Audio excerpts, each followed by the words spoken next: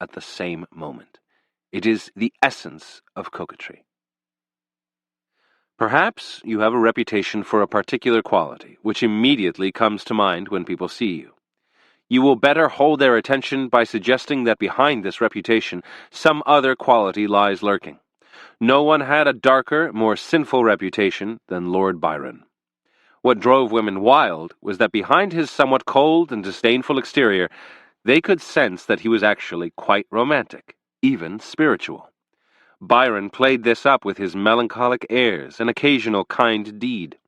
Transfixed and confused, many women thought that they could be the one to lead him back to goodness, to make him a faithful lover. Once a woman entertained such a thought, she was completely under his spell. It is not difficult to create such a seductive effect. Should you be known as eminently rational, say, hint at something irrational. Johannes, the narrator in Kierkegaard's The Seducer's Diary, first treats the young Cordelia with business-like politeness, as his reputation would lead her to expect. Yet she very soon overhears him making remarks that hint at a wild, poetic streak in his character, and she is excited and intrigued. These principles have applications far beyond sexual seduction.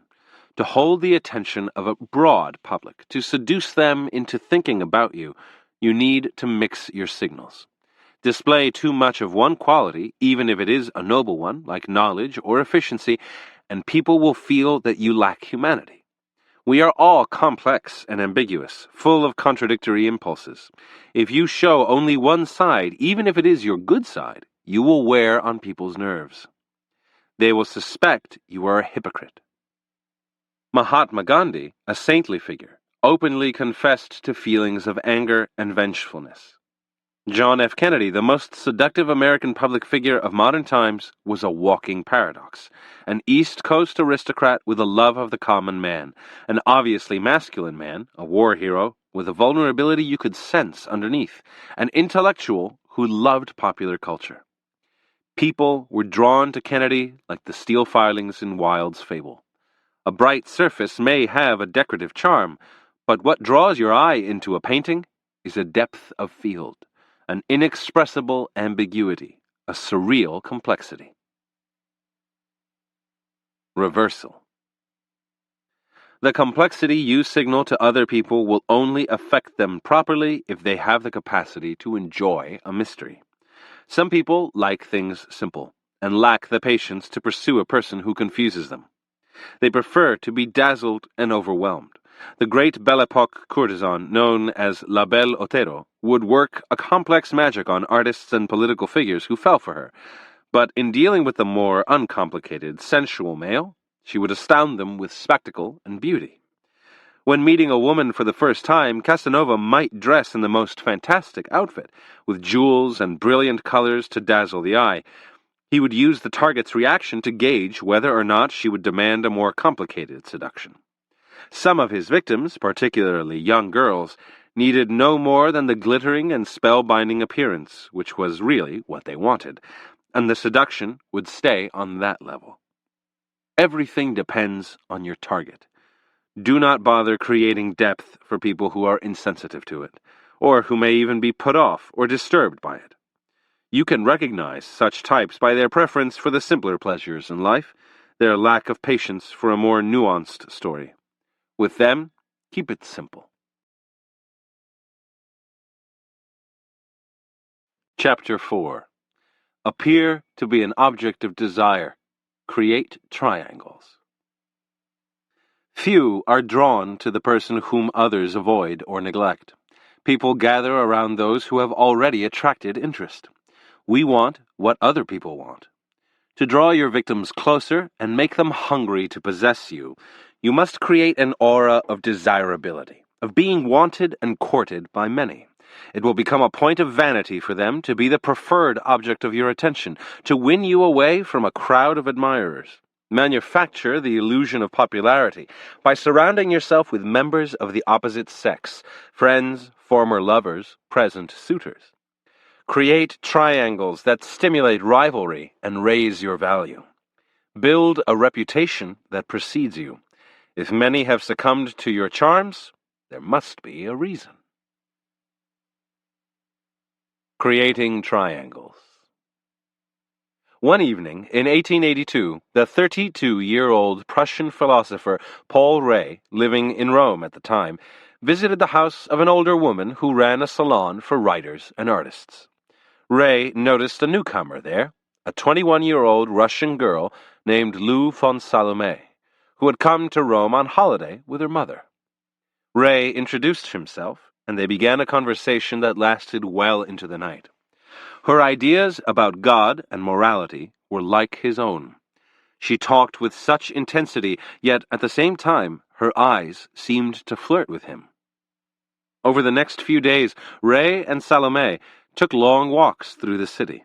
Intrigued by her mind, yet confused by the emotions she aroused, he wanted to spend more time with her. Then, one day, she startled him with a proposition. She knew he was a close friend of the philosopher Friedrich Nietzsche, then also visiting Italy. The three of them, she said, should travel together. No, actually live together, in a kind of philosopher's ménage à trois. A fierce critic of Christian morals, Rée found this idea delightful. He wrote to his friend about Salome, describing how desperate she was to meet him. After a few such letters, Nietzsche hurried to Rome. Rée had made this invitation to please Salome and to impress her. He also wanted to see if Nietzsche shared his enthusiasm for the young girl's ideas. But as soon as Nietzsche arrived, something unpleasant happened. The great philosopher, who had always been a loner, was obviously smitten with Salome. Instead of the three of them sharing intellectual conversations together, Nietzsche seemed to be conspiring to get the girl alone. When Rée caught glimpses of Nietzsche and Salome talking without including him, he felt shivers of jealousy. Forget about some philosopher's ménage à trois. Salome was his. He had discovered her, and he would not share her even with his good friend. Somehow, he had to get her alone. Only then could he woo and win her. Madame Salome had planned to escort her daughter back to Russia, but Salome wanted to stay in Europe. Rée intervened, offering to travel with the Salomes to Germany and introduce them to his own mother, whom he promised would look after the girl and act as a chaperone. Rée knew that his mother would be a lax guardian at best. Madame Salome agreed to this proposal, but Nietzsche was harder to shake. He decided to join them on their northward journey to Rée's home in Prussia. At one point in the trip, Nietzsche and Salome took a walk by themselves, and when they came back, Rée had the feeling that something physical had happened between them. His blood boiled. Salome was slipping from his grasp. Finally, the group split up, the mother returning to Russia, Nietzsche to his summer place in Teutoburg, Rée and Salome staying behind at Rée's home. But Salome did not stay long. She accepted an invitation of Nietzsche's to visit him, unchaperoned, in Teutoburg. In her absence, Rée was consumed with doubts and anger. He wanted her more than ever, and was prepared to redouble his efforts. When she finally came back, Rée vented his bitterness, railing against Nietzsche, criticizing his philosophy and questioning his motives toward the girl. But Salome took Nietzsche's side.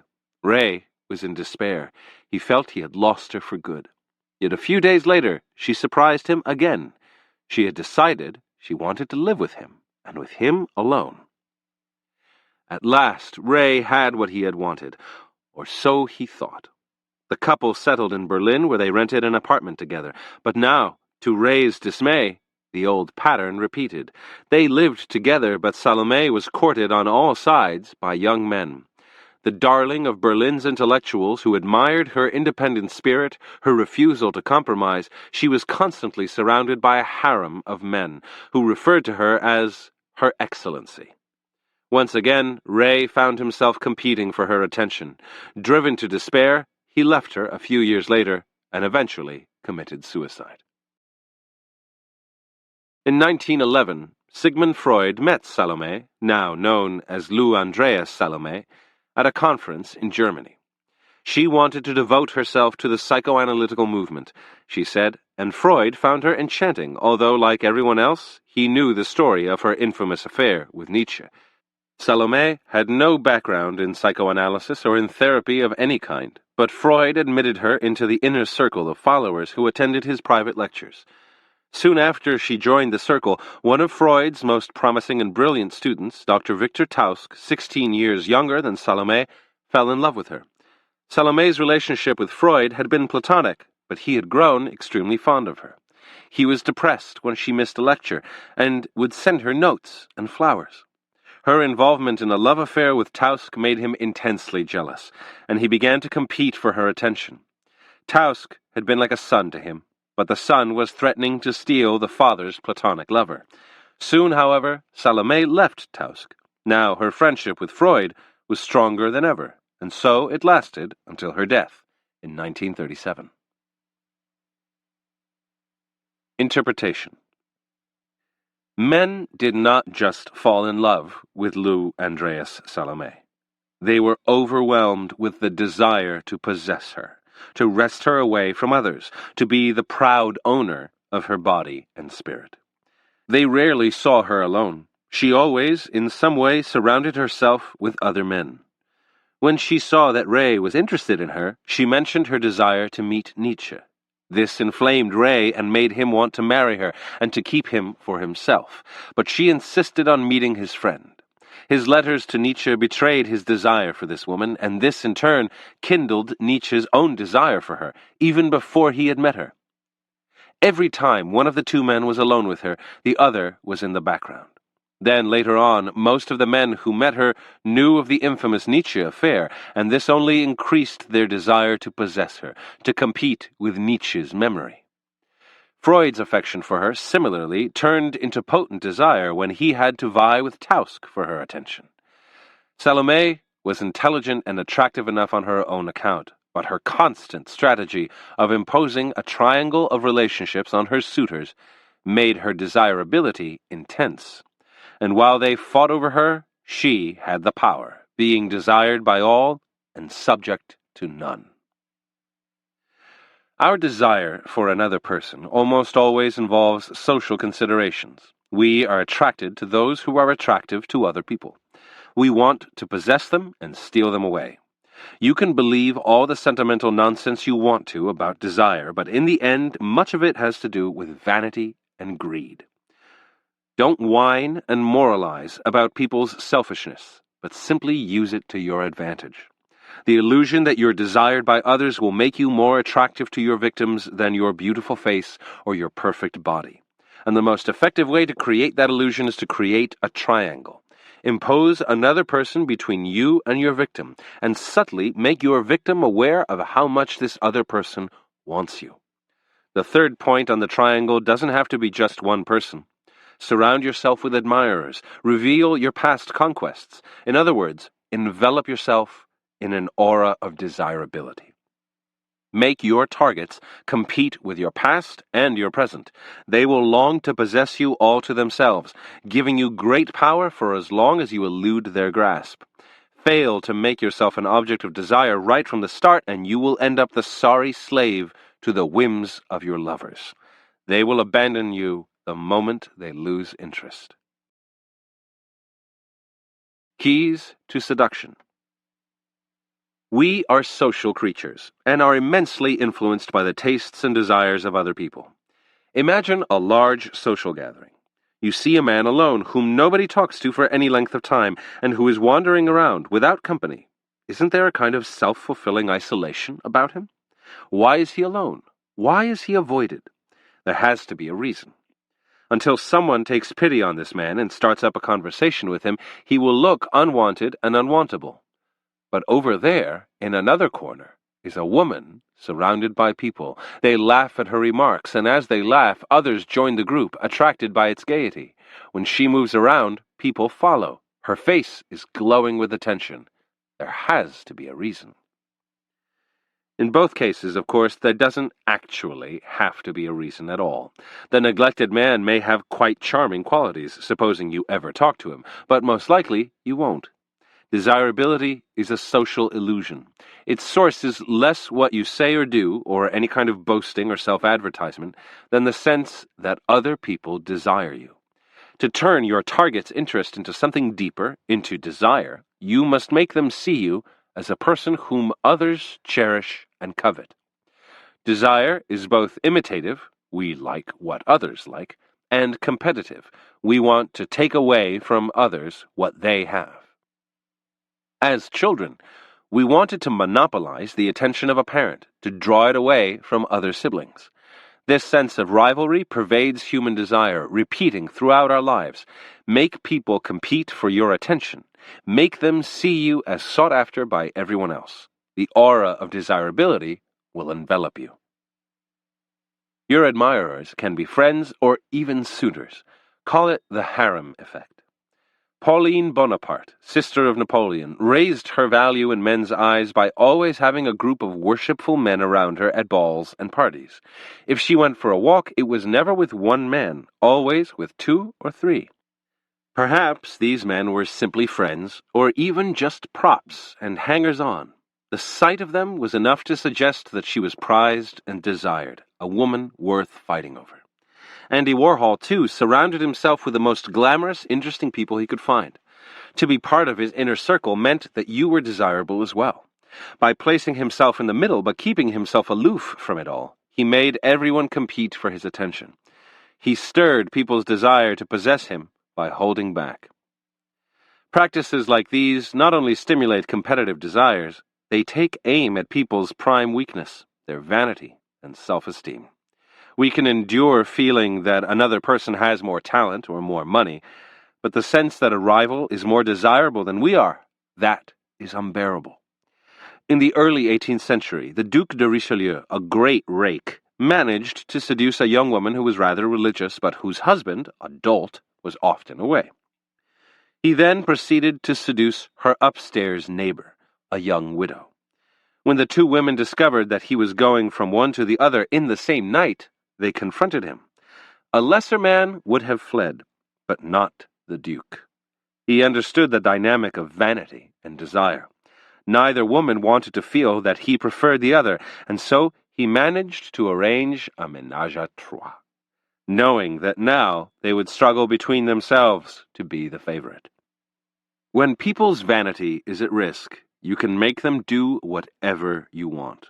According to Stendhal, if there is a woman you are interested in, pay attention to her sister. That will stir a triangular desire. Your reputation, your illustrious past as a seducer, is an effective way of creating an aura of desirability. Women threw themselves at Errol Flynn's feet, not because of his handsome face, and certainly not because of his acting skills, but because of his reputation. They knew that other women had found him irresistible. Once he had established that reputation, he didn't have to chase women anymore. They came to him. Men who believe that a rakish reputation will make women fear or distrust them and should be played down are quite wrong. On the contrary, it makes them more attractive. The virtuous Duchess de Montpensier, the grande mademoiselle of 17th century France, began by enjoying a friendship with the rake Lauzun, but a troubling thought soon occurred to her. If a man with Lauzun's past did not see her as a possible lover, something had to be wrong with her. This anxiety eventually pushed her into his arms. To be part of a great seducer's club of conquests can be a matter of vanity and pride. We are happy to be in such company, to have our name broadcast as this man or woman's lover. Your own reputation may not be so alluring, but you must find a way to suggest to your victim that others, many others, have found you desirable. It's reassuring. There's nothing like a restaurant full of empty tables to persuade you not to go in. A variation on the triangle strategy is the use of contrasts. Careful exploitation of people who are dull or unattractive may enhance your desirability by comparison. At a social affair, for instance, make sure that your target has to chat with the most boring person available. Come to the rescue, and your target will be delighted to see you. In The Seducer's Diary by Soren Kierkegaard, Johannes has designs on the innocent young Cordelia. Knowing that his friend Edward is hopelessly shy and dull, he encourages this man to court her. A few weeks of Edward's attentions will make her eyes wander in search of someone else, anyone else, and Johannes will make sure that they settle on him. Johannes chose to strategize and maneuver, but almost any social environment will contain contrasts you can make use of almost naturally.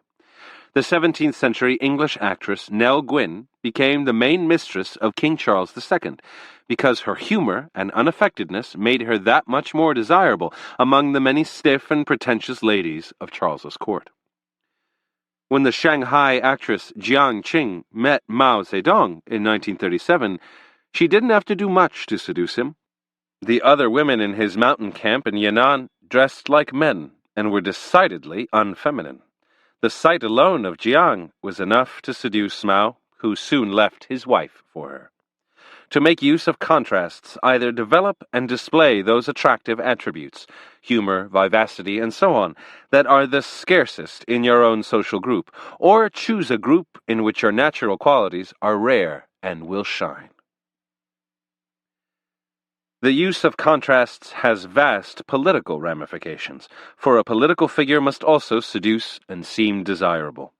Learn to play up the qualities that your rivals lack.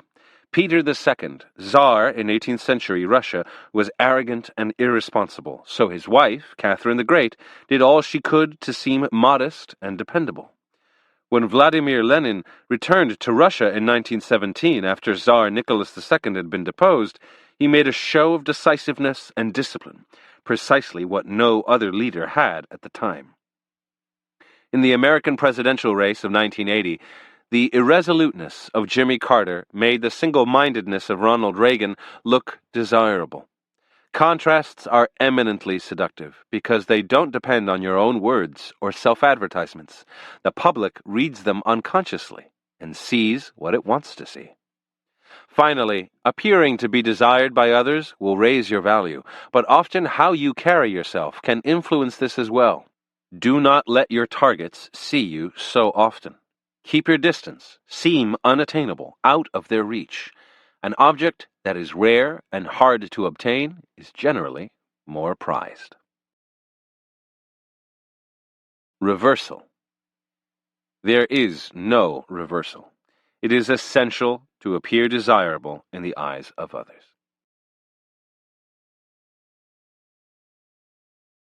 Chapter 5. Create a need. Stir anxiety and discontent. A perfectly satisfied person cannot be seduced. Tension and disharmony must be instilled in your target's minds. Stir within them feelings of discontent and unhappiness with their circumstances and with themselves. Their life lacks adventure. They have strayed from the ideals of their youth. They have become boring. The feelings of inadequacy that you create will give you space to insinuate yourself, to make them see you as the answer to their problems. Pain and anxiety are the proper precursors to pleasure. Learn to manufacture the need that you can fill. Opening a wound. In the coal mining town of Eastwood in central England, David Herbert Lawrence was considered something of a strange lad. Pale and delicate, he had no time for games or boyish pursuits, but was interested in literature, and he preferred the company of girls, who made up most of his friends. Lawrence often visited the Chambers family, who had been his neighbors until they moved out of Eastwood to a farm not far away. He liked to study with the Chambers sisters, particularly Jessie. She was shy and serious, and getting her to open up and confide in him was a pleasurable challenge. Jessie grew quite attached to Lawrence over the years, and they became good friends. One day, in 1906, Lawrence, 21 at the time, did not show up at the usual hour for his study session with Jessie. He finally arrived much later, in a mood she had never seen before, preoccupied and quiet. Now it was her turn to make him open up. Finally, he talked. He felt she was getting too close to him. What about her future? Whom would she marry? Certainly not him, he said, for they were just friends, but it was unfair of him to keep her from seeing others. They should, of course, remain friends and have their talks, but maybe less often. When he finished and left, she felt a strange emptiness. She had yet to think much about love or marriage. Suddenly, she had doubts. What would her future be? Why wasn't she thinking about it? She felt anxious and upset, without understanding why. Lawrence continued to visit, but everything had changed. He criticized her for this and that. She wasn't very physical. What kind of wife would she make anyway? A man needed more from a woman than just talk. He likened her to a nun. They began to see each other less often. When, some time later, Lawrence accepted a teaching position at a school outside London, she felt part relieved to be rid of him for a while. But when he said goodbye to her, and intimated that it might be for the last time, she broke down and cried.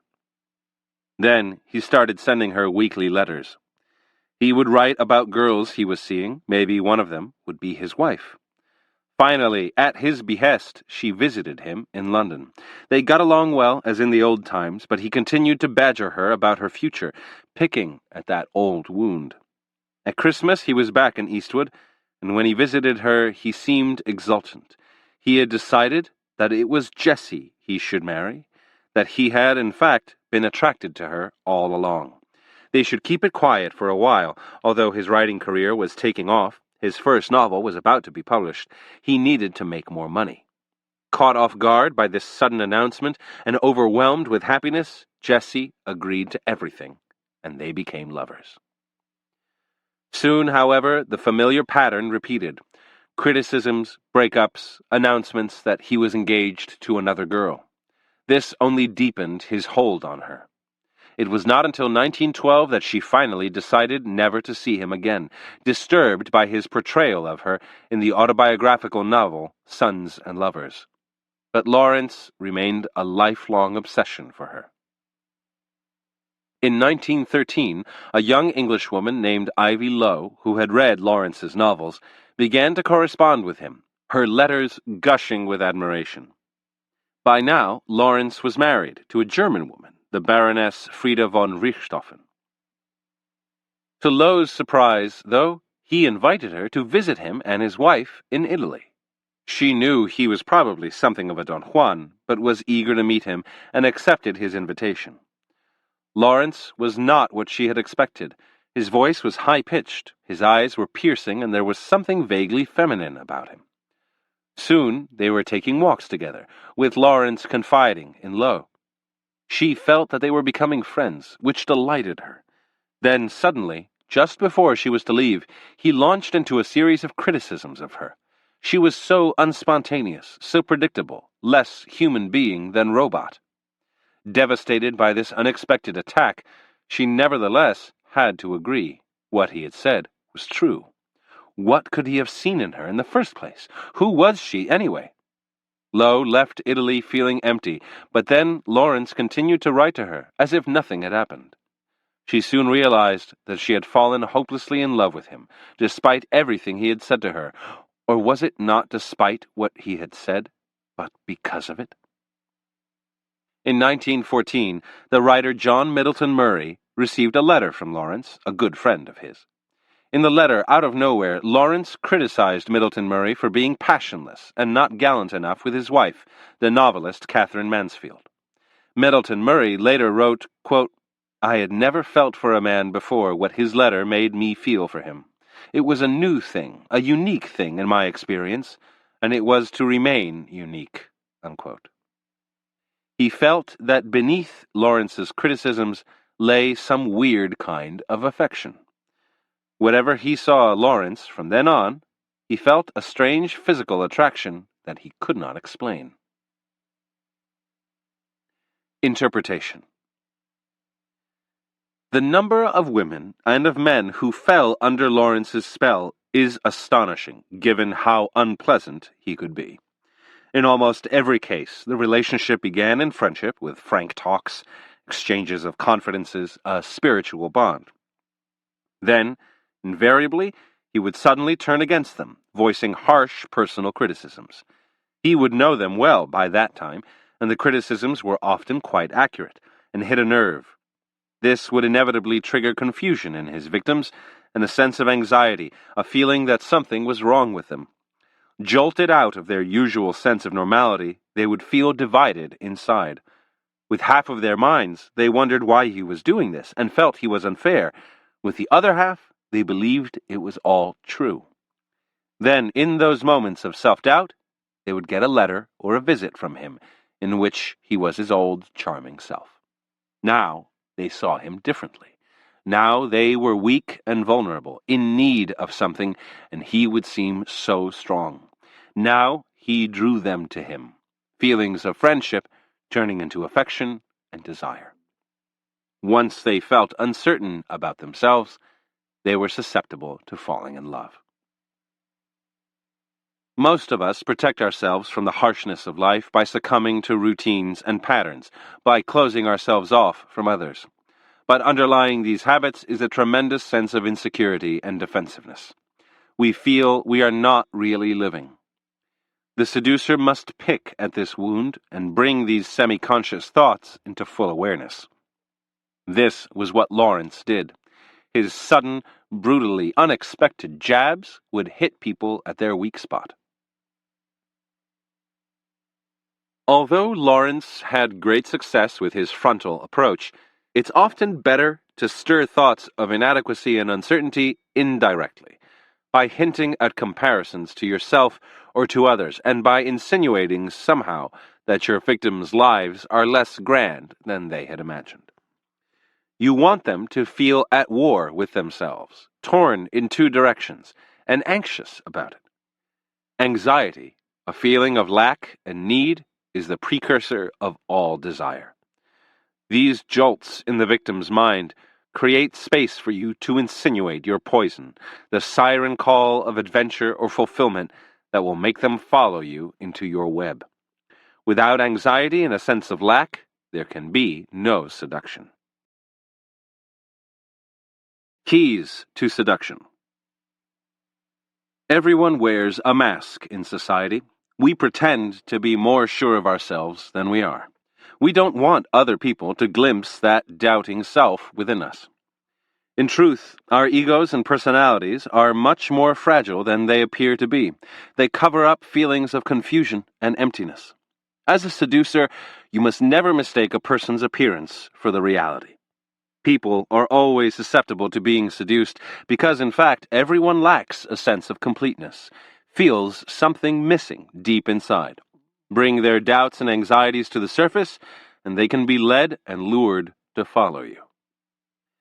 No one can see you as someone to follow or fall in love with unless they first reflect on themselves somehow and on what they're missing. Before the seduction proceeds, you must place a mirror in front of them in which they glimpse that inner emptiness. Made aware of a lack, they now can focus on you as the person who can fill that empty space. Remember, most of us are lazy. To relieve our feelings of boredom or inadequacy on our own takes too much effort. Letting someone else do the job is both easier and more exciting. The desire to have someone fill up our emptiness is the weakness on which all seducers prey. Make people anxious about the future, make them depressed, make them question their identity, make them sense the boredom that gnaws at their life. The ground is prepared. The seeds of seduction can be sown. In Plato's Dialogue Symposium, the West's oldest treatise on love, and a text that has had a determining influence on our ideas of desire, the courtesan Diotima explains to Socrates the parentage of Eros, the god of love. Eros's father was contrivance, or cunning, and his mother was poverty, or need. Eros takes after his parents. He is constantly in need, which he is constantly contriving to fill. As the god of love, he knows that love cannot be induced in another person unless they too feel need. And that is what his arrows do. Piercing people's flesh, they make them feel a lack, an ache, a hunger. This is the essence of your task as a seducer. Like Eros, you must create a wound in your victim, aiming at their soft spot, the chink in their self-esteem. If they're stuck in a rut, make them feel it more deeply. innocently bringing it up and talking about it. What you want is a wound, an insecurity you can expand a little, an anxiety that can best be relieved by involvement with another person, namely, you. They must feel the wound before they fall in love. Notice how Lawrence stirred anxiety, always hitting at his victim's weak spot. For Jessie Chambers, her physical coldness. For Ivy Lowe, her lack of spontaneity. For Middleton Murray, his lack of gallantry. Cleopatra got Julius Caesar to sleep with her the first night he met her, but the real seduction, the one that made him her slave, began later. In their ensuing conversations, she talked repeatedly of Alexander the Great, the hero from whom she was supposedly descended. No one could compare to him. By implication, Caesar was made to feel inferior. Understanding that beneath his bravado Caesar was insecure, Cleopatra awakened in him an anxiety, a hunger to prove his greatness. Once he felt this way, he was easily further seduced. Doubts about his masculinity was his tender spot. When Caesar was assassinated, Cleopatra turned her sights on Mark Antony, one of Caesar's successors in the leadership of Rome. Antony loved pleasure and spectacle, and his tastes were crude. She appeared to him first on her royal barge, then wined and dined and banqueted him. Everything was geared to suggest to him the superiority of the Egyptian way of life over the Roman, at least when it came to pleasure. The Romans were boring and unsophisticated by comparison, and once Antony was made to feel how much he was missing in spending his time with his dull soldiers and his matronly Roman wife, he could be made to see Cleopatra as the incarnation of all that was exciting. He became her slave. This is the lure of the exotic. In your role of seducer, try to position yourself as coming from the outside, as a stranger of sorts. You represent change, difference, a breakup of routines. Make your victims feel that, by comparison, their lives are boring and their friends less interesting than they had thought. Lawrence made his targets feel personally inadequate. If you find it hard to be so brutal, concentrate on their friends, their circumstances, the externals of their lives.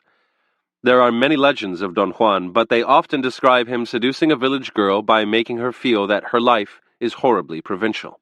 He, meanwhile, wears glittering clothes and has a noble bearing. Strange and exotic, he's always from somewhere else. First, she feels the boredom of her life. Then, she sees him as her salvation. Remember, people prefer to feel that if their life is uninteresting, it's not because of themselves, but because of their circumstances. The dull people they know, the town into which they were born. Once you make them feel the lure of the exotic, seduction is easy. Another devilishly seductive area to aim at is the victim's past. To grow old is to renounce or compromise youthful ideals, to become less spontaneous, less alive, in a way. This knowledge lies dormant in all of us. As a seducer, you must bring it to the surface, make it clear how far people have strayed from their past goals and ideals. You, in turn, present yourself as representing that ideal, as offering a chance to recapture lost youth through adventure, through seduction. In her later years, Queen Elizabeth I of England was known as a rather stern and demanding ruler. She made it a point not to let her courtiers see anything soft or weak in her. But then, Robert Devereux, the second Earl of Essex, came to court. Much younger than the Queen, the dashing Essex would often chastise her for her sourness. The Queen would forgive him. He was so exuberant and spontaneous, he could not control himself. But his comments got under her skin. In the presence of Essex, she came to remember all the youthful ideals, spiritedness, feminine charm, that had since vanished from her life. She also felt a little of that girlish spirit return when she was around him. He quickly became her favorite, and soon she was in love with him.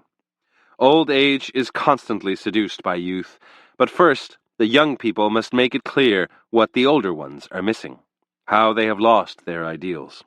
Only then will they feel that the presence of the young will let them recapture that spark, the rebellious spirit that age and society have conspired to repress.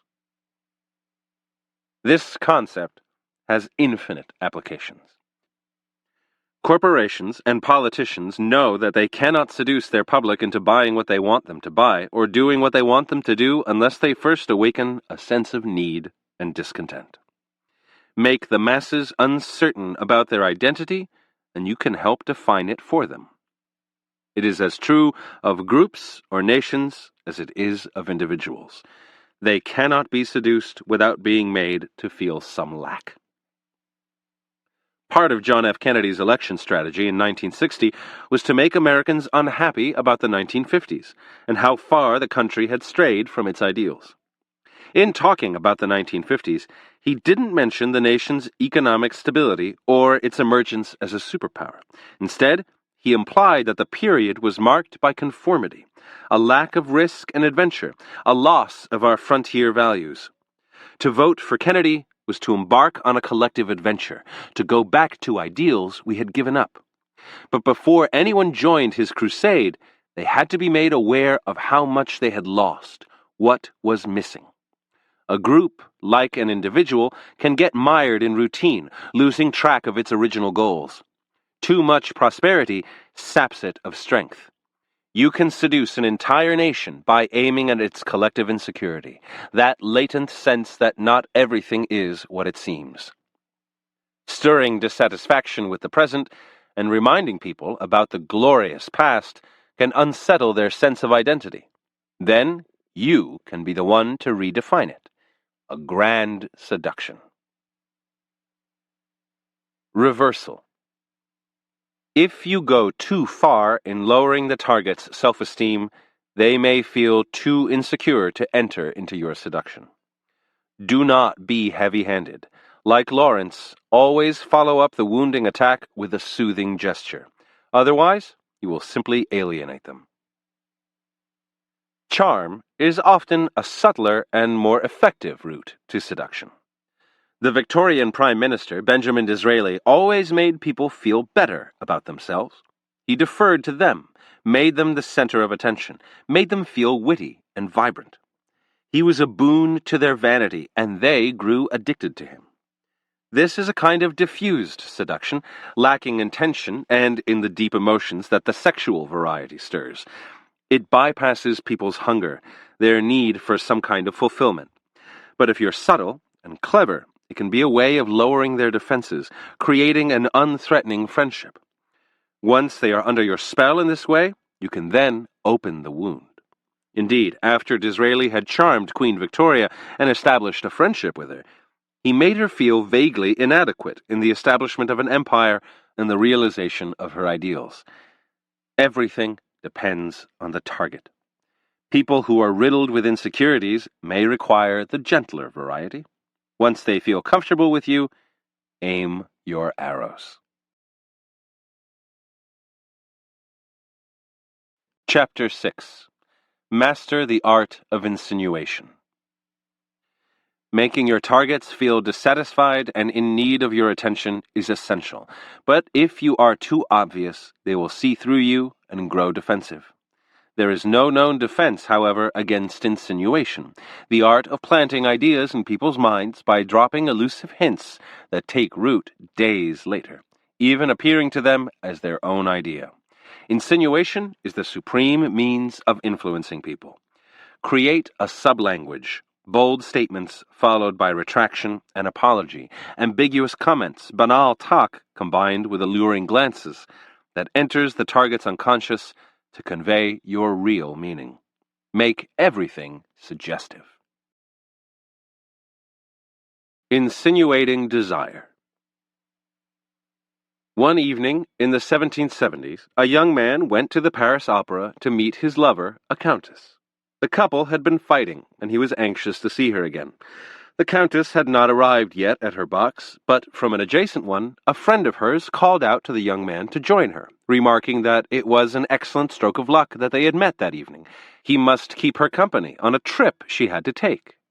The young man wanted urgently to see the countess, but Madame was charming and insistent, and he agreed to go with her. Before he could ask why or where, she quickly escorted him to her carriage outside, which then sped off. Now, the young man enjoined his hostess to tell him where she was taking him. At first, she just laughed, but finally she told him, to her husband's chateau. The couple had been estranged, but had decided to reconcile. Her husband was a bore, however, and she felt a charming young man like himself would liven things up. The young man was intrigued. Madame was an older woman with a reputation for being rather formal, though he also knew she had a lover, a marquis. Why had she chosen him for this excursion? Her story was not quite credible. Then, as they traveled, she suggested he look out the window at the passing landscape, as she was doing. He had to lean over toward her to do so, and just as he did, the carriage jolted. She grabbed his hand and fell into his arms. She stayed there for a moment, then pulled away from him rather abruptly. After an awkward silence, she said, "Do you intend to convince me of my imprudence in your regard?" He protested that the incident had been an accident, and reassured her he would behave himself. In truth, however, having her in his arms had made him think otherwise. They arrived at the chateau. The husband came to meet them, and the young man expressed his admiration of the building. "What you see is nothing," Madame interrupted. "I must take you to Monsieur's apartment." Before he could ask what she meant, the subject was quickly changed. The husband was indeed a bore, but he excused himself after supper. Now Madame and the young man were alone. She invited him to walk with her in the gardens. It was a splendid evening, and as they walked, she slipped her arm in his. She wasn't worried that he would take advantage of her, she said, because she knew how attached he was to her good friend, the Countess. They talked of other things, and then she returned to the topic of his lover. "Is she making you quite happy?" "Oh, I fear the contrary, and this distresses me. Are you not often the victim of her strange whims?" she said.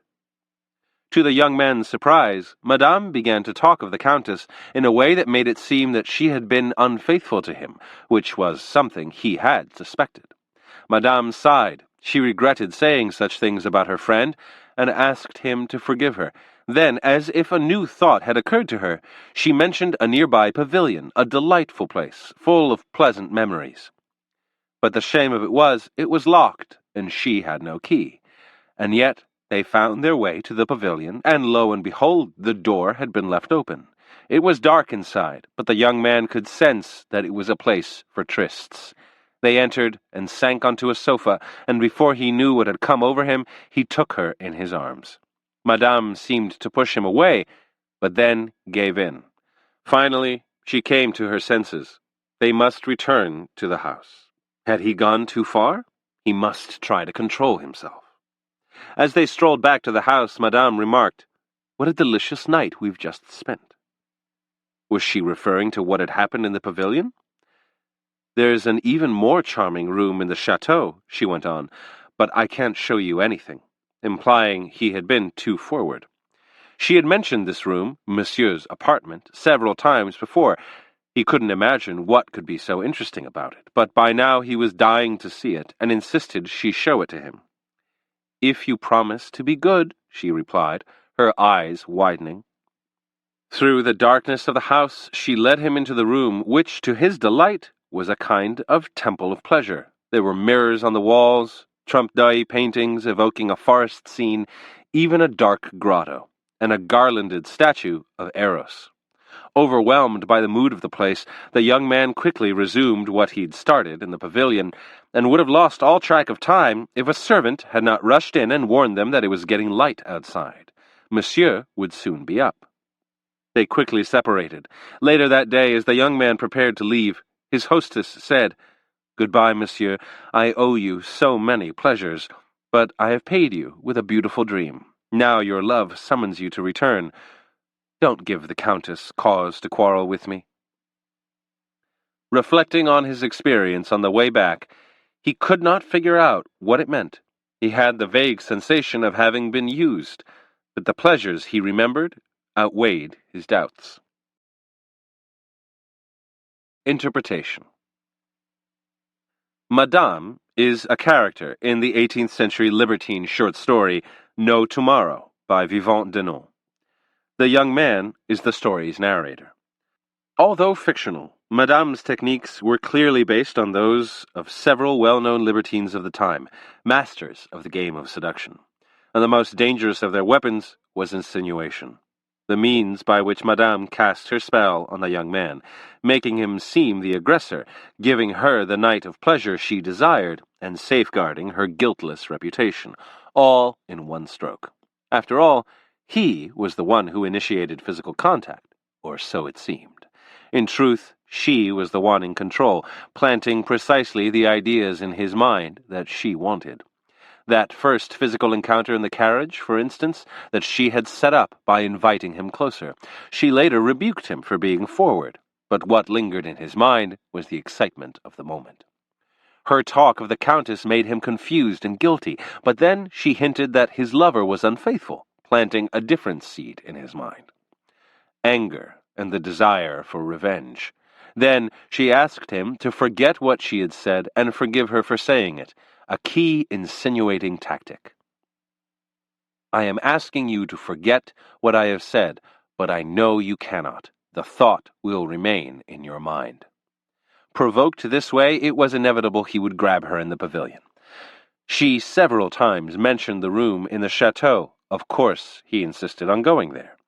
She enveloped the evening in an air of ambiguity. Even her words, "if you promise to be good," could be read several ways. The young man's head and heart were inflamed with all of the feelings, discontent, confusion, desire, that she had indirectly instilled in him. Particularly in the early phases of a seduction, learn to make everything you say and do a kind of insinuation. Insinuate doubt with a comment here and there about other people in the victim's life, making the victim feel vulnerable. Slight physical contact insinuates desire, as does a fleeting but memorable look, or an unusually warm tone of voice, both for the briefest of moments. A passing comment suggests that something about the victim interests you, but keep it subtle, your words revealing a possibility, creating a doubt. You are planting seeds that will take root in the weeks to come. When you are not there, your targets will fantasize about the ideas you have stirred up and brood upon the doubts. They are slowly being led into your web, unaware that you are in control. How can they resist or become defensive if they cannot even see what is happening? Keys to seduction. You cannot pass through life without, in one way or another, trying to persuade people of something. Take the direct route, saying exactly what you want, and your honesty may make you feel good, but you're probably not getting anywhere. People have their own sets of ideas, which are hardened into stone by habit. Your words, entering their minds, compete with the thousands of preconceived notions that are already there and get nowhere. Besides, people resent your attempt to persuade them, as if they were incapable of deciding by themselves, as if you knew better. Consider instead the power of insinuation and suggestion. It requires some patience and art, but the results are more than worth it. The way insinuation works is simple. Disguised in a banal remark or encounter, a hint is dropped.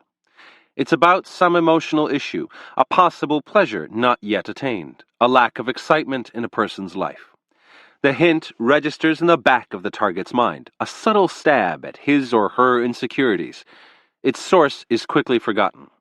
It's too subtle to be memorable at the time, and later, when it takes root and grows, it seems to have emerged naturally from the target's own mind, as if it was there all along.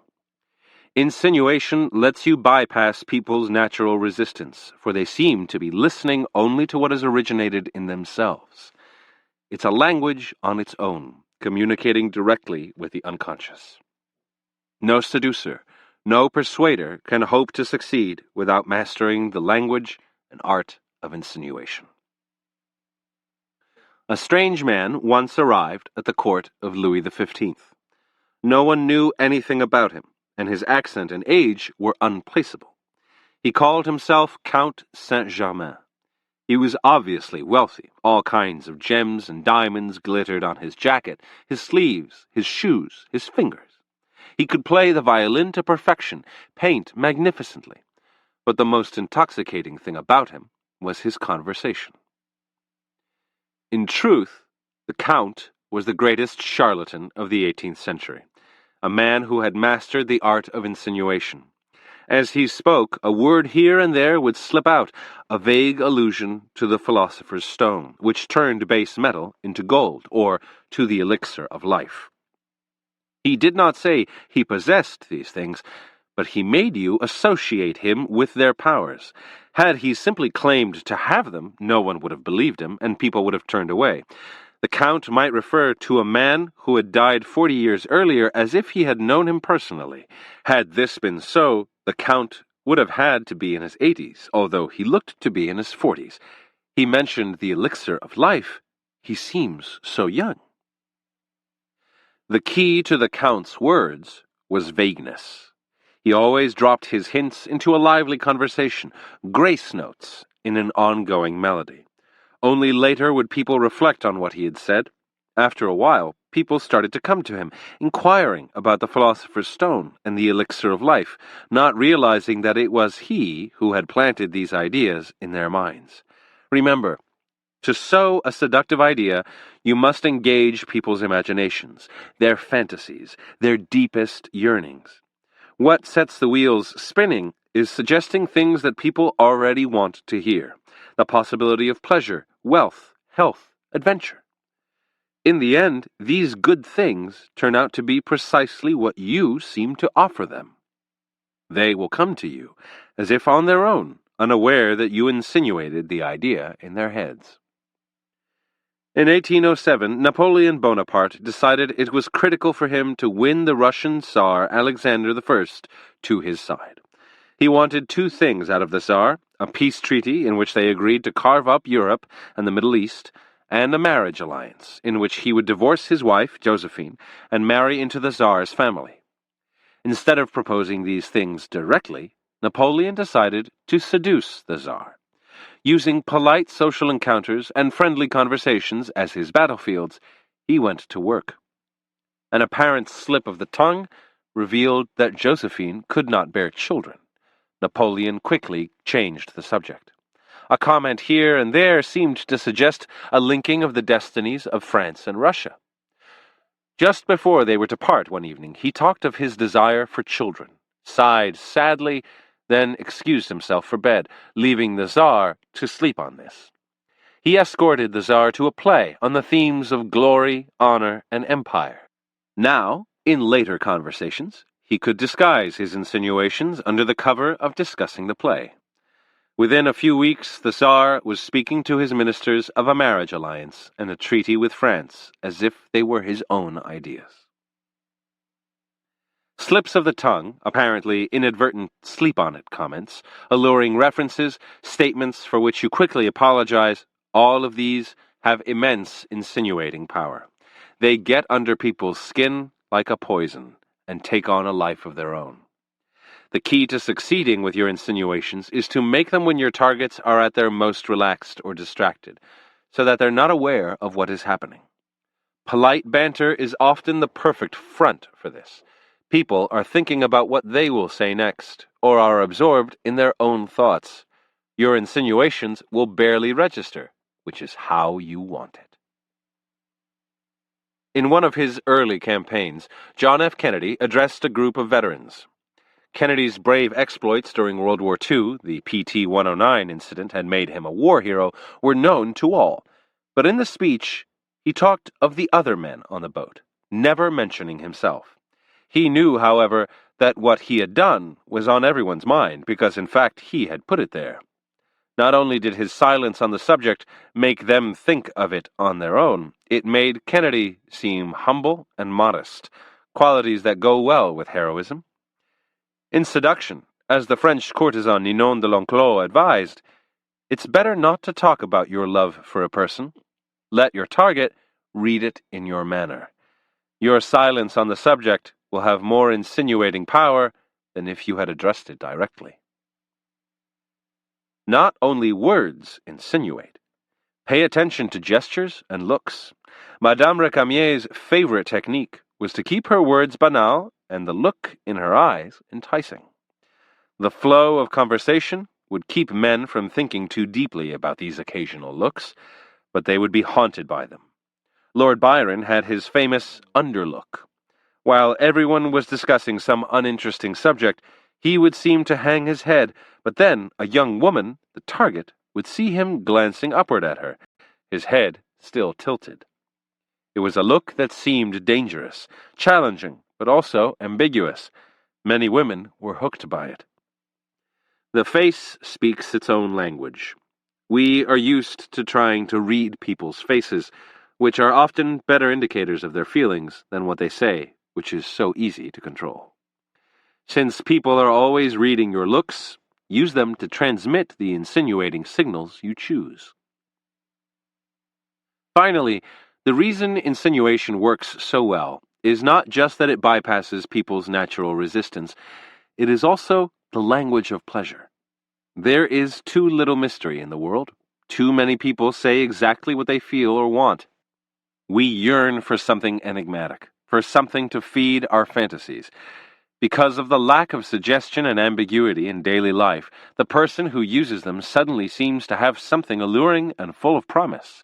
It's a kind of titillating game. What is this person up to? What does he or she mean? Hints, suggestions, and insinuations create a seductive atmosphere, signaling that their victim is no longer involved in the routines of daily life, but has entered another realm. Reversal. The danger in insinuation is that when you leave things ambiguous, your target may misread them. There are moments, particularly later on in a seduction, when it is best to communicate your idea directly, particularly once you know the target will welcome it. Casanova often played things that way. When he could sense that a woman desired him and needed little preparation, he would use a direct, sincere, gushing comment to go straight to her head like a drug and make her fall under his spell. When the rake and writer Gabriele D'Annunzio met a woman he desired, he rarely delayed. Flattery flowed from his mouth and pen. He would charm with his sincerity. Sincerity can be feigned, and is just one stratagem among others. This only works, however, when you sense that the target is easily yours. If not, the defenses and suspicions you raise by direct attack will make your seduction impossible. When in doubt, indirection is the better route. Chapter 7. Enter their spirit. Most people are locked in their own worlds, making them stubborn and hard to persuade. The way to lure them out of their shell and set up your seduction is to enter their spirit. Play by their rules. Enjoy what they enjoy. Adapt yourself to their moods. In doing so, you will stroke their deep-rooted narcissism and lower their defenses. Hypnotized by the mirror image you present, they will open up, becoming vulnerable to your subtle influence. Soon, you can shift the dynamic. Once you have entered their spirit, you can make them enter yours, at a point when it's too late to turn back. Indulge your target's every mood and whim, giving them nothing to react against or resist. The Indulgent Strategy. In October of 1861, the American journalist Cindy Adams was granted an exclusive interview with President Sukarno of Indonesia. It was a remarkable coup, for Adams was a little-known journalist at the time, while Sukarno was a world figure in the midst of a crisis. A leader of the fight for Indonesia's independence, he had been the country's president since 1949, when the Dutch finally gave up the colony. By the early 1960s, his daring foreign policy had made him hated in the United States, some calling him the Hitler of Asia. Adams decided that in the interests of a lively interview, she wouldn't be cowed or overawed by Sukarno, and she began the conversation by joking with him. To her pleasant surprise, her ice-breaking tactic seemed to work. Sukarno warmed up to her. He let the interview run well over an hour, and when it was over, he loaded her with gifts. Her success was remarkable enough, but even more so were the friendly letters she began to receive from Sukarno after she and her husband had returned to New York. A few years later, he proposed that she collaborate with him on his autobiography. Adams, who was used to doing puff pieces on third-rate celebrities, was confused. She knew Sukarno had a reputation as a devilish Don Juan, le grand séducteur, the French called him. He had had 4 wives and hundreds of conquests. He was handsome, and obviously he was attracted to her, but why choose her for this prestigious task? Perhaps his libido was too powerful for him to care about such things. Nevertheless, it was an offer she could not refuse. In January of 1964, Adams returned to Indonesia. Her strategy, she had decided, would stay the same. She would be the brassy, straight-talking lady who had seemed to charm Sukarno 3 years earlier. During her first interview with him for the book, she complained in rather strong terms about the rooms she had been given as lodgings. As if he were her secretary, she dictated a letter to him, which he was to sign, detailing the special treatment she was to be given by one and all. To her amazement, he dutifully copied out the letter and signed it. Next on Adams' schedule was a tour of Indonesia to interview people who had known Sukarno in his youth. So she complained to him about the plane she had to fly on, which she said was unsafe. "I tell you what, honey," she told him, "I think you should give me my own plane." "Okay," he answered, apparently somewhat abashed. One, however, was not enough, she went on. She required several planes and a helicopter and her own personal pilot, a good one. He agreed to everything. The leader of Indonesia seemed to be not just intimidated by Adams, but totally under her spell. He praised her intelligence and wit. At one point he confided, "Do you know why I'm doing this biography? Only because of you. That's why." He paid attention to her clothes, complimenting her outfits, noticing any change in them. He was more like a fawning suitor than the Hitler of Asia. Inevitably, of course, he made passes at her. She was an attractive woman. First, there was the hand on top of her hand, then a stolen kiss. She spurned him every time, making it clear she was happily married. But she was worried. If all he had wanted was an affair, the whole book deal could fall apart. Once again, though, her straightforward strategy seemed the right one. Surprisingly, he backed down without anger or resentment. He promised that his affection for her would remain platonic. She had to admit that he was not at all what she had expected, or what had been described to her. Perhaps he liked being dominated by a woman. The interviews continued for several months, and she noticed slight changes in him. She still addressed him familiarly, spicing the conversation with brazen comments, but now he returned them, delighting in this kind of saucy banter. He assumed the same lively mood that she strategically forced on herself. At first, he had dressed in military uniform, or in his Italian suits. Now, he dressed casually, even going barefoot, conforming to the casual style of their relationship. One night he remarked that he liked the color of her hair. It was Clairol, blue-black, she explained. He wanted to have the same color. She had to bring him a bottle. She did as he asked, imagining he was joking, but a few days later he requested her presence at the palace to dye his hair for him. She did so, and now they had the exact same hair color. The book, Sukarno, an autobiography as told to Cindy Adams, was published in 1965. To American readers' surprise, Sukarno came across as remarkably charming and lovable, which was indeed how Adams described him to one and all. If anyone argued, she would say that they did not know him the way she did.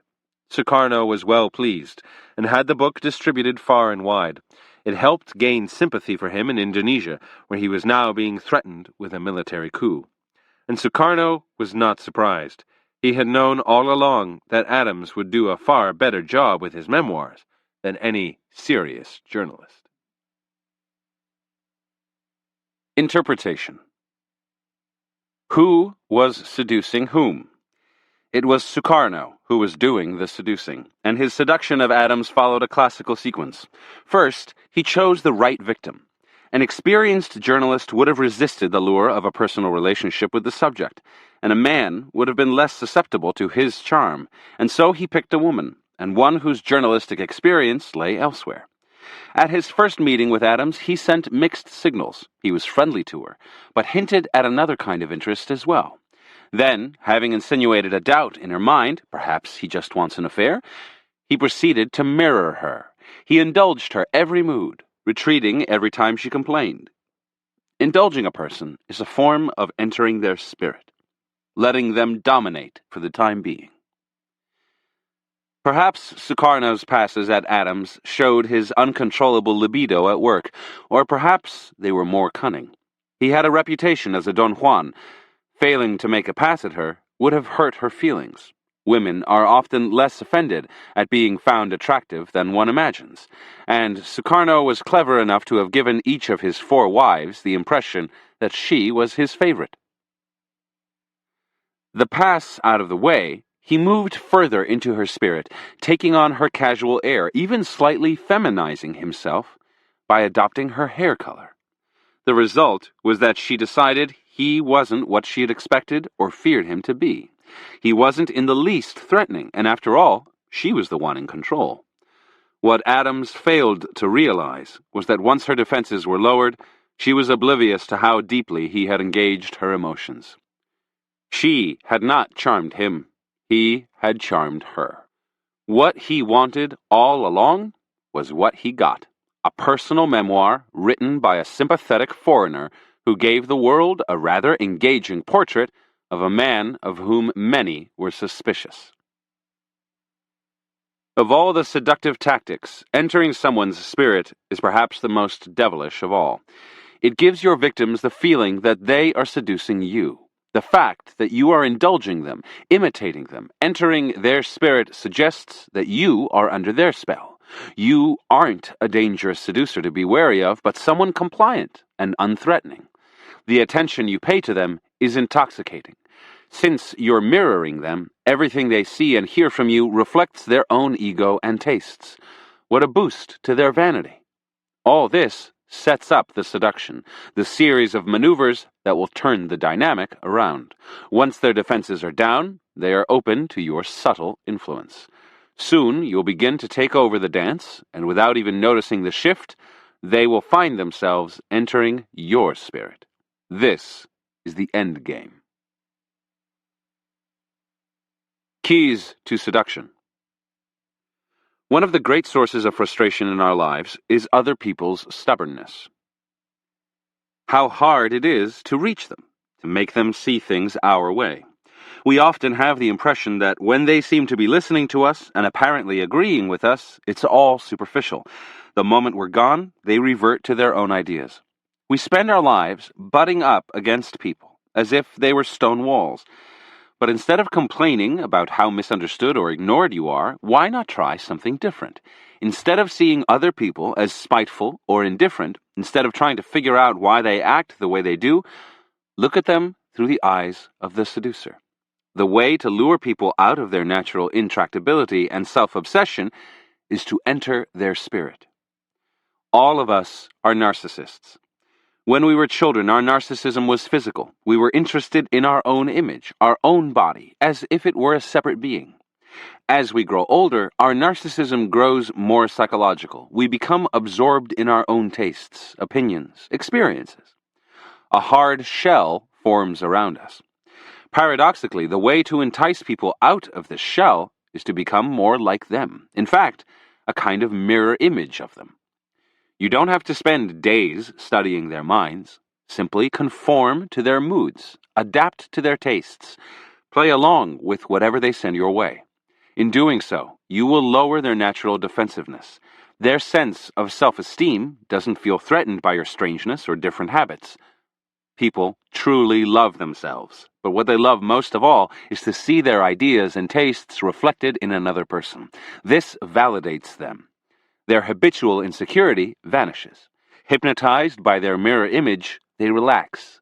Now that their inner wall has crumbled, you can slowly draw them out. and eventually turn the dynamic around. Once they're open to you, it becomes easy to infect them with your own moods and heat. Entering the other person's spirit is a kind of hypnosis.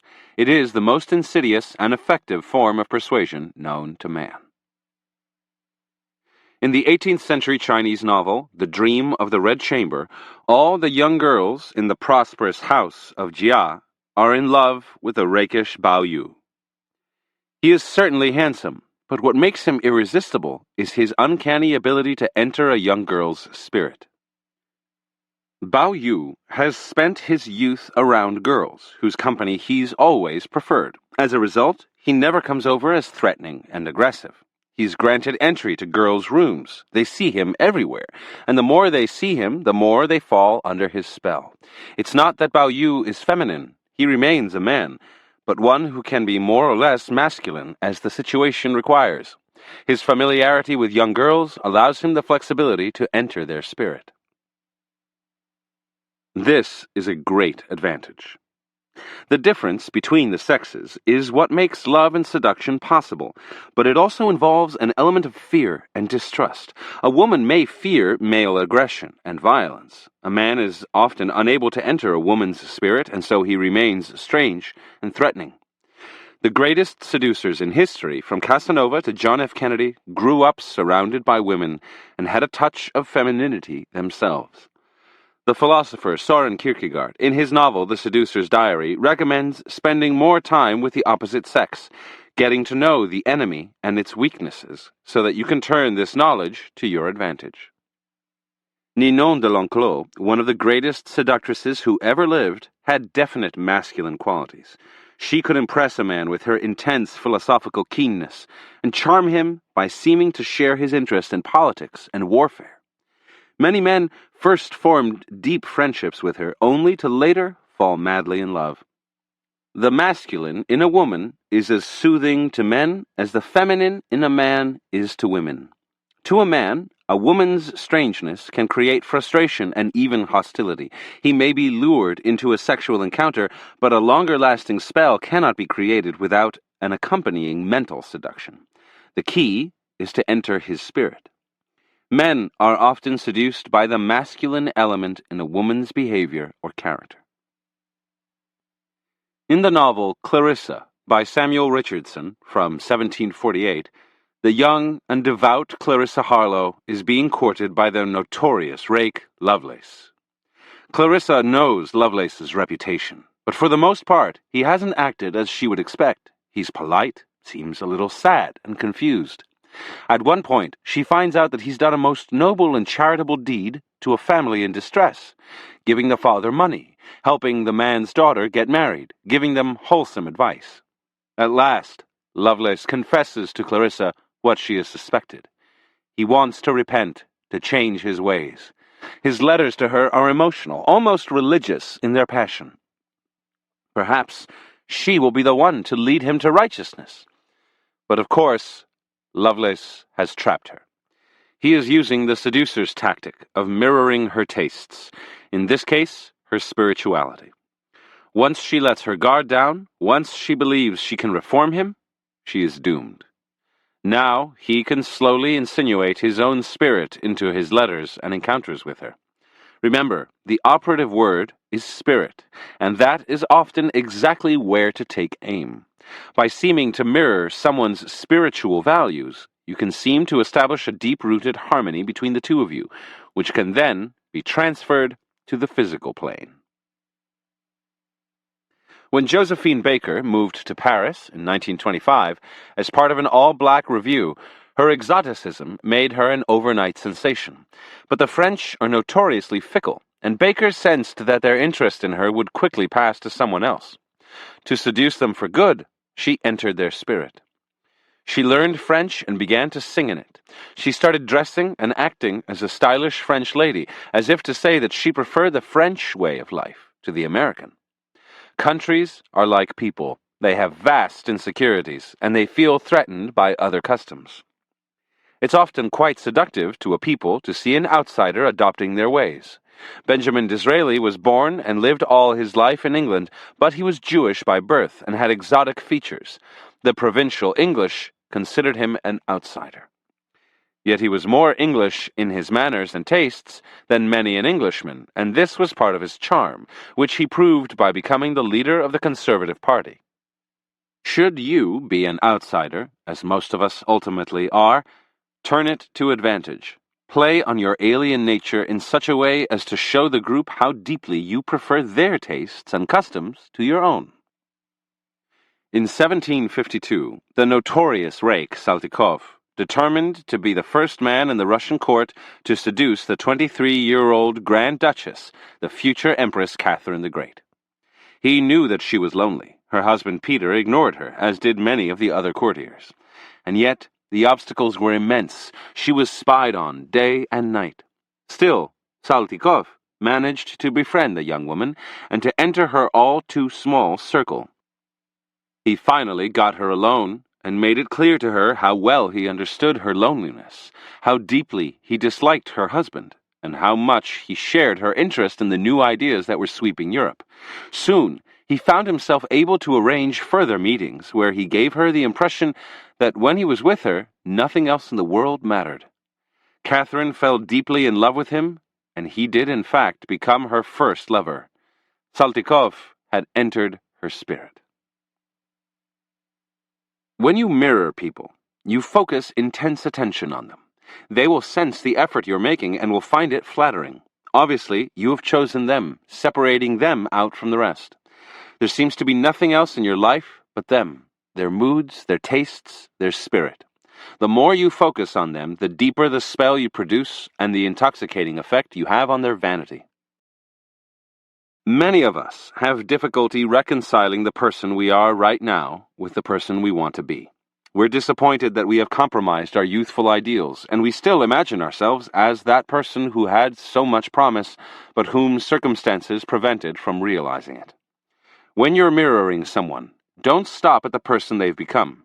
Enter the spirit of that ideal person they wanted to be. This is how the French writer Chateaubriand managed to become a great seducer despite his physical ugliness. When he was growing up, in the latter 18th century, Romanticism was coming into fashion, and many young women felt deeply oppressed by the lack of romance in their lives. Chateaubriand would reawaken the fantasy they had had as young girls of being swept off their feet, of fulfilling romantic ideals. This form of entering another's spirit is perhaps the most effective kind, because it makes people feel better about themselves. In your presence, they live the life of the person they had wanted to be, a great lover, a romantic hero, whatever it is. Discover those crushed ideals and mirror them, bringing them back to life by reflecting them back to your target. Few can resist such a lure. Reversal. In 1897, in Berlin, the poet Rainer Maria Rilke, whose reputation would later circle the world, met Lou Andreas Salome, the Russian-born writer and beauty who was notorious for having broken Nietzsche's heart. She was the darling of Berlin intellectuals, and although Rilke was 22 and she was 36, he fell head over heels in love with her. He flooded her with love letters, which showed that he had read all her books and knew her tastes intimately. The two became friends. Soon, she was editing his poetry, and he hung on her every word. Salome was flattered by Rilke's mirroring of her spirit, enchanted by the intense attention he paid her, and the spiritual communion they began to develop. She became his lover. But she was worried about his future. It was difficult to make a living as a poet, and she encouraged him to learn her native language, Russian, and become a translator. He followed her advice so avidly that within months he could speak Russian. They visited Russia together, and Rilke was overwhelmed by what he saw: the peasants, the folk customs, the art, the architecture. Back in Berlin, he turned his rooms into a kind of shrine to Russia and started wearing Russian peasant blouses and peppering his conversation with Russian phrases. Now, the charm of his mirroring soon wore off. At first, Salome had been flattered that he shared her interests so intensely, but now she saw this as something else. He seemed to have no real identity. He had become dependent on her for his own self-esteem. It was all so slavish. In 1899, much to his horror, she broke off the relationship. The lesson is simple. Your entry into a person's spirit must be a tactic, a way to bring him or her under your spell. You cannot simply be a sponge, soaking up the other person's moods. Mirror them for too long, and they will see through you and be repelled by you. Beneath the similarity to them that you make them see, you must have a strong underlying sense of your own identity. When the time comes, you will want to lead them into your spirit. You cannot live on their turf. Never take mirroring too far, then. It is only useful in the first phase of a seduction. At some point, the dynamic must be reversed. Chapter 8. Create Temptation. Lure the target deep into your seduction by creating the proper temptation, a glimpse of the pleasures to come. As the serpent tempted Eve with the promise of forbidden knowledge, you must awaken a desire in your targets that they cannot control. Find that weakness of theirs, that fantasy that has yet to be realized, and hint that you can lead them toward it. It could be wealth, it could be adventure, it could be forbidden and guilty pleasures. The key is to keep it vague. Dangle the prize before their eyes, postponing satisfaction, and let their minds do the rest. The future seems ripe with possibility. Stimulate a curiosity stronger than the doubts and anxieties that go with it, and they will follow you. The tantalizing object. Sometime in the 1880s, a gentleman named Don Juan de Todellas was wandering through a park in Madrid when he saw a woman in her early 20s getting out of a coach, followed by a 2-year-old child and a nursemaid. The young woman was elegantly dressed, but what took Don Juan's breath away was her resemblance to a woman he'd known nearly 3 years before. Surely she could not be the same person. The woman he had known, Cristeta Moreruela, was a showgirl in a second-rate theater. She had been an orphan and was quite poor. Her circumstances could not have changed that much. He moved closer, the same beautiful face, and then he heard her voice. He was so shocked that he had to sit down. It was indeed the same woman. Don Juan was an incorrigible seducer, whose conquests were innumerable and of every variety. But he remembered his affair with Cristeta quite clearly, because she had been so young, the most charming girl he had ever met. He had seen her in the theater, had courted her assiduously, and had managed to persuade her to take a trip with him to a seaside town. Although they had separate rooms, nothing could stop Don Juan. He made up a story about business troubles, gained her sympathy, and in a tender moment took advantage of her weakness. A few days later, he left her, on the pretext that he had to attend to business. He believed he would never see her again. Feeling a little guilty, a rare occurrence with him, he sent her 5,000 pesetas, pretending he would eventually rejoin her. Instead, he went to Paris. He had only recently returned to Madrid. As he sat and remembered all this, an idea troubled him. The child. Could the boy possibly be his? If not, she must have married almost immediately after their affair. How could she do such a thing? She was obviously wealthy now. Who could her husband be? Did he know her past? Mixed with his confusion was intense desire. She was so young and beautiful. Why had he given her up so easily? Somehow, even if she was married, he had to get her back. Don Juan began to frequent the park every day. He saw her a few more times. Their eyes met, but she pretended not to notice him. Tracing the nursemaid during one of her errands, he struck up a conversation with her and asked her about her mistress's husband. She told him the man's name was Señor Martinez, and that he was away on an extended business trip. She also told him where Cristeta now lived. Don Juan gave her a note to give to her mistress. Then he strolled by Cristeta's house, a beautiful palace. His worst suspicions were confirmed. She had married for money. Cristeta refused to see him. He persisted, sending more notes. Finally, to avoid a scene, she agreed to meet him just once in the park. He prepared for the meeting carefully. Seducing her again would be a delicate operation. But when he saw her coming toward him, in her beautiful clothes, his emotions, and his lust got the better of him. She could only belong to him, never to another man, he told her. Cristeta took offense at this. Obviously, her present circumstances prevented even one more meeting. Still, beneath her coolness, he could sense strong emotions. He begged to see her again, but she left without promising anything. He sent her more letters, meanwhile racking his brains, trying to piece it all together. Who was this Señor Martinez? Why would he marry a showgirl? How could Cristeta be wrested away from him? Finally, Cristeta agreed to meet Don Juan one more time, in the theater where he dared not risk a scandal. They took a box where they could talk. She reassured him the child wasn't his. She said he only wanted her now because she belonged to another, because he could not have her. No, he said, he had changed. He would do anything to get her back. Disconcertingly, at moments her eyes seemed to be flirting with him. But then she seemed to be about to cry and rested her head on his shoulder, only to get up immediately, as if realizing this was a mistake. This was their last meeting, she said, and quickly fled. Don Juan was beside himself. She was playing with him. She was a coquette. He had only been claiming to have changed, but perhaps it was true. No woman had ever treated him this way before. He would never have allowed it. For the next few nights, Don Juan slept poorly. All he could think about was Cristeta. He had nightmares about killing her husband, about growing old and being alone. It was all too much. He had to leave town. He sent her a goodbye note, and to his amazement, she replied. She wanted to see him. She had something to tell him. By now, he was too weak to resist. As she had requested, he met her on a bridge at night.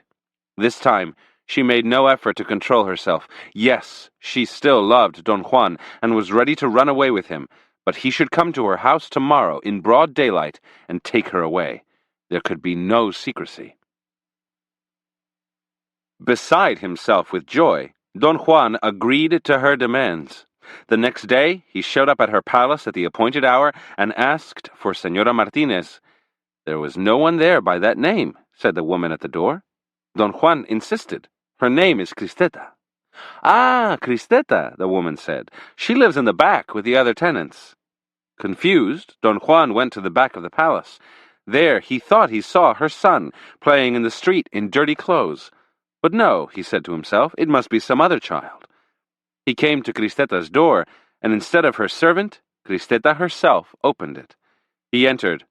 It was the room of a poor person. Hanging on improvised racks, however, were Cristeta's elegant clothes. As if in a dream, he sat down, dumbfounded, and listened as Cristeta revealed the truth. She was not married, she had no child. Months after he had left her, she'd realized that she had been the victim of a consummate seducer. She still loved Don Juan, but she was determined to turn the tables.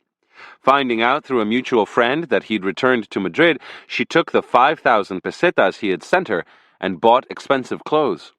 She borrowed a neighbor's child, asked the neighbor's cousin to play the child's nursemaid, and rented a coach, all to create an elaborate fantasy that existed only in his mind. Cristeta didn't even have to lie. She never actually said she was married or had a child. She knew that being unable to have her would make him want her more than ever. It was the only way to seduce a man like him. Overwhelmed by the lengths she had gone to, and by the emotions she had so skillfully stirred in him, Don Juan forgave Cristeta and offered to marry her. To his surprise, and perhaps to his relief, she politely declined.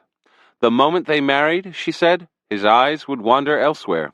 Only if they stayed as they were could she maintain the upper hand. Don Juan had no choice but to agree. Interpretation. Cristeta and Don Juan are characters in the novel Dulce y Sabrosa, Sweet and Savory, from 1891, by the Spanish writer Jacinto Octavio Picón. Most of Picón's work deals with male seducers and their feminine victims, a subject he studied and knew much about. Abandoned by Don Juan and reflecting on his nature, Cristeta decided to kill two birds with one stone. She would get revenge and get him back. But how could she lure such a man? The fruit once tasted, he no longer wanted it. What came easily to him or fell into his arms held no allure for him. What would tempt Don Juan into desiring Cristeta again, into pursuing her, was the sense that she was already taken, that she was forbidden fruit. That was his weakness.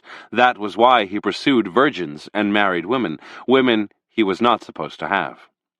To a man, she reasoned, the grass always seems greener somewhere else. She would make herself that distant, alluring object just out of reach, tantalizing him, stirring up emotions he could not control. He knew how charming and desirable she had once been to him. The idea of possessing her again, and the pleasure he imagined it would bring, were too much for him. He swallowed the bait. Temptation is a twofold process. First, you are coquettish, flirtatious. You stimulate a desire by promising pleasure and distraction from daily life. At the same time, you make it clear to your targets that they cannot have you, at least not right away. You are establishing a barrier, some kind of tension. In days gone by, such barriers were easy to create by taking advantage of pre-existing social obstacles, of class, race, marriage, religion. Today, the barriers have to be more psychological. Your heart is taken by someone else. You're really not interested in the target. Some secret holds you back. The timing is bad. You're not good enough for the other person. The other person is not good enough for you, and so on. Conversely, you can choose someone who has a built-in barrier. They are taken. They are not meant to want you. These barriers are more subtle than the social or religious variety, but they are barriers nevertheless, and the psychology remains the same. People are perversely excited by what they cannot or should not have. Create this inner conflict. There is excitement and interest, but you are unavailable, and you will have them grasping like Tantalus for water. And as with Don Juan and Cristeta, the more you make your targets pursue you, the more they imagine that it is they who are the aggressors. Your seduction is perfectly disguised. Keys to seduction. Most of the time, people struggle to maintain security and a sense of balance in their lives. If they were always uprooting themselves in pursuit of every new person or fantasy that passed them by, they could not survive the daily grind. They usually win the struggle, but it doesn't come easy. The world is full of temptation. They read about people who have more than they do, about adventures others are having, about people who have found wealth and happiness, the security that they strive for, and that they seem to have in their lives is actually an illusion. It covers up a constant tension. As a seducer, you can never mistake people's appearance for reality. You know that their fight to keep order in their lives is exhausting, and that they are gnawed by doubts and regrets. It's hard to be good and virtuous, always having to repress the strongest desires. With that knowledge in mind, seduction is easier. What people want is not temptation. Temptation happens every day. What people want is to give in to temptation, to yield. That is the only way to get rid of the tension in their lives.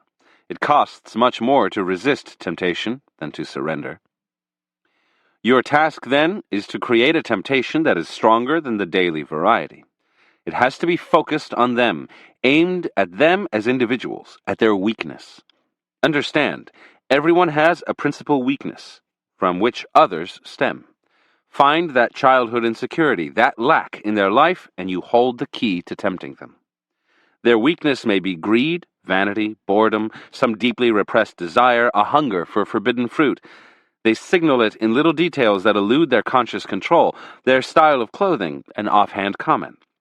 Their past, and particularly their past romances, will be littered with clues.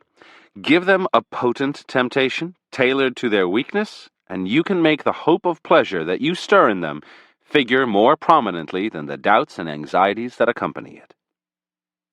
In 1621, King Philip III of Spain desperately wanted to forge an alliance with England by marrying his daughter to the son of the English king, James I. James seemed open to the idea, but he stalled for time. Spain's ambassador to the English court, a man named Gondomar, was given the task of advancing Philip's plan. He set his sights on the king's favorite, the Duke, former Earl of Buckingham. Gondomar knew the Duke's main weakness: vanity. Buckingham hungered for the glory and adventure that would add to his fame. He was bored with his limited tasks, and he pouted and whined about this. The ambassador first flattered him profusely. The Duke was the ablest man in the country, and it was a shame he was given so little to do. Then he began to whisper to him of a great adventure. The Duke, as Gondomar knew, was in favor of the match with the Spanish princess, but these damned marriage negotiations with King James were taking so long and getting nowhere. What if the Duke were to accompany the king's son, his good friend Prince Charles, to Spain? Of course, this would have to be done in secret, without guards or escorts, for the English government and its ministers would never sanction such a trip. But that would make it all the more dangerous and romantic. Once in Madrid, the prince could throw himself at Princess Maria's feet, declare his undying love, and carry her back to England in triumph. What a chivalrous deed it would be, and all for love.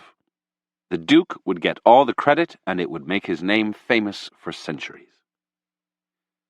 The Duke fell for the idea, and convinced Charles to go along. After much arguing, they also convinced a reluctant King James. The trip was a near disaster. Charles would have had to convert to Catholicism to win Maria, and the marriage never happened, but Gondomar had done his job. He didn't bribe the Duke with offers of money or power. He aimed at the childlike part of him that never grew up. A child has little power to resist. It wants everything now, and rarely thinks of the consequences.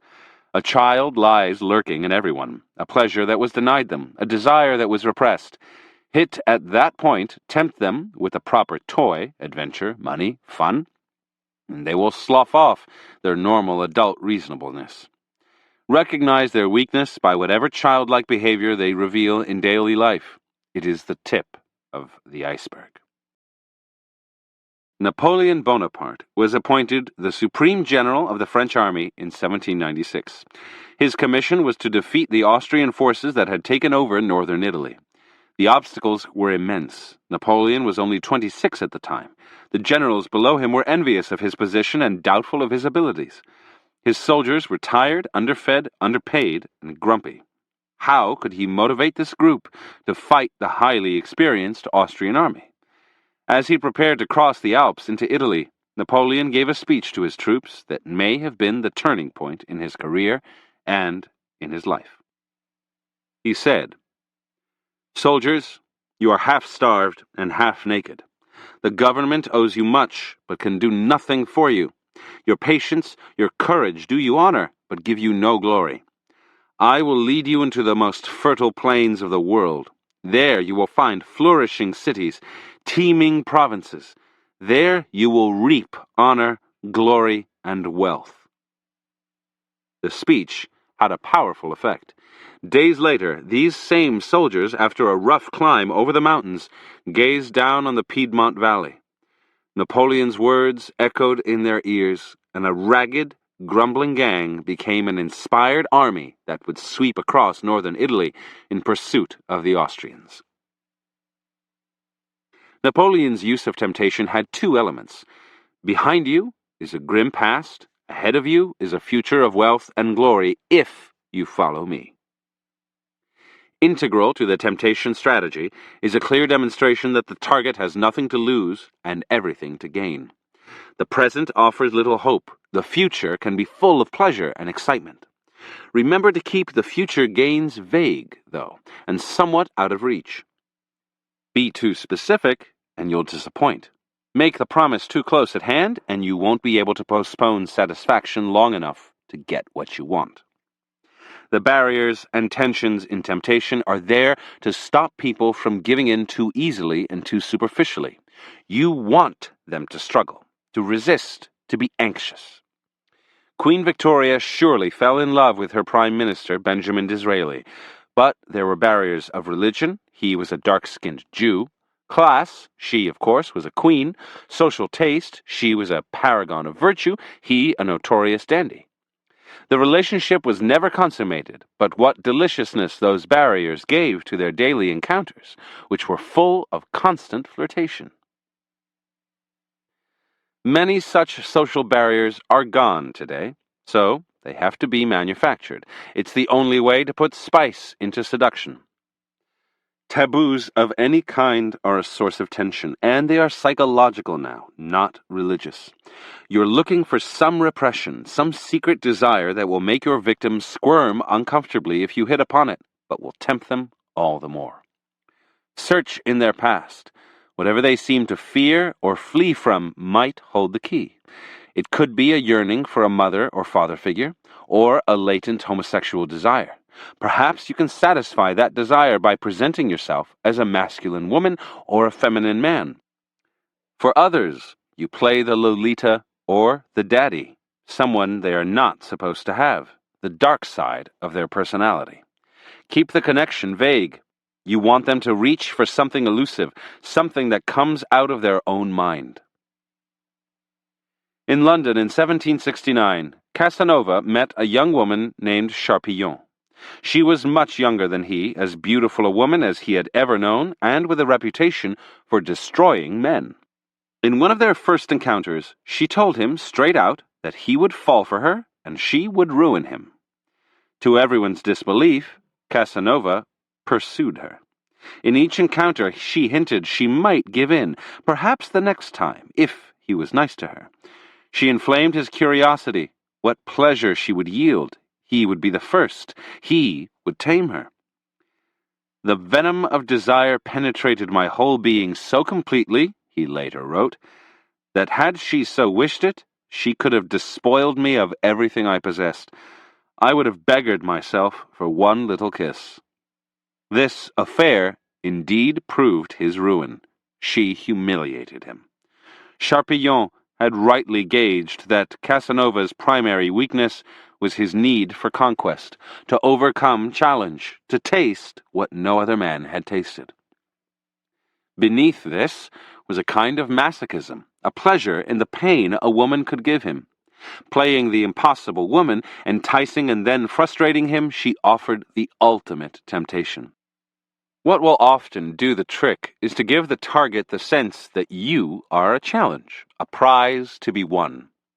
In possessing you, they'll get what no other has had. They may even get pain. But pain is close to pleasure and offers its own temptations. In the Old Testament, we read that, quote, David arose from his couch and was walking upon the roof of the king's house, and he saw from the roof a woman bathing, and the woman was very beautiful, unquote. The woman was Bathsheba. David summoned her, seduced her, supposedly, then proceeded to get rid of her husband, Uriah, in battle. In fact, however, it was Bathsheba who had seduced David. She bathed on her roof at an hour when she knew he would be standing on his balcony. After tempting a man she knew had a weakness for women, she played the coquette, forcing him to come after her. This is the opportunity strategy. Give someone weak the chance to have what they lust after by merely placing yourself within their reach, as if by accident. Temptation is often a matter of timing, of crossing the path of the weak at the right moment, giving them the opportunity to surrender. Bathsheba used her entire body as a lure, but it is often more effective to use only a part of the body, creating a fetish-like effect. Madame Recamier would let you glimpse her body beneath the sheer dresses she wore, but only briefly, when she took off her overgarment to dance. Men would leave that evening dreaming of what little they had seen. Empress Josephine made a point of baring her beautiful arms in public. Give the target only a part of you to fantasize about, thereby creating a constant temptation in their mind. Reversal. The reverse of temptation is security or satisfaction, and both are fatal to seduction. If you cannot tempt someone out of their habitual comfort, you cannot seduce them. If you satisfy the desire you've awakened, the seduction is over. There's no reversal to temptation. Although some stages can be passed over, no seduction can proceed without some form of temptation, so it's always better to plan it carefully tailoring it to the weakness and childishness in your particular target.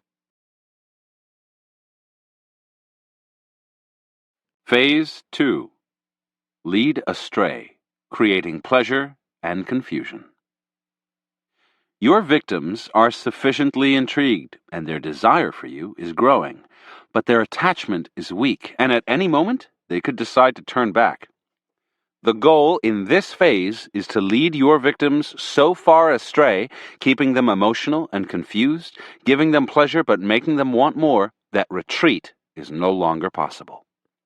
Springing on them a pleasant surprise will make them see you as delightfully unpredictable, but will also keep them off balance. Chapter 9. Keep them in suspense. What comes next? The artful use of soft and pleasant words will intoxicate them and stimulate fantasies. Chapter 10. Use the demonic power of words to sow confusion. Aesthetic touches and pleasant little rituals will titillate their senses, distract their minds. Chapter 11. Pay attention to detail. Your greatest danger in this phase is the mere hint of routine or familiarity. You need to maintain some mystery, to keep a little distance, so that in your absence your victims become obsessed with you. Chapter 12. Poeticize your presence. They may realize they're falling for you, but they must never suspect how much of this has come from your manipulations. A well-timed display of your weakness, of how emotional you have become under their influence, will help cover your tracks. Chapter 13. Disarm through strategic weakness and vulnerability. To excite your victims and make them highly emotional, you must give them the feeling that they're actually living some of the fantasies you have stirred in their imagination. Chapter 14. Confuse desire and reality. By giving them only a part of the fantasy, you will keep them coming back for more. Focusing your attention on them so that the rest of the world fades away, even taking them on a trip, will lead them far astray. Chapter 15. Isolate your victim. There is no turning back. Chapter 9. Keep them in suspense. What comes next? The moment people feel they know what to expect from you, your spell on them is broken. More, you have ceded them power. The only way to lead the seduced along and keep the upper hand is to create suspense, a calculated surprise. People love a mystery, and this is the key to luring them further into your web. Behave in a way that leaves them wondering, what are you up to? Doing something they don't expect from you will give them a delightful sense of spontaneity. They won't be able to foresee what comes next. You're always one step ahead and in control. Give the victim a thrill with a sudden change of direction. The calculated surprise. In 1753, the 28-year-old Giovanni Casanova met a young girl named Caterina, with whom he fell in love. Her father knew what kind of man Casanova was, and to prevent some mishap before he could marry her off, he sent her away to a convent on the Venetian island of Murano, where she was to remain for 4 years. Casanova, however, was not one to be daunted. He smuggled letters to Caterina. He began to attend Mass at the convent several times a week, catching glimpses of her. The nuns began to talk among themselves. Who was this handsome young man who appeared so often? One morning, as Casanova, leaving Mass, was about to board a gondola, a servant girl from the convent passed by and dropped a letter at his feet. Thinking it might be from Caterina, he picked it up. It was indeed intended for him, but it wasn't from Caterina. Its author was a nun at the convent, who had noticed him on his many visits and wanted to make his acquaintance. Was he interested? If so, he should come to the convent's parlor at a particular time when the nun would be receiving a visitor from the outside world, a friend of hers who was a countess. He could stand at a distance, observe her, and decide whether she was to his liking. Casanova was most intrigued by the letter. Its style was dignified, but there was something naughty about it as well, particularly from a nun. He had to find out more. At the appointed day and time, he stood to the side in the convent parlor and saw an elegantly dressed woman talking with a nun seated behind a grating. He heard the nun's name mentioned and was astonished. It was Mathilde M., a well-known Venetian in her early 20s, whose decision to enter a convent had surprised the whole city. But what astonished him most was that beneath her nun's habit, he could see that she was a beautiful young woman, particularly in her eyes, which were a brilliant blue. Perhaps she needed a favor done, and intended that he would serve as her cat's paw. His curiosity got the better of him. A few days later, he returned to the convent and asked to see her. As he waited for her, his heart was beating a mile a minute. He didn't know what to expect. She finally appeared and sat down behind the grating. They were alone in the room, and she said that she could arrange for them to have supper together at a little villa nearby. Casanova was delighted, but wondered what kind of nun he was dealing with. "And have you no lover but me?" he asked. "I have a friend who is also absolutely my master," she replied. "It is to him I owe my wealth." She asked if he had a lover. "Yes," he replied. She then said in a mysterious tone, "I warn you that if you once allow me to take her place in your heart, no power on earth can tear me from it." She then gave him the key to the villa and told him to meet her there in 2 nights. He kissed her through the grating and left in a daze. "I passed the next 2 days in a state of feverish impatience," he wrote, "which prevented me from sleeping or eating. Over and above birth, beauty, and wit, my new conquest possessed an additional charm. She was forbidden fruit. I was about to become a rival of the church." He imagined her in her habit and with her shaven head. He arrived at the villa at the appointed hour. Mathilde was waiting for him. To his surprise, she wore an elegant dress, and somehow she had avoided having her head shaved, for her hair was in a magnificent chignon. Casanova began to kiss her. She resisted, but only slightly, and then pulled back, saying a meal was ready for them. Over dinner, she filled in a few more of the gaps. Her money allowed her to bribe certain people so that she could escape from the convent every so often. She had mentioned Casanova to her friend and master, and he had approved their liaison. "He must be old?" Casanova asked. "No," she replied, a glint in her eye. "He is in his 40s and quite handsome." After supper, a bell rang, her signal to hurry back to the convent or she would be caught. She changed back into her habit and left. A beautiful vista now seemed to stretch before Casanova, of months spent in the villa with this delightful creature, all of it courtesy of the mysterious master who paid for it all. He soon returned to the convent to arrange the next meeting. They would rendezvous in a square in Venice, then retire to the villa. At the appointed time and place, Casanova saw a man approaching him. Fearing it was her mysterious friend or some other man sent to kill him, he recoiled. The man circled behind him, then came up close. It was Mathilde, wearing a mask and men's clothes. She laughed at the fright she had given him. What a devilish nun! He had to admit that dressed as a man, she excited him even more. Casanova began to suspect that all was not as it seemed.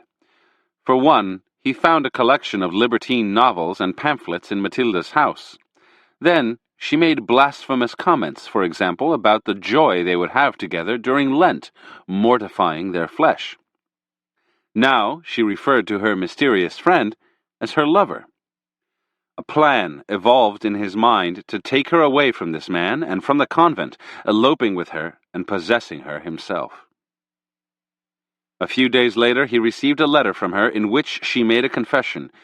During one of their more passionate trysts at the villa, her lover had hidden in a closet, watching the whole thing. The lover, she told him, was the French ambassador to Venice, and Casanova had impressed him. Casanova was not one to be fooled with like this, yet the next day he was back at the convent, submissively arranging for another tryst. This time she showed up at the hour they had named, and he embraced her, only to find that he was embracing Caterina, dressed up in Mathilde's clothes. Mathilde had befriended Caterina and learned her story. Apparently, taking pity on her, she had arranged it so that Caterina could leave the convent for the evening and meet up with Casanova. Only a few months before, Casanova had been in love with this girl, but he had forgotten about her. Compared to the ingenious Matilda, Caterina was a simpering bore. He could not conceal his disappointment. He burned to see Matilda.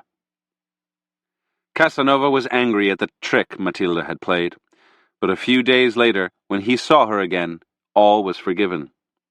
As she had predicted during their first interview, her power over him was complete. He had become her slave, addicted to her whims and to the dangerous pleasures she offered. Who knows what rash act he might have committed on her behalf, had their affair not been cut short by circumstance. Interpretation. Casanova was almost always in control in his seductions. He was the one who led, taking his victim on a trip to an unknown destination, luring her into his web. In all of his memoirs, the story of Matilda is the only seduction in which the tables are happily turned. He is the seduced, the bewildered victim. What made Casanova Matilda's slave was the same tactic he had used on countless girls: the irresistible lure of being led by another person, the thrill of being surprised, the power of mystery. Each time he left Matilda, his head was spinning with questions. Her ability to go on surprising him kept her always in his mind, deepening her spell and blotting Caterina out. Each surprise was carefully calculated for the effect it would produce. The first unexpected letter piqued his curiosity, as did that first sight of her in the waiting room. Suddenly seeing her dressed as an elegant woman stirred intense desire. Then, seeing her dressed as a man intensified the excitingly transgressive nature of their liaison. The surprises put him off balance, yet left him quivering with anticipation of the next one. Even an unpleasant surprise, such as the encounter with Caterina that Matilda had set up, kept him emotional and weak. Meeting the somewhat bland Caterina at that moment only made him long that much more for Matilda. In seduction, you need to create constant tension and suspense, a feeling that with you, nothing is predictable. Don't think of this as a painful challenge. You are creating drama in real life, so pour your creative energies into it. Have some fun. There are all kinds of calculated surprises you can spring on your victims. Sending a letter from out of the blue, showing up unexpectedly, taking them to a place they have never been. But best of all are surprises that reveal something new about your character. This needs to be set up. In those first few weeks, your targets will tend to make certain snap judgments about you based on appearances. Perhaps they see you as a bit shy, practical, puritanical. You know that this isn't the real you, but it is how you act in social situations. Let them, however, have these impressions, and in fact, accentuate them a little, without overacting. For instance, seem a little more reserved than usual. Now you have room to suddenly surprise them with some bold or poetic or naughty action. Once they have changed their minds about you, surprise them again, as Matilda did with Casanova. First, a nun who wants an affair, then a libertine, then a seductress with a sadistic streak. As they strain to figure you out, they will be thinking about you all of the time and will want to know more about you. Their curiosity will lead them further into your web until it is too late for them to turn back. Keys to seduction. A child is usually a willful, stubborn creature who will deliberately do the opposite of what we ask. But there is one scenario in which children will happily give up their usual willfulness when they are promised a surprise. Perhaps it's a present hidden in a box, a game with an unforeseeable ending, a journey with an unknown destination, a suspenseful story with a surprise finish. In those moments when children are waiting for a surprise, their willpower is suspended. They're in your thrall for as long as you dangle possibility before them. This childish habit is buried deep within us and is the source of an elemental human pleasure, being led by a person who knows where they're going and who takes us on a journey. Maybe our joy in being carried along involves a buried memory of being literally carried by a parent when we're small. We get a similar thrill when we watch a movie or read a thriller. We're in the hands of a director or author who is leading us along, taking us through twists and turns. We stay in our seats, we turn the pages, happily enslaved by the suspense. It's the pleasure a woman has in being led by a confident dancer, letting go of any defensiveness she may feel and letting another person do the work. Falling in love involves anticipation. We're about to head off in a new direction, enter a new life where everything will be strange. The seduced wants to be led, to be carried along like a child. If you are predictable, the charm wears off. Everyday life is predictable. In the Arabian Tales from the 1001 Nights, each night King Shahryar takes a virgin as his wife, then kills her the following morning. One such virgin, Shahrazad, manages to escape this fate by telling the king a story that can only be completed the following day. She does this night after night, keeping the king in constant suspense. When one story finishes, she quickly starts up another. She does this for nearly 3 years, until the king finally decides to spare her life. You are like Shahrazad. Without new stories, without a feeling of anticipation, your seduction will die. Keep stoking the fires night after night. Your targets must never know what's coming next, what surprises you have in store for them. As with King Shahryar, they will be under your control for as long as you can keep them guessing. In 1765, Casanova met a young Italian countess named Clementina, who lived with her 2 sisters in a chateau. Clementina loved to read and had little interest in the men who swarmed around her. Casanova added himself to their number, buying her books, engaging in her literary discussions, but she was no less indifferent to him than she had been to them. Then one day, he invited the entire family on a little trip. He wouldn't tell them where they were going. They piled into the carriage all the way trying to guess their destination. A few hours later, they entered Milan. What joy! The sisters had never been there. Casanova led them to his apartment, where 3 dresses had been laid out, the most magnificent dresses the girls had ever seen. There was one for each of the sisters, he told them, and the green one was for Clementina. Stunned, she put it on, and her face lit up. The surprises did not stop. There was a delicious meal, champagne, games. By the time they returned to the chateau late in the evening, Clementina had fallen hopelessly in love with Casanova. The reason was simple. Surprise creates a moment when people's defenses come down and new emotions can rush in. If the surprise is pleasurable, the seductive poison enters their veins without their realizing it. Any sudden event has a similar effect, striking directly at our emotions before we get defensive. Rakes know this power well. A young married woman in the court of Louis XV in 18th century France noticed a handsome young courtier watching her, first at the opera, then in church. Making inquiries, she found out it was the Duc de Richelieu, the most notorious rake in France. No woman was safe from this man, she was warned. He was impossible to resist, and she should avoid him at all costs. Nonsense, she replied. She was happily married. He could not possibly seduce her. Seeing him again, she laughed at his persistence. He would disguise himself as a beggar and approach her in the park, or his coach would suddenly come alongside hers. He was never aggressive and seemed harmless enough. She let him talk to her at court. He was charming and witty, and even asked to meet her husband. The weeks passed, and the woman realized she had made a mistake. She looked forward to seeing the Marquis. She had let down her guard.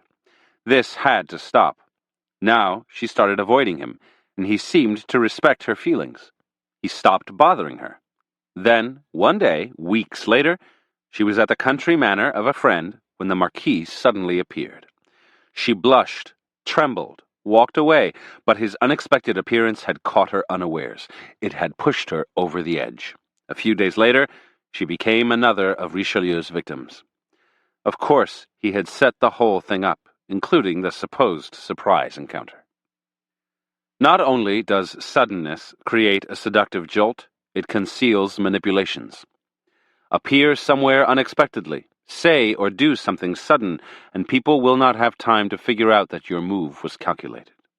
Take them to some new place as if it only just occurred to you. Suddenly reveal some secret. Made emotionally vulnerable, They will be too bewildered to see through you. Anything that happens suddenly seems natural, and anything that seems natural has a seductive charm. Only months after arriving in Paris in 1926, Josephine Baker had completely charmed and seduced the French public with her wild dancing. But less than a year later, she could feel their interest wane. Since childhood, she had hated feeling out of control of her life. Why be at the mercy of the fickle public? She left Paris and returned a year later, her manner completely altered.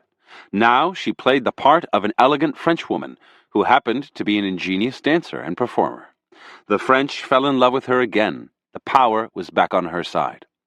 If you are in the public eye, you must learn from this trick of surprise. People are bored, not only with their own lives, but with people who are meant to keep them from being bored. The minute they feel they can predict your next step, they will eat you alive. The artist Andy Warhol kept moving from incarnation to incarnation, and no one could predict the next one. Artist, filmmaker, society man, always keep a surprise up your sleeve. To keep the public's attention, keep them guessing. Let the moralists accuse you of insincerity, of having no core or center. They are actually jealous of the freedom and playfulness you reveal in your public persona. Finally, you might think it wiser to present yourself as someone reliable, not given to caprice. If so, you are, in fact, merely timid. It takes courage and effort to mount a seduction. Reliability is fine for drawing people in, but stay reliable and you stay a bore.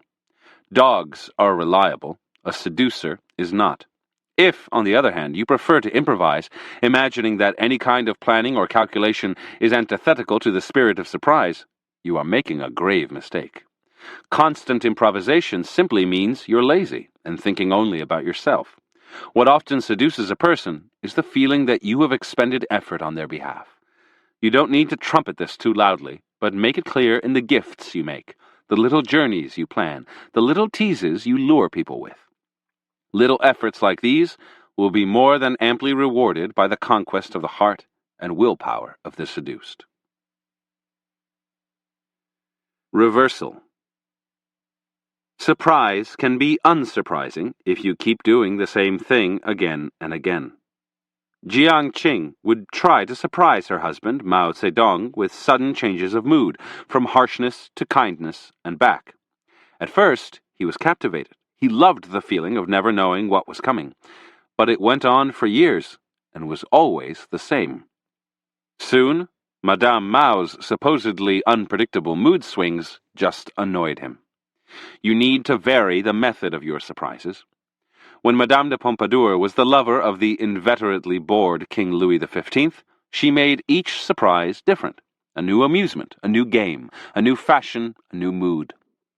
He could never predict what would come next, and while he waited for the next surprise, his willpower was temporarily suspended. No man was ever more of a slave to a woman than was Louis to Madame de Pompadour. When you change direction, make the new direction truly new. Chapter 10. Use the demonic power of words to sow confusion. It's hard to make people listen. They're consumed with their own thoughts and desires and have little time for yours. The trick to making them listen is to say what they want to hear, to fill their ears with whatever is pleasant to them. This is the essence of seductive language. Inflame people's emotions with loaded phrases. Flatter them. Comfort their insecurities. Envelop them in fantasies, sweet words, and promises. And not only will they listen to you, they will lose their will to resist you. Keep your language vague, letting them read into it what they want. Use writing to stir up fantasies and to create an idealized portrait of yourself. Seductive oratory. On May 13, 1958, right-wing Frenchmen and their sympathizers in the army seized control of Algeria, which was then a French colony. They had been afraid that France's socialist government would grant Algeria its independence. Now, with Algeria under their control, they threatened to take over all of France. Civil war seemed imminent. At this dire moment, all eyes turned to General Charles de Gaulle, the World War II hero who had played a crucial role in liberating France from the Nazis. For the last 10 years, de Gaulle had stayed away from politics, disgusted with the infighting among the various parties. He remained very popular and was generally seen as the one man who could unite the country. But he was also a conservative, and the right-wingers felt certain that if he came to power, he would support their cause. Days after the May 13th coup, the French government, the Fourth Republic, collapsed, and the Parliament called on de Gaulle to help form a new government, the Fifth Republic. He asked for and was granted full powers for 4 months. On June 4th, days after becoming the head of government, de Gaulle flew to Algeria. The French colonials were ecstatic. It was their coup that had indirectly brought de Gaulle to power. Surely, they imagined, he was coming to thank them and to reassure them that Algeria would remain French. When he arrived in Algiers, thousands of people filled the city's main plaza. The mood was extremely festive. There were banners, music, and endless chants of Algérie française, the French colonial slogan. Suddenly, de Gaulle appeared on a balcony overlooking the plaza. The crowd went wild. The general, an extremely tall man, raised his arms above his head, and the chanting doubled in volume. The crowd was begging him to join in. Instead, he lowered his arms until silence fell, then opened them wide, and slowly intoned in his deep voice, "Je vous ai compris. I have understood you." There was a moment of quiet, and then, as his words sank in, a deafening roar. He understood them. That was all they needed to hear. De Gaulle proceeded to talk of the greatness of France. More cheers. He promised there would be new elections, and, with those elected representatives, we will see how to do the rest. Yes, a new government, just what the crowd wanted. More cheers. He would find the place for Algeria in the French ensemble. There must be total discipline without qualification and without conditions. Who could argue with that? He closed with a loud call, "Vive la République, vive la France," the emotional slogan that had been the rallying cry in the fight against the Nazis. Everyone shouted it back. In the next few days, de Gaulle made similar speeches around Algeria to equally delirious crowds. Only after de Gaulle had returned to France did the words of his speeches sink in. Not once had he promised to keep Algeria French. In fact, he had hinted that he might give the Arabs the vote, and might grant an amnesty to the Algerian rebels who had been fighting to force the French from the country. Somehow, in the excitement his words had created, the colonists had failed to focus on what they had actually meant. De Gaulle had duped them, and indeed, in the months to come, he worked to grant Algeria its independence, a task he finally accomplished in 1962. Interpretation. De Gaulle cared little about an old French colony and about what it symbolized to some French people. Nor did he have any sympathy for anyone who fomented civil war. His one concern was to make France a modern power. And so, when he went to Algiers, he had a long-term plan. Weaken the right-wingers by getting them to fight among themselves and work toward Algerian independence. His short-term goal had to be to diffuse the tension and buy himself some time. He wouldn't lie to the colonials by saying he supported their cause. That would cause trouble back home. Instead, he would beguile them with seductive oratory, intoxicate them with words. His famous, "I have understood you," could easily have meant, "I understand what a danger you represent." But a jubilant crowd expecting his support read it the way they wanted. To keep them at a fever pitch, de Gaulle made emotional references to the French resistance during World War II, for example, and to the need for discipline, a word with great appeal to right-wingers. He filled their ears with promises, a new government, a glorious future. He got them to chant, creating an emotional bond. He spoke with a dramatic pitch and quivering emotion. His words created a kind of delirium. De Gaulle wasn't trying to express his feelings or speak the truth. He was trying to produce an effect. This is the key to seductive oratory. Whether you're talking to a single individual or to a crowd, try a little experiment.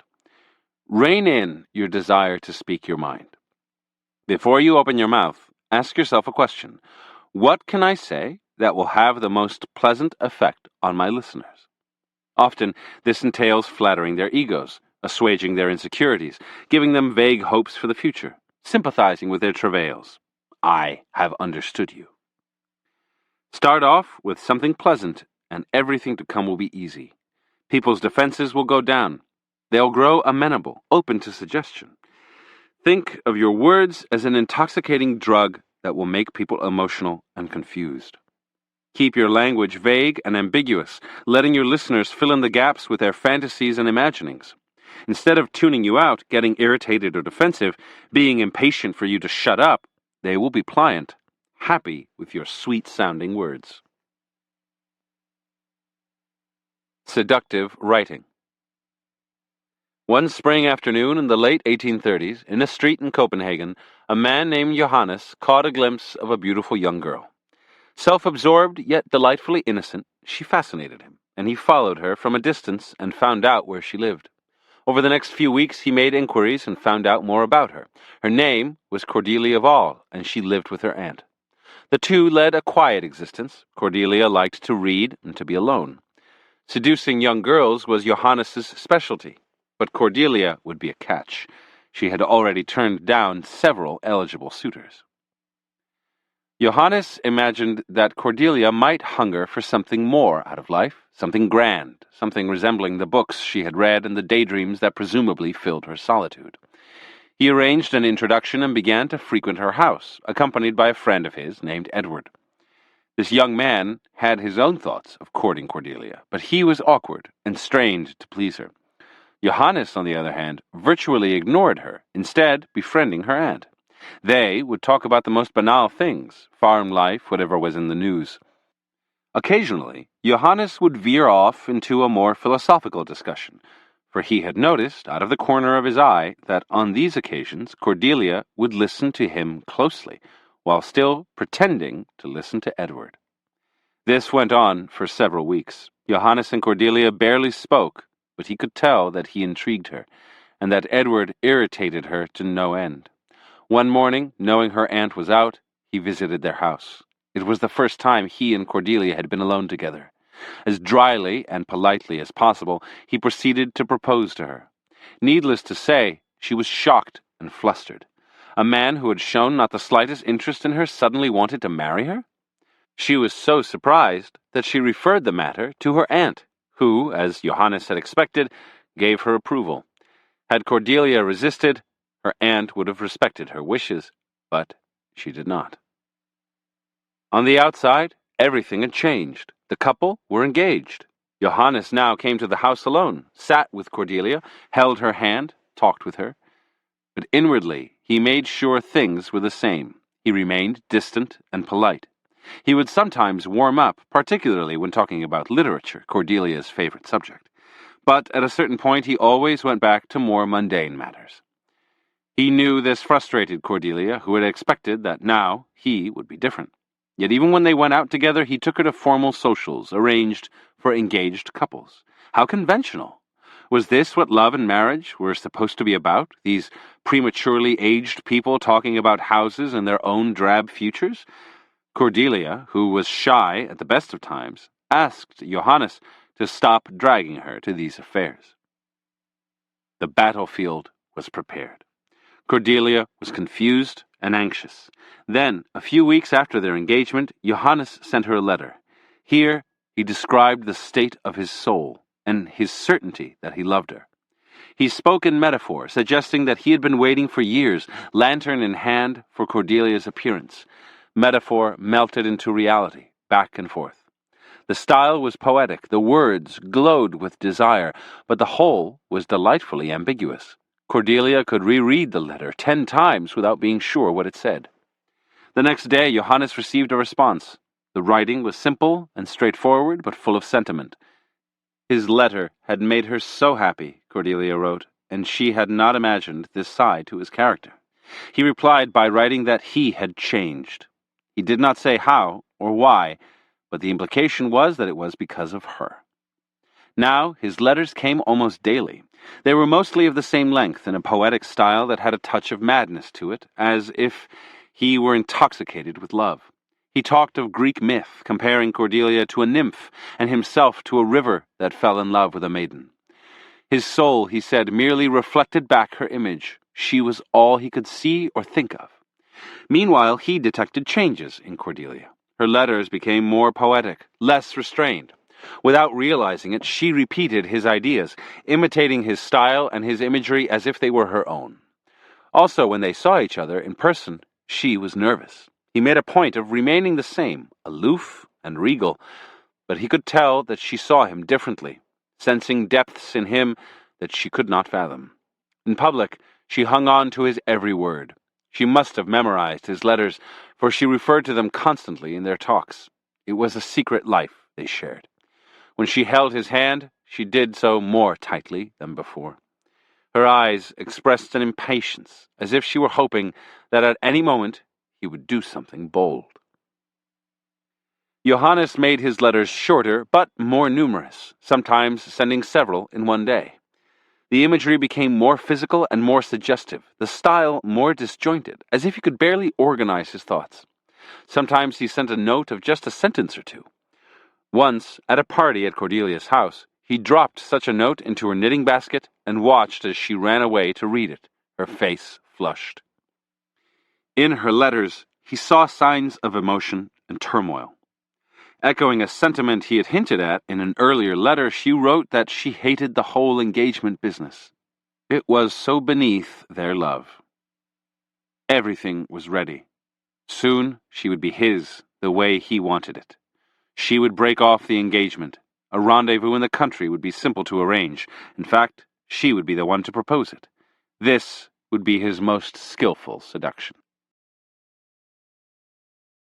Interpretation. Johannes and Cordelia are characters in the loosely autobiographical novel The Seducer's Diary from 1843 by the Danish philosopher Søren Kierkegaard. Johannes is a most experienced seducer who specializes in working on his victim's mind. This is precisely where Cordelia's previous suitors have failed. They have begun by imposing themselves, a common mistake. We think that by being persistent, by overwhelming our targets with romantic attention, we are convincing them of our affection. Instead, we are convincing them of our impatience and insecurity. Aggressive attention is not flattering because it is not personalized. It is unbridled libido at work. The target sees through it. Johannes is too clever to begin so obviously. Instead, he takes a step back, intriguing Cordelia by acting a little cold and carefully creating the impression of a formal, somewhat secretive man. Only then does he surprise her with his first letter. Obviously, there's more to him than she has thought, and once she's come to believe this, her imagination runs rampant. Now he can intoxicate her with his letters, creating a presence that haunts her like a ghost. His words, with their images and poetic references, are constantly in her mind, and this is the ultimate seduction, to possess her mind before moving to conquer her body. The story of Johannes shows what a weapon in a seducer's armory a letter can be. But it is important to learn how to incorporate letters in seduction. It's best not to begin your correspondence until at least several weeks after your initial contact. Let your victims get an impression of you. You seem intriguing, yet you show no particular interest in them. When you sense that they are thinking about you, that is the time to hit them with your first letter. Any desire you express for them will come as a surprise. Their vanity will be tickled, and they will want more. Now, make your letters frequent. In fact, more frequent than your personal appearances. This will give them the time and space to idealize you, which would be more difficult if you were always in their face. After they have fallen under your spell, you can always take a step back, making the letters fewer. Let them think you're losing interest, and they will be hungry for more. Design your letters as homages to your targets. Make everything you write come back to them, as if they were all you could think about, a delirious effect. If you tell an anecdote, make it somehow relate to them. Your correspondence is a kind of mirror you are holding up to them. They get to see themselves reflected through your desire. If for some reason they don't like you, write to them as if they did. Remember, the tone of your letters is what will get under their skin. If your language is elevated, poetic, creative in its praise, it will infect them despite themselves. Never argue, never defend yourself, never accuse them of being heartless. That would ruin the spell. A letter can suggest emotion by seeming disordered, rambling from one subject to another. Clearly, it's hard for you to think. Your love has unhinged you. Disordered thoughts are exciting thoughts. Do not waste time on real information. Focus on feelings and sensations, using expressions that are ripe with connotation. Plant ideas by dropping hints, writing suggestively without explaining yourself. Never lecture, never seem intellectual or superior. You'll only make yourself pompous, which is deadly. Far better to speak colloquially, though with a poetic edge to lift the language above the commonplace. Do not become sentimental. It's tiring and too direct. Better to suggest the effect your target has on you than to gush about how you feel. Stay vague and ambiguous, allowing the reader the space to imagine and fantasize. The goal of your writing is not to express yourself, but to create emotion in the reader, spreading confusion and desire. You will know that your letters are having the proper effect when your targets come to mirror your thoughts, repeating words you wrote, whether in their own letters or in person. This is the time to move to the more physical and erotic. Use language that quivers with sexual connotation, or better still, suggest sexuality by making your letters shorter, more frequent, and even more disordered than before. There is nothing more erotic than the short, abrupt note. Your thoughts are unfinished. They can only be completed by the other person. Keys to seduction.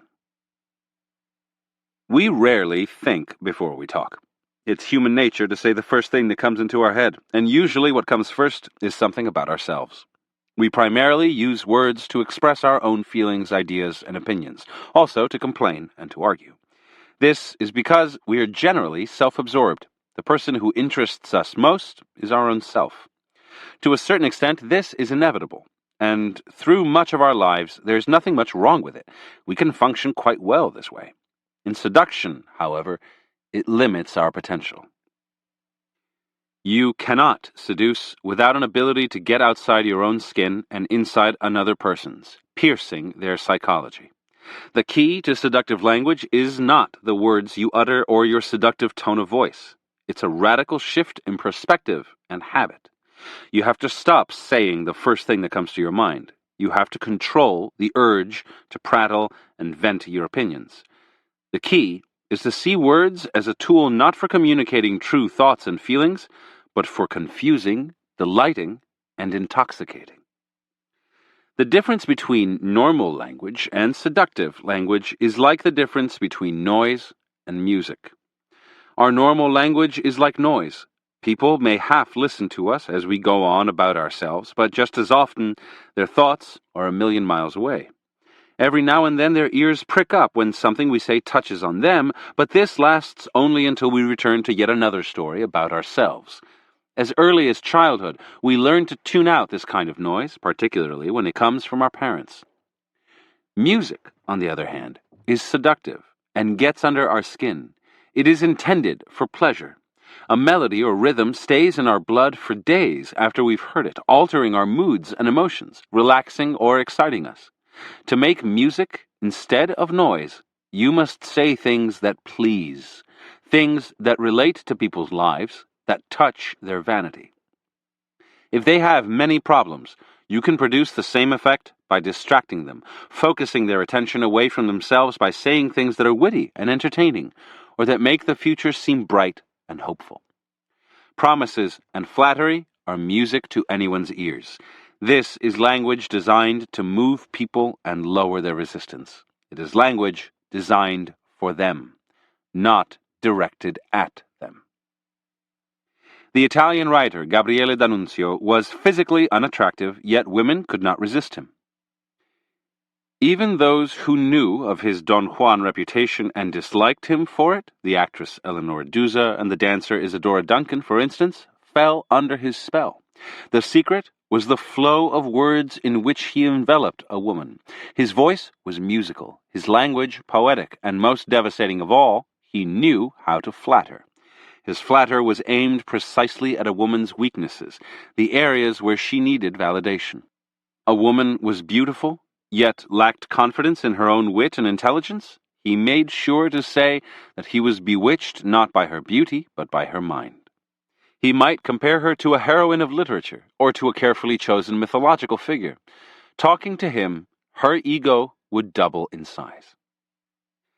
Flattery is seductive language in its purest form.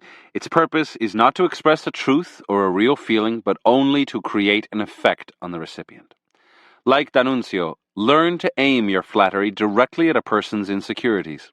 For instance, if a man is a fine actor and feels confident about his professional skills, to flatter him about his acting will have little effect, and may even accomplish the opposite. He could feel that he is above the need to have his ego stroked, and your flattery will seem to say otherwise. But let us say that this actor is an amateur musician or painter. He does this work on his own without professional support or publicity, and he's well aware that others make their living at it. Flattery of his artistic pretensions will go straight to his head and earn you double points. Learn to sniff out the parts of a person's ego that need validation. Make it a surprise, something no one else has thought to flatter before, something you can describe as a talent or positive quality that others have not noticed.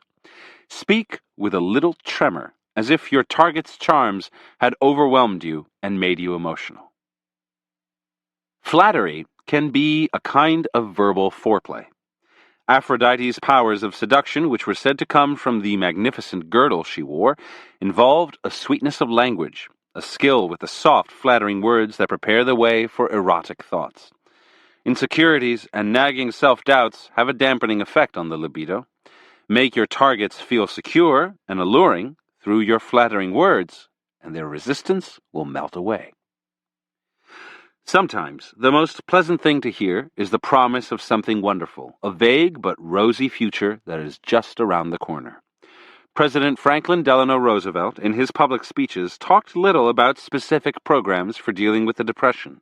Instead, he used rousing rhetoric to paint a picture of America's glorious future. In the various legends of Don Juan, the great seducer would immediately focus women's attention on the future, a fantastic world to which he promised to whisk them off. Tailor your sweet words to your target's particular problems and fantasies. Promise something realizable, something possible, but do not make it too specific. You are inviting them to dream. If they're mired in dull routine, talk of adventure, preferably with you. Don't discuss how it will be accomplished. Speak as if it magically already existed, somewhere in the future. Lift people's thoughts into the clouds, and they will relax. Their defenses will come down, and it will be that much easier to maneuver and lead them astray. Your words become a kind of elevating drug. The most anti-seductive form of language is argument. How many silent enemies do we create by arguing? There is a superior way to get people to listen and be persuaded. Humor and a light touch. The 19th century English politician Benjamin Disraeli was a master at this game. In Parliament, to fail to reply to an accusation or slanderous comment was a deadly mistake. Silence meant the accuser was right. Yet to respond angrily to get into an argument was to look ugly and defensive. Disraeli used a different tactic. He stayed calm. When the time came to reply to an attack, he would slowly make his way to the speaker's table, pause, then utter a humorous or sarcastic retort. Everyone would laugh. Now that he had warmed people up, he would proceed to refute his enemy, still mixing in amusing comments, or perhaps he would simply move on to another subject, as if he were above it all. His humor took out the sting of any attack on him. Laughter and applause have a domino effect. Once your listeners have laughed, they are more likely to laugh again. In this light-hearted mood, they're also more apt to listen. A subtle touch and a bit of irony give you room to persuade them, move them to your side, mock your enemies. That is the seductive form of argument. Shortly after the murder of Julius Caesar, the head of the band of conspirators who had killed him, Brutus, addressed an angry mob. He tried to reason with the crowd, explaining that he had wanted to save the Roman Republic from dictatorship. The people were momentarily convinced. Yes, Brutus seemed a decent man. Then Mark Antony took the stage, and he, in turn, delivered a eulogy for Caesar. He seemed overwhelmed with emotion. He talked of his love for Caesar and of Caesar's love for the Roman people. He mentioned Caesar's will. The crowd clamored to hear it, but Antony said no, for if he read it, they would know how deeply Caesar had loved them, and how dastardly this murder was. The crowd again insisted he read the will. Instead, he held up Caesar's blood-stained cloak, noting its rents and tears. This was where Brutus had stabbed the great general, he said.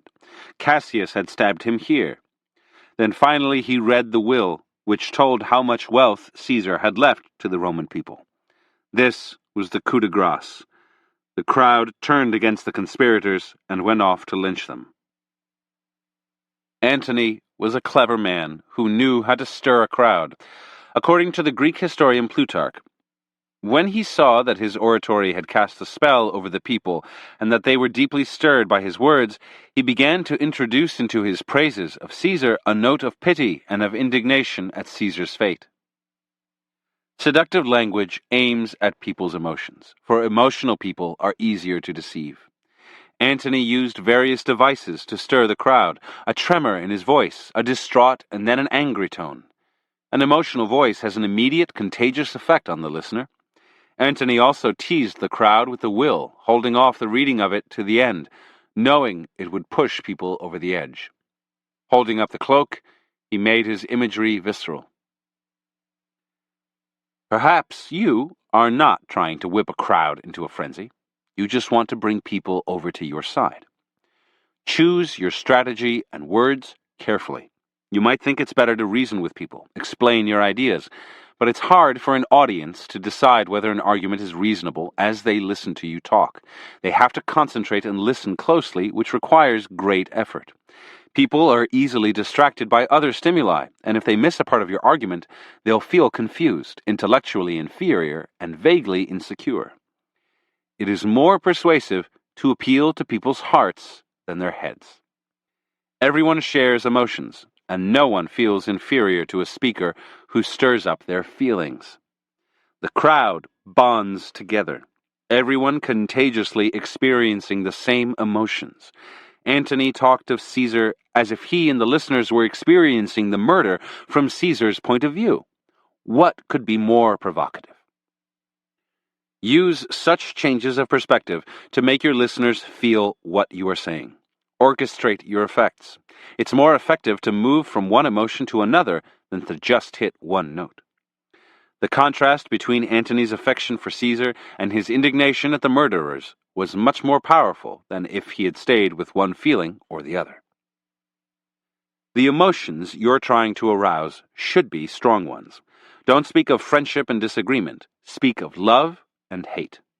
And it's crucial to try to feel something of the emotions you're trying to elicit. You will be more believable that way. This shouldn't be difficult. Imagine the reasons for loving or hating before you speak. If necessary, think of something from your past that fills you with rage. Emotions are contagious. It's easier to make someone cry if you're crying yourself. Make your voice an instrument and train it to communicate emotion. Learn to seem sincere. Napoleon studied the greatest actors of his time, and when he was alone, he would practice putting emotion into his voice. The goal of seductive speech is often to create a kind of hypnosis. You are distracting people, lowering their defenses, making them more vulnerable to suggestion. Learn the hypnotist's lessons of repetition and affirmation, key elements in putting a subject to sleep. Repetition involves using the same words over and over, preferably a word with emotional context. Taxes, liberals, bigots. The effect is mesmerizing. Ideas can be permanently implanted in people's unconscious simply by being repeated often enough. Affirmation is simply the making of strong positive statements, like the hypnotist's commands. Seductive language should have a kind of boldness, which will cover up a multitude of sins. Your audience will be so caught up in your bold language that they won't have time to reflect on whether or not it's true.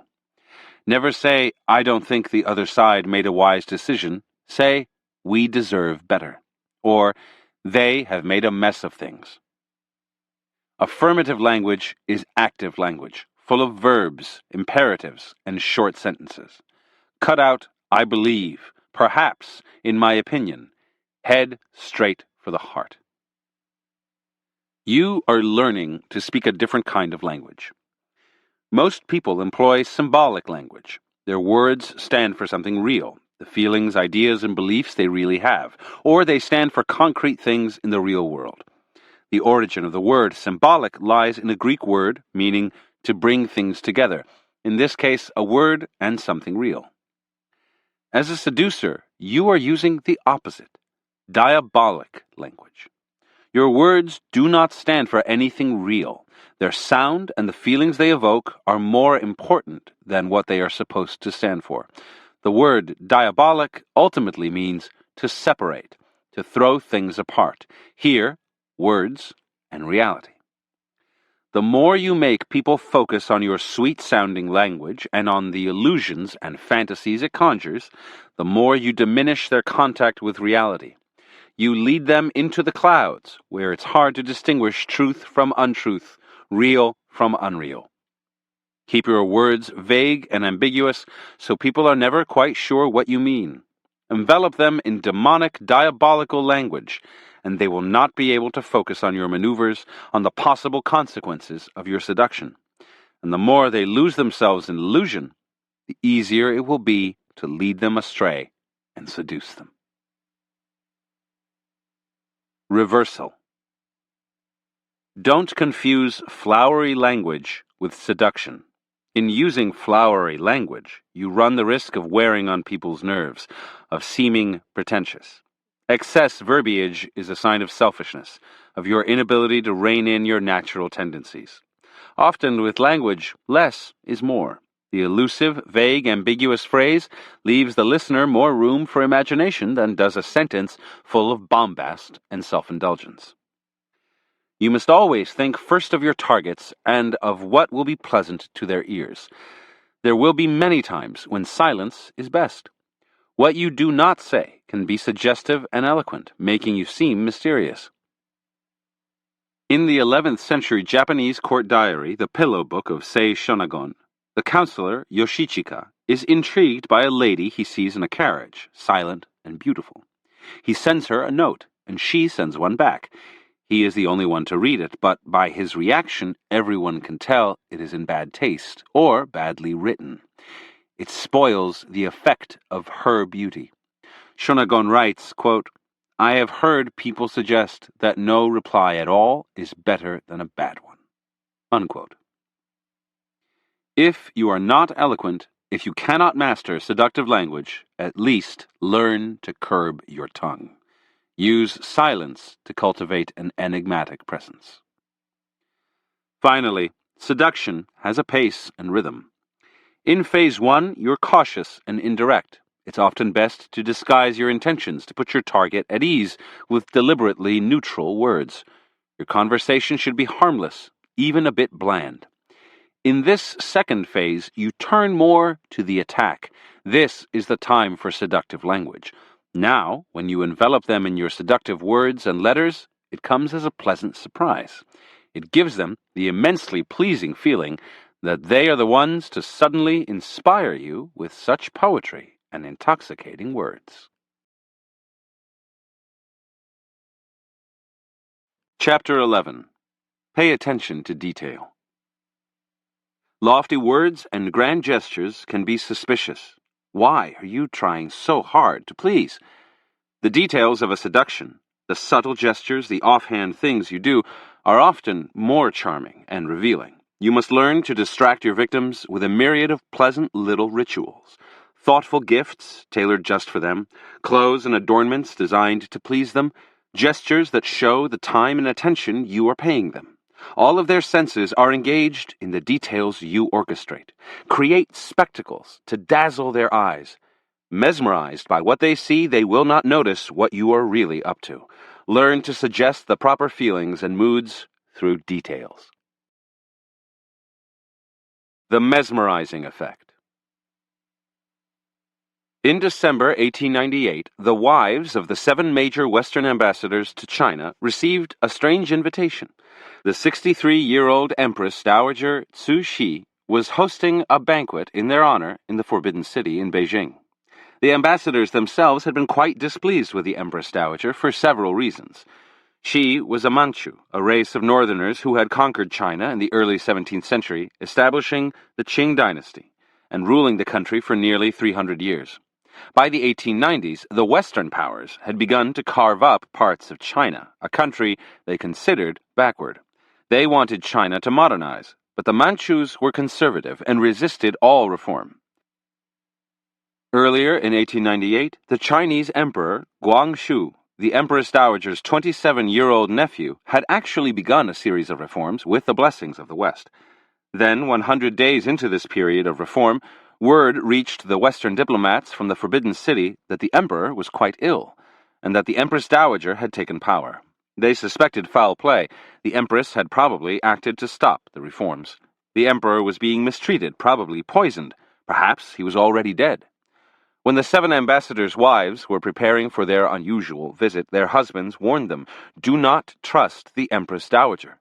A wily woman with a cruel streak, she had risen from obscurity to become the concubine of a previous emperor, and had managed over the years to accumulate great power. Far more than the emperor, she was the most feared person in China. On the appointed day, the women were borne into the Forbidden City in a procession of sedan chairs carried by court eunuchs in dazzling uniforms. The women themselves, not to be outdone, wore the latest Western fashions: tight corsets, long velvet dresses with leg-of-mutton sleeves, billowing petticoats, tall, plumed hats. The residents of the Forbidden City looked at their clothes in amazement, and particularly at the way their dresses displayed their prominent bosoms. The wives felt sure they had impressed their hosts. At the audience hall, they were greeted by princes and princesses, as well as lower royalty. The Chinese women were wearing magnificent Manchu costumes with the traditional high, jewel-encrusted black headdresses. They were arranged in a hierarchical order, reflected in the color of their dresses, an astounding rainbow of color. The wives were served tea in the most delicate porcelain cups, then were escorted into the presence of the Empress Dowager. The sight took their breath away. The Empress was seated on the dragon throne, which was studded with jewels.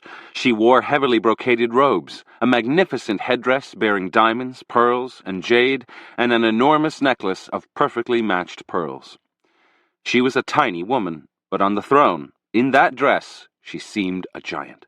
She smiled at the ladies with much warmth and sincerity. To their relief, seated below her on a smaller throne, was her nephew, the Emperor. He looked pale, but he greeted them enthusiastically and seemed in good spirits. Maybe he was, indeed, simply ill. The Empress shook the hand of each of the women. As she did so, an attendant eunuch handed her a large gold ring set with a large pearl, which she slipped onto each woman's hand. After this introduction, the wives were escorted into another room, where they again took tea, and then were led into a banqueting hall, where the Empress now sat on a chair of yellow satin, yellow being the imperial color. She spoke to them for a while. She had a beautiful voice. It was said that her voice could literally charm birds out of trees. At the end of the conversation, she took the hand of each woman again, and with much emotion told them, "One family, all one family." The women then saw a performance in the Imperial Theater. Finally, the Empress received them one last time. She apologized for the performance they had just seen, which was certainly inferior to what they were used to in the West. There was one more round of tea, and this time, as the wife of the American ambassador reported it, the Empress, quote, stepped forward and tipped each cup of tea to her own lips and took a sip, then lifted the cup on the other side to our lips and said again, "One family, all one family. The women were given more gifts, then were escorted back to their sedan chairs and borne out of the Forbidden City. The women relayed to their husbands their earnest belief that they had all been wrong about the Empress. The American ambassador's wife reported, quote, "She was bright and happy, and her face glowed with goodwill. There was no trace of cruelty to be seen. Her actions were full of freedom and warmth. We left full of admiration for Her Majesty and hopes for China." The husbands reported back to their governments the emperor was fine, and the empress could be trusted. Interpretation. The foreign contingent in China had no idea what was really happening in the Forbidden City. In truth, the emperor had conspired to arrest and possibly murder his aunt. Discovering the plot, a terrible crime in Confucian terms, she forced him to sign his own abdication, had him confined, and told the outside world that he was ill. As part of his punishment, he was to appear at state functions and act as if nothing had happened. The Empress Dowager loathed Westerners, whom she considered barbarians. She disliked the ambassadors' wives, with their ugly fashions and simpering ways. The banquet was a show, a seduction, to appease the Western powers, which had been threatening invasion if the emperor had been killed. The goal of the seduction was simple: dazzle the wives with color, spectacle, theater. The empress applied all her expertise to the task, and she was a genius for detail. She had designed the spectacles in a rising order. The uniformed eunuchs first, then the Manchu ladies in their headdresses, and finally the empress herself. It was pure theater, and it was overwhelming. Then the empress brought the spectacle down a notch, humanizing it with gifts, warm greetings, the reassuring presence of the emperor, teas, and entertainments which were in no way inferior to anything in the West. She ended the banquet on another high note, the little drama with the sharing of the teacups, followed by even more magnificent gifts. The women's heads were spinning when they left. In truth, they had never seen such exotic splendor, and they never understood how carefully its details had been orchestrated by the empress. Charmed by the spectacle, they transferred their happy feelings to the empress and gave her their approval, all that she required. The key to distracting people, seduction is distraction, is to fill their eyes and ears with details, little rituals, colorful objects. Detail is what makes things seem real and substantial. A thoughtful gift won't seem to have an ulterior motive. A ritual full of charming little actions is so enjoyable to watch. Jewelry, handsome furnishings, touches of color and clothing dazzle the eye. It is a childish weakness of ours. We prefer to focus on the pleasant little details rather than on the larger picture. The more senses you appeal to, the more mesmerizing the effect. The objects you use in your seduction, gifts, clothes, etc., speak their own language, and it is a powerful one. Never ignore a detail or leave one to chance. Orchestrate them into a spectacle, and no one will notice how manipulative you're being. The sensuous effect. One day, a messenger told Prince Genji, the aging but still consummate seducer in the Heian court of late 10th century Japan, that one of his youthful conquests had suddenly died, leaving behind an orphan, a young woman named Tamakazura. Genji was not Tamakazura's father, but he decided to bring her to court and be her protector anyway. Soon after her arrival, men of the highest rank began to woo her. Genji had told everyone she was a lost daughter of his. As a result, they assumed that she was beautiful, for Genji was the handsomest man in the court. At the time, men rarely saw a young girl's face before marriage. In theory, they were allowed to talk to her only if she was on the other side of a screen. Genji showered her with attention, helping her sort through all the love letters she was receiving and advising her on the right match. As Tamakazura's protector, Genji was able to see her face, and she was indeed beautiful. He fell in love with her. What a shame, he thought, to give this lovely creature away to another man. One night, overwhelmed by her charms, he held her hand and told her how much she resembled her mother, whom he once had loved. She trembled, not with excitement, however, but with fear, for although he wasn't her father, he was supposed to be her protector, not a suitor. Her attendants were away, and it was a beautiful night. Genji silently threw off his perfumed robe and pulled her down beside him. She began to cry and to resist. Always a gentleman, Genji told her that he would respect her wishes, he would always care for her, and she had nothing to fear. He then politely excused himself. Several days later, Genji was helping Tamakazura with her correspondence when he read a love letter from his younger brother, Prince Hotaru, who numbered among her suitors. In the letter, Hotaru berated Tamakazura for not letting him get physically close enough to talk to her and tell her his feelings. Tamakazura had not replied. Unused to the manners of the court, she had felt shy and intimidated. As if to help her, Genji got one of his servants to write to Hotaru in her name. The letter, written on beautiful perfumed paper, warmly invited the prince to visit her. Hotaru appeared at the appointed hour. He smelled a beguiling incense, mysterious and seductive. Mixed into this scent was Genji's own perfume. The prince felt a wave of excitement. Approaching the screen behind which Tamakazura sat, he confessed his love for her. Without making a sound, she retreated to another screen, farther away. Suddenly, there was a flash of light as if a torch had flared up, and Hotaru saw her profile behind the screen. She was more beautiful than he had imagined. Two things delighted the prince: the sudden, mysterious flash of light, and the brief glimpse of his beloved. Now, he was truly in love. Hotaru began to court her assiduously.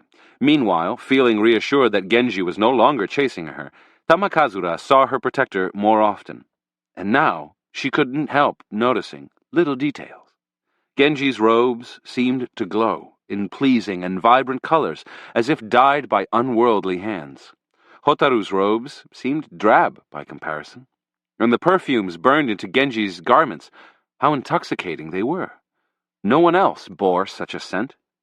Hotaru's letters were polite and well-written, but the letters Genji sent her were on magnificent paper, perfumed and dyed, and they quoted lines of poetry, always surprising yet always appropriate for the occasion. Genji also grew and gathered flowers, wild carnations, for instance, that he gave as gifts and that seemed to symbolize his unique charm. One evening, Genji proposed to teach Tamakazura how to play the koto. She was delighted. She loved to read romance novels, and whenever Genji played the koto, she felt as if she were transported into one of her books. No one played the instrument better than Genji. She would be honored to learn from him.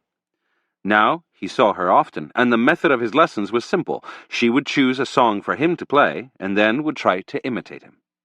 After they played, they would lie down side by side, their heads resting on the koto, staring up at the moon.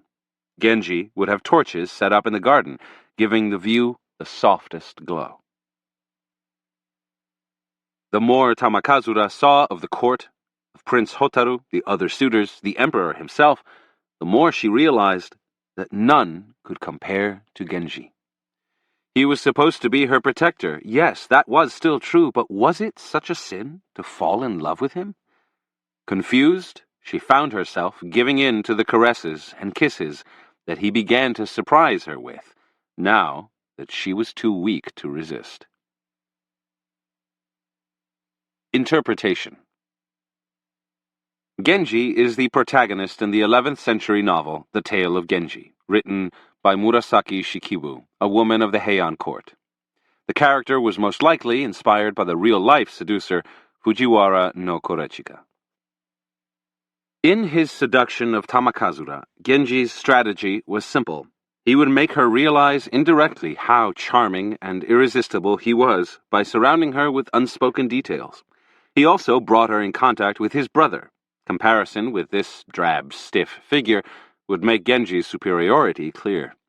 The night Hotaru first visited her, Genji set everything up, as if to support Hotaru's seducing, the mysterious scent, then the flash of light by the screen. The light came from a novel effect. Earlier in the evening, Genji had collected hundreds of fireflies in a cloth bag. At the proper moment, he let them all go at once. But when Tamakazura saw Genji encouraging Hotaru's pursuit of her, Her defenses against her protector relaxed, allowing her senses to be filled by this master of seductive effects. Genji orchestrated every possible detail: the scented paper, the colored robes, the lights in the garden, the wild carnations, the apt poetry, the koto lessons, which induced an irresistible feeling of harmony. Tamakazura found herself dragged into a sensual whirlpool. Bypassing the shyness and mistrust that words or actions would only have worsened, Genji surrounded his ward with objects, sights, sounds, and scents that symbolized the pleasure of his company far more than his actual physical presence would have. In fact, his presence could only have been threatening. He knew that a young girl's senses are her most vulnerable point. The key to Genji's masterful orchestration of detail was his attention to the target of his seduction. Like Genji, you must attune your own senses to your targets, watching them carefully, adapting to their moods. You sense when they are defensive and retreat. You also sense when they are giving in and move forward. In between, the details you set up, gifts, entertainments, the clothes you wear, the flowers you choose, are aimed precisely at their tastes and predilections. Genji knew he was dealing with a young girl who loved romantic novels. His wild flowers, koto playing, and poetry brought their world to life for her. Attend to your target's every move and desire, and reveal your attentiveness in the details and objects you surround them with, filling their senses with the mood you need to inspire. They can argue with your words, but not with the effect you have on their senses. Keys to seduction. When we were children, our senses were much more active. The colors of a new toy or a spectacle such as a circus held us in thrall. A smell or a sound could fascinate us. In the games we created, many of them reproducing something in the adult world on a smaller scale, what pleasure we took in orchestrating every detail. We noticed everything. As we grow older, our senses get dulled. We no longer notice as much, for we are constantly hurrying to get things done, to move on to the next task. In seduction, you're always trying to bring the target back to the golden moments of childhood. A child is less rational, more easily deceived. A child is also more attuned to the pleasures of the senses. So when your targets are with you, you must never give them the feeling they normally get in the real world, where we are all rushed, ruthless, out for ourselves. You need to deliberately slow things down and return them to the simpler times of their youth. The details that you orchestrate, colors, gifts, little ceremonies, are aimed at their senses, at the childish delight we take in the immediate charms of the natural world. Their senses, filled with delightful things, they grow less capable of reason and rationality. Pay attention to detail, and you will find yourself assuming a slower pace. Your targets will not focus on what you might be after, sexual favors, power, etc., because you seem so considerate, so attentive. In the childish realm of the senses in which you envelop them, they get a clear sense that you are involving them in something distinct from the real world, an essential ingredient of seduction. Remember, the more you get people to focus on the little things, the less they will notice your larger direction. The seduction will assume the slow, hypnotic pace of a ritual in which the details have a heightened importance and the moments are full of ceremony. In 8th century China, Emperor Ming Huang caught a glimpse of a beautiful young woman combing her hair beside an imperial pool. Her name was Yang Guifei, and even though she was the concubine of the emperor's son, he had to have her for himself. Since he was emperor, nobody could stop him. The emperor was a practical man. He had many concubines, and they all had their charms, but he had never lost his head over a woman. Yang Guifei, though, was different. Her body exuded the most wonderful fragrance. She wore gowns made of the sheerest silk gauze, each embroidered with different flowers, depending on the season. In walking, she seemed to float, her tiny steps invisible beneath her gown. She danced to perfection, wrote songs in his honor that she sang magnificently, had a way of looking at him that made his blood boil with desire. She quickly became his favorite. Yang Guifei drove the emperor to distraction. He built palaces for her, spent all his time with her, satisfied her every whim. Before long, his kingdom was bankrupt and ruined. Yang Guifei was an artful seductress who had a devastating effect on all the men who crossed her path. There were so many ways her presence charmed: the sense, the voice, the movements, the witty conversation, the artful glances, the embroidered gowns. These pleasurable details turned a mighty king into a distracted baby. Since time immemorial, women have known that within the most apparently self-possessed man is an animal whom they can lead by filling his senses with the proper physical lures. The key is to attack on as many fronts as possible. Do not ignore your voice, your gestures, your walk, your clothes, your glances. Some of the most alluring women in history have so distracted their victims with sensual detail that the men fail to notice it is all an illusion. From the 1940s on into the early 1960s, Pamela Churchill Harriman had a series of affairs with some of the most prominent and wealthy men in the world. Averil Harriman, whom years later she married, Gianni Agnelli, heir to the Fiat fortune, Baron Ailey de Rothschild. What attracted these men and kept them enthralled was not her beauty or her lineage or her vivacious personality, but her extraordinary attention to detail. It began with her attentive look as she listened to your every word, soaking up your tastes. Once she found her way into your home, she would fill it with your favorite flowers, get your chef to cook that dish you had tasted only in the finest restaurants. You mentioned an artist you liked. A few days later, that artist would be attending one of your parties. She found the perfect antiques for you, dressed in the way that most pleased or excited you, and she did this without your saying a word. She spied, gathered information from third parties, overheard you talking to someone else. Harriman's attention to detail had an intoxicating effect on all the men in her life. It had something in common with the pampering of a mother, there to bring order and comfort into their lives, attending to their needs. Life is harsh and competitive. Attending to detail in a way that is soothing to the other person makes them dependent upon you. The key is probing their needs in a way that is not too obvious, so that when you make precisely the right gesture, it seems uncanny, as if you had read their mind. This is another way of returning your targets to childhood, when all of their needs were met. In the eyes of women all over the world, Rudolph Valentino reigned as the great lover through much of the 1920s. The qualities behind his appeal certainly included his handsome, almost pretty face, his dancing skills, the strangely exciting streak of cruelty in his manner, but his perhaps most endearing trait was his time-consuming approach to courtship. His films would show him seducing a woman slowly, with careful details, sending her flowers, choosing the variety to match the mood he wanted to induce, taking her hand, lighting her cigarette, escorting her to romantic places, leading her on the dance floor. These were silent movies, and his audiences never got to hear him speak. It was all in his gestures. Men came to hate him, for their wives and girlfriends now expected the slow, careful Valentino treatment. Valentino had a feminine streak. It was said that he wooed a woman the way another woman would. But femininity need not figure in this approach to seduction. In the early 1770s, Prince Grigory Potemkin began an affair with Empress Catherine the Great of Russia that was to last many years. Potemkin was a manly man, and not at all handsome, but he managed to win the Empress's heart by the many little things he did, and continued to do long after the affair had begun. He spoiled her with wonderful gifts, never tired of writing her long letters, arranged for all kinds of entertainments for her, composed songs to her beauty. Yet he would appear before her barefoot, hair uncombed, clothes wrinkled. There was no kind of fussiness in his attention, which, however, did make it clear he would go to the ends of the earth for her.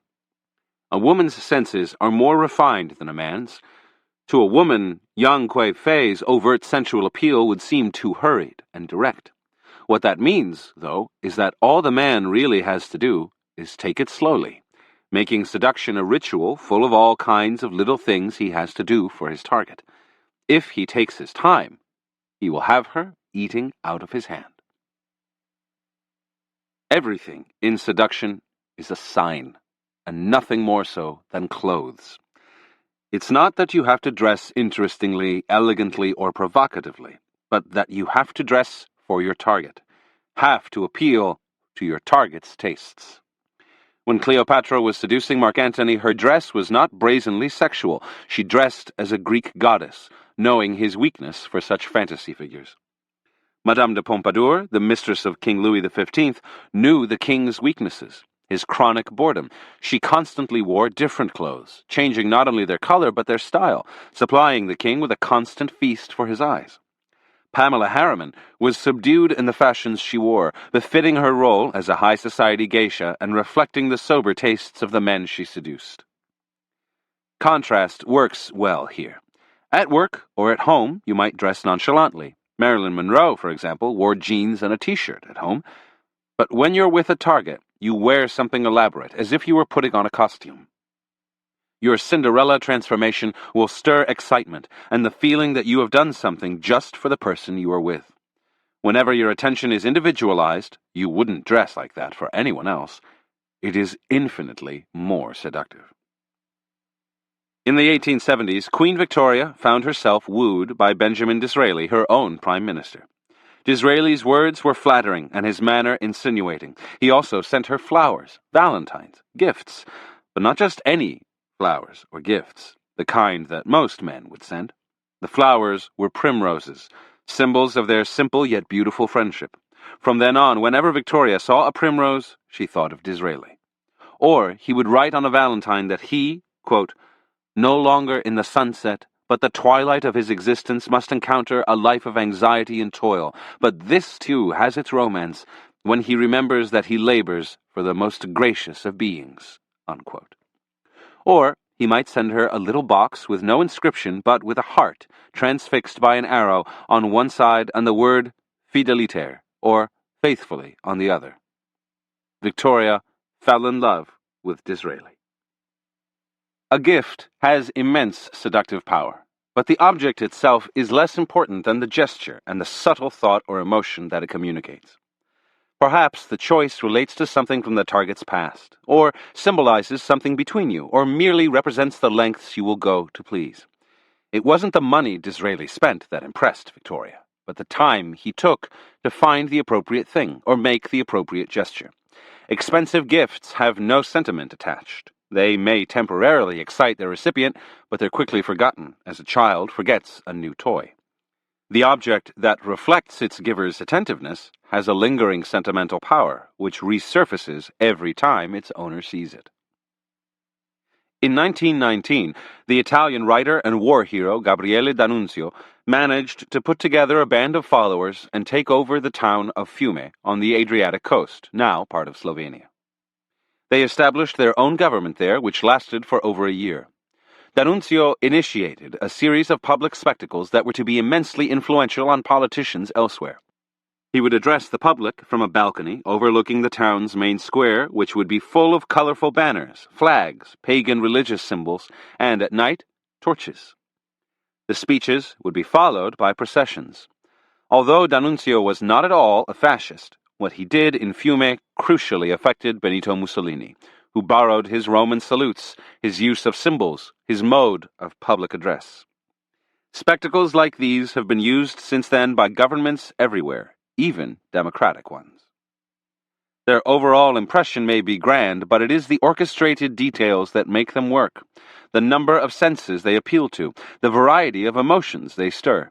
You are aiming to distract people. And nothing is more distracting than a wealth of detail. Fireworks, flags, music, uniforms, marching soldiers, the feel of the crowd packed together. It becomes difficult to think straight, particularly if the symbols and details stir up patriotic emotions. Finally, words are important in seduction and have a great deal of power to confuse, distract, and boost the vanity of the target. But what is most seductive in the long run is what you do not say, what you communicate indirectly. Words come easily, and people distrust them. Anyone can say the right words, and once they are said, nothing is binding, and they may even be forgotten altogether. The gesture, the thoughtful gift, the little details seem much more real and substantial. They are also much more charming than lofty words about love, precisely because They speak for themselves, and let the seduced read into them more than is there. Never tell someone what you are feeling. Let them guess it in your looks and gestures. That is the more convincing language. Reversal. There is no reversal.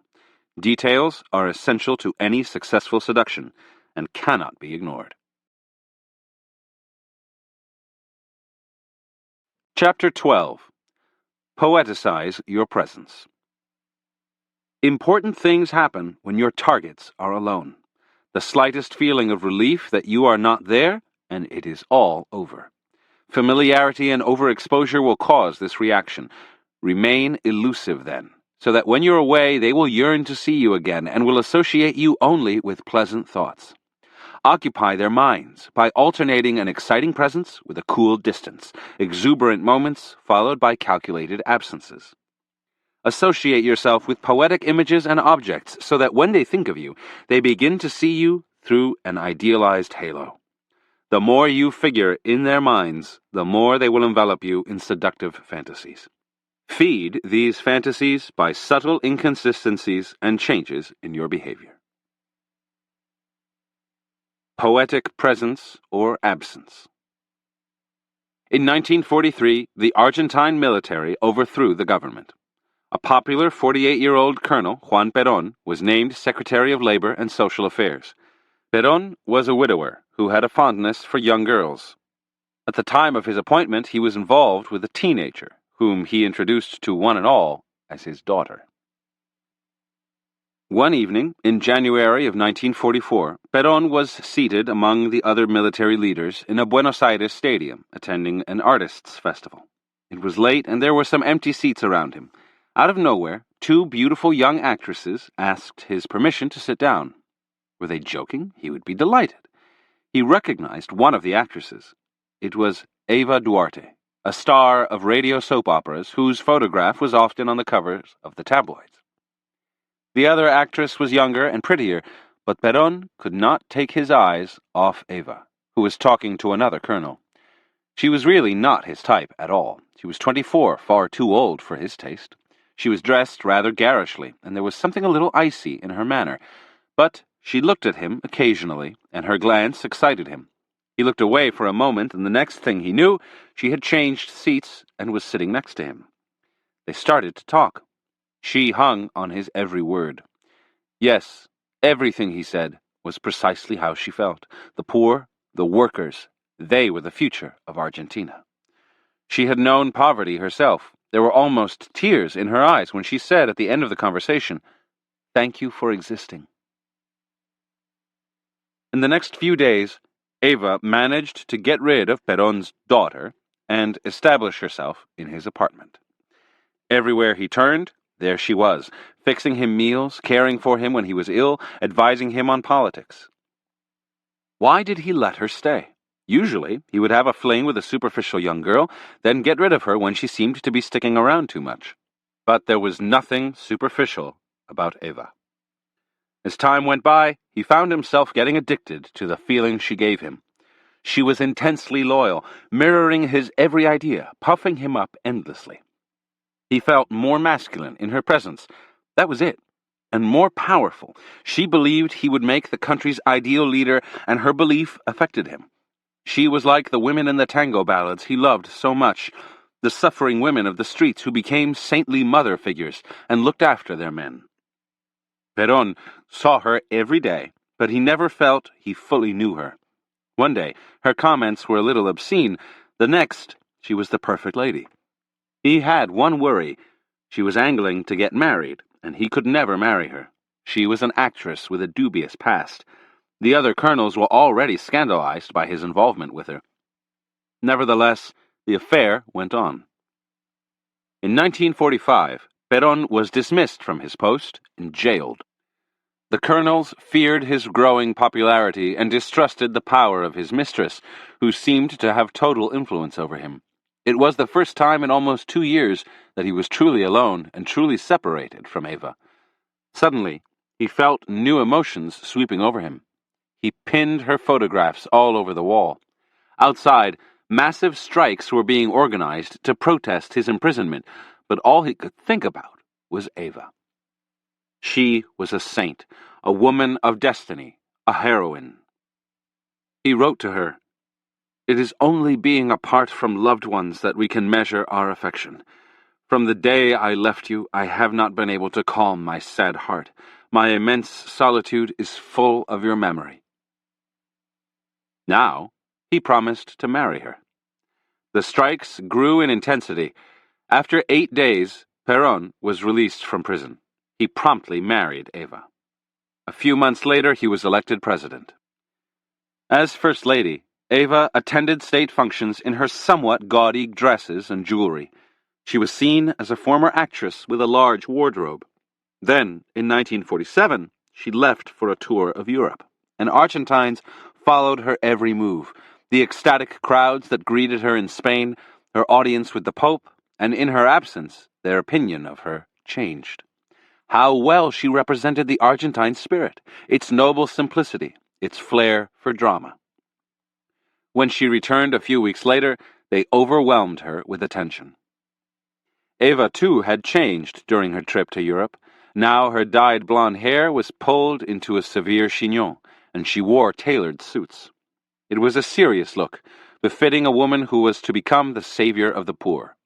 Soon her image could be seen everywhere, her initials on the walls, the sheets, the towels of the hospitals for the poor, her profile on the jerseys of a soccer team from the poorest part of Argentina, whose club she sponsored, her giant, smiling face covering the sides of buildings. Since finding out anything personal about her had become impossible, all kinds of elaborate fantasies began to spring up about her. And when cancer cut her life short in 1952, at the age of 33, the age of Christ when he died, the country went into mourning. Millions filed past her embalmed body. She was no longer a radio actress, a wife, a first lady, but Evita, a saint. Interpretation. Eva Duarte was an illegitimate child who had grown up in poverty, escaped to Buenos Aires to become an actress, and had been forced to do many tawdry things to survive and get ahead in the theater world. Her dream was to escape all of the constraints on her future, for she was intensely ambitious. Perón was the perfect victim. He imagined himself a great leader, but the reality was he was fast becoming a lecherous old man who was too weak to raise himself up. Eva injected poetry into his life. Her language was florid and theatrical. She surrounded him with attention, indeed to the point of suffocation, but a woman's dutiful service to a great man was a classic image and was celebrated in innumerable tango ballads. Yet she managed to remain elusive, mysterious, like a movie star you see all the time on the screen but never really know. And when Perón was finally alone in prison, these poetic images and associations burst forth in his mind. He idealized her madly. As far as he was concerned, she was no longer an actress with a tawdry past. She seduced an entire nation the same way. The secret was her dramatic, poetic presence, combined with a touch of elusive distance. Over time, you would see whatever you wanted to in her. To this day, people fantasize about what Eva was really like. Familiarity destroys seduction. This rarely happens early on. There is so much to learn about a new person, but a midpoint may arrive when the target has begun to idealize and fantasize about you, only to discover that you are not what he or she thought. It's not a question of being seen too often, of being too available, as some imagine. In fact, if your targets see you too rarely, you give them nothing to feed on, and their attention may be caught by someone else. You have to occupy their mind. It is more a manner of being too consistent, too obvious, too human and real. Your targets cannot idealize you if they know too much about you, if they start to see you as all too human. Not only must you maintain a degree of distance, but there must be something fantastical and bewitching about you, sparking all kinds of delightful possibilities in their mind. The possibility Eva held out was the possibility that she was what in Argentine culture was considered the ideal woman. Devoted, motherly, saintly. But there are any number of poetic ideals you can try to embody. Chivalry, adventure, romance, and so on are just as potent, and if you have a whiff of them about you, you can breathe enough poetry into the air to fill people's minds with fantasies and dreams. At all costs, you must embody something, even if it is roguery and evil. Anything to avoid the taint of familiarity and commonness. Keys to seduction. We all have a self-image that is more flattering than the truth. We think of ourselves as more generous, selfless, honest, kindly, intelligent, or good-looking than, in fact, we are. It is extremely difficult for us to be honest with ourselves about our own limitations. We have a desperate need to idealize ourselves. As the writer Angela Carter remarks, we would rather align ourselves with angels than with the higher primates from which we are actually descended. This need to idealize extends to our romantic entanglements because when we fall in love or under the spell of another person, we see a reflection of ourselves. The choice we make in deciding to become involved with another person reveals something important and intimate about us. We resist seeing ourselves as having fallen for someone who is cheap or tacky or tasteless because it reflects badly on who we are. Furthermore, we're often likely to fall for someone who resembles us in some way. Should that person be deficient, or worst of all, ordinary, then there is something deficient and ordinary about us. No, at all costs, the loved one must be overvalued and idealized, at least for the sake of our own self-esteem. Besides, in a world that is harsh and full of disappointment, it is a great pleasure to be able to fantasize about a person you're involved with.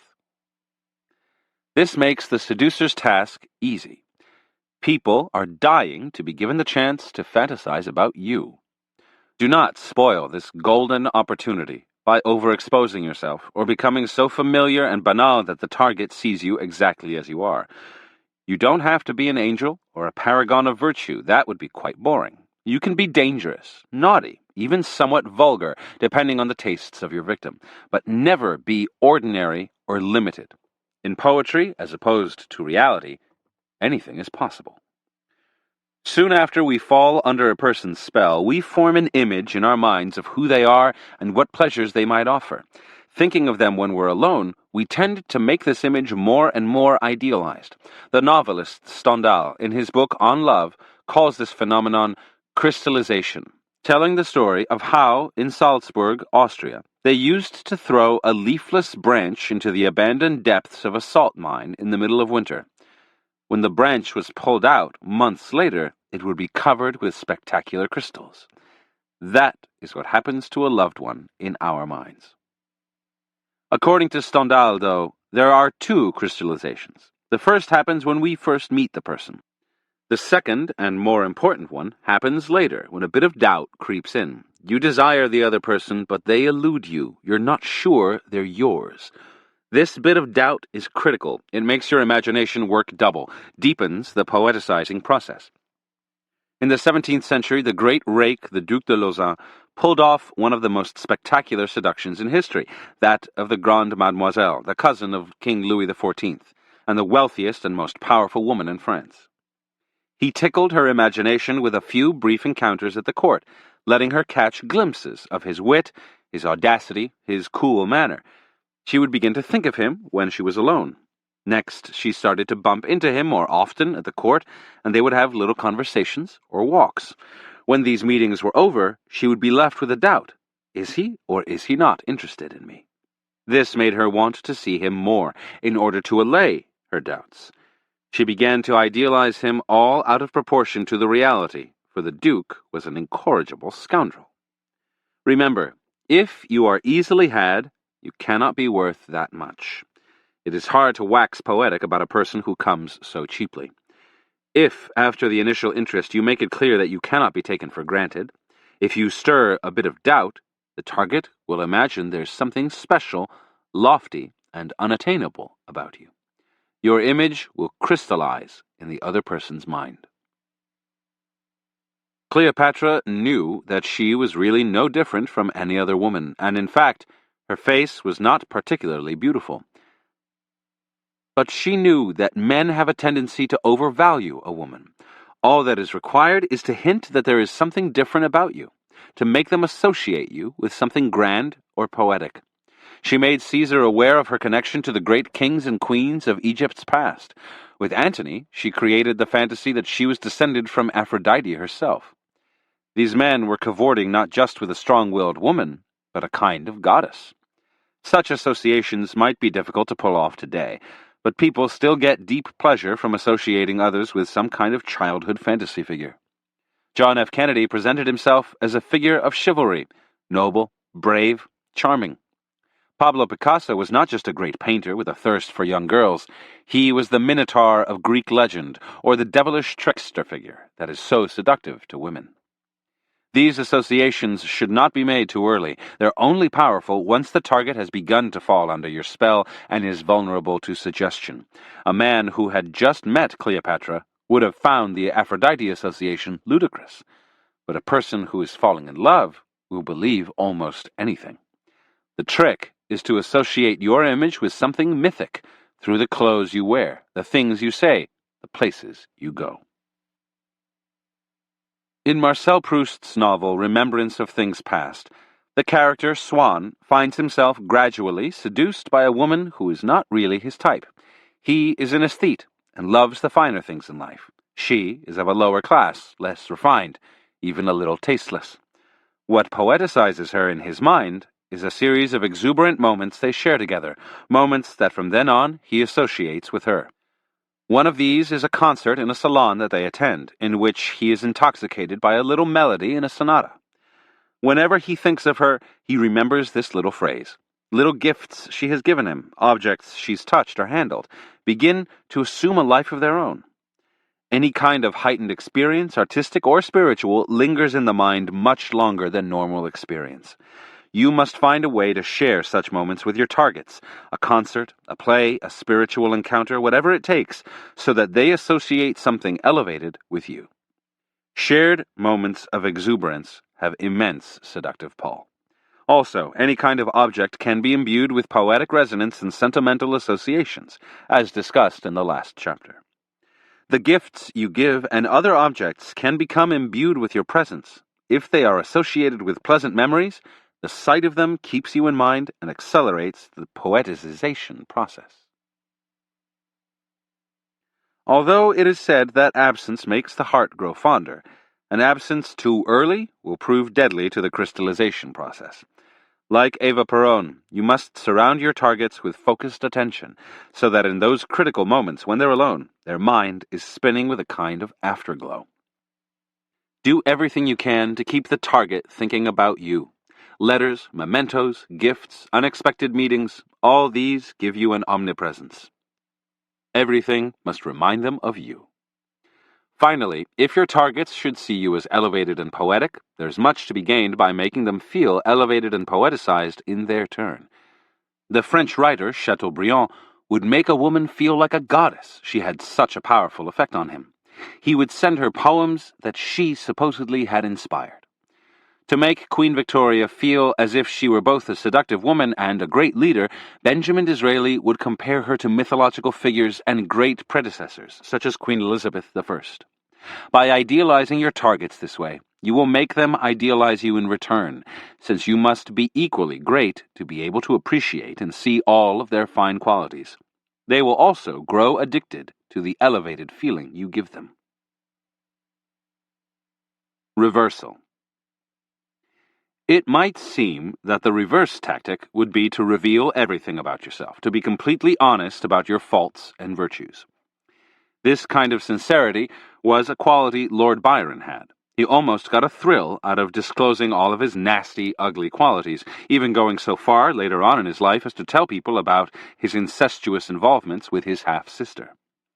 This kind of dangerous intimacy can be immensely seductive. The target will poeticize your vices and your honesty about them. They will start to see more than is there. In other words, the idealization process is unavoidable. The only thing that cannot be idealized is mediocrity. But there is nothing seductive about mediocrity. There is no possible way to seduce without creating some kind of fantasy and poeticization. Chapter 13.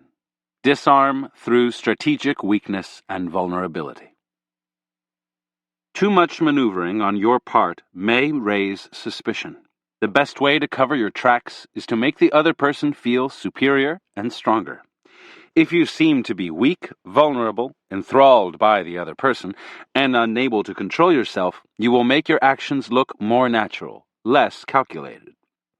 Physical weakness, tears, bashfulness, paleness, will help create the effect. To further win trust, exchange honesty for virtue. Establish your sincerity by confessing some sin on your part. It doesn't have to be real. Sincerity is more important than goodness. Play the victim, then transform your target's sympathy into love. The victim strategy. That sweltering August in the 1770s, when the Présidente de Tourvel was visiting the chateau of her old friend, Madame de Rosemonde. Leaving her husband at home, she was expecting to be enjoying the peace and quiet of country life, more or less on her own. But she loved the simple pleasures, and soon her daily life at the chateau assumed a comfortable pattern. Daily mass, walks in the country, charitable work in the neighboring villages, card games in the evening. When Madame de Rosemonde's nephew arrived for a visit, then, the Présidente felt uncomfortable, but also curious.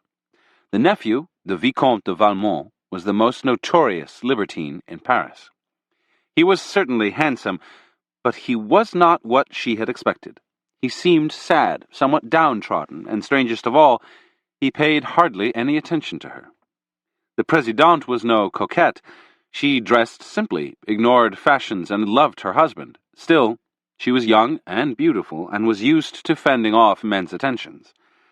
In the back of her mind, she was slightly perturbed that he took so little notice of her. Then, at Mass one day, she caught a glimpse of Valmont, apparently lost in prayer. The idea dawned on her that he was in the midst of a period of soul-searching. As soon as word had leaked out that Valmont was at the chateau, the Présidente had received a letter from a friend warning her against this dangerous man. But she thought of herself as the last woman in the world to be vulnerable to him. Besides, he seemed on the verge of repenting his evil past. Perhaps she could help move him in that direction. What a wonderful victory that would be for God. And so the Présidente took note of Valmont's comings and goings, trying to understand what was happening in his head. It was strange, for instance, that he would often leave in the morning to go hunting, yet would never return with any game. One day she decided to have her servant do a little harmless spying, and she was amazed and delighted to learn that Valmont had not gone hunting at all. He had visited a local village where he had doled out money to a poor family about to be evicted from their home. Yes, she was right. His passionate soul was moving from sensuality to virtue. How happy that made her feel. That evening, Valmont and the Présidente found themselves alone for the first time, and Valmont suddenly burst out with a startling confession. He was head over heels in love with the Présidente, and with a love he had never experienced before. Her virtue, her goodness, her beauty, her kind ways had completely overwhelmed him. His generosity to the poor that afternoon had been for her sake, perhaps inspired by her, perhaps something more sinister. It had been to impress her.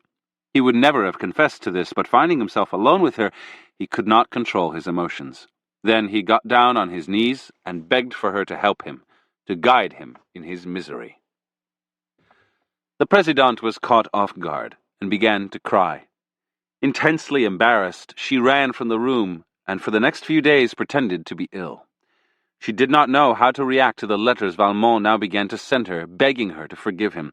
He praised her beautiful face and her beautiful soul and claimed she had made him rethink his whole life. These emotional letters produced disturbing emotions, and Tourvel prided herself on her calmness and prudence. She knew she should insist that he leave the chateau, and wrote him to that effect.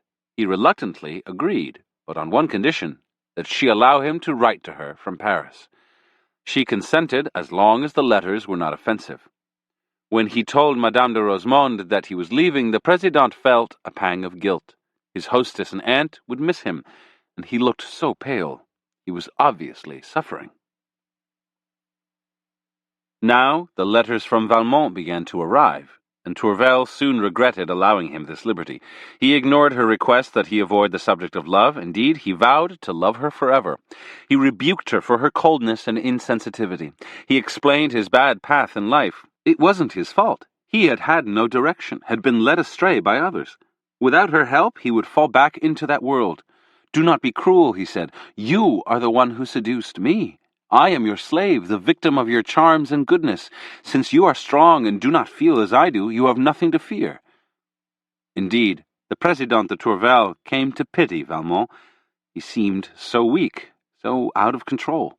How could she help him? And why was she even thinking of him, which she now did more and more? She was a happily married woman. No, she must at least put an end to this tiresome correspondence. No more talk of love, she wrote, or she would not reply. His letters stopped coming. She felt relief. Finally, some peace and quiet. One evening, however, as she was seated at the dinner table, she suddenly heard Valmont's voice from behind her, addressing Madame de Rosemonde. On the spur of the moment, he said he had decided to return for a short visit. She felt a shiver up and down her spine. Her face flushed. He approached and sat down beside her. He looked at her, she looked away, and soon made an excuse to leave the table and go up to her room. But she could not completely avoid him over the next few days, and she saw that he seemed paler than ever. He was polite, and a whole day might pass without her seeing him, but these brief absences had a paradoxical effect. Now Tourvel realized what had happened. She missed him. She wanted to see him. This paragon of virtue and goodness had somehow fallen in love with an incorrigible rake. Disgusted with herself and what she had allowed to happen, she left the chateau in the middle of the night without telling anyone and headed for Paris, where she planned somehow to repent this awful sin. Interpretation. The character of Valmont in Chaudarlot de Laclos' epistolary novel Dangerous Liaisons is based on several of the great real-life libertines of 18th century France. Everything Valmont does is calculated for effect.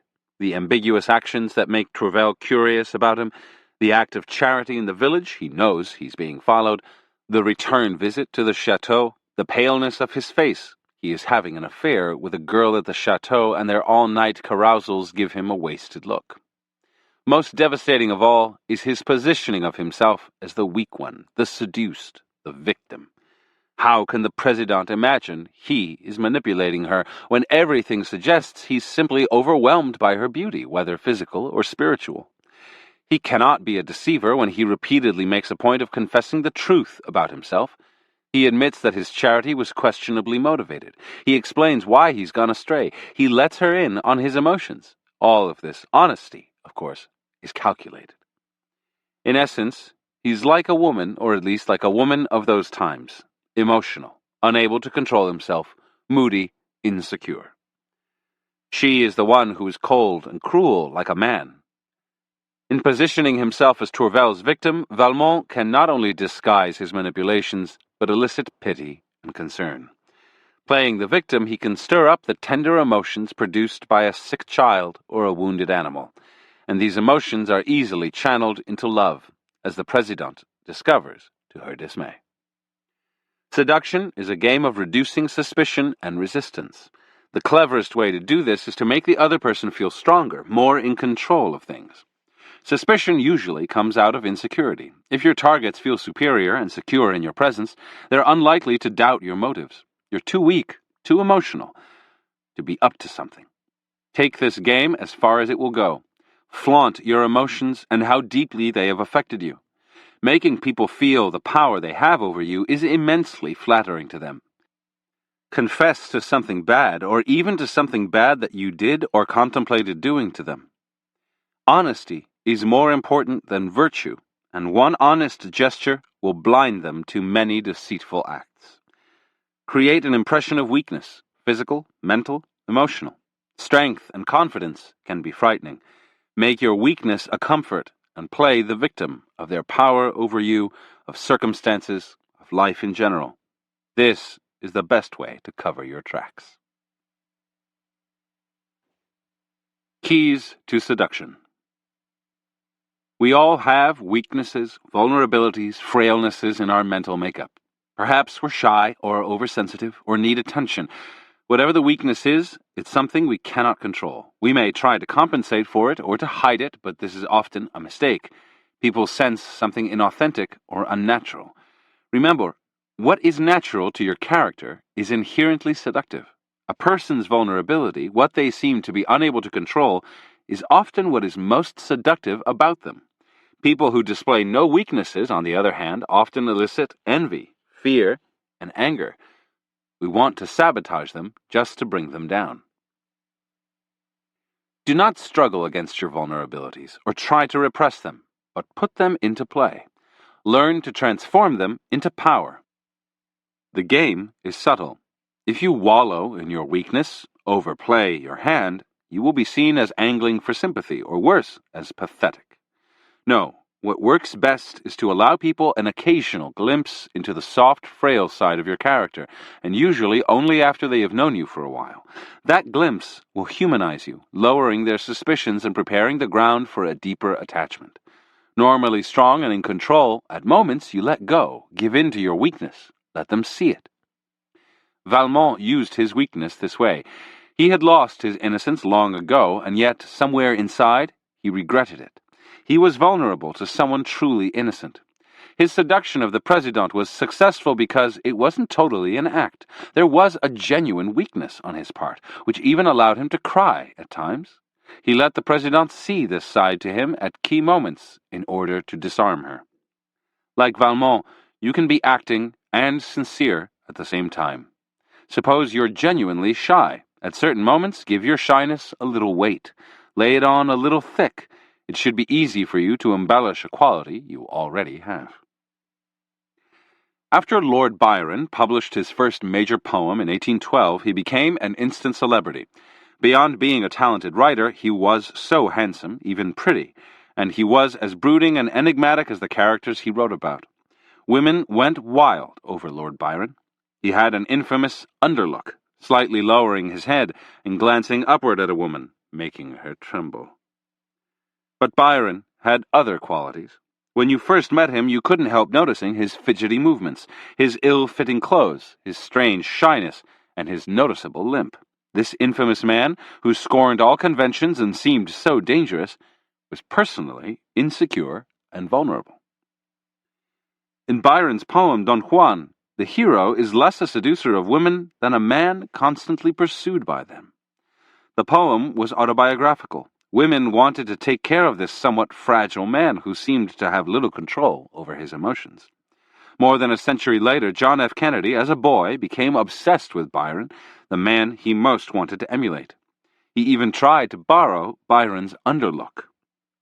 Kennedy himself was a frail youth with constant health problems. He was also a little pretty, and friends saw something slightly feminine in him. Kennedy's weaknesses, physical and mental, for he too was insecure, shy, and oversensitive, were exactly what drew women to him. If Byron and Kennedy had tried to cover up their vulnerabilities with a masculine swagger, they would have had no seductive charm. Instead, they learned how to subtly display their weaknesses, letting women sense this soft side to them. There are fears and insecurities peculiar to each sex. Your use of strategic weakness must always take these differences into account. A woman, for instance, may be attracted by a man's strength and self-confidence, but too much of it can create fear, seeming unnatural, even ugly.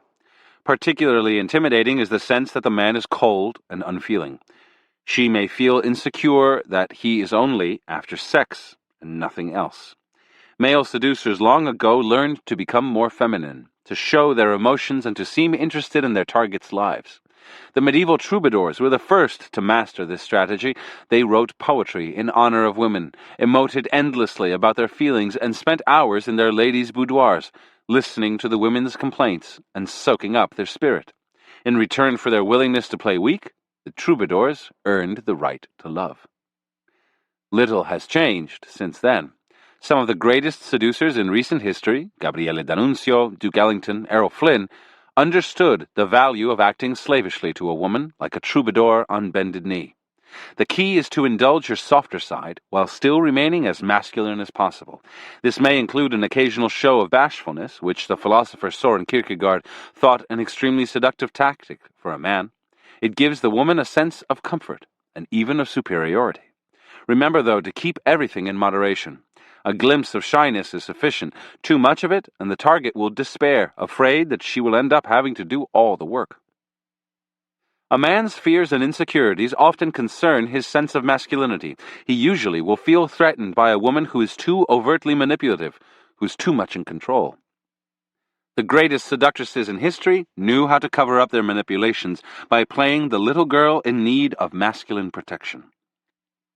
A famous courtesan of ancient China, Su Shou, used to make up her face to look particularly pale and weak. She would also walk in a way that made her seem frail. The great 19th century courtesan Cora Pearl would literally dress and act like a little girl. Marilyn Monroe knew how to give the impression that she depended on a man's strength to survive. In all of these instances, the women were the ones in control of the dynamic, boosting a man's sense of masculinity in order to ultimately enslave him. To make this most effective, a woman should seem both in need of protection and sexually excitable, giving the man his ultimate fantasy. The Empress Josephine, wife of Napoleon Bonaparte, won dominance over her husband early on through a calculated coquetry. Later on, though, she held on to that power through her constant, and not so innocent, use of tears. Seeing someone cry usually has an immediate effect on our emotions. We cannot remain neutral. We feel sympathy and most often will do anything to stop the tears, including things that we normally wouldn't do. Weeping is an incredibly potent tactic, but the weeper is not always so innocent. There's usually something real behind the tears, but there may also be an element of acting, of playing for effect, and if the target senses this, the tactic is doomed. Beyond the emotional impact of tears, there is something seductive about sadness. We want to comfort the other person, and as Tourvel discovered, that desire quickly turns into love. Affecting sadness, even crying sometimes, has great strategic value, even for a man. It is a skill you can learn.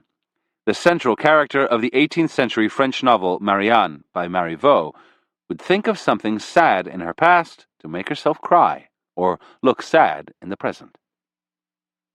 Use tears sparingly and save them for the right moment. Perhaps this might be a time when the target seems suspicious of your motives, or when you're worrying about having no effect on him or her. Tears are a sure barometer of how deeply the other person is falling for you. If they seem annoyed or resist the bait, your case is probably hopeless. In social and political situations, seeming too ambitious or too controlled will make people fear you. It's crucial to show your soft side. The display of a single weakness will hide a multitude of manipulations. Emotion, or even tears, will work here too.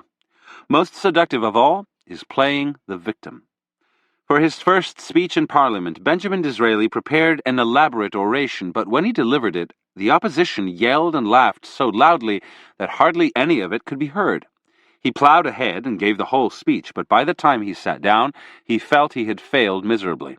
Much to his amazement, his colleagues told him the speech was a marvelous success.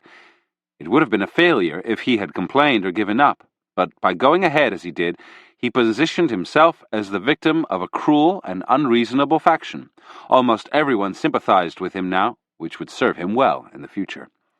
Attacking your mean-spirited opponents can make you seem ugly as well. Instead, soak up their blows and play the victim. The public will rally to your side in an emotional response that will lay the groundwork for a grand political seduction. Reversal. Timing is everything in seduction. You should always look for signs that the target is falling under your spell. A person falling in love tends to ignore the other person's weaknesses or to see them as endearing. An unseduced, rational person, on the other hand, may find bashfulness or emotional outbursts pathetic. There are also certain weaknesses that have no seductive value no matter how in love the target may be. The great 17th century courtesan Ninon de L'Enclos liked men with a soft side. But sometimes a man would go too far, complaining that she did not love him enough, that she was too fickle and independent, that he was being mistreated and wronged. For Ninon, such behavior would break the spell, and she would quickly end the relationship. Complaining, whining, neediness, and actively appealing for sympathy will appear to your targets not as charming weaknesses, but as manipulative attempts at a kind of negative power. So when you play the victim, do it subtly, without over-advertising it. The only weaknesses worth playing up are the ones that will make you seem lovable. All others should be repressed and eradicated at all costs. Chapter 14. Confuse Desire and Reality, the Perfect Illusion. To compensate for the difficulties in their lives, people spend a lot of their time daydreaming, imagining a future full of adventure, success, and romance. If you can create the illusion that through you they can live out their dreams, you will have them at your mercy. It is important to start slowly, gaining their trust and gradually constructing the fantasy that matches their desires. Aim at secret wishes that have been thwarted or repressed, stirring up uncontrollable emotions, clouding their powers of reason. The perfect illusion is one that does not depart too much from reality, but has a touch of the unreal to it, like a waking dream. Lead the seduced to a point of confusion in which they can no longer tell the difference between illusion and reality. Fantasy in the flesh. In 1964, a 20-year-old Frenchman named Bernard Boursicot arrived in Beijing, China, to work as an accountant in the French embassy. His first weeks there were not what he had expected. Boursicot had grown up in the French provinces, dreaming of travel and adventure. When he had been assigned to come to China, images of the Forbidden City and of the gambling dens of Macau had danced in his mind. But this was communist China, and contact between Westerners and Chinese was almost impossible at the time. Boursicot had to socialize with the other Europeans stationed in the city, and what a boring and cliquish lot they were. He grew lonely, regretted taking the assignment, and began making plans to leave. Then, at a Christmas party that year, Boursicot's eyes were drawn to a young Chinese man in a corner of the room. He had never seen anyone Chinese at any of these affairs. The man was intriguing. He was slender and short, a bit reserved, but he had an attractive presence. Boursicot went up and introduced himself. The man, Shi Pei-pu, proved to be a writer of Chinese opera librettos who also taught Chinese to members of the French embassy. Aged 26, he spoke perfect French. Everything about him fascinated Boursicot. His voice was like music, soft and whispery, and he left you wanting to know more about him. Boursicot, although usually shy, insisted on exchanging telephone numbers. Perhaps Pei-pu could be his Chinese tutor. They met a few days later in a restaurant. Boursicot was the only Westerner there. At last, a taste of something real and exotic. Pei-pu, it turned out, had been a well-known actor in Chinese opera and came from a family with connections to the former ruling dynasty. Now, he wrote operas about the workers, but he said this with a look of irony. They began to meet regularly, Pei-pu showing Boursicot the sights of Beijing. Boursicot loved his stories. Pei-pu talked slowly, and every historical detail seemed to come alive as he spoke, his hands moving to embellish his words. This, he might say, is where the last Ming emperor hung himself, pointing to the spot and telling the story at the same time. Or, the cook in the restaurant we just ate in once served in the palace of the last emperor, and then another magnificent tale would follow. Pei-pu also talked of life in the Beijing opera, where men often played women's parts and sometimes became famous for it. The two men became friends. Chinese contact with foreigners was restricted, but they managed to find ways to meet. One evening, Boursicot tagged along when Pei-pu visited the home of a French official to tutor the children. He listened as Pei-pu told them the story of the butterfly, a tale from the Chinese opera. A young girl yearns to attend an imperial school, but girls are not accepted there. She disguises herself as a boy, passes the exams, and enters the school. A fellow student falls in love with her, and she is attracted to him, so she tells him that she is actually a girl. Like most of these tales, the story ends tragically. Pei Pu told it with unusual emotion. In fact, he had played the role of the girl in the opera. A few nights later, as they were walking before the gates of the Forbidden City, Pei Pu returned to the story of the butterfly. "Look at my hands," he said. "Look at my face. That story of the butterfly, it is my story, too." In his slow, dramatic delivery, he explained that his mother's first two children had been girls. Sons were far more important in China. If the third child was a girl, the father would have to take a second wife. The third child came, another girl. But the mother was too frightened to reveal the truth and made an arrangement with the midwife. They would say that the child was a boy, and it would be raised as such. This third child was Pei Pu. Over the years, Pei Pu had had to go to extreme lengths to disguise her sex. She never used public bathrooms, plucked her hairline to look as if she were balding, on and on. Boursicot was enthralled by the story, and also relieved, for like the boy in the butterfly tale, deep down, he felt attracted to Pei Pu. Now everything made sense. The small hands, the high-pitched voice, the delicate neck. He had fallen in love with her, and it seemed the feelings were reciprocated. Pei Pu started visiting Boursicot's apartment, and soon they were sleeping together. She continued to dress as a man, even in his apartment, but women in China wore men's clothes anyway, and Pei Pu acted more like a woman than any of the Chinese women he had seen. In bed, she had a shyness and a way of directing his hands that was both exciting and feminine. She made everything romantic and heightened. When he was away from her, her every word and gesture resonated in his mind. What made the affair all the more exciting was the fact that they had to keep it secret. In December of 1965, Boursicot left Beijing and returned to Paris.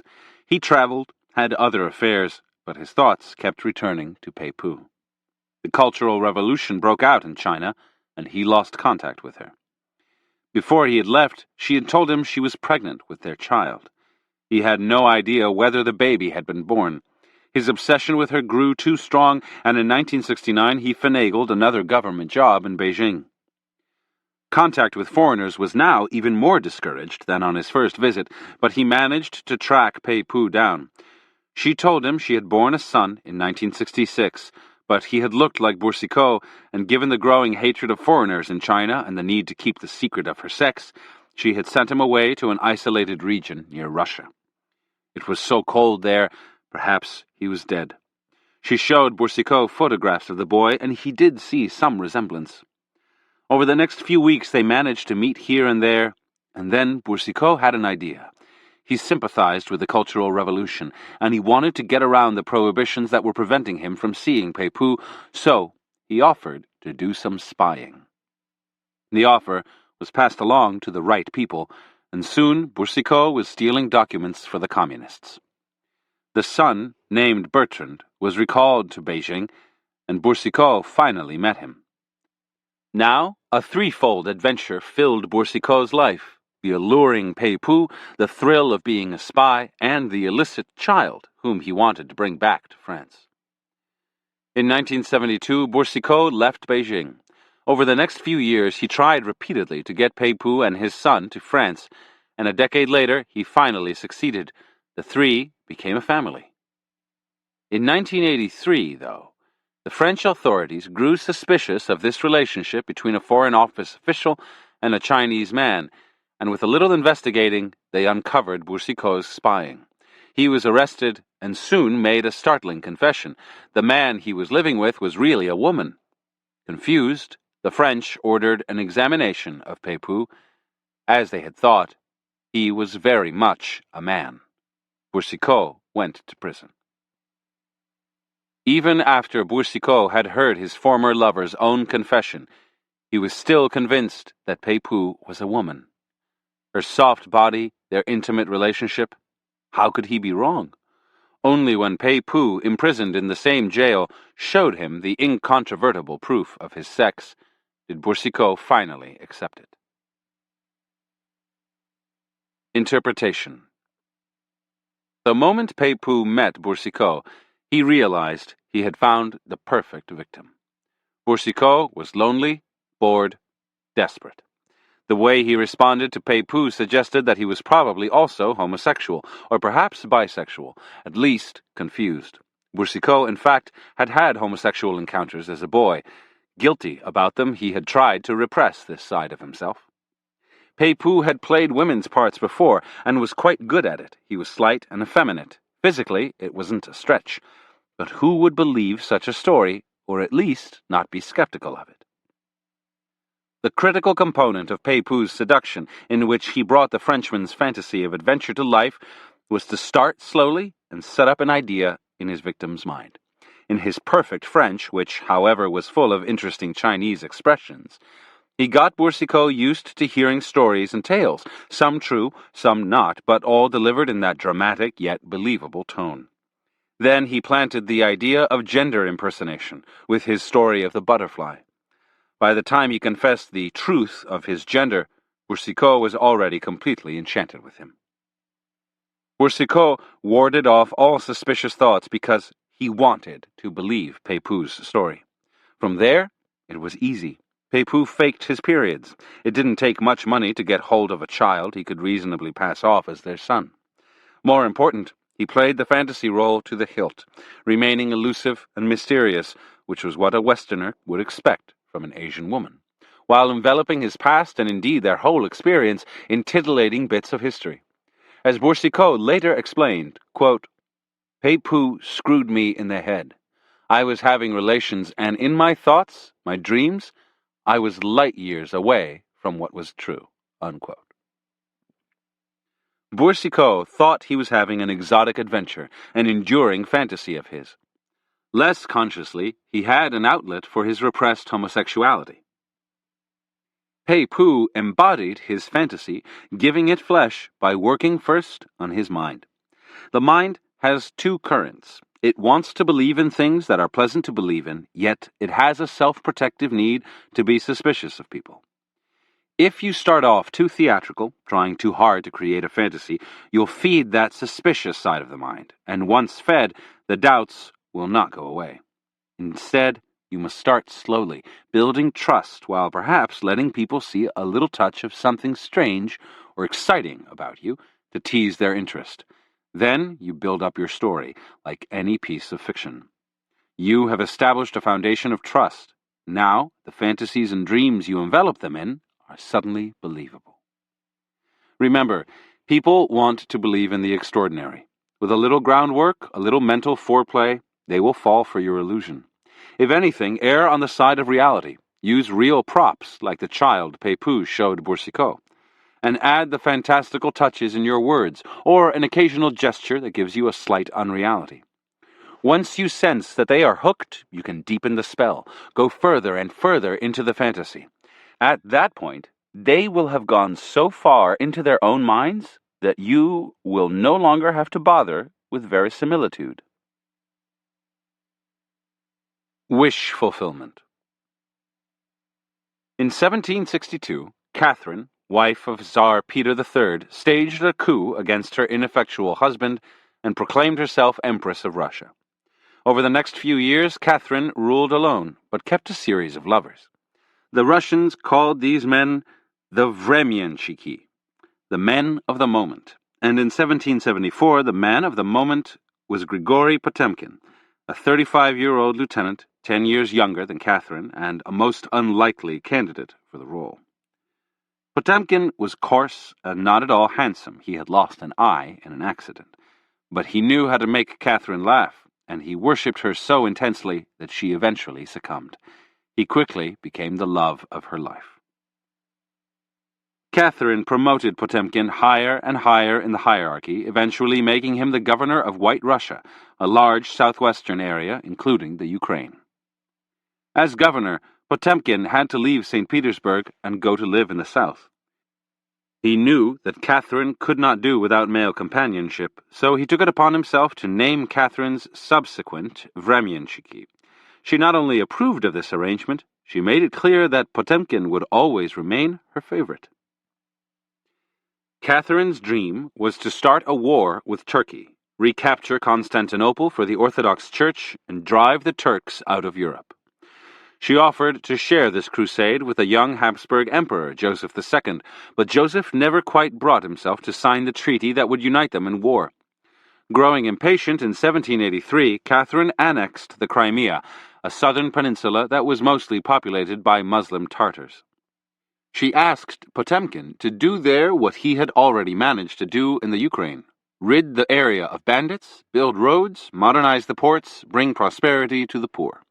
Once he had cleaned it up, the Crimea would make the perfect launching post for the war against Turkey. The Crimea was a backward wasteland, but Potemkin loved the challenge. Getting to work on 100 different projects, he grew intoxicated with visions of the miracles he would perform there. He would establish a capital on the Dnieper River, Yekaterinoslav, which means to the glory of Catherine, that would rival St. Petersburg and would house a university outshining anything in Europe. The countryside would hold endless fields of corn, orchards with rare fruits from the Orient, silkworm farms, new towns with bustling marketplaces. On a visit to the Empress in 1785, Potemkin talked of these things as if they already existed. So vivid were his descriptions. The Empress was delighted, but her ministers were skeptical. Potemkin loved to talk. Ignoring their warnings, in 1787, Catherine arranged for a tour of the area. She asked Joseph II to join her. He would be so impressed with the modernization of the Crimea that he would immediately sign on for the war against Turkey. Potemkin, naturally, was to organize the whole affair. And so, in May of that year, after the Dnieper had thawed, Catherine prepared for a journey from Kiev in the Ukraine to Sebastopol in the Crimea. Potemkin arranged for 7 floating palaces to carry Catherine and her retinue down the river.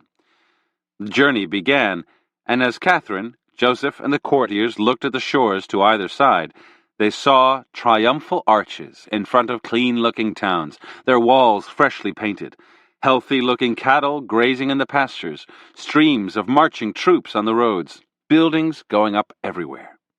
At dusk, they were entertained by bright costumed peasants and smiling girls with flowers in their hair, dancing on the shore. Catherine had traveled through this area many years before, and the poverty of the peasantry there had saddened her. She had determined then that she would somehow change their lot. To see before her eyes the signs of such a transformation overwhelmed her, and she berated Potemkin's critics. "Look at what my favorite has accomplished. Look at these miracles." They anchored at 3 towns along the way, staying in each place in a magnificent, newly built palace with artificial waterfalls in the English-style gardens. On land, they moved through villages with vibrant marketplaces. The peasants were happily at work, building and repairing. Everywhere they spent the night, some spectacle filled their eyes: dances, parades, mythological tableaux vivants, artificial volcanoes illuminating Moorish gardens. Finally, at the end of the trip, in the palace at Sebastopol, Catherine and Joseph discussed the war with Turkey. Joseph reiterated his concerns. Suddenly, Potemkin interrupted. "I have 100,000 troops waiting for me to say go." At that moment, the windows of the palace were flung open, and to the sounds of booming cannons they saw lines of troops as far as the eye could see, and a fleet of ships filling the harbor. Awed by the sight, images of Eastern European cities retaken from the Turks dancing in his mind, Joseph II finally signed the treaty. Catherine was ecstatic, and her love for Potemkin reached new heights. He had made her dreams come true. Catherine never suspected that almost everything she had seen was pure fakery, perhaps the most elaborate illusion ever conjured up by one man. Interpretation. In the 4 years that he had been governor of the Crimea, Potemkin had accomplished little, for this backwater would take decades to improve. But in the few months before Catherine's visit, he had done the following. Every building that faced the road or the shore was given a fresh coat of paint. Artificial trees were set up to hide unseemly spots in the view. Broken roofs were repaired with flimsy boards, painted to look like tile. Everyone the party would see was instructed to wear their best clothes and look happy. Everyone old and infirm was to stay indoors. Floating in their palaces down the Dnieper, the imperial entourage saw brand new villages, but most of the buildings were only facades. The herds of cattle were shipped from great distances and were moved at night to fresh fields along the route. The dancing peasants were trained for the entertainments. After each one, they were loaded into carts and hurriedly transported to a new downriver location, as were the marching soldiers who seemed to be everywhere. The gardens of the new palaces were filled with transplanted trees that died a few days later. The palaces themselves were quickly and badly built, but were so magnificently furnished that no one noticed. One fortress along the way had been built of sand and was destroyed a little later by a thunderstorm. The cost of this vast illusion had been enormous, and the war with Turkey would fail. But Potemkin had accomplished his goal. To the observant, of course, there were signs along the way that all was not as it seemed. But when the Empress herself insisted that everything was real and glorious, the courtiers could only agree. This was the essence of the seduction. Catherine had wanted so deeply to be seen as a loving and progressive ruler, one who would defeat the Turks and liberate Europe, that when she saw signs of change in the Crimea, her mind filled in the picture. When our emotions are engaged, we often have trouble seeing things as they are.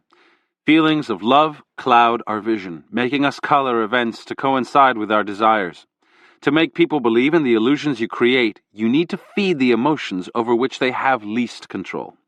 Often the best way to do this is to ascertain their unsatisfied desires, their wishes crying out for fulfillment. Perhaps they want to see themselves as noble or romantic, but life has thwarted them. Perhaps they want an adventure. If something seems to validate this wish, they become emotional and irrational almost to the point of hallucination. Remember to envelop them in your illusion slowly. Potemkin did not start with grand spectacles, but with simple sights along the way, such as grazing cattle. Then he brought them on land, heightening the drama until the calculated climax when the windows were flung open to reveal a mighty war machine. Actually, a few thousand men and boats lined up in such a way as to suggest many more. Like Potemkin, involve the target in some kind of journey, physical or otherwise. The feeling of a shared adventure is rife with fantasy associations. Make people feel that they are getting to see and live out something that relates to their deepest yearnings, and they will see happy, prosperous villages where there are only facades. Keys to seduction. The real world can be unforgiving. Events occur over which we have little control. Other people ignore our feelings in their quests to get what they need. Time runs out before we accomplish what we had wanted. If we ever stopped to look at the present and future in a completely objective way, we would despair. Fortunately, we develop the habit of dreaming early on. In this other mental world that we inhabit, the future is full of rosy possibilities. Perhaps tomorrow we'll sell that brilliant idea, or meet the person who will change our lives. Our culture stimulates these fantasies with constant images and stories of marvelous occurrences and happy romances. The problem is, these images and fantasies exist only in our minds, or on screen. They really aren't enough. We crave the real thing, not this endless daydreaming and titillation. Your task as a seducer is to bring some flesh and blood into someone's fantasy life by embodying a fantasy figure, or creating a scenario resembling that person's dreams. No one can resist the pull of a secret desire that has come to life before their eyes. You must first choose targets who have some repression or dream unrealized, always the most likely victims of a seduction. Slowly and gradually, you will build up the illusion that they are getting to see and feel and live those dreams of theirs. Once they have this sensation, they will lose contact with reality and begin to see your fantasy as more real than anything else. And once they lose touch with reality, they are, to quote Stendhal on Lord Byron's female victims, like roasted larks that fall into your mouth. Most people have a misconception about illusion.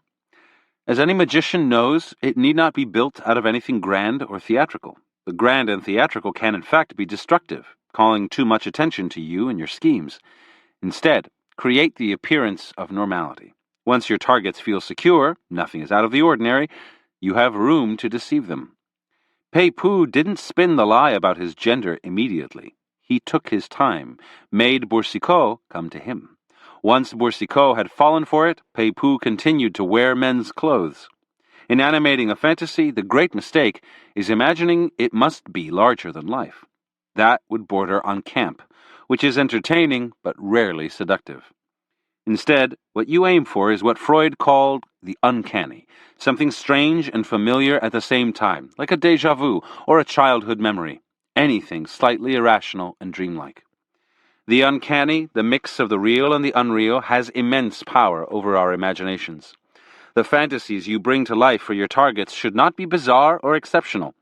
They should be rooted in reality, with a hint of the strange, the theatrical, the occult, in Talk of Destiny, for example. You vaguely remind people of something in their childhood, or a character in a film or book. Even before Boursicot heard Pei-Pu's story, he had the uncanny feeling of something remarkable and fantastical in this normal-looking man. The secret to creating an uncanny effect is to keep it subtle and suggestive. Emma Hart came from a prosaic background. Her father, a country blacksmith in 18th century England. Emma was beautiful, but had no other talents to her credit. Yet she rose to become one of the greatest seductresses in history, seducing first Sir William Hamilton, the English ambassador to the court of Naples, and then, as Lady Hamilton, Sir William's wife, Vice Admiral Lord Nelson. What was strangest when you met her was an uncanny sense that she was a figure from the past, a woman out of Greek myth or ancient history. Sir William was a collector of Greek and Roman antiquities. To seduce him, Emma cleverly made herself resemble a Greek statue and mythical figures in paintings of the time. It wasn't just the way she wore her hair or dressed, but her poses, the way she carried herself. It was as if one of the paintings he collected had come to life. Soon Sir William began to host parties in his home in Naples at which Emma would wear costumes and pose, recreating images from mythology and history.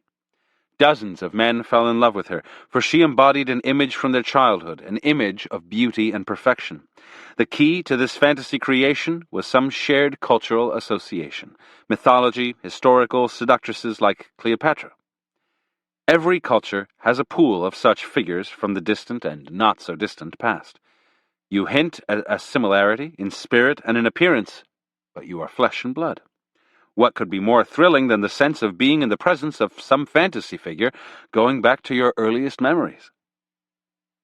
One night, Pauline Bonaparte, the sister of Napoleon, held a gala affair in her house. Afterward, a handsome German officer approached her in the garden and asked for her help in passing along a request to the emperor. Pauline said she would do her best, and then, with a rather mysterious look in her eye, asked him to come back to the same spot the next night. The officer returned and was greeted by a young woman who led him to some rooms near the garden and then to a magnificent salon complete with an extravagant bath. Moments later, another young woman entered through a side door, dressed in the sheerest garments. It was Pauline. Bells were rung, ropes were pulled, and maids appeared preparing the bath, giving the officer a dressing gown, then disappearing. The officer later described the evening as something out of a fairy tale, and he had the feeling that Pauline was deliberately acting the part of some mythical seductress. Pauline was beautiful and powerful enough to get almost any man she wanted, and she wasn't interested simply in luring a man into bed. She wanted to envelop him in romantic adventure, seduce his mind. Part of the adventure was the feeling that she was playing a role and was inviting her target along into this shared fantasy. Role-playing is immensely pleasurable. Its appeal goes back to childhood, where we first learn the thrill of trying on different parts, imitating adults or figures out of fiction. As we get older and society fixes a role on us, a part of us yearns for the playful approach we once had, the masks we were able to wear. We still want to play that game, to act a different role in life. Indulge your targets in this wish by first making it clear that you are playing a role, then inviting them to join you in a shared fantasy. The more you set things up like a play or a piece of fiction, the better. Notice how Pauline began the seduction with a mysterious request that the officer reappear the next night. Then a second woman led him into a magical series of rooms. Pauline herself delayed her entrance, and when she appeared, she did not mention his business with Napoleon or anything remotely banal. She had an ethereal air about her. He was being invited to enter a fairy tale. The evening was real, but had an uncanny resemblance to an erotic dream. Casanova took role-playing still further. He traveled with an enormous wardrobe and a trunk full of props, many of them gifts for his targets, fans, jewels, other accoutrements. And some of the things he said and did were borrowed from novels he had read and stories he had heard. He enveloped women in a romantic atmosphere that was heightened yet quite real to their senses. Like Casanova, you must see the world as a kind of theater. Inject a certain lightness into the roles you're playing. Try to create a sense of drama and illusion. Confuse people with the slight unreality of words and gestures inspired by fiction. In daily life, be the consummate actor. Our culture reveres actors because of their freedom to play roles. It is something that all of us envy. For years, the Cardinal de Rohan had been afraid that he had somehow offended his queen, Marie Antoinette. She would not so much as look at him. Then, in 1784, the Comtesse de la Motte-Valois suggested to him that the Queen was prepared not only to change this situation, but actually to befriend him. The Queen, said la Motte-Valois, would indicate this in her next formal reception. She would nod to him in a particular way. During the reception, Rohan indeed noticed a slight change in the Queen's behavior toward him, and a barely perceptible glance at him. He was overjoyed. Now, the Countess suggested they exchange letters, and Rohan spent days writing and rewriting his first letter to the Queen. To his delight, he received one back. Next, the Queen requested a private interview with him in the gardens of Versailles. Rohan was beside himself with happiness and anxiety. At nightfall, he met the Queen in the gardens, fell to the ground, and kissed the hem of her dress. "You may hope that the past will be forgotten," she said. At this moment they heard voices approaching, and the Queen, frightened that someone would see them together, quickly fled with her servants. But Rohan soon received a request from her, again through the Countess. She desperately wanted to acquire the most beautiful diamond necklace ever created. She needed a go-between to purchase it for her, since the king thought it too expensive. She had chosen Rohan for the task. The cardinal was only too willing. In performing this task, he would prove his loyalty, and the queen would be indebted to him forever. Rohan acquired the necklace. The countess was to deliver it to the queen. Now Rohan waited for the queen both to thank him and slowly to pay him back. Yet this never happened. The countess was in fact a grand swindler. The queen had never nodded to him. He had only imagined it. The letters he had received from her were forgeries, and not even very good ones. The woman he had met in the park had been a prostitute, paid to dress and act the part. The necklace was, of course, real, but once Rohan had paid for it and handed it over to the countess, it disappeared. It was broken into parts, which were hawked all over Europe for enormous amounts. And when Rohan finally complained to the queen, news of the extravagant purchase spread rapidly. The public believed Rohan's story, that the queen had indeed bought the necklace and was pretending otherwise. This fiction was the first step in the ruin of her reputation. Everyone has lost something in life, has felt the pangs of disappointment. The idea that we can get something back, that a mistake can be righted, is immensely seductive.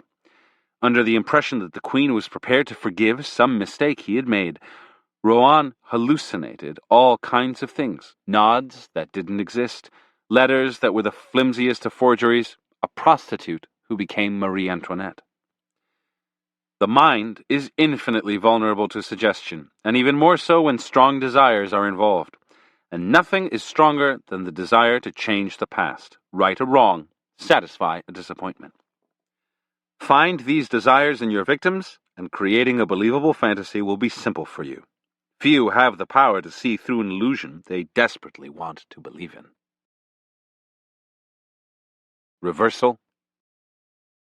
There is no reversal to this chapter. No seduction can proceed without creating illusion, the sense of a world that is real but separate from reality. Chapter 15. Isolate the victim.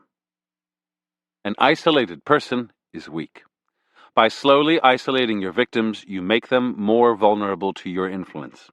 Their isolation may be psychological. By filling their field of vision through the pleasurable attention you pay them, you crowd out everything else in their mind. They see and think only of you. The isolation may also be physical. You take them away from their normal milieu, friends, family, home. Give them the sense of being marginalized, in limbo. They're leaving one world behind and entering another. Once isolated like this, they have no outside support, and in their confusion, they are easily led astray. Lure the seduced into your lair, where nothing is familiar. Isolation, the exotic effect. In the early 5th century BC, Fu Chai, the Chinese king of Wu, defeated his great enemy, Go Jian, the king of Yue, in a series of battles. Go Jian was captured and forced to serve as a groom in Fu Chai's stables. He was finally allowed to return home, but every year he had to pay a large tribute of money and gifts to Fu Chai. Over the years, this tribute added up so that the kingdom of Wu prospered and Fu Chai grew wealthy. One year, Go Jian sent a delegation to Fu Chai. They wanted to know if he would accept a gift of 2 beautiful maidens as part of the tribute. Fu Chai was curious and accepted the offer. The women arrived a few days later amid much anticipation, and the king received them in his palace. The 2 approached the throne. Their hair was magnificently coiffured in what was called the cloud cluster style, ornamented with pearl ornaments and kingfisher feathers. As they walked, jade pendants hanging from their girdles made the most delicate sound. The air was full of some delightful perfume. The king was extremely pleased. The beauty of one of the girls far surpassed that of the other. Her name was Shi Shi. She looked him in the eye without a hint of shyness. In fact, she was confident and coquettish, something he wasn't used to seeing in such a young girl. Fu Chai called for festivities to commemorate the occasion. The halls of the palace filled with revelers, inflamed with wine. Shi Shi danced before the king. She sang, and her voice was beautiful. Reclining on a couch of white jade, she looked like a goddess. The king could not leave her side. The next day he followed her everywhere. To his astonishment, she was witty, sharp, and knowledgeable, and could quote the classics better than he could. When he had to leave her to deal with royal affairs, his mind was full of her image. Soon he brought her with him to his councils, asking her advice on important matters. She told him to listen less to his ministers. He was wiser than they were, his judgment superior. Shi Shi's power grew daily. Yet she was not easy to please. If the king failed to grant some wish of hers, tears would fill her eyes. His heart would melt, and he would yield. One day, she begged him to build her a palace outside the capital. Of course, he obliged her. And when he visited the palace, he was astounded at its magnificence, even though he had paid the bills. Shi Shi had filled it with the most extravagant furnishings. The grounds contained an artificial lake with marble bridges crossing over it. Fu Chai spent more and more time here, sitting by a pool and watching Shi Shi comb her hair, using the pool as a mirror.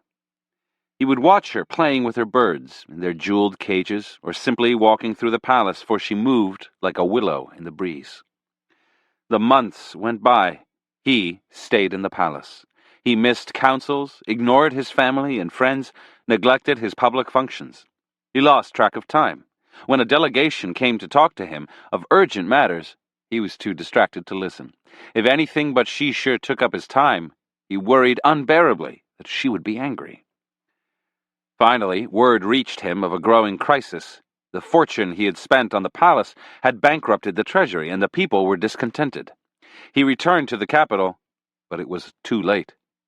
An army from the kingdom of Yue had invaded Wu and had reached the capital. All was lost. Fu Chai had no time to rejoin his beloved Shisha. Instead of letting himself be captured by the king of Yue, the man who had once served in his stables, he committed suicide. Little did he know that Gou Qian had plotted this invasion for years, and that Shisha's elaborate seduction was the main part of his plan. Interpretation. Gou Jian wanted to make sure that his invasion of Wu would not fail. His enemy was not Fu Chai's armies or his wealth and his resources, but his mind. If he could be deeply distracted, his mind filled with something other than affairs of state, he would fall like ripe fruit. Gou Jian found the most beautiful maiden in his realm. For 3 years he had her trained in all of the arts, not just singing, dancing, and calligraphy, but how to dress, how to talk, how to play the coquette. And it worked. Shisha did not allow Fu Chai a moment's rest. Everything about her was exotic and unfamiliar. The more attention he paid to her hair, her moods, her glances, the way she moved, the less he thought about diplomacy and war. He was driven to distraction. All of us today are kings protecting the tiny realm of our own lives, weighed down by all kinds of responsibilities, surrounded by ministers and advisors. A wall forms around us. We are immune to the influence of other people because we are so preoccupied. Like Shisha, then, you must lure your targets away, gently, slowly, from the affairs that fill their mind, and what will best lure them from their castles is the whiff of the exotic. Offer something unfamiliar that will fascinate them and hold their attention. Be different in your manners and appearance, and slowly envelop them in this different world of yours. Keep your targets off balance with coquettish changes of mood. Don't worry that the disruption you represent is making them emotional. That is a sign of their growing weakness. Most people are ambivalent. On the one hand, they feel comforted by their habits and duties. On the other, they're bored and ripe for anything that seems exotic, that seems to come from somewhere else. They may struggle or have doubts, but exotic pleasures are irresistible. The more you can get them into your world, the weaker they become. As with the King of Wu, by the time they realize what has happened, it's too late. Isolation, the only you effect. In 1948, the 29-year-old actress Rita Hayworth, known as Hollywood's love goddess, was at a low point in her life. Her marriage to Orson Welles was breaking up, her mother had died, and her career seemed stalled. That summer she headed for Europe. Welles was in Italy at the time, and in the back of her mind, she was dreaming of a reconciliation. Rita stopped first at the French Riviera. Invitations poured in, particularly from wealthy men, for at the time she was considered the most beautiful woman in the world. Aristotle Onassis and the Shah of Iran telephoned her almost daily, begging for a date. She turned them all down. A few days after her arrival, though, she received an invitation from Elsa Maxwell, the society hostess, who was giving a little party in Cannes.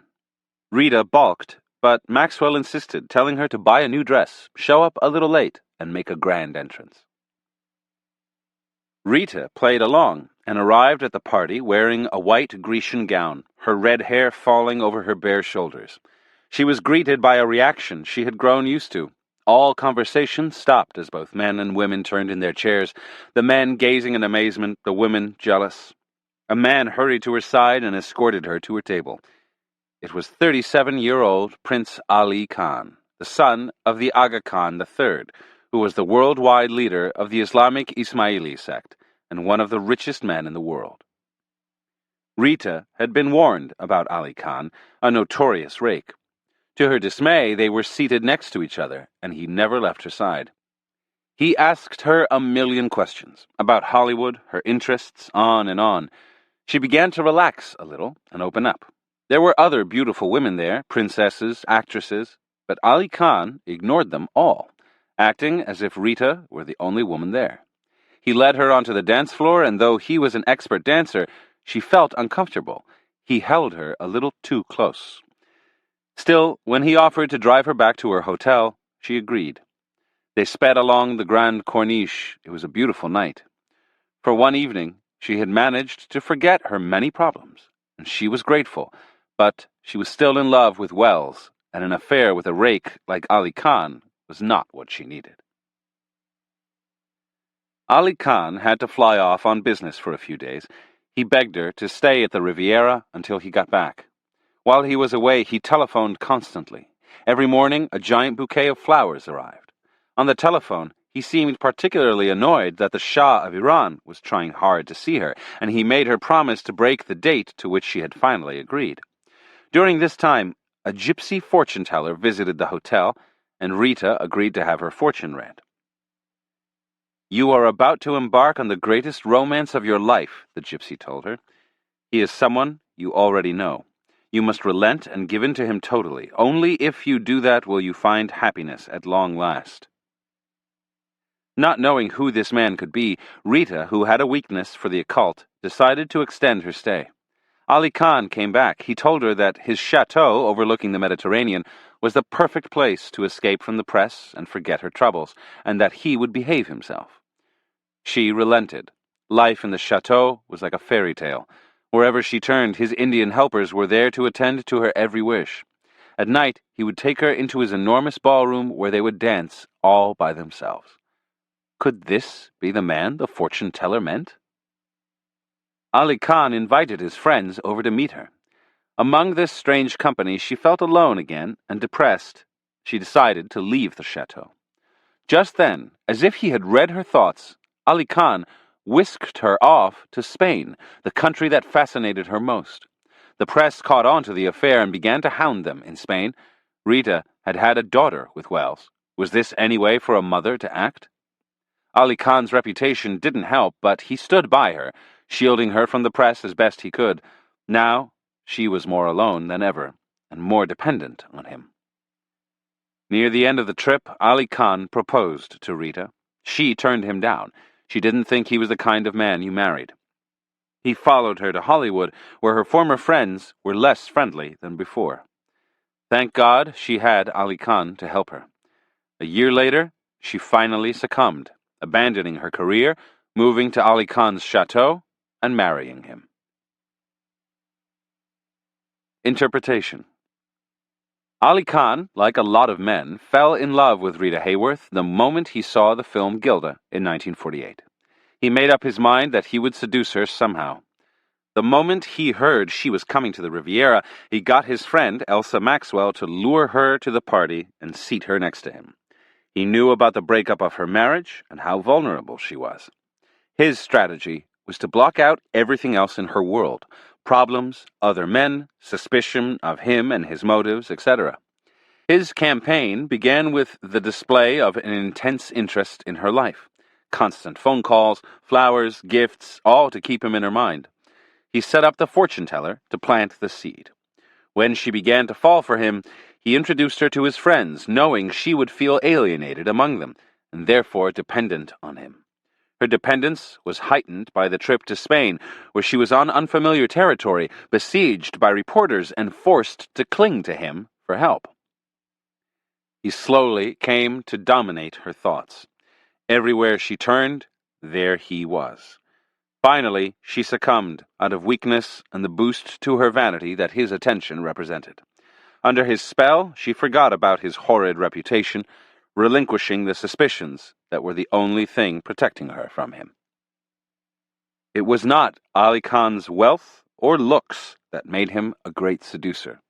He wasn't, in fact, very handsome, and his wealth was more than offset by his bad reputation. His success was strategic. He isolated his victims, working so slowly and subtly that they did not notice it. The intensity of his attention made a woman feel that, in his eyes, at that moment, she was the only woman in the world. This isolation was experienced as pleasure. The woman did not notice her growing dependence, how the way he filled up her mind with his attention slowly isolated her from her friends and her milieu. Her natural suspicions of the man were drowned out by his intoxicating effect on her ego. Ali Khan almost always capped off his seductions by taking the woman to some enchanted place on the globe, a place that he knew well, but where the woman felt lost. Do not give your targets the time or space to worry about, suspect, or resist you. Flood them with the kind of attention that crowds out all other thoughts, concerns, and problems. Remember, people secretly yearn to be led astray by someone who knows where they're going. It can be a pleasure to let go, and even to feel isolated and weak, if the seduction is done slowly and gracefully. Keys to seduction. The people around you may seem strong and more or less in control of their lives, but that is merely a facade. Underneath, people are more brittle than they let on. What lets them seem strong is the series of nests and safety nets they envelop themselves in, their friends, their families, their daily routines, which give them a feeling of continuity, safety, and control. Suddenly pull the rug out from under them, drop them alone into some foreign place where the familiar signposts are gone or scrambled, and you will see a very different person. A target who is strong and settled is hard to seduce, but even the strongest people can be made vulnerable if you can isolate them from their nests and safety nets. Block out their friends and family with your constant presence. Alienate them from the world they're used to and take them to places they do not know. Get them to spend time in your environment. Deliberately disturb their habits. Get them to do things they have never done. They will grow emotional, making it easier to lead them astray. Disguise all this in the form of a pleasurable experience, and your targets will wake up one day distanced from everything that normally comforts them. Then, they will turn to you for help, like a child crying out for its mother when the lights are turned out. In seduction, as in warfare, the isolated target is weak and vulnerable. In Samuel Richardson's Clarissa, written in 1748, the rake, Lovelace, is attempting to seduce the novel's beautiful heroine. Clarissa is young, virtuous, and very much protected by her family, but Lovelace is a conniving seducer. First, he courts Clarissa's sister, Arabella. A match between them seems likely. Then he suddenly switches attention to Clarissa, playing on sibling rivalry to make Arabella furious. Their brother, James, is angered by Lovelace's change in sentiments. He fights with Lovelace and is wounded. The whole family is in an uproar, united against Lovelace, who, however, manages to smuggle letters to Clarissa and to visit her when she's at the house of a friend. The family finds out and accuses her of disloyalty. Clarissa is innocent. She hasn't encouraged Lovelace's letters or visits, but now her parents are determined to marry her off to a rich, older man.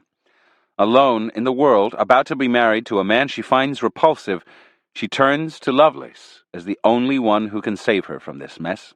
Eventually, he rescues her by getting her to London, where she can escape this dreaded marriage, but where she is also hopelessly isolated. In these circumstances, her feelings toward him soften.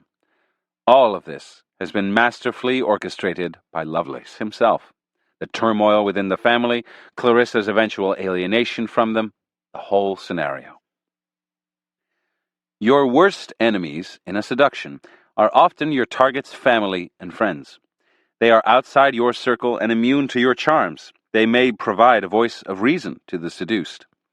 You must work silently and subtly to alienate the target from them. Insinuate that they are jealous of your target's good fortune in finding you, or that they are parental figures who have lost a taste for adventure.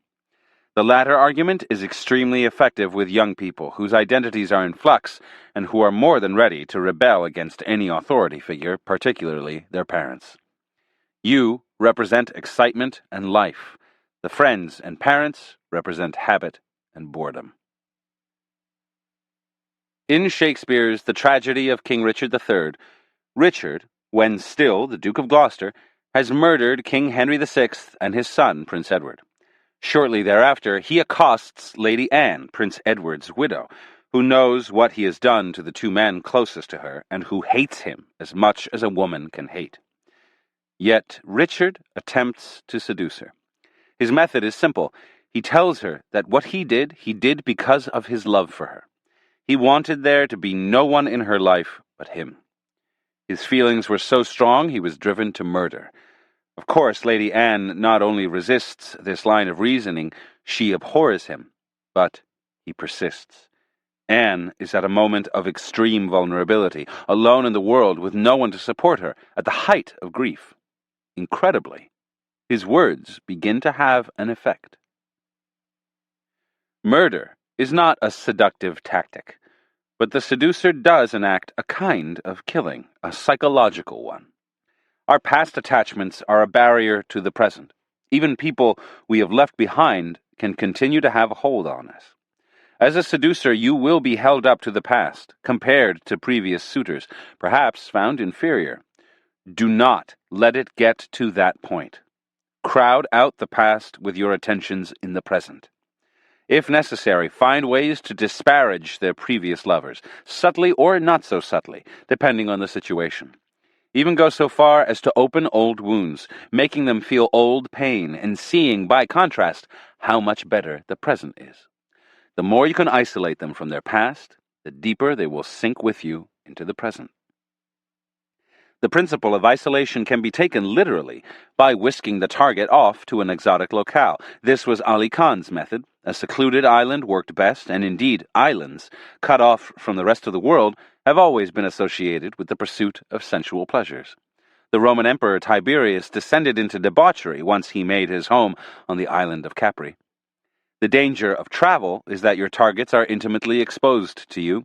It's hard to maintain an air of mystery, but if you take them to a place alluring enough to distract them, you will prevent them from focusing on anything banal in your character.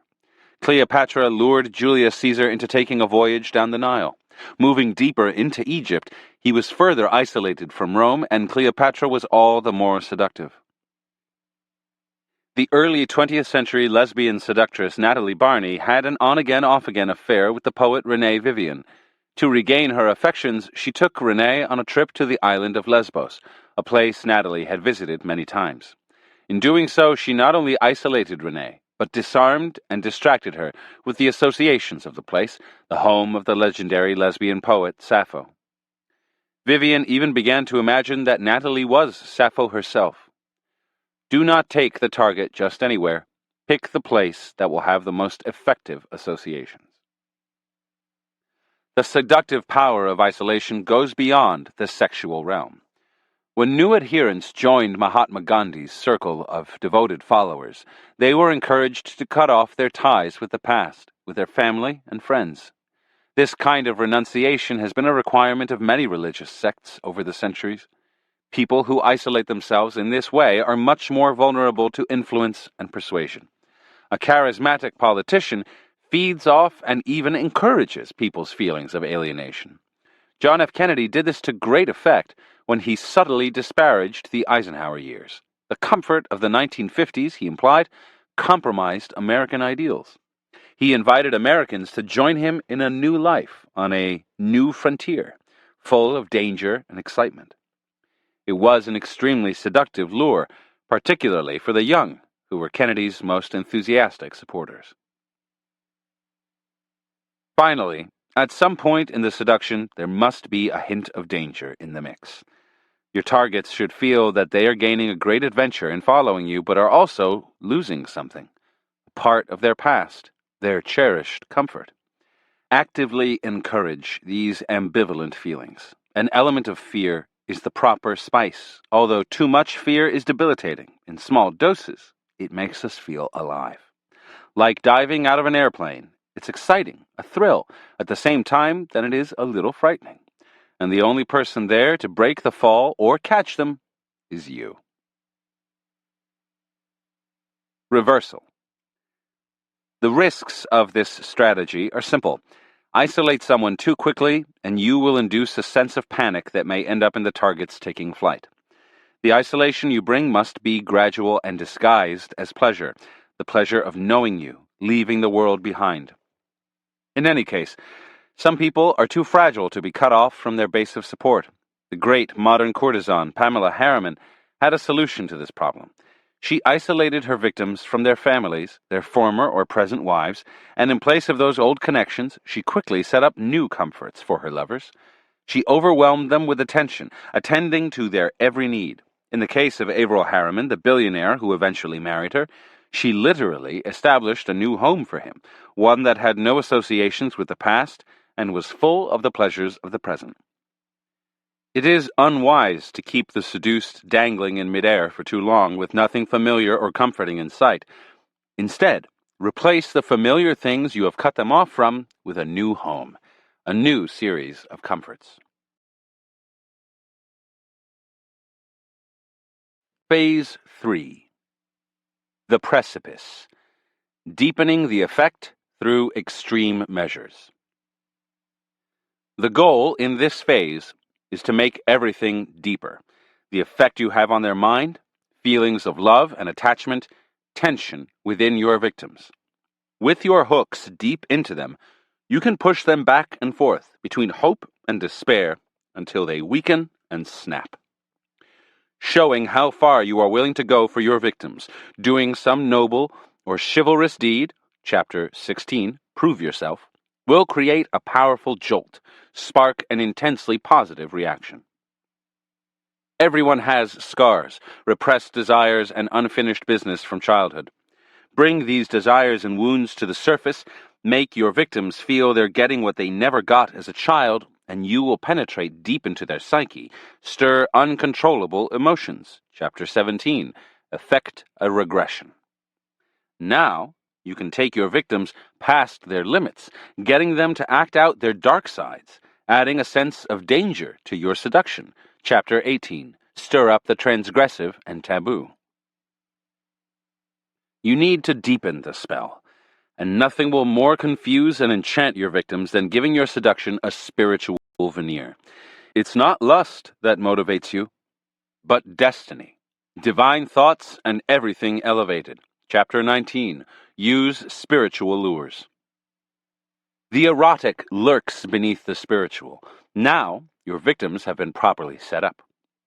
By deliberately hurting them, instilling fears and anxieties, you will lead them to the edge of the precipice from which it will be easy to push and make them fall. Chapter 20, Mix pleasure with pain. They feel great tension and are yearning for relief. Chapter 16, Prove Yourself. Most people want to be seduced. If they resist your efforts, it's probably because you haven't gone far enough to allay their doubts about your motives, the depth of your feelings, and so on. One well-timed action that shows how far you are willing to go to win them over will dispel their doubts. Don't worry about looking foolish or making a mistake. Any kind of deed that is self-sacrificing and for your target's sake will so overwhelm their emotions they won't notice anything else. Never appear discouraged by people's resistance or complain. Instead, meet the challenge by doing something extreme or chivalrous. Conversely, spur others to prove themselves by making yourself hard to reach, unattainable, worth fighting over. Seductive evidence.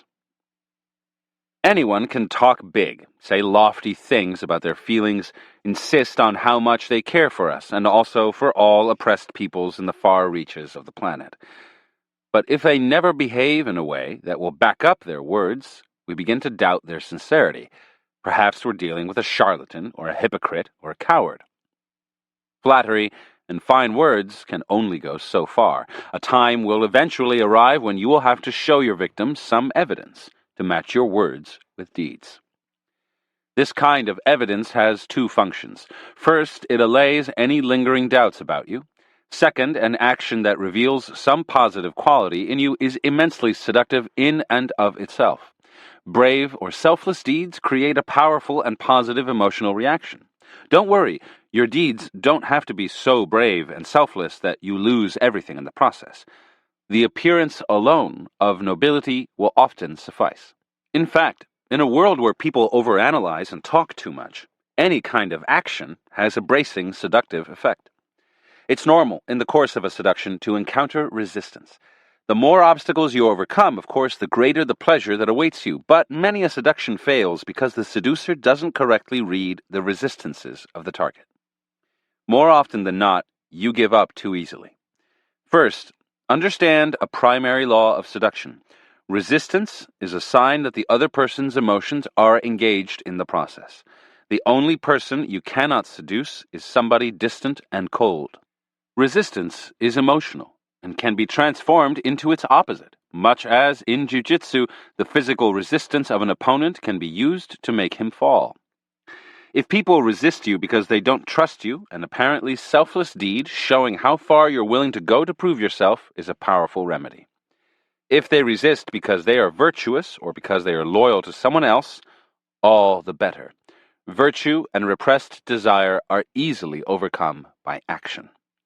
As the great seductress Natalie Barney once wrote, most virtue is a demand for greater seduction.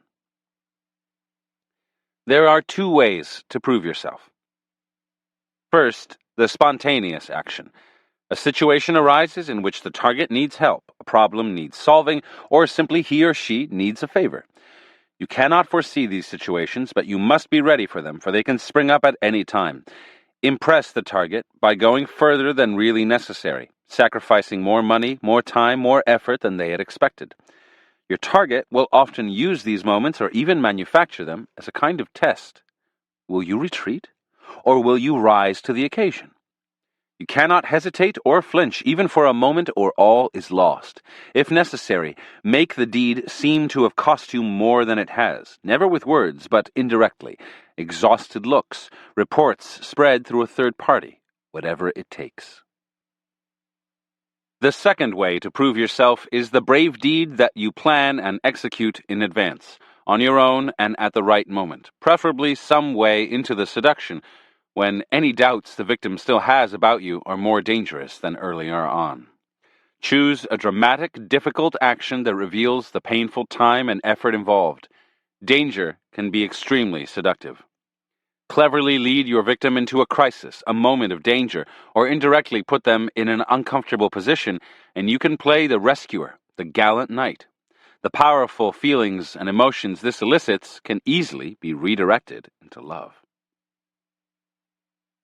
Some examples. Number 1. In France, in the 1640s, Marion Delorme was the courtesan men lusted after the most. Renowned for her beauty, she had been the mistress of Cardinal Richelieu among other notable political and military figures. To win her bed was a sign of achievement.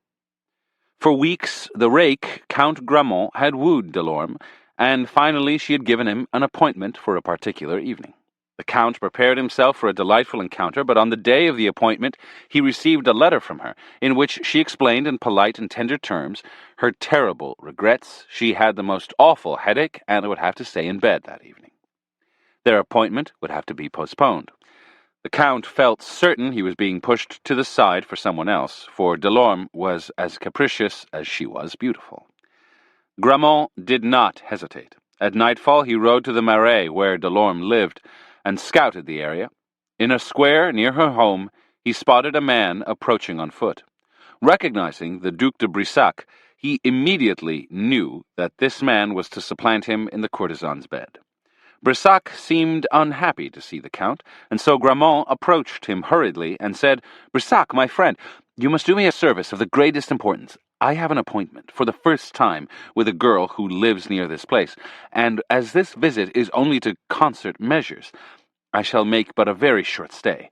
Be so kind as to lend me your cloak and walk my horse a little until I return, but above all, do not go far from this place." Without waiting for an answer, Grammont took the Duke's cloak and handed him the bridle of his horse. Looking back, he saw that Brissac was watching him, so he pretended to enter a house, slipped out through the back, circled around, and reached Delorme's house without being seen. Grammont knocked at the door, and a servant, mistaking him for the Duke, let him in.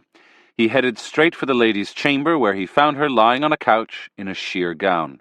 He threw off Brissac's cloak, and she gasped in fright. "What's the matter, my fair one?" he asked. "Your headache, to all appearance, is gone?" She seemed put out, exclaimed she still had the headache, and insisted that he leave. It was up to her, she said, to make or break appointments. "Madam," Grammont said calmly, "I know what perplexes you. You are afraid lest Brissac should meet me here, but you may make yourself easy on that account." He then opened the window and revealed Brissac out in the square, dutifully walking back and forth with a horse like a common stable boy. He looked ridiculous. Delorme burst out laughing, threw her arms around the Count, and exclaimed, "My dear Chevalier, I can hold out no longer. You are too amiable and too eccentric not to be pardoned." He told her the whole story, and she promised that the Duke could exercise horses all night, but she would not let him in. They made an appointment for the following evening. Outside, the Count returned the cloak, apologized for taking so long, and thanked the Duke. Brissac was most gracious, even holding Gramont's horse for him to mount and waving goodbye as he rode off. Interpretation. Count Gramont knew that most would-be seducers give up too easily, mistaking capriciousness or apparent coldness as a sign of a genuine lack of interest. In fact, it can mean many things. Perhaps the person is testing you, wondering if you're really serious. Prickly behavior is exactly this kind of test. If you give up at the first sign of difficulty, you obviously do not want them that much.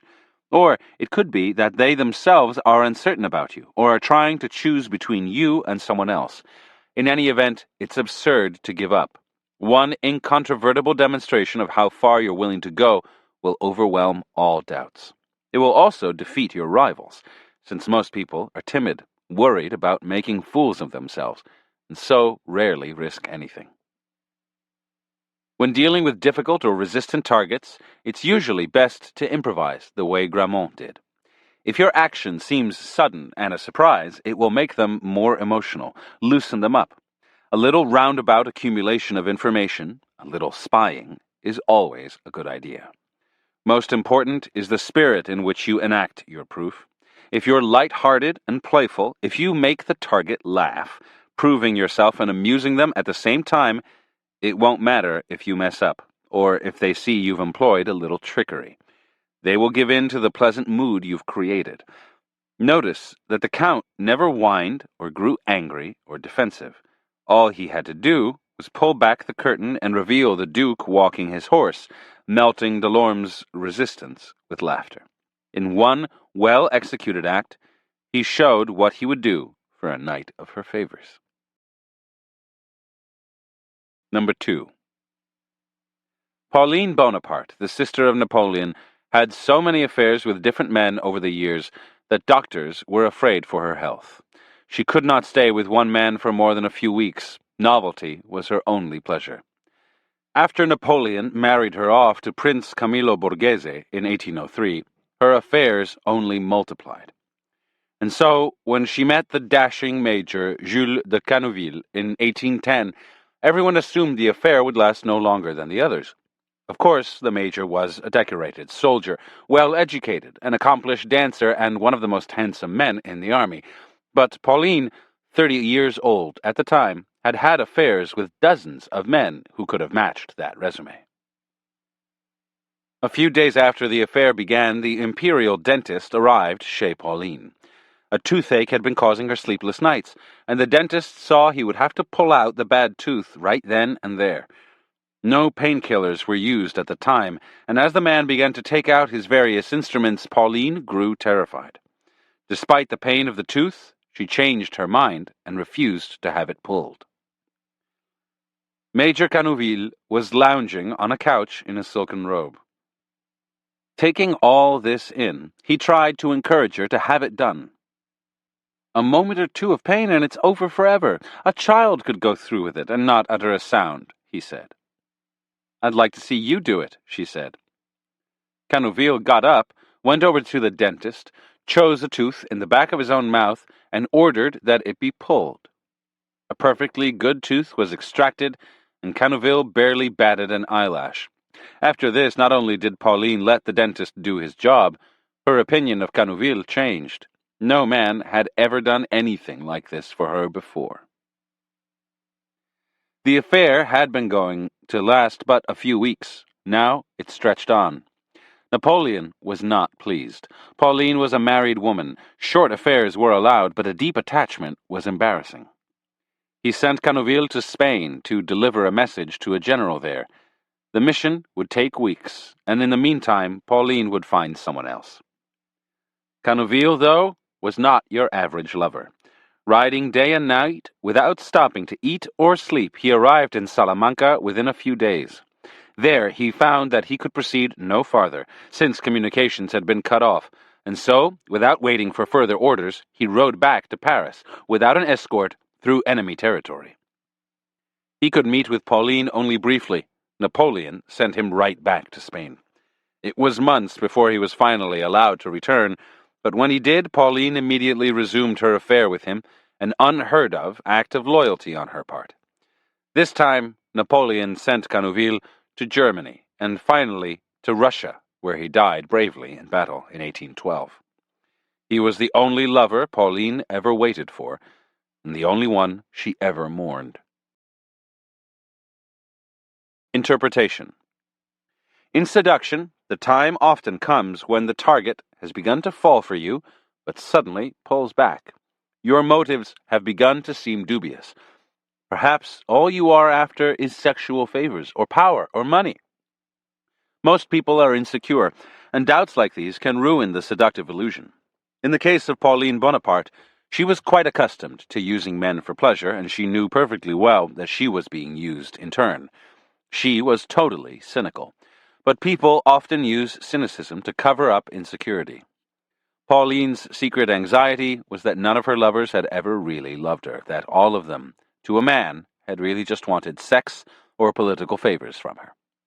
When Canouville showed through concrete actions the sacrifices he would make for her, his tooth, his career, his life, he transformed a deeply selfish woman into a devoted lover. Not that her response was completely unselfish. His deeds were a boost to her vanity. If she could inspire these actions from him, she must be worth it. But if he was going to appeal to the noble side of her nature, she had to rise to that level as well and prove herself by remaining loyal to him. Making your deed as dashing and chivalrous as possible will elevate the seduction to a new level, stir up deep emotions, and conceal any ulterior motives you may have. The sacrifices you're making must be visible. Talking about them or explaining what they've cost you will seem like bragging. Lose sleep, fall ill, lose valuable time, put your career on the line, spend more money than you can afford. You can exaggerate all this for effect, but don't get caught boasting about it or feeling sorry for yourself. Cause yourself pain and let them see it. Since almost everyone else in the world seems to have an angle, your noble and selfless deed will be irresistible. Number 3. Throughout the 1890s and into the early 20th century, Gabriele D'Annunzio was considered one of Italy's premier novelists and playwrights. Yet many Italians could not stand the man. His writing was florid, and in person he seemed full of himself, overdramatic, riding horses naked on the beach, pretending to be a Renaissance man, and more of the kind. His novels were often about war and about the glory of facing and defeating death, an entertaining subject for someone who had never actually done so.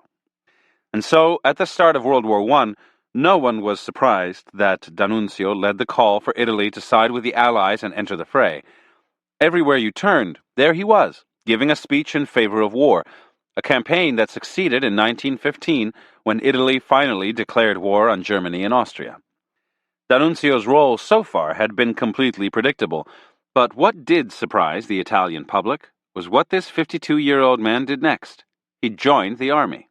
He had never served in the military, boats made him seasick, but he could not be dissuaded. Eventually, the authorities gave him a post in a cavalry division, hoping to keep him out of combat. Italy had little experience in war, and its military was somewhat chaotic. The generals somehow lost track of D'Annunzio, who in any case had decided to leave his cavalry division and form units of his own. He was an artist, after all, and could not be subjected to army discipline. Calling himself Comandante, he overcame his habitual seasickness and directed a series of daring raids, leading groups of motorboats in the middle of the night into Austrian harbors and firing torpedoes at anchored ships. He also learned how to fly and began to lead dangerous sorties. In August of 1915, he flew over the city of Trieste, then in enemy hands, and dropped Italian flags and thousands of pamphlets containing a message of hope, written in his inimitable style.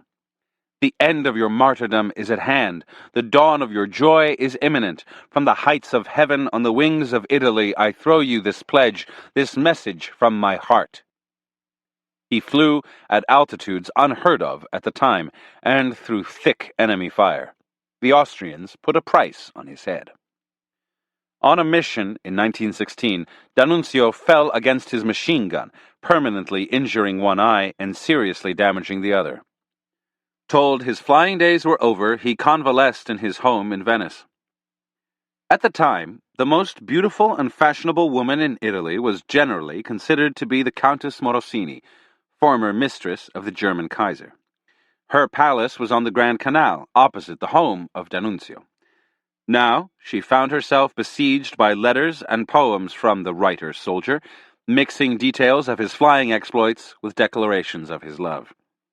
In the middle of air raids on Venice, he would cross the canal, barely able to see out of one eye, to deliver his latest poem.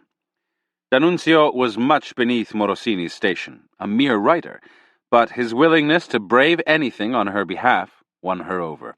The fact that his reckless behavior could get him killed any day only hastened the seduction. D'Annunzio ignored the doctor's advice and returned to flying, leading even more daring raids than before. By the end of the war, he was Italy's most decorated hero. Now, wherever in the nation he appeared, the public filled the piazzas to hear his speeches. After the war, he led a march on Fiume on the Adriatic coast. In the negotiations to settle the war, Italians believed they should have been awarded this city. But the Allies had not agreed. D'Annunzio's forces took over the city, and the poet became a leader, ruling Fiume for more than a year as an autonomous republic. By then, everyone had forgotten about his less-than-glorious past as a decadent writer. Now, he could do no wrong. Interpretation. The appeal of seduction is that of being separated from our normal routines, experiencing the thrill of the unknown. Death is the ultimate unknown.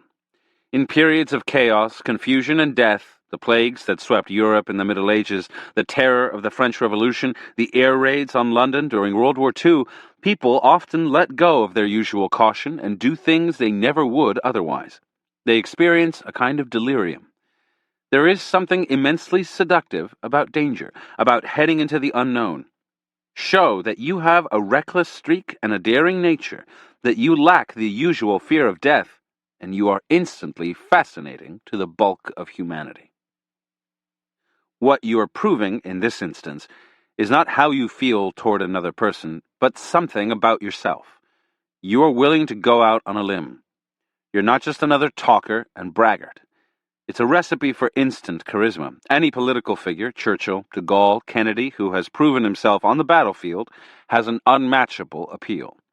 Many had thought of D'Annunzio as a foppish womanizer.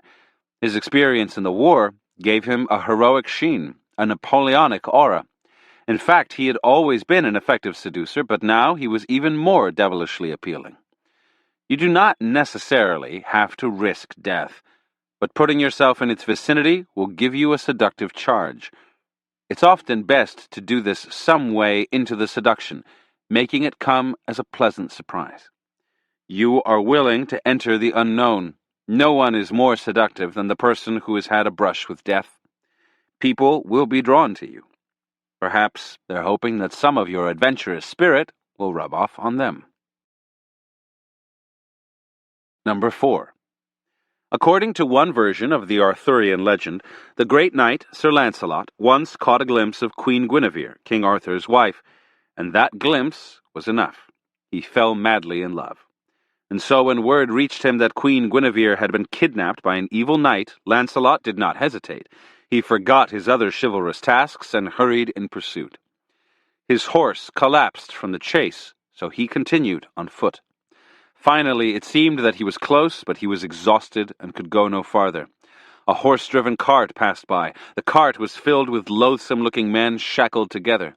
In those days, it was the tradition to place criminals, murderers, traitors, cowards, thieves in such a cart, which then passed through every street in town so that people could see it.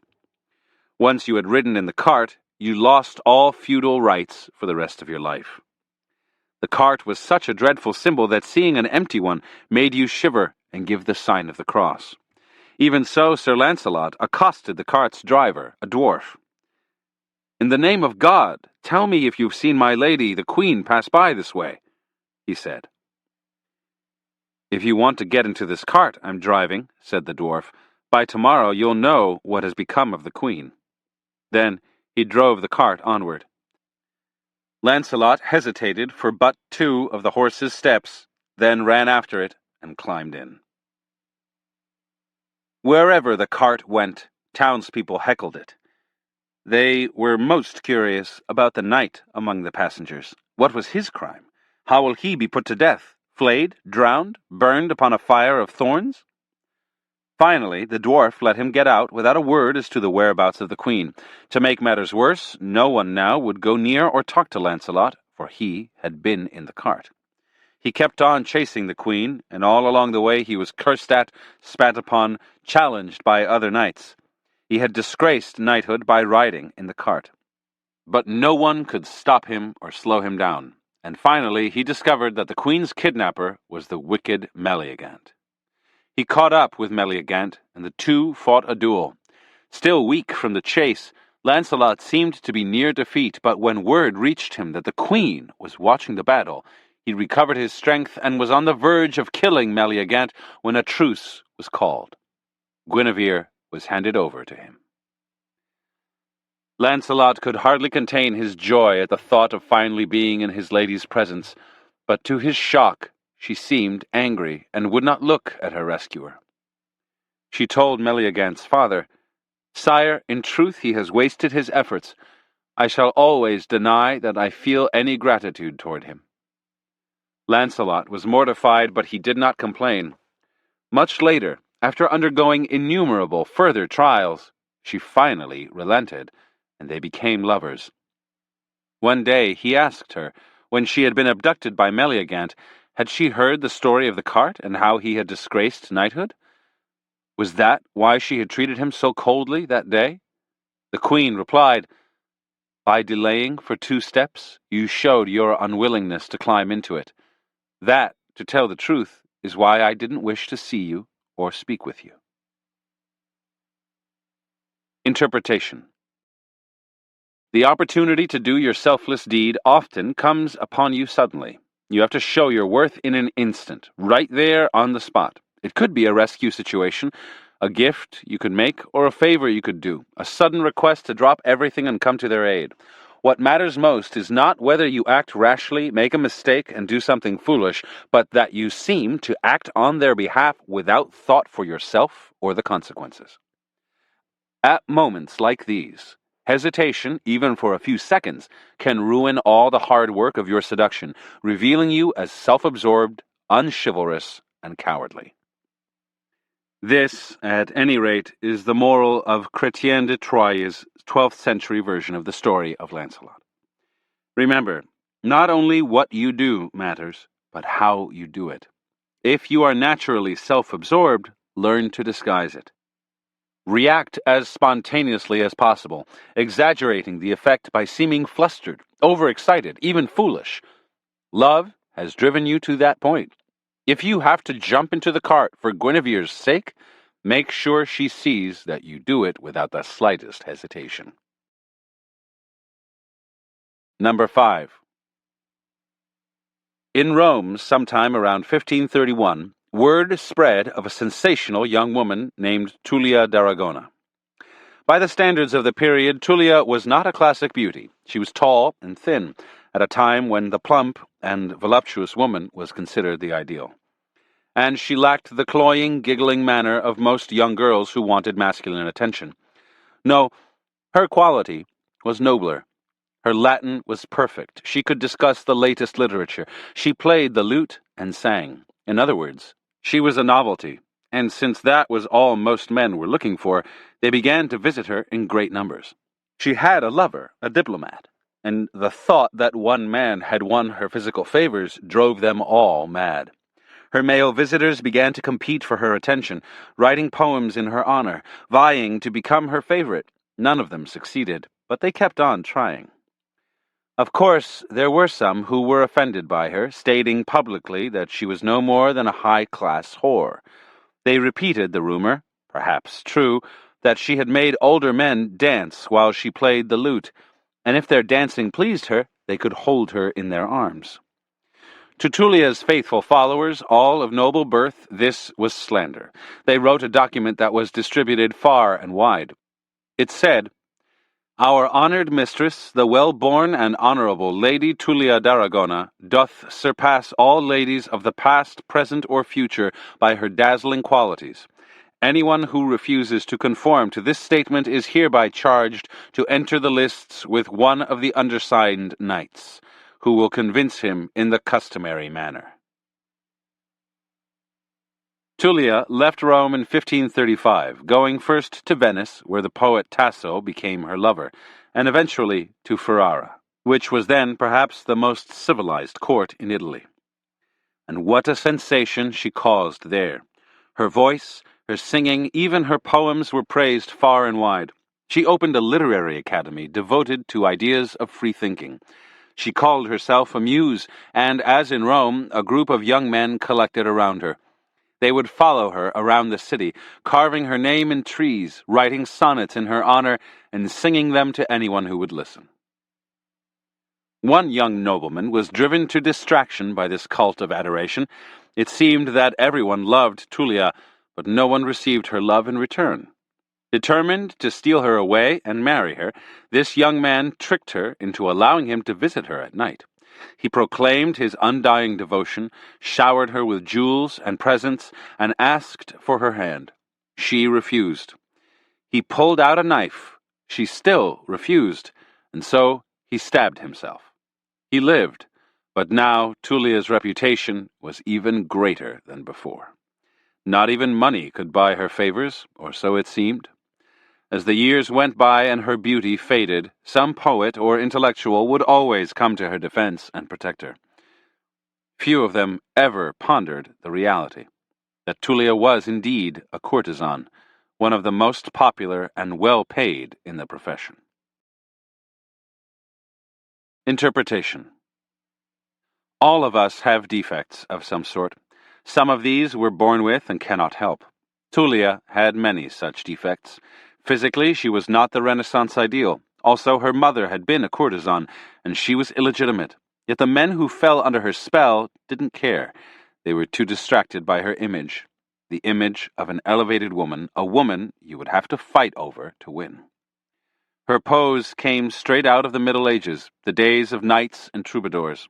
Then, a woman, most often married, was able to control the power dynamic between the sexes by withholding her favors until the knight somehow proved his worth and the sincerity of his sentiments.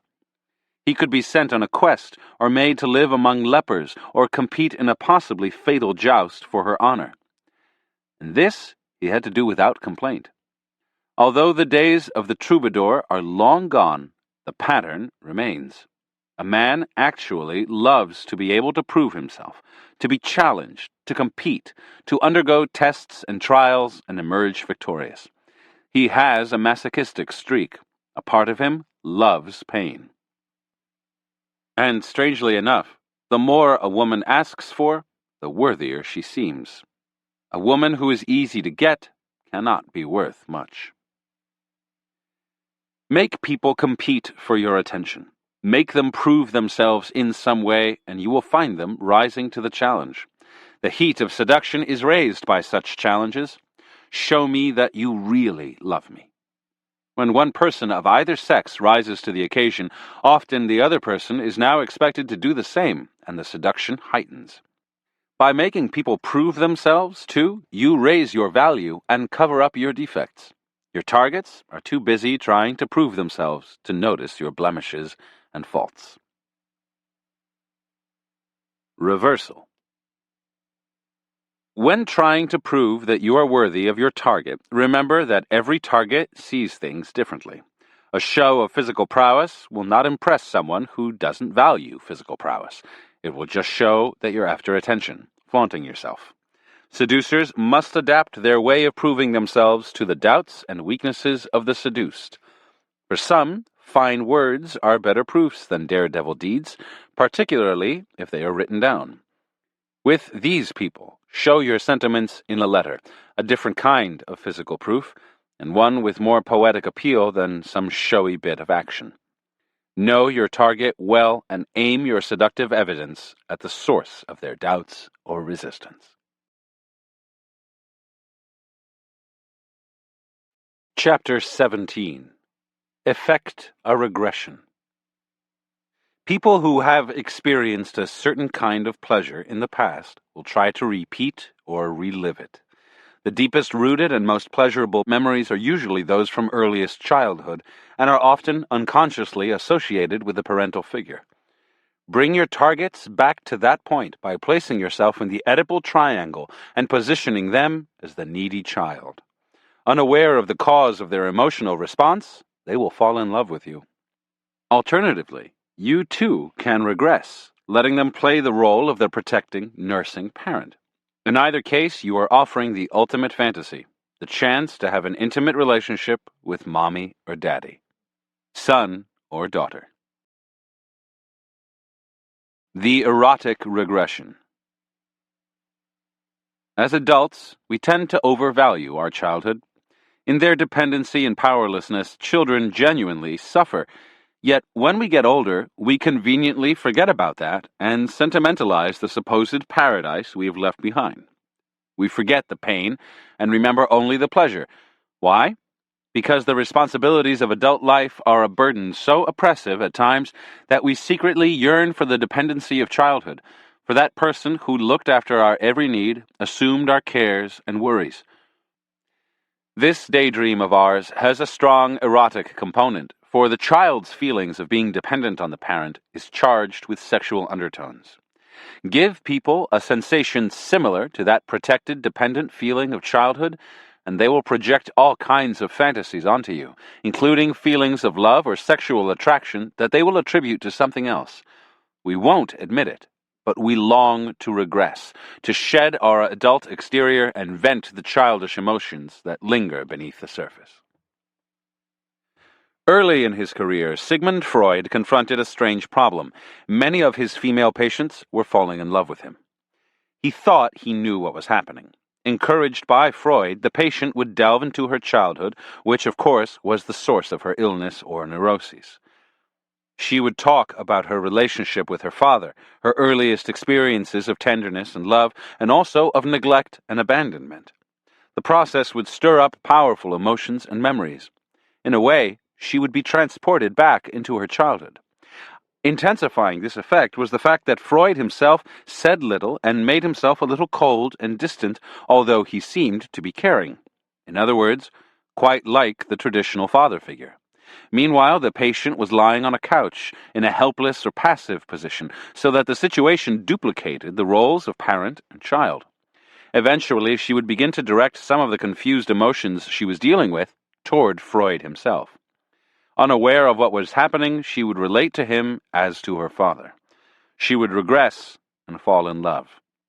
Freud called this phenomenon transference, and it would become an active part of his therapy.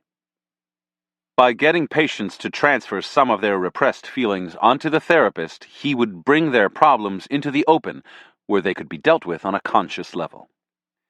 The transference effect was so potent, though, that Freud was unable to move his patients past their infatuation.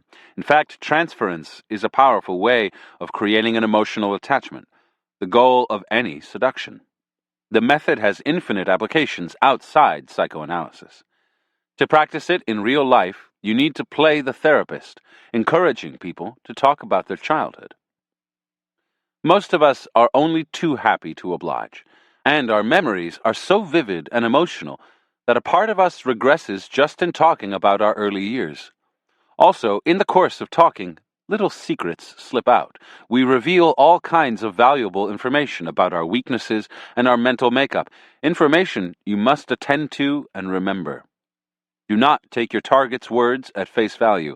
They will often sugarcoat or overdramatize events in childhood, but pay attention to their tone of voice, to any nervous tics as they talk, and particularly to anything they don't want to talk about, anything they deny or that makes them emotional.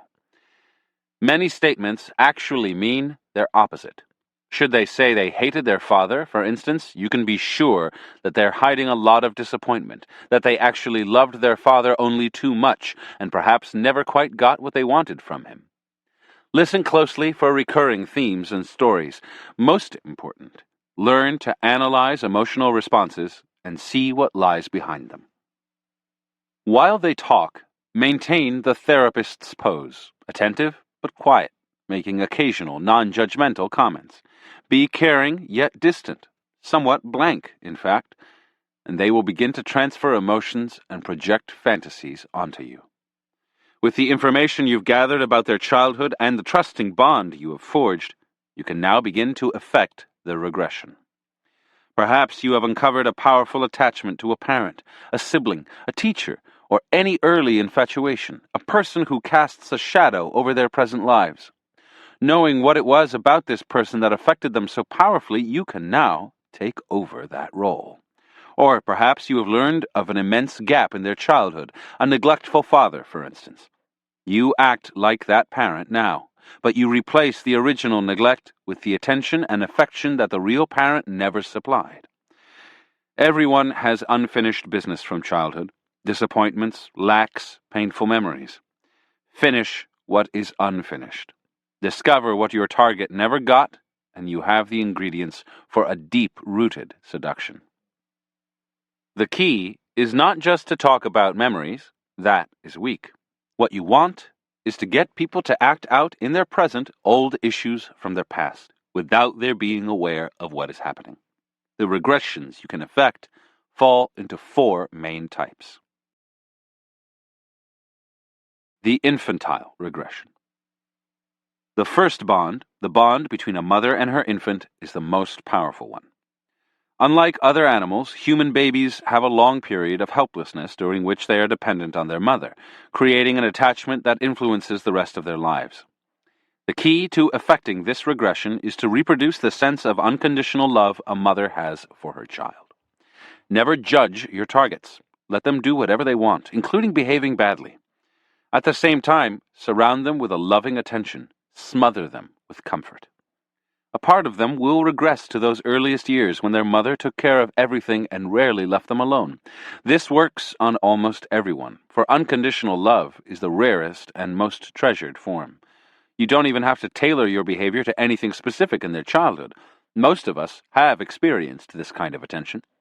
Meanwhile, create atmospheres that reinforce the feeling you're generating. Warm environments, playful activities, bright, happy colors. The Oedipal regression. After the bond between mother and child comes the Oedipal triangle of mother, father, and child. This triangle forms during the period of the child's earliest erotic fantasies. A boy wants his mother to himself. A girl does the same with her father, but they never quite have it that way, for a parent will always have competing connections to a spouse or to other adults. Unconditional love has gone. Now, inevitably, the parent must sometimes deny what the child desires. Transport your victims back to this period. Play a parental role. Be loving, but also sometimes scold and instill some discipline. Children actually love a little discipline. It makes them feel that the adult cares about them. And adult children, too, will be thrilled if you mix your tenderness with a little toughness and punishment. Unlike infantile regression, Oedipal regression must be tailored to your target. It depends on the information you have gathered. Without knowing enough, you might treat a person like a child, scolding them now and then, only to discover that you're stirring up ugly memories. They had too much discipline as a child. Or you might stir up memories of a parent they loathed, and they will transfer those feelings to you. Do not go ahead with the regression until you've learned everything you can about their childhood, what they had too much of, what they lacked, and so on. If the target was strongly attached to a parent, but that attachment was partially negative, the Oedipal regression strategy can still be quite effective. We always feel ambivalent toward a parent. Even as we love them, we resent having had to depend on them. Don't worry about stirring up these ambivalences, which don't keep us from being tied to our parents. Remember to include an erotic component in your parental behavior. Now, your targets are not only getting their mother or father all to themselves, they're getting something more, something previously forbidden, but now allowed. The ego-ideal regression. As children, we often form an ideal figure out of our dreams and ambitions. First, that ideal figure is the person we want to be. We imagine ourselves as brave adventurers, romantic figures. Then, in our adolescence, we turn our attention to others, often projecting our ideals onto them. The first boy or girl we fall in love with may seem to have the ideal qualities we wanted for ourselves, or else may make us feel that we can play that ideal role in relation to them. Most of us carry these ideals around with us, buried just below the surface. We are secretly disappointed in how much we have had to compromise, how far below the ideal we've fallen as we have gotten older. Make your targets feel they're living out this youthful ideal and coming closer to being the person they wanted to be. And you will affect a different kind of regression, creating a feeling reminiscent of adolescence. The relationship between you and the seduced is in this instance more equal than in the previous kinds of regressions, more like the affection between siblings. In fact, the ideal is often modeled on a brother or sister. To create this effect, strive to reproduce the intense, innocent mood of a youthful infatuation.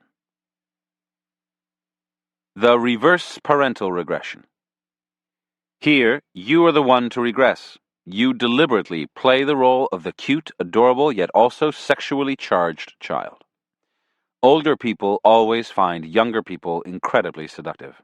In the presence of youth, they feel a little of their own youth return, but they are in fact older, and mixed into the invigoration they feel in young people's company is the pleasure of playing the mother or father to them. If a child has erotic feelings toward a parent, feelings that are quickly repressed, the parent must deal with the same problem in reverse. Assume the role of the child in relation to your targets, however, and they get to act out some of those repressed erotic sentiments. The strategy may seem to call for a difference in age, but this is actually not critical. Marilyn Monroe's exaggerated little girl qualities work just fine on men her age. Emphasizing a weakness or vulnerability on your part will give the target a chance to play the protector. Some examples. Number 1. The parents of Victor Hugo separated shortly after the novelist was born in 1802. Hugo's mother, Sophie, had been carrying on an affair with her husband's superior officer, a general. She took the 3 Hugo boys away from their father and went off to Paris to raise them on her own. Now the boys led a tumultuous life, featuring bouts of poverty, frequent moves, and their mother's continued affair with the general. Of all the boys, Victor was the most attached to his mother, adopting all her ideas and pet peeves, particularly her hatred of his father. But with all the turmoil in his childhood, he never felt he got enough love and attention from the mother he adored. When she died in 1821, poor and debt-ridden, he was devastated. The following year, Hugo married his childhood sweetheart, Adele, who physically resembled his mother. It was a happy marriage for a while, but soon Adele came to resemble his mother in more ways than one. In 1832, he discovered that she was having an affair with the French literary critic Sainte-Beuve, who also happened to be Hugo's best friend at the time. Hugo was a celebrated writer by now, but he wasn't the calculating type. He generally wore his heart on his sleeve. Yet he couldn't confide in anyone about Adele's affair. It was too humiliating. His only solution was to have affairs on his own, with actresses, courtesans, married women. Hugo had a prodigious appetite, sometimes visiting 3 different women in the same day. Near the end of 1832, production began on one of Hugo's plays, and he was to supervise the casting. A 26-year-old actress named Juliette Drouet auditioned for one of the smaller roles. Normally quite adroit with the ladies, Hugo found himself stuttering in Juliette's presence. She was quite simply the most beautiful woman he had ever seen, and this and her composed manner intimidated him. Naturally, Juliette won the part. He found himself thinking about her all the time. She always seemed to be surrounded by a group of adoring men. Clearly, she wasn't interested in him, or so he thought. One evening, though, after a performance of the play, he followed her home to find that she was neither angry nor surprised. Indeed, she invited him up to her apartment. He spent the night, and soon he was spending almost every night there. Hugo was happy again. To his delight, Juliette quit her career in the theater, dropped her former friends, and learned to cook. She had loved fancy clothes and social affairs. Now she became Hugo's secretary, rarely leaving the apartment in which he had established her, and seeming to live only for his visits. After a while, however, Hugo returned to his old ways and started to have little affairs on the side. She did not complain, as long as she remained the one woman he kept returning to. And Hugo had, in fact, grown quite dependent on her. In 1843, Hugo's beloved daughter died in an accident, and he sank into a depression. The only way he knew to get over his grief was to have an affair with someone new, and so, shortly thereafter, he fell in love with a young, married aristocrat named Léonie Donnet. He began to see Juliette less and less.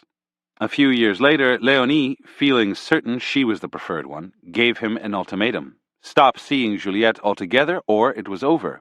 Hugo refused.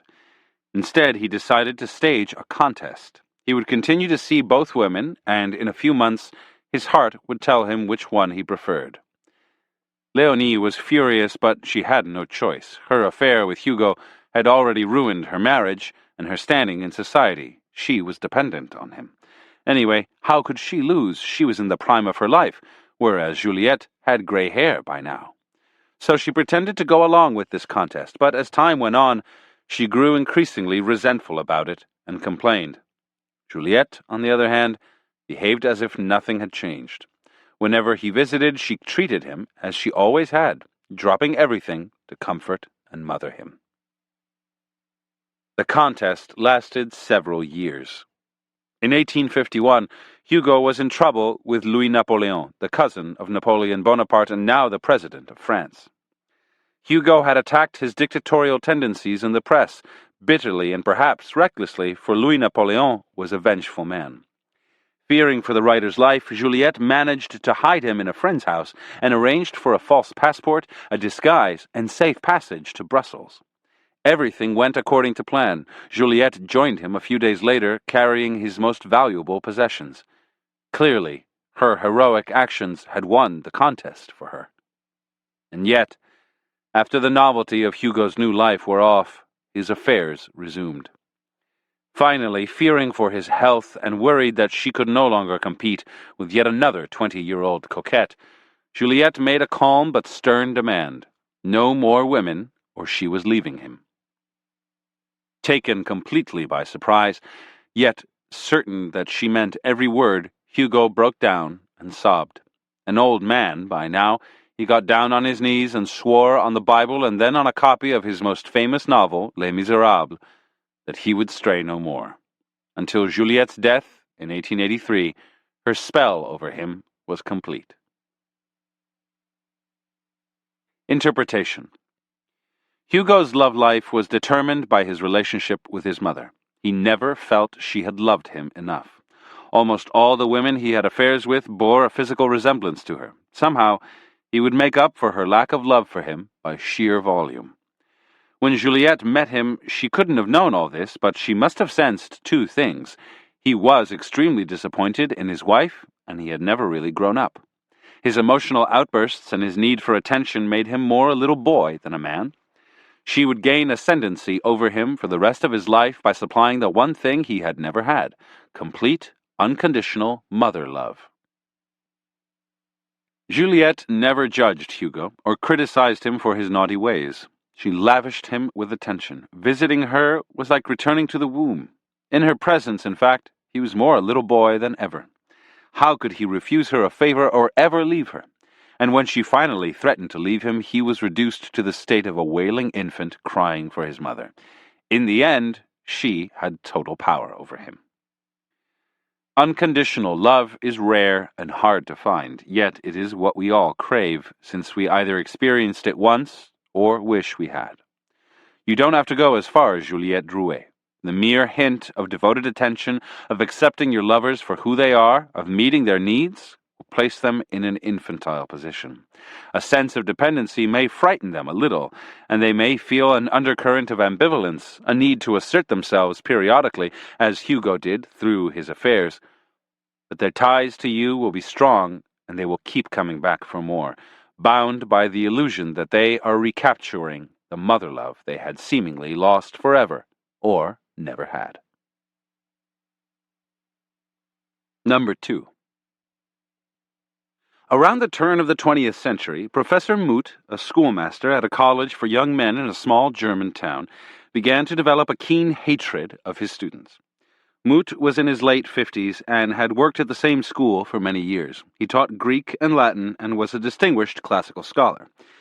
He had always felt a need to impose discipline, but now it was getting ugly. The students were simply not interested in Homer anymore. They listened to bad music and only liked modern literature. Although they were rebellious, Moot considered them soft and undisciplined. He wanted to teach them a lesson and make their lives miserable. His usual way of dealing with their bouts of rowdiness was sheer bullying, and most often it worked. One day, a student Moot loathed, a haughty, well-dressed young man named Lohmann, stood up in class and said, "I can't go on working in this room, Professor. There is such a smell of mud." Mud was the boy's nickname for Professor Moot. The professor seized Lohmann by the arm, twisted it hard, then banished him from the room. He later noticed that Lohmann had left his exercise book behind, and thumbing through it, he saw a paragraph about an actress named Rosa Fröhlich.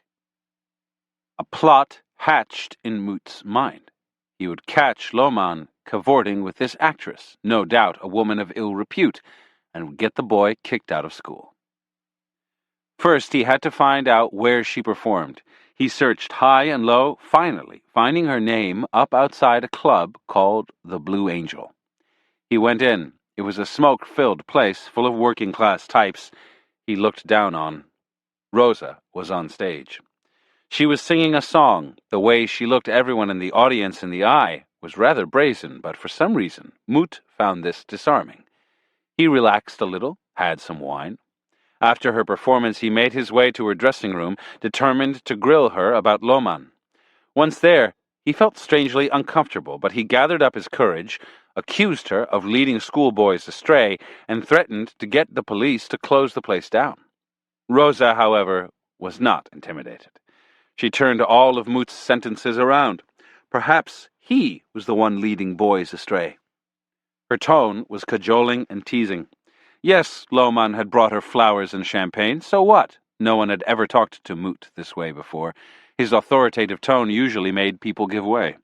He should have felt offended. She was low class and a woman, and he was a schoolmaster, but she was talking to him as if they were equals. Instead, however, he neither got angry nor left. Something compelled him to stay. Now she was silent. She picked up a stocking and started to darn it, ignoring him. His eyes followed her every move, particularly the way she rubbed her bare knee. Finally, he brought up Lohmann again, and the police. "You've no idea what this life's like," she said. "Everyone who comes here thinks he's the only pebble on the beach. If you don't give them what they want, they threaten you with the police." "I certainly regret having hurt a lady's feelings," he replied sheepishly. As she got up from her chair, their knees rubbed, and he felt a shiver up his spine. Now she was nice to him again, and poured him some more wine. She invited him to come back, then left abruptly to perform another number. The next day, he kept thinking about her words, her looks. Thinking about her while he was teaching gave him a kind of naughty thrill. That night, he went back to the club, still determined to catch Lohmann in the act, and once again found himself in Rosa's dressing room, drinking wine and becoming strangely passive. She asked him to help her get dressed. That seemed quite an honor, and he obliged her. Helping her with her corset and her makeup, he forgot about Loman. He felt he was being initiated into some new world. She pinched his cheeks and stroked his chin, and occasionally let him glimpse her bare leg as she rolled up a stocking. Now Professor Moot showed up night after night, helping her dress, watching her perform, all with a strange kind of pride. He was there so often that Loman and his friends no longer showed up. He had taken their place. He was the one to bring her flowers, pay for her champagne, the one to serve her. Yes, an old man like himself had bested the youthful Loman, who thought himself so suave. He liked it when she stroked his chin, complimented him for doing things right, but he felt even more excited when she rebuked him, throwing a powder puff in his face or pushing him off a chair. It meant she liked him. And so, gradually, he began to pay for all her caprices. It cost him a pretty penny, but kept her away from other men. Eventually, he proposed to her. They married, and scandal ensued. He lost his job, and soon all his money. Finally, he landed in prison. To the very end, however, he could never get angry with Rosa. Instead, he felt guilty. He had never done enough for her. Interpretation.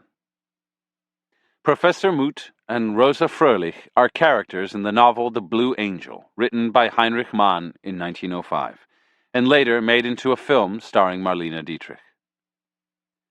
Rosa's seduction of Moot follows the classic Oedipal regression pattern. First, the woman treats the man the way a mother would treat a little boy. She scolds him, but the scolding is not threatening. It's tender and has a teasing edge. Like a mother, she knows she's dealing with someone weak who cannot help his naughty behavior. She mixes plenty of praise and approval in with her taunts. Once the man begins to regress, she adds physical excitement, some bodily contact to excite him, subtle sexual overtones. As a reward for his regression, the man may get the thrill of finally sleeping with his mother. But there is always an element of competition which the mother figure must heighten. The man gets to possess her all on his own, something he could not do with father in the way, but he first has to win her away from others. The key to this kind of regression is to see and treat your targets as children. Nothing about them intimidates you, no matter how much authority or social standing they have. Your manner makes it clear that you feel you are the stronger party. To accomplish this, it may be helpful to imagine or visualize them as the children they once were. Suddenly, powerful people don't seem so powerful and threatening when you regress them in your imagination. Keep in mind that certain types are more vulnerable to an Oedipal regression. Look for those who, like Professor Moot, seem outwardly the most adult, straight-laced, serious, a little full of themselves. They are struggling to repress their regressive tendencies, overcompensating for their weaknesses. Often those who seem the most in command of themselves are the ripest for regression. In fact, they are secretly longing for it, because their power, position, and responsibilities are more a burden than a pleasure. Number 3. Born in 1768, the French writer François-René de Chateaubriand grew up in a medieval castle in Brittany. The castle was cold and gloomy, as if inhabited by the ghosts of its past. The family lived there in semi-seclusion. Chateaubriand spent much of his time with his sister Lucille, and his attachment to her was strong enough that rumors of incest made the rounds. But when he was about 15, a new woman named Sylphide entered his life, a woman he created in his imagination. A composite of all the heroines, goddesses, and courtesans he had read about in books. He was constantly seeing her features in his mind and hearing her voice. Soon she was taking walks with him, carrying on conversations. He imagined her innocent and exalted, yet they would sometimes do things that were not so innocent. He carried on this relationship for 2 whole years until finally he left for Paris and replaced Sylphide with women of flesh and blood. The French public, weary after the terrors of the 1790s, greeted Chateaubriand's first books enthusiastically, sensing a new spirit in them. His novels were full of windswept castles, brooding heroes, and passionate heroines. Romanticism was in the air. Chateaubriand himself resembled the characters in his novels, and despite his rather unattractive appearance, women went wild over him. With him, they could escape their boring marriages and live out the kind of turbulent romance he wrote about. Chateaubriand's nickname was the Enchanter, and although he was married and an ardent Catholic, the number of his affairs increased with the years. But he had a restless nature. He traveled to the Middle East, to the United States, all over Europe. He couldn't find what he was looking for anywhere, and not the right woman either. After the novelty of an affair wore off, he would leave. By 1807, he had had so many affairs, and still felt so unsatisfied, that he decided to retire to his country estate, called Vallée-aux-Loups. He filled the place with trees from all over the world, transforming the grounds into something out of one of his novels. There, he began to write the memoirs that he envisioned would be his masterpiece. By 1817, however, Chateaubriand's life had fallen apart. Money problems had forced him to sell Vallée-aux-Loups. Almost 50, he suddenly felt old. His inspiration dried up. That year, he visited the writer Madame de Staël, who had been ill and was now close to death. He spent several days at her bedside along with her closest friend, Juliette Récamier. Madame Récamier's affairs were infamous. She was married to a much older man, but they had not lived together for some time. She had broken the hearts of the most illustrious men in Europe, including Prince Metternich, the Duke of Wellington, and the writer Benjamin Constant. It had also been rumored that despite all her flirtations, she was still a virgin. She was now almost 40, but she was the type of woman who seems youthful at any age. Drawn together by their grief over de Staël's death, she and Chateaubriand became friends. She listened so attentively to him, adopting his moods and echoing his sentiments, that he felt that he had at last met a woman who understood him. There was also something rather ethereal about Madame Récamier. Her walk, her voice, her eyes. More than one man had compared her to some unearthly angel. Chateaubriand soon burned with the desire to possess her physically. The year after their friendship began, she had a surprise for him. She had convinced a friend to purchase Vallée-aux-Loups.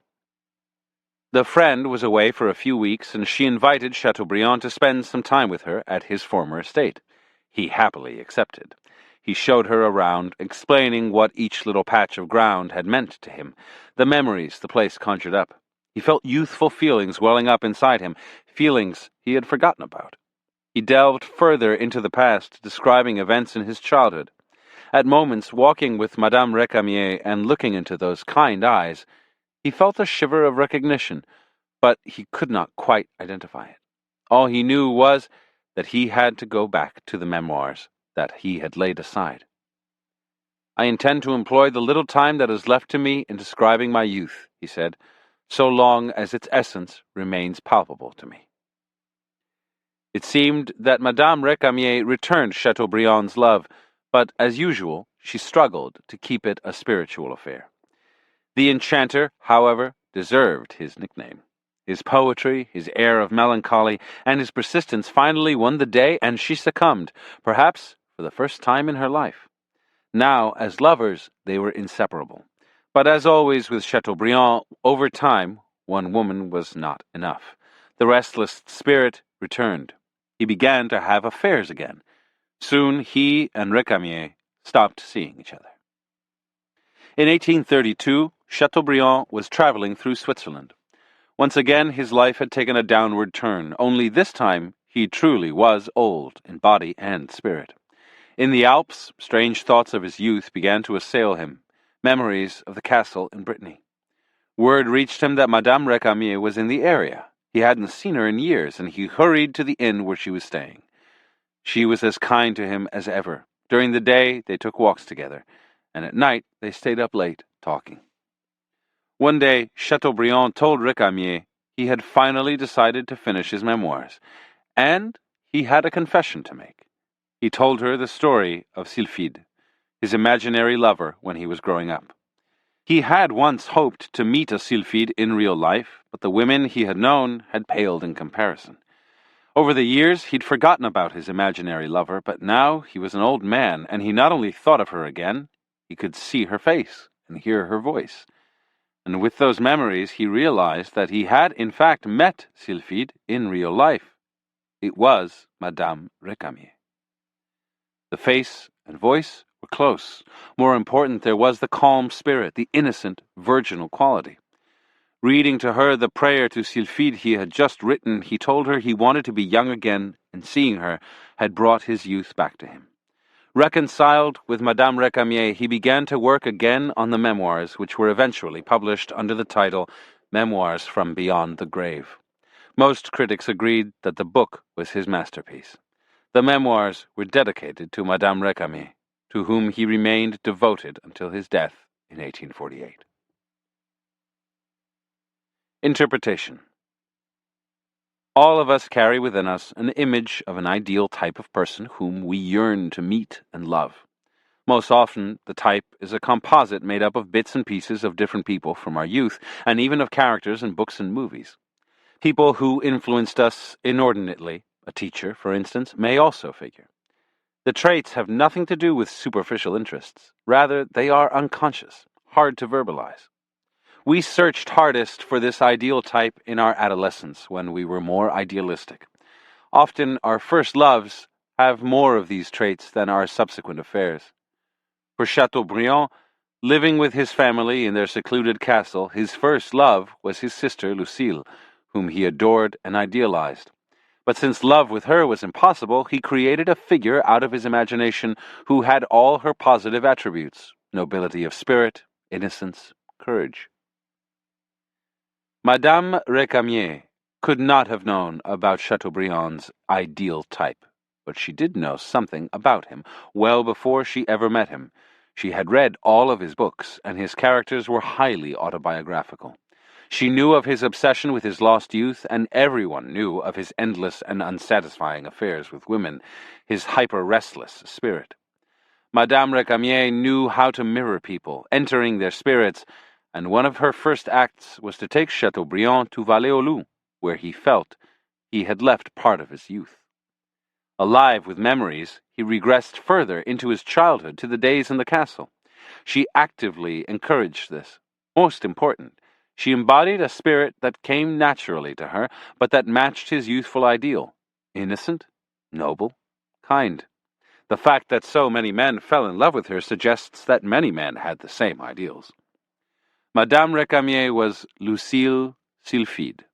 It took him years to realize it, but when he did, her spell over him was complete. It is nearly impossible to embody someone's ideal completely, but if you come close enough, if you evoke some of that ideal spirit, you can lead that person into a deep seduction. To effect this regression, you must play the role of the therapist. Get your targets to open up about their past, particularly their former loves, and most particularly, their first love. Pay attention to any expressions of disappointment, how this or that person did not give them what they wanted. Take them to places that evoke their youth. In this regression, you are creating not so much a relationship of dependency and immaturity, but rather the adolescent spirit of a first love. There is a touch of innocence to the relationship. So much of adult life involves compromise, conniving, and a certain toughness.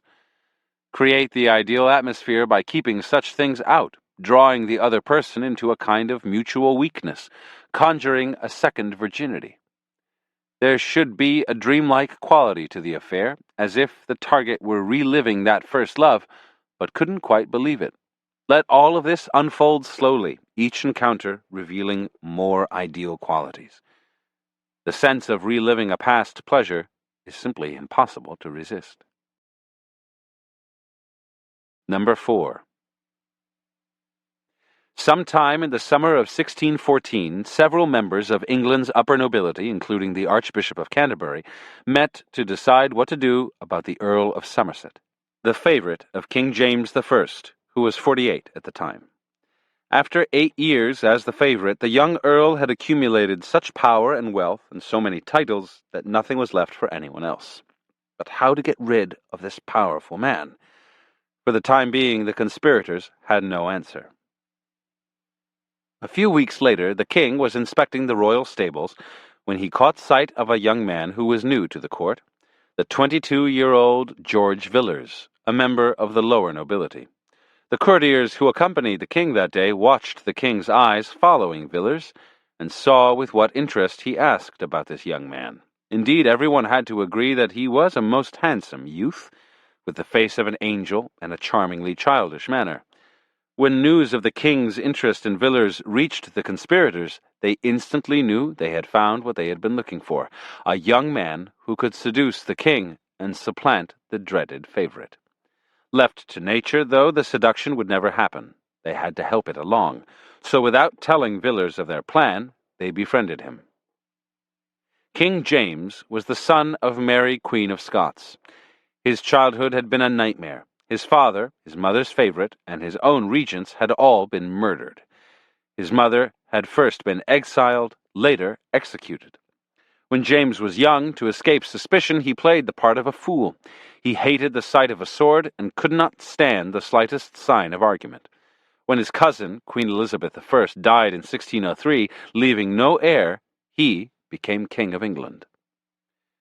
James surrounded himself with bright, happy young men, and seemed to prefer the company of boys. In 1612, his son, Prince Henry, died. The king was inconsolable. He needed distraction and good cheer, and his favorite, the Earl of Somerset, was no longer so young and attractive. The timing for a seduction was perfect. And so the conspirators went to work on Villiers, under the guise of trying to help him advance within the court. They supplied him with a magnificent wardrobe, jewels, a glittering carriage, the kind of things the king noticed. They worked on his riding, fencing, tennis, dancing, his skills with birds and dogs. He was instructed in the art of conversation, how to flatter, tell a joke, sigh at the right moment. Fortunately, Villiers was easy to work with. He had a naturally buoyant manner, and nothing seemed to bother him. That same year, the conspirators managed to get him appointed the royal cup-bearer. Every night, he poured out the king's wine, so that the king could see him up close. After a few weeks, the king was in love. The boy seemed to crave attention and tenderness, exactly what he yearned to offer. How wonderful it would be to mold and educate him, and what a perfect figure he had. The conspirators convinced Villiers to break off his engagement to a young lady. The king was single-minded in his affections and could not stand competition. Soon James wanted to be around Villiers all the time, for he had the qualities the king admired, innocence and a light-hearted spirit. The king appointed Villiers gentleman of the bedchamber, making it possible for them to be alone together. What particularly charmed James was that Villiers never asked for anything, which made it all the more delightful to spoil him.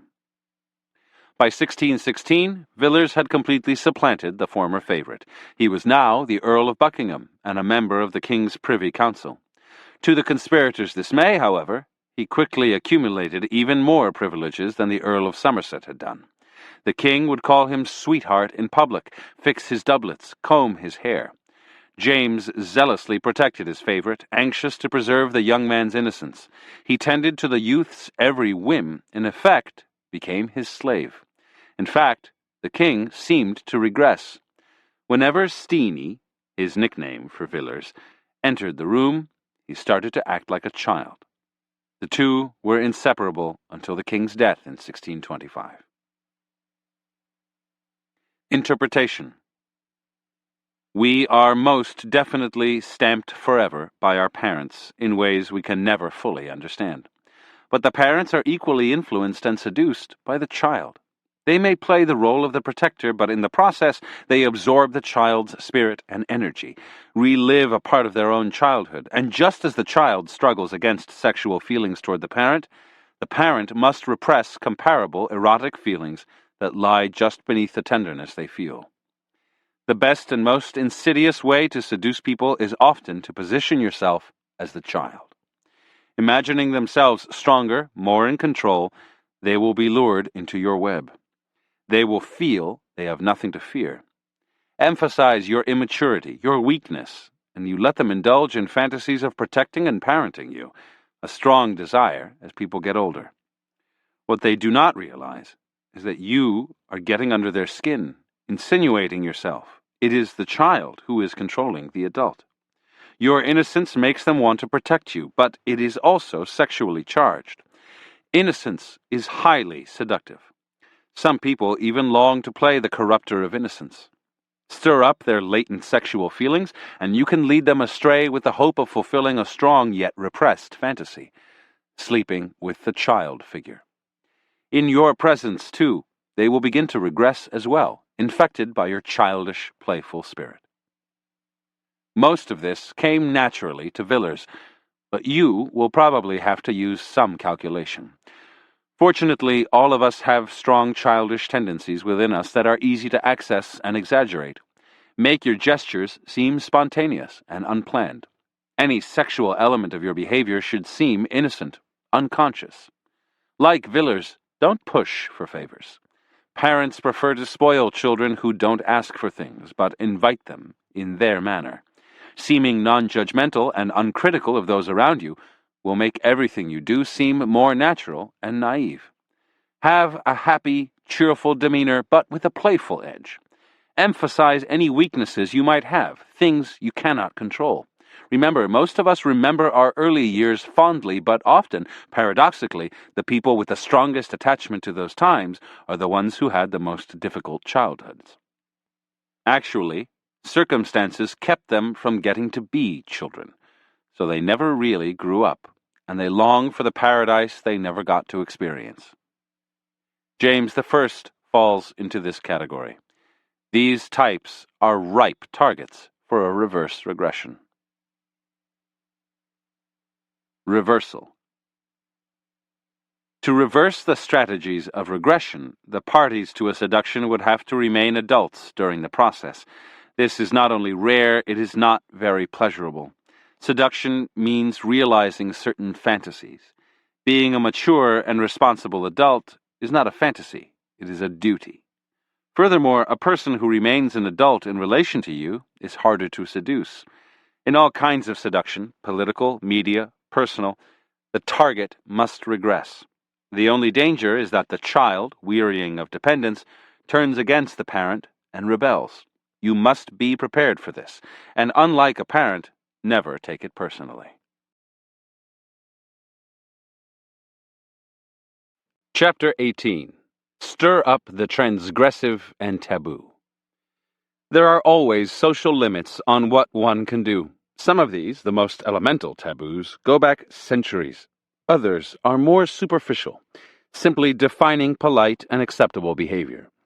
Making your targets feel that you are leading them past either kind of limit is immensely seductive. People yearn to explore their dark side. Not everything in romantic love is supposed to be tender and soft. Hint that you have a cruel, even sadistic streak. You don't respect age differences, marriage vows, family ties.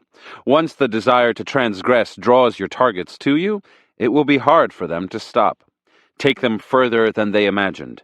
The shared feeling of guilt and complicity will create a powerful bond. The Lost Self. In March of 1812, the 24-year-old George Gordon Byron published the first cantos of his poem Childe Harold. The poem was filled with familiar Gothic imagery, a dilapidated abbey, debauchery, travels to the mysterious East. But what made it different was that the hero of the poem was also its villain. Harold was a man who led a life of vice, disdaining society's conventions, yet somehow going unpunished. Also, the poem wasn't set in some faraway land, but in present-day England. Childe Harold created an instant stir, becoming the talk of London. The first printing quickly sold out.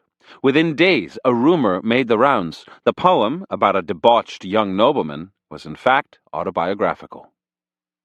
Now, the cream of society clamored to meet Lord Byron, and many of them left their calling cards at his London residence. Soon he was showing up at their homes. Strangely enough, he exceeded their expectations.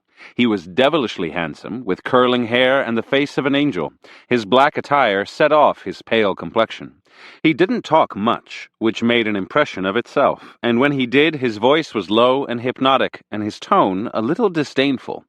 He had a limp. He was born with a club foot. So when an orchestra struck up a waltz, the dance craze of 1812, he would stand to the side, a faraway look in his eye. The ladies went wild over Byron. Upon meeting him, Lady Rosebery felt her heart beating so violently, a mix of fear and excitement, that she had to walk away. Women fought to be seated next to him, to win his attention, to be seduced by him. Was it true that he was guilty of a secret sin, like the hero of his poem? Lady Caroline Lamb, wife of William Lamb, son of Lord and Lady Melbourne, was a glittering young woman on the social scene, but deep inside, she was unhappy. As a young girl, she had dreamt of adventure, romance, travel. Now she was expected to play the role of the polite young wife, and it didn't suit her. Lady Caroline was one of the first to read Childe Harold, and something more than its novelty stirred her. When she saw Lord Byron at a dinner party surrounded by women, she looked at his face, then walked away. That night, she wrote of him in her journal. "Mad, bad, and dangerous to know," she added. "That beautiful, pale face is my fate." The next day, to Lady Caroline's surprise, Lord Byron called on her. Evidently he had seen her walking away from him, and her shyness had intrigued him. He disliked the aggressive women who were constantly at his heels, as it seemed he disdained everything, including his success. Soon he was visiting Lady Caroline daily. He lingered in her boudoir, played with her children, helped her choose her dress for the day. She pressed him to talk of his life. He described his brutal father, the untimely deaths that seemed to be a family curse, the crumbling abbey he had inherited, his adventures in Turkey and Greece. His life was indeed as Gothic as that of Childe Harold. Within days, the two became lovers. Now, though, the tables turned. Lady Caroline pursued Byron with unladylike aggression. She dressed as a page and sneaked into his carriage, wrote him extravagantly emotional letters, flaunted the affair. At last, a chance to play the grand romantic role of her girlhood fantasies. Byron began to turn against her. He already loved to shock. Now he confessed to her the nature of the secret sin he had alluded to in Childe Harold, his homosexual affairs during his travels. He made cruel remarks, grew indifferent, but this only seemed to push her further. She sent him the customary lock of hair, but from her pubis. She followed him in the street, made public scenes. Finally, her family sent her abroad to avoid further scandal. After Byron made it clear the affair was over, she descended into a madness that would last several years. In 1813, an old friend of Byron's, James Webster, invited the poet to stay at his country estate. Webster had a young and beautiful wife, Lady Frances, and he knew Byron's reputation as a seducer, but his wife was quiet and chaste. Surely she would resist the temptation of a man such as Byron? To Webster's relief, Byron barely spoke to Frances, who seemed equally uninterested in him. Yet several days into Byron's stay, she contrived to be alone with him in the billiards room, where she asked him a question. How could a woman who liked a man inform him of it when he did not perceive it? Byron scribbled a racy reply on a piece of paper, which made her blush as she read it. Soon thereafter, he invited the couple to stay with him at his infamous abbey. There, the prim and proper Lady Frances saw him drink wine from a human skull. They stayed up late in one of the abbey's secret chambers, reading poetry and kissing. With Byron, it seemed, Lady Frances was only too eager to explore adultery. That same year, Lord Byron's half-sister, Augusta, arrived in London to get away from her husband, who was having money troubles. Byron had not seen Augusta for some time. The two were physically similar. The same face, the same mannerisms. She was Lord Byron as a woman. And his behavior toward her was more than brotherly. He took her to the theater, to dances, received her at home, treating her with an intimate spirit that Augusta soon returned. Indeed, the kind and tender attention that Byron showered on her soon became physical. Augusta was a devoted wife with 3 children, yet she yielded to her half-brother's advances. How could she help herself?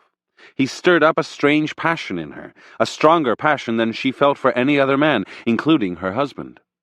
For Byron, His relationship with Augusta was the ultimate and crowning sin of his career.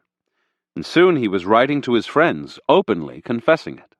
Indeed, he delighted in their shocked responses, and his long narrative poem, The Bride of Abydos, takes brother-sister incest as its theme. Rumors began to spread of Byron's relations with Augusta, who was now pregnant with his child. Polite society shunned him, but women were more drawn to him than before, and his books were more popular than ever. Annabella Milbank, Lady Caroline Lamb's cousin, had met Byron in those first months of 1812, when he was the toast of London.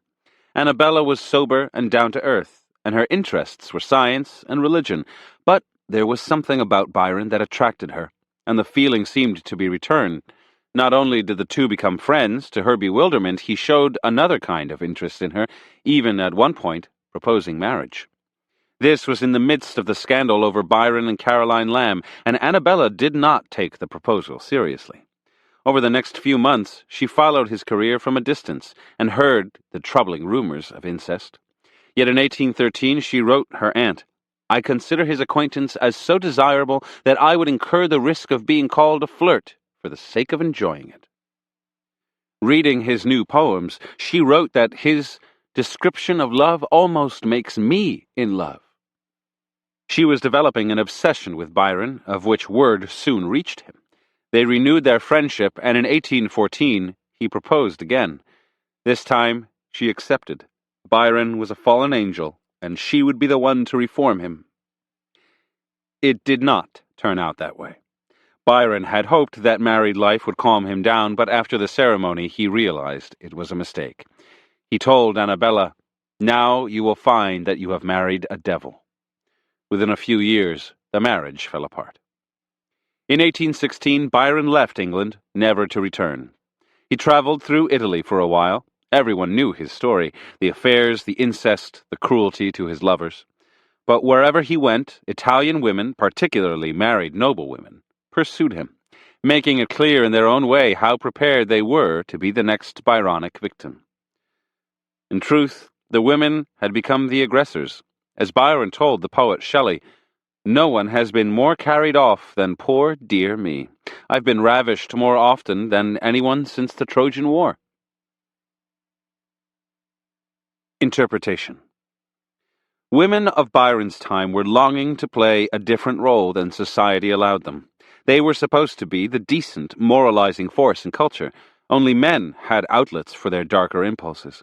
Underlying the social restrictions on women, perhaps, was a fear of the more amoral and unbridled part of the female psyche.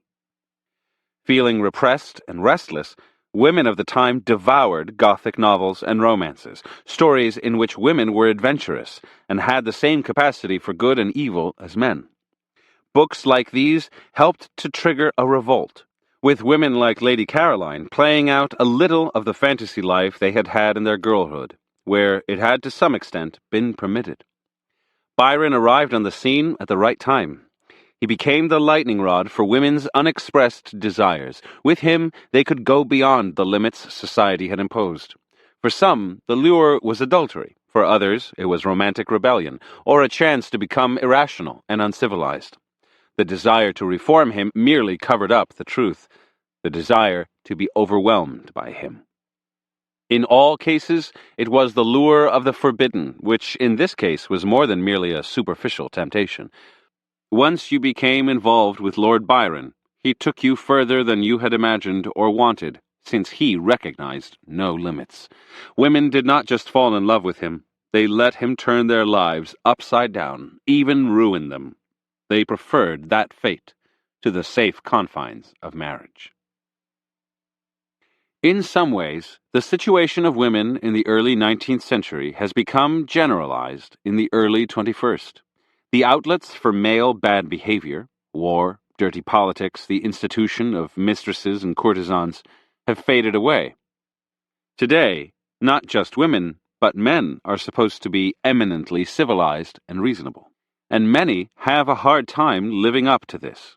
As children, we are able to vent the darker side of our characters, a side that all of us have, But under pressure from society, at first in the form of our parents, we slowly repress the naughty, rebellious, perverse streaks in our characters.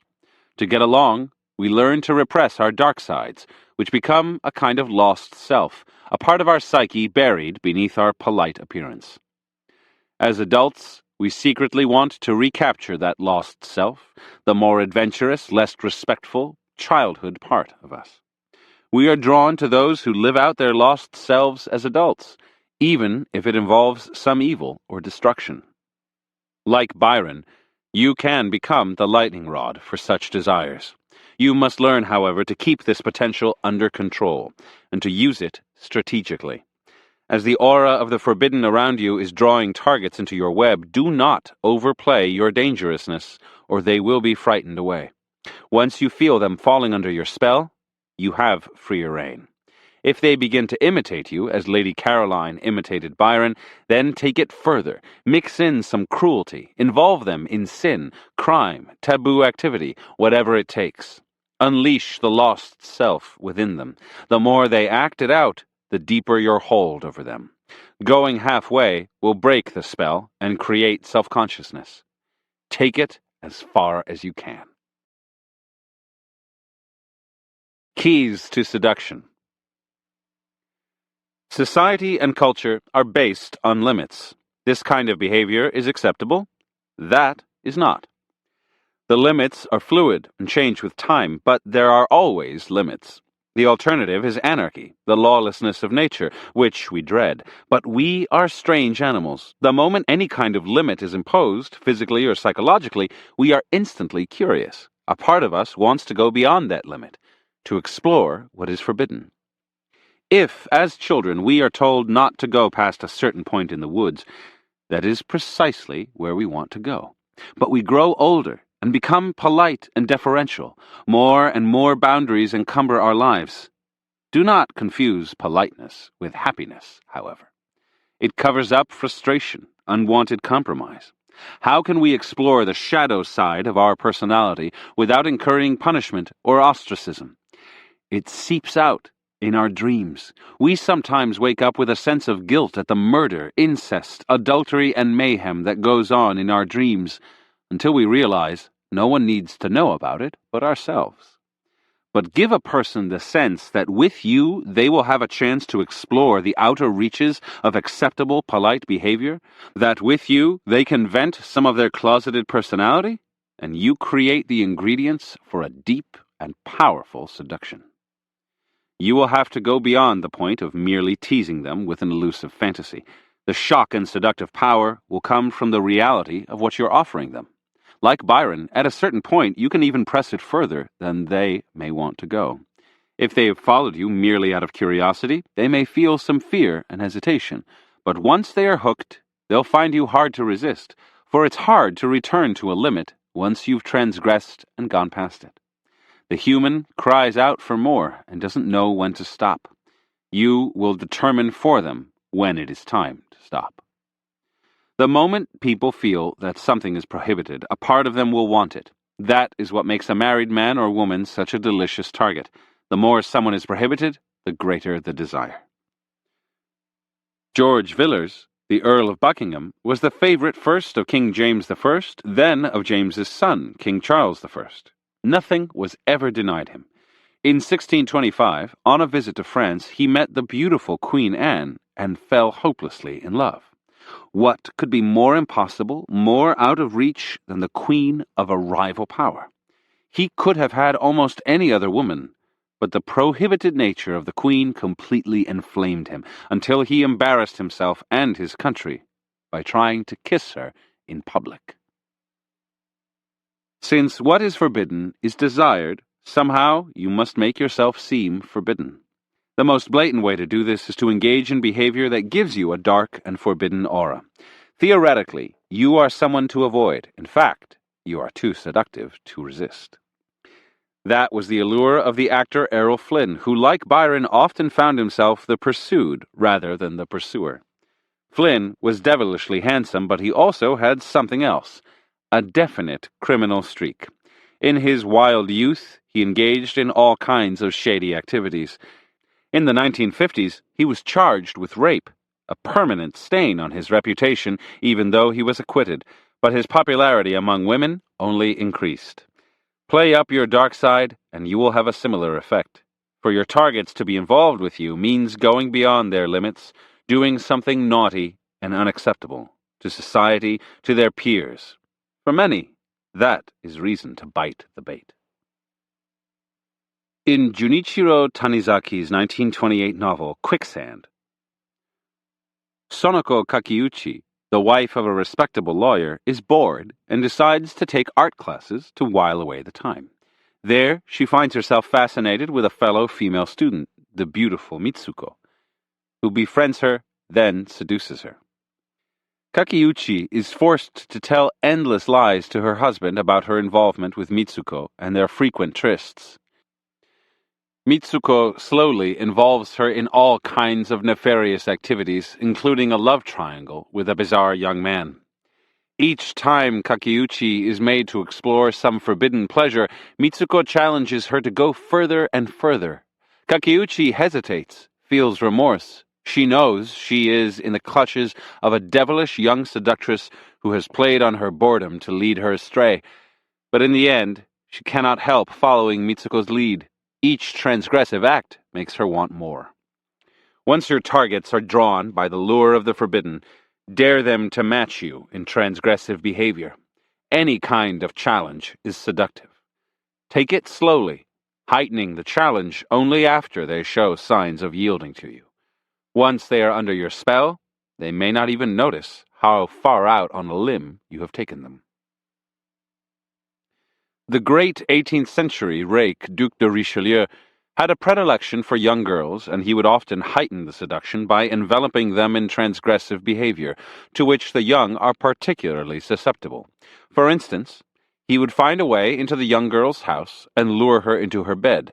The parents would be just down the hall, adding the proper spice. Sometimes he would act as if they were about to be discovered, the momentary fright sharpening the overall thrill. In all cases, he would try to turn the young girl against her parents, ridiculing their religious zeal or prudery or pious behavior. The Duke's strategy was to attack the values that his targets held dearest, precisely the values that represent a limit. In a young person, family ties, religious ties, and the like are useful to the seducer. Young people barely need a reason to rebel against them. The strategy, though, can be applied to a person of any age. For every deeply held value, there is a shadow side, a doubt, a desire to explore what those values forbid. In Renaissance Italy, a prostitute would dress as a lady and go to church. Nothing was more exciting to a man than to exchange glances with a woman whom he knew to be a whore, as he was surrounded by his wife, family, peers, and church officials. Every religion or value system creates a dark side, the shadow realm of everything it prohibits. Tease your targets, get them to flirt with whatever transgresses their family values, which are often emotional yet superficial, since they are imposed from the outside. One of the most seductive men of the 20th century, Rudolph Valentino, was known as the sex menace. His appeal for women was twofold. He could be tender and attentive, but he also hinted of cruelty. At any moment he could become dangerously bold, perhaps even a little violent. The studios played up this double image as much as possible. When it was reported that he had been abusive to his wife, for example, they exploited the story. A mix of the masculine and the feminine, the violent and the tender will always seem transgressive and appealing. Love is supposed to be tender and delicate, but in fact it can release violent and destructive emotions, and the possible violence of love, the way it breaks down our normal reasonableness, is just what attracts us. Approach romance's violent side by mixing a cruel streak into your tender attentions, particularly in the latter stages of the seduction, when the target is in your clutches. The courtesan Lola Montez was known to turn to violence, using a whip now and then, and Luandrea Salome could be exceptionally cruel to her men, playing coquettish games, turning alternately icy and demanding. Her cruelty only kept her targets coming back for more. A masochistic involvement can represent a great transgressive release. The more illicit your seduction feels, the more powerful its effect. Give your targets the feeling that they're committing a kind of crime, a deed whose guilt they share with you. Create public moments in which the two of you know something that those around you do not. It could be phrases and looks that only you recognize, a secret. Byron's seductive appeal to Lady Frances was connected to the nearness of her husband. In his company, for example, she had a love letter of Byron's hidden in her bosom. Johannes, the protagonist of Soren Kierkegaard's The Seducer's Diary, sent a message to his target, the young Cordelia, in the middle of a dinner party they were both attending. She could not reveal to the other guests that it was from him, for then she would have to do some explaining. He might also say something in public that would have a special meaning for her, since it referred to something in one of his letters. All of this added spice to the affair by giving it a feeling of a shared secret, even a guilty crime. It's critical to play on tensions like these in public, creating a sense of complicity and collusion against the world. In the Tristan and Isolde legend, the famous lovers reach the heights of bliss and exhilaration exactly because of the taboos they break. Isolde is engaged to King Mark. She will soon be a married woman. Tristan is a loyal subject and warrior in the service of King Mark, who is his father's age. The whole affair has a feeling of stealing away the bride from the father. Epitomizing the concept of love in the Western world, the legend has had immense influence over the ages, and a crucial part of it is the idea that without obstacles, without a feeling of transgression, love is weak and flavorless. People may be straining to remove restrictions on private behavior, to make everything freer in the world today, but that only makes seduction more difficult and less exciting. Do what you can to reintroduce a feeling of transgression and crime, even if it is only psychological or illusory. There must be obstacles to overcome, social norms to flout, laws to break before the seduction can be consummated. It might seem that a permissive society imposes few limits. Find some. There will always be limits, sacred cows, behavioral standards, endless ammunition for stirring up the transgressive and taboo. Reversal. The reversal of stirring up taboos would be to stay within the limits of acceptable behavior.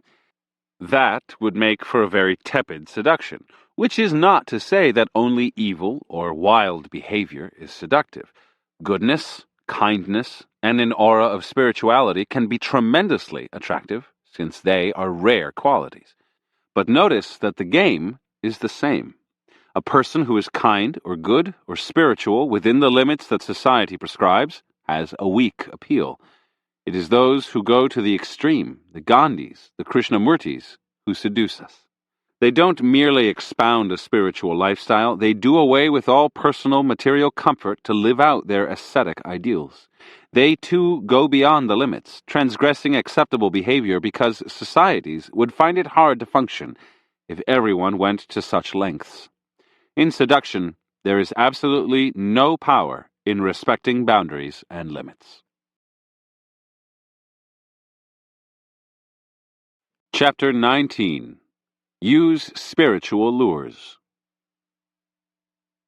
Everyone has doubts and insecurities about their body, their self-worth, their sexuality. If your seduction appears exclusively to the physical, you will stir up these doubts and make your targets self-conscious. Instead, lure them out of their insecurities by making them focus on something sublime and spiritual, a religious experience, a lofty work of art, the occult. Play up your divine qualities. Affect an air of discontent with worldly things. Speak of the stars, destiny, the hidden threads that unite you and the object of the seduction. Lost in a spiritual mist, the target will feel light and uninhibited. Deepen the effect of your seduction by making its sexual culmination seem like the spiritual union of two souls. Object of worship. Liane de Pougy was the reigning courtesan of 1890s Paris. Slender and androgynous, she was a novelty, and the wealthiest men in Europe vied to possess her. By late in the decade, however, She had grown tired of it all. "What a sterile life," she wrote a friend. "Always the same routine, the bois, the races, fittings, and to end an insipid day, dinner." What wearied the courtesan most was the constant attention of her male admirers, who sought to monopolize her physical charms. One spring day in 1899, Leon was riding in an open carriage through the Bois de Boulogne.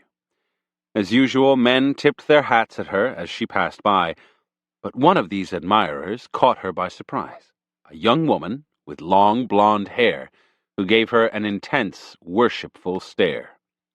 Leon smiled at the woman, who smiled and bowed in return. A few days later, Leon began to receive cards and flowers from a 23-year-old American named Natalie Barney, who identified herself as the blonde admirer in the Bois de Boulogne, and asked for a rendezvous. Leon invited Natalie to visit, but to amuse herself, she decided to play a little joke. A friend would take her place, lounging on her bed in the dark boudoir, while Leon would hide behind a screen. Natalie arrived at the appointed hour. She wore the costume of a Florentine page and carried a bouquet of flowers. Kneeling before the bed, she began to praise the courtesan, comparing her to a Fra Angelico painting. All too soon, she heard someone laugh, and standing up, she realized the joke that had been played on her. She blushed and made for the door. When Leon hurried out from behind the screen, Natalie chastised her. The courtesan had the face of an angel, but apparently not the spirit. Contrite, Leon whispered, "Come back tomorrow morning. I'll be alone." The young American showed up the next day, wearing the same outfit. She was witty and spirited. Leon relaxed in her presence, and invited her to stay for the courtesan's morning ritual, the elaborate makeup, clothes, and jewelry she put on before heading out into the world. Watching reverently, Natalie remarked that she worshipped beauty, and that Leon was the most beautiful woman she had ever seen. Playing the part of the page, she followed Leon to the carriage, opened the door for her with a bow, and accompanied her on her habitual ride through the Bois de Boulogne. Once inside the park, Natalie knelt on the floor, out of sight of the passing gentlemen who tipped their hats to Leon.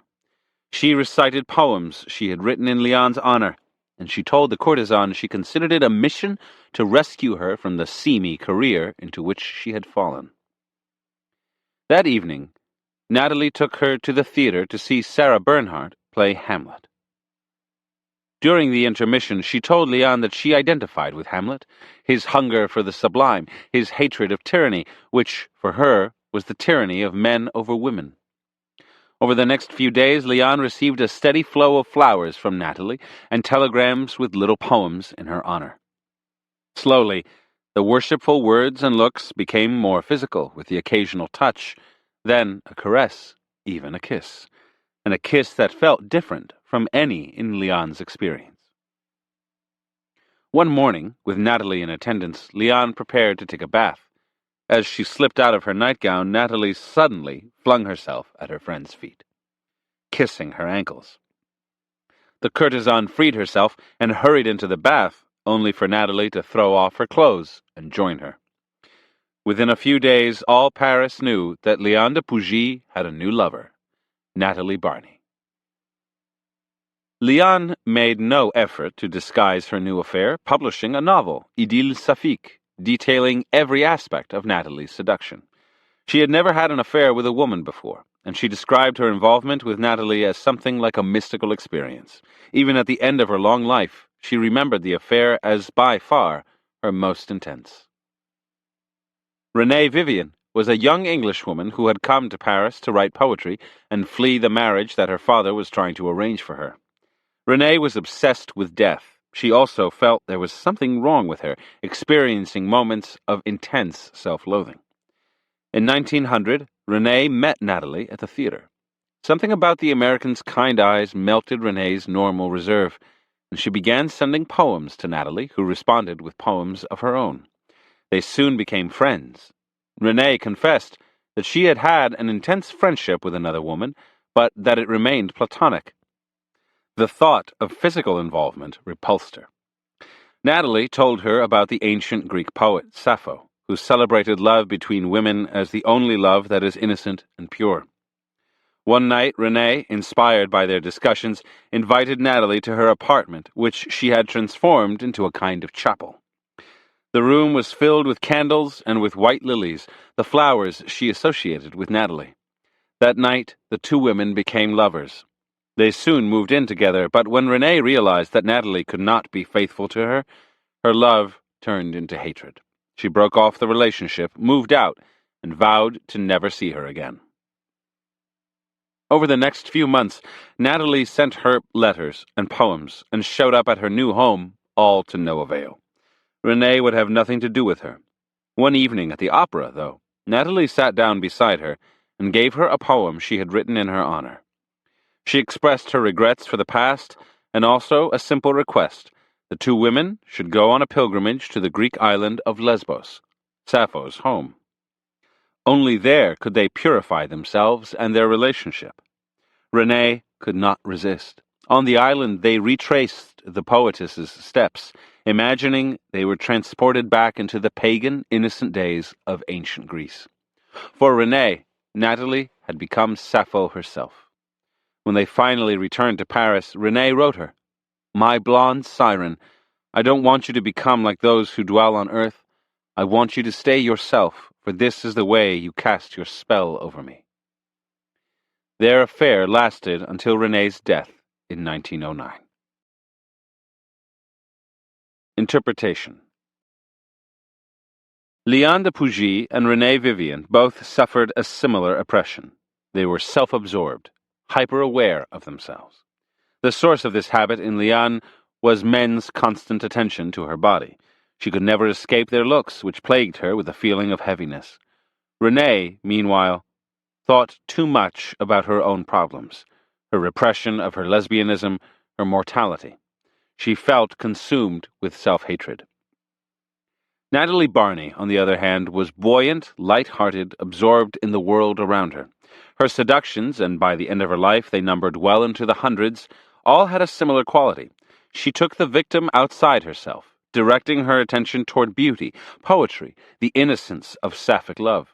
She invited her women to participate in a kind of cult in which they would worship these sublimities. To heighten the cult-like feeling, she involved them in little rituals. They would call each other by new names, send each other poems in daily telegrams, wear costumes, make pilgrimages to holy sites. Two things would inevitably happen. The women would start to direct some of the worshipful feelings they were experiencing toward Natalie, who seemed as lofty and beautiful as the things she held up to be adored. And, pleasantly diverted into this spiritualized realm, they would also lose any heaviness they had felt about their bodies, their selves, their identities. Their repression of their sexuality would melt away. By the time Natalie kissed or caressed them, it would feel like something innocent, pure, as if they had returned to the Garden of Eden before the fall. Religion is the great balm of existence because it takes us outside ourselves, connects us to something larger. As we contemplate the object of worship, God or nature, our burdens are lifted away. It's wonderful to feel raised up from the earth to experience that kind of lightness. No matter how progressive the times, many of us feel uncomfortable with our bodies, our animal drives. A seducer who focuses too much attention on the physical will stir up self-consciousness and a residue of disgust. So, focus attention on something else. Invite the other person to worship something beautiful in the world. It could be nature, a work of art, even God or gods. Paganism never goes out of fashion. People are dying to believe in something. Add some rituals. If you can make yourself seem to resemble the thing you are worshipping, you are natural, aesthetic, noble, and sublime, your targets will transfer their worship to you. Religion and spirituality are full of sexual undertones that can be brought to the surface once you have made your targets lose their self-awareness. From spiritual ecstasy to sexual ecstasy is but one small step. Keys to seduction. Religion is the most seductive system that mankind has created. Death is our greatest fear, And religion offers us the illusion that we're immortal, that something about us will live on. The idea that we are an infinitesimal part of a vast and indifferent universe is terrifying. Religion humanizes this universe, makes us feel important and loved. We are not animals governed by uncontrollable drives, animals that die for no apparent reason, but creatures made in the image of a supreme being. We too can be sublime, rational, and good. Anything that feeds a desire or a wished-for illusion is seductive, and nothing can match religion in this arena. Pleasure is the bait that you use to lure a person into your web, but no matter how clever a seducer you are, in the back of your target's mind, they are aware of the endgame, the physical conclusion toward which you're heading. You may think your target is unrepressed and hungry for pleasure, but almost all of us are plagued by an underlying unease with our animal nature. Unless you deal with this unease, your seduction, even when successful in the short term, will be superficial and temporary. Instead, like Natalie Barney, try to capture your target's soul to build the foundation of a deep and lasting seduction. Lure the victim deep into your web with spirituality, making physical pleasure seem sublime and transcendent. Spirituality will disguise your manipulations, suggesting that your relationship is timeless and creating a space for ecstasy in the victim's mind. Remember that seduction is a mental process, and nothing is more mentally intoxicating than religion, spirituality, and the occult. In Gustave Flaubert's novel Madame Bovary, Rodolphe Boulanger visits the country doctor Bovary and finds himself interested in the doctor's beautiful wife, Emma. Boulanger, quote, was brutal and shrewd. He was something of a connoisseur. There had been many women in his life, unquote. He senses that Emma is bored. A few weeks later, he manages to run into her at a county fair where he gets her alone. He affects an air of sadness and gloom. Quote, many's the time I've passed a cemetery in the moonlight and asked myself if I wouldn't be better off lying there with the rest, unquote. He mentions his bad reputation. He deserves it, he says, but is it his fault? Quote, do you really not know that there exist souls that are ceaselessly in torment? Unquote. Several times he takes Emma's hand, but she politely withdraws it. He talks of love, the magnetic force that draws two people together. Perhaps it has roots in some earlier existence, some previous incarnation of their souls. Quote, take us, for example. Why should we have met? How did it happen? It can only be that something in our particular inclinations made us come closer and closer across the distance that separated us, the way two rivers flow together, unquote. He takes her hand again, and this time she lets him hold it.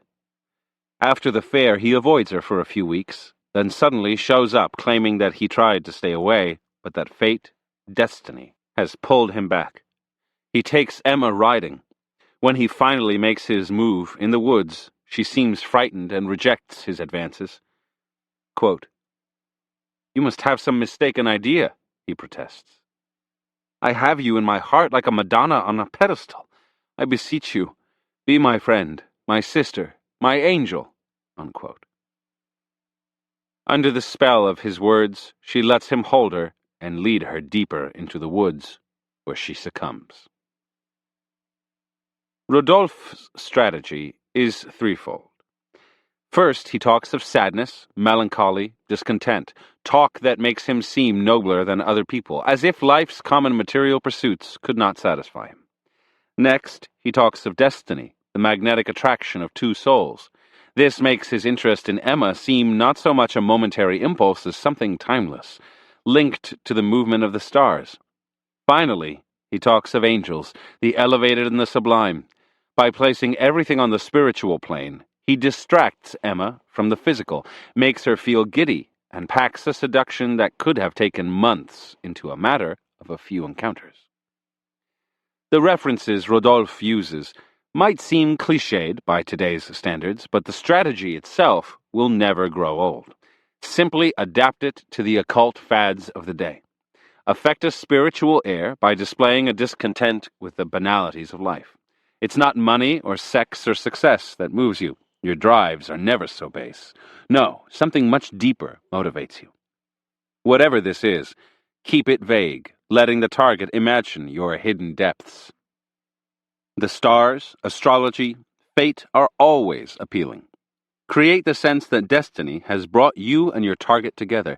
That will make your seduction feel more natural. In a world where too much is controlled and manufactured, the sense that fate, necessity, or some higher power is guiding your relationship is doubly seductive. If you want to weave religious motifs into your seduction, it's always best to choose some distant, exotic religion with a slightly pagan air. It's easy to move from pagan spirituality to pagan earthiness. Timing counts. Once you've stirred your target souls, move quickly to the physical, making sexuality seem merely an extension of the spiritual vibrations you're experiencing. In other words, employ the spiritual strategy as close to the time for your bold move as possible. The spiritual is not exclusively the religious or the occult. It is anything that will add a sublime, timeless quality to your seduction. In the modern world, culture and art have, in some ways, taken the place of religion. There are two ways to use art in your seduction. First, create it yourself, in the target's honor. Natalie Barney wrote poems and barraged her targets with them. Half of Picasso's appeal to many women was the hope that he would immortalize them in his paintings, for ars longa, vita brevis. Art is long, life is short, as they used to say in Rome. Even if your love is a passing fancy, by capturing it in a work of art, you give it a seductive illusion of eternity. The second way to use art is to make it ennoble the affair, giving your seduction an elevated edge.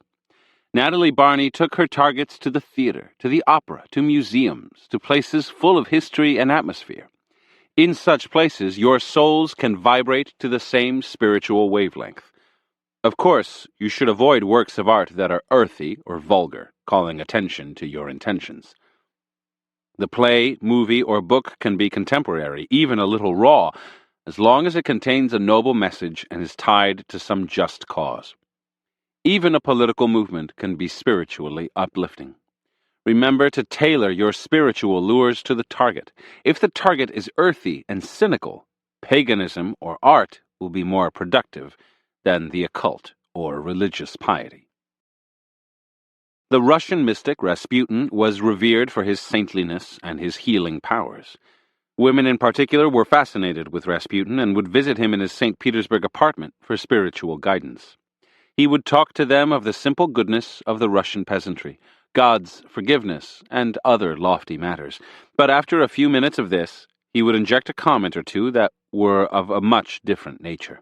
Something about the woman's beauty, her lips that were so inviting, the desires she could inspire in a man. He would talk of different kinds of love. Love of God, love between friends, love between a man and a woman, but mix them all up as if they were one. Then, as he returned to discussing spiritual matters, he would suddenly take the woman's hand or whisper into her ear. All this would have an intoxicating effect. Women would find themselves dragged into a kind of maelstrom, both spiritually uplifted and sexually excited. Hundreds of women succumbed during these spiritual visits, for he would also tell them that they could not repent until they had sinned, and who better to sin with than Rasputin. Rasputin understood the intimate connection between the sexual and the spiritual. Spirituality, the love of God, is a sublimated version of sexual love. The language of the religious mystics of the Middle Ages is full of erotic images. The contemplation of God and of the sublime can offer a kind of mental orgasm. There is no more seductive brew than the combination of the spiritual and the sexual, the high and the low. When you talk of spiritual matters, then let your looks and physical presence hint of sexuality at the same time. Make the harmony of the universe and union with God seem to confuse with physical harmony and the union between two people. If you can make the endgame of your seduction appear as a spiritual experience, you will heighten the physical pleasure and create a seduction with a deep and lasting effect. Reversal. Letting your targets feel that your affection is neither temporary nor superficial will often make them fall deeper under your spell. In some, though, it can arouse an anxiety, the fear of commitment, of a claustrophobic relationship with no exits. Never let your spiritual lures seem to be leading in that direction, then. To focus attention on the distant future may implicitly constrict their freedom. You should be seducing them, not offering to marry them. What you want is to make them lose themselves in the moment, experiencing the timeless depth of your feelings in the present tense. Religious ecstasy is about intensity, not temporal extensity. Giovanni Casanova used many spiritual lures in his seductions, the occult, anything that would inspire lofty sentiments. For the time that he was involved with a woman, she would feel that he would do anything for her, that he was not just using her only to abandon her. But she also knew that when it became convenient to end the affair, he would cry, give her a magnificent gift, then quietly leave. This was just what many young women wanted, a temporary diversion from marriage or an oppressive family. Sometimes pleasure is best when we know it's fleeting. Chapter 20. Mix pleasure with pain. The greatest mistake in seduction is being too nice. At first, perhaps, your kindness is charming, but it soon grows monotonous. You're trying too hard to please and seem insecure. Instead of overwhelming your targets with niceness, try inflicting some pain. Lure them in with focused attention, then change direction, appearing suddenly uninterested. Make them feel guilty and insecure. Even instigate a breakup, subjecting them to an emptiness and pain that will give you room to maneuver. Now a rapprochement, an apology, a return to your earlier kindness will turn them weak at the knees. The lower the lows you create, the greater the highs. To heighten the erotic charge, create the excitement of fear. The emotional roller coaster. One hot summer afternoon in 1894, Don Mateo Diaz, a 38-year-old resident of Seville, decided to visit a local tobacco factory. Because of his connections, Don Mateo was allowed to tour the place, but his interest was not in the business side. Don Mateo liked young girls, and hundreds of them worked in the factory. Just as he had expected that day, many of them were in a state of near undress because of the heat. It was quite a spectacle. He enjoyed the sights for a while, but the noise and the temperature soon got to him. As he was heading for the door, though, a worker of no more than 16 called out to him, "Caballero, if you will give me a penny, I will sing you a little song." The girl's name was Conchita Perez, and she looked young and innocent, in fact, beautiful, with a sparkle in her eye that suggested a taste for adventure. The perfect prey. He listened to her song, which seemed vaguely suggestive, tossed her a coin that was equal to a month's salary, tipped his hat, then left. It was never good to come on too strong, too early. As he walked along the street, he plotted how he would lure her into an affair. Suddenly, he felt a hand on his arm, and he turned to see her walking alongside him. It was too hot to work. Would he be a gentleman and escort her home? Of course. "Do you have a lover?" he asked her. "No," she said. "I am Mosita," which means pure, a virgin. Conchita lived with her mother in a rundown part of town. Don Mateo exchanged pleasantries, slipped the mother some money, he knew from experience how important it was to keep the mother happy, then left. He considered waiting a few days, but he was impatient and returned the following morning. The mother was out. He and Conchita resumed their playful banter from the day before, and to his surprise, she suddenly sat in his lap, put her arms around him, and kissed him. His strategy flying out the window, he took hold of her and returned the kiss. She immediately jumped up, her eyes flashing with anger. "You are trifling with me," she said, "using me for a quick thrill." Don Mateo denied having any such intentions and apologized for going too far. When he left, he felt confused. She had started it all. Why should he feel guilty? And yet, he did. Young girls can be so unpredictable. It's best to break them in slowly. Over the next few days, Don Mateo was the perfect gentleman. He visited every day, showered mother and daughter with gifts, made no advances, at least not at first. The damned girl had become so familiar with him that she would dress in front of him or greet him in her nightgown. These glimpses of her body drove him crazy, and he would sometimes try to steal a kiss or caress, only to have her push him away and scold him. Weeks went by. Clearly he had shown that his was not a passing fancy. Tired of the endless courtship, he took Conchita's mother aside one day and proposed that he set the girl up in a house of her own. He would treat her like a queen. She would have everything she wanted. So, of course, would her mother. Surely his proposal would satisfy the two women. But the next day, a note came from Conchita, expressing not gratitude, but recrimination. He was trying to buy her love. "You shall never see me again," she concluded.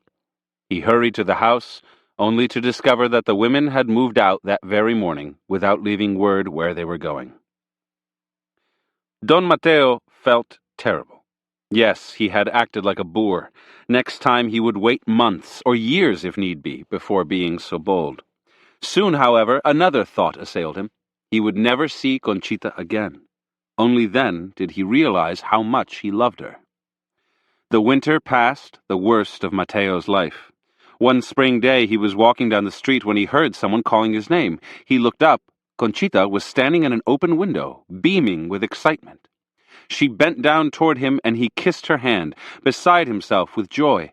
Why had she disappeared so suddenly? It was all going too quickly, she said.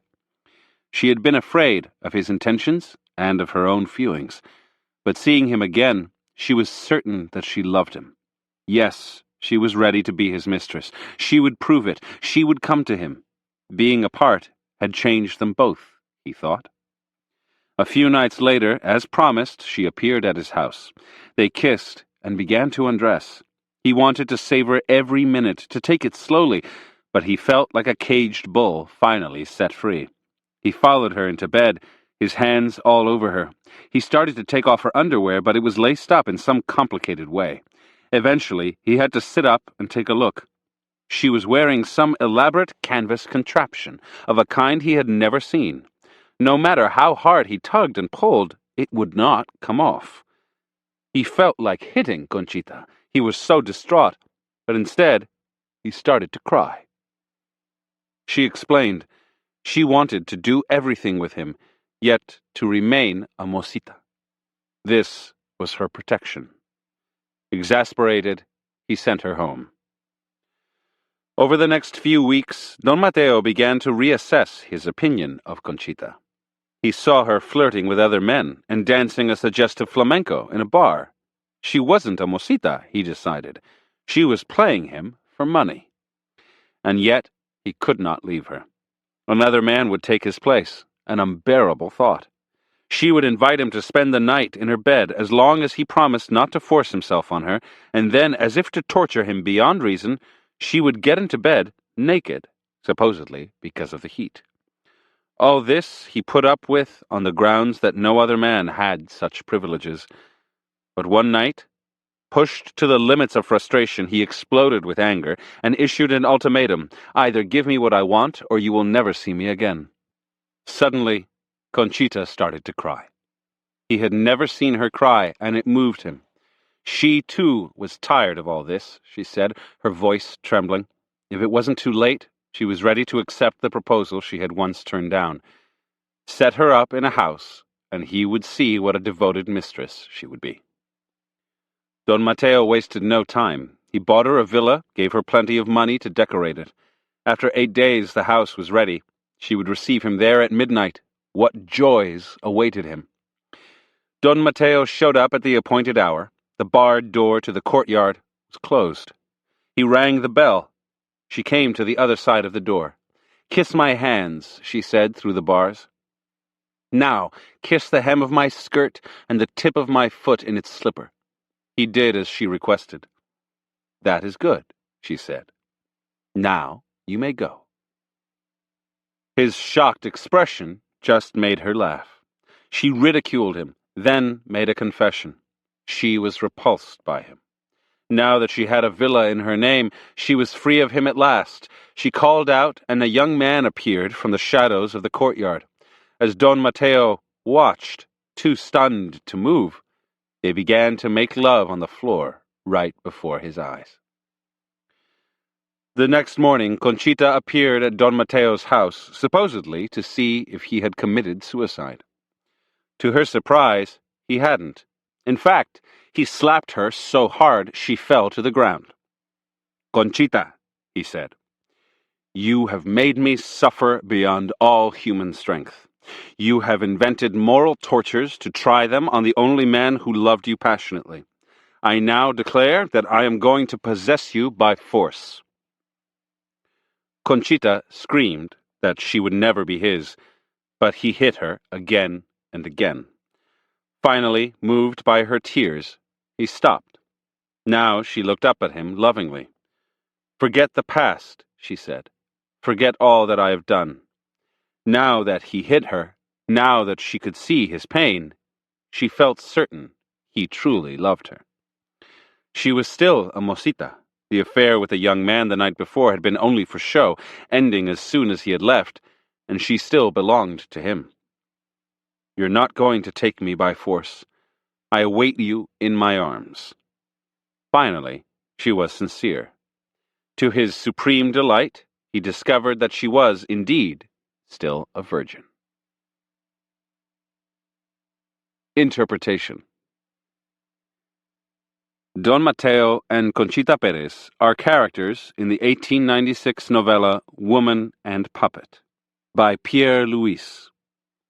Based on a true story, the Miss Charpillon episode in Casanova's memoirs, the novella has served as the basis for two films, Joseph von Sternberg's Devil is a Woman with Marlene Dietrich, and Luis Buñuel's That Obscure Object of Desire.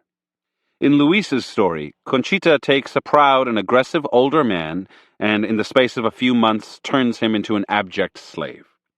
Her method is simple. She stimulates as many emotions as possible, including heavy doses of pain. She excites his lust, then makes him feel base for taking advantage of her.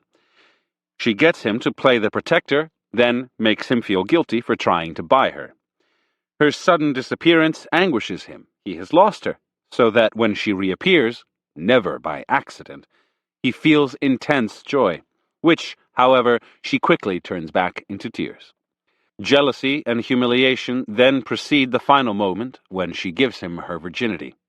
Even after this, according to the story, she finds ways to continue to torment him. Each low she inspires, guilt, despair, jealousy, emptiness, creates the space for a more intense high. He becomes an addict, hooked on the alternation of charge and withdrawal. Your seduction should never follow a simple course upward toward pleasure and harmony. The climax will come too soon, and the pleasure will be weak. What makes us intensely appreciate something is previous suffering. A brush with death makes us fall in love with life. A long journey makes a return home that much more pleasurable. Your task is to create moments of sadness, despair, and anguish, to create the tension that allows for a great release. Don't worry about making people angry. Anger is a sure sign that you have your hooks in them. Nor should you be afraid that if you make yourself difficult, people will flee. We only abandon those who bore us. The ride on which you take your victims can be torturous, but never dull. At all costs, keep your targets emotional and on edge. Create enough highs and lows, and you will wear away the last vestiges of their willpower. Harshness and kindness. In 1972, Henry Kissinger, then President Richard Nixon's Assistant for National Security Affairs, received a request for an interview from the famous Italian journalist Oriana Fallaci. Kissinger rarely gave interviews. He had no control over the final product, and he was a man who needed to be in control. But he had read Fallaci's interview with a North Vietnamese general, and it had been instructive. She was extremely well informed on the Vietnam War. Perhaps he could gather some information of his own, pick her brain. He decided to ask for a pre-interview, a preliminary meeting. He would grill her on different subjects.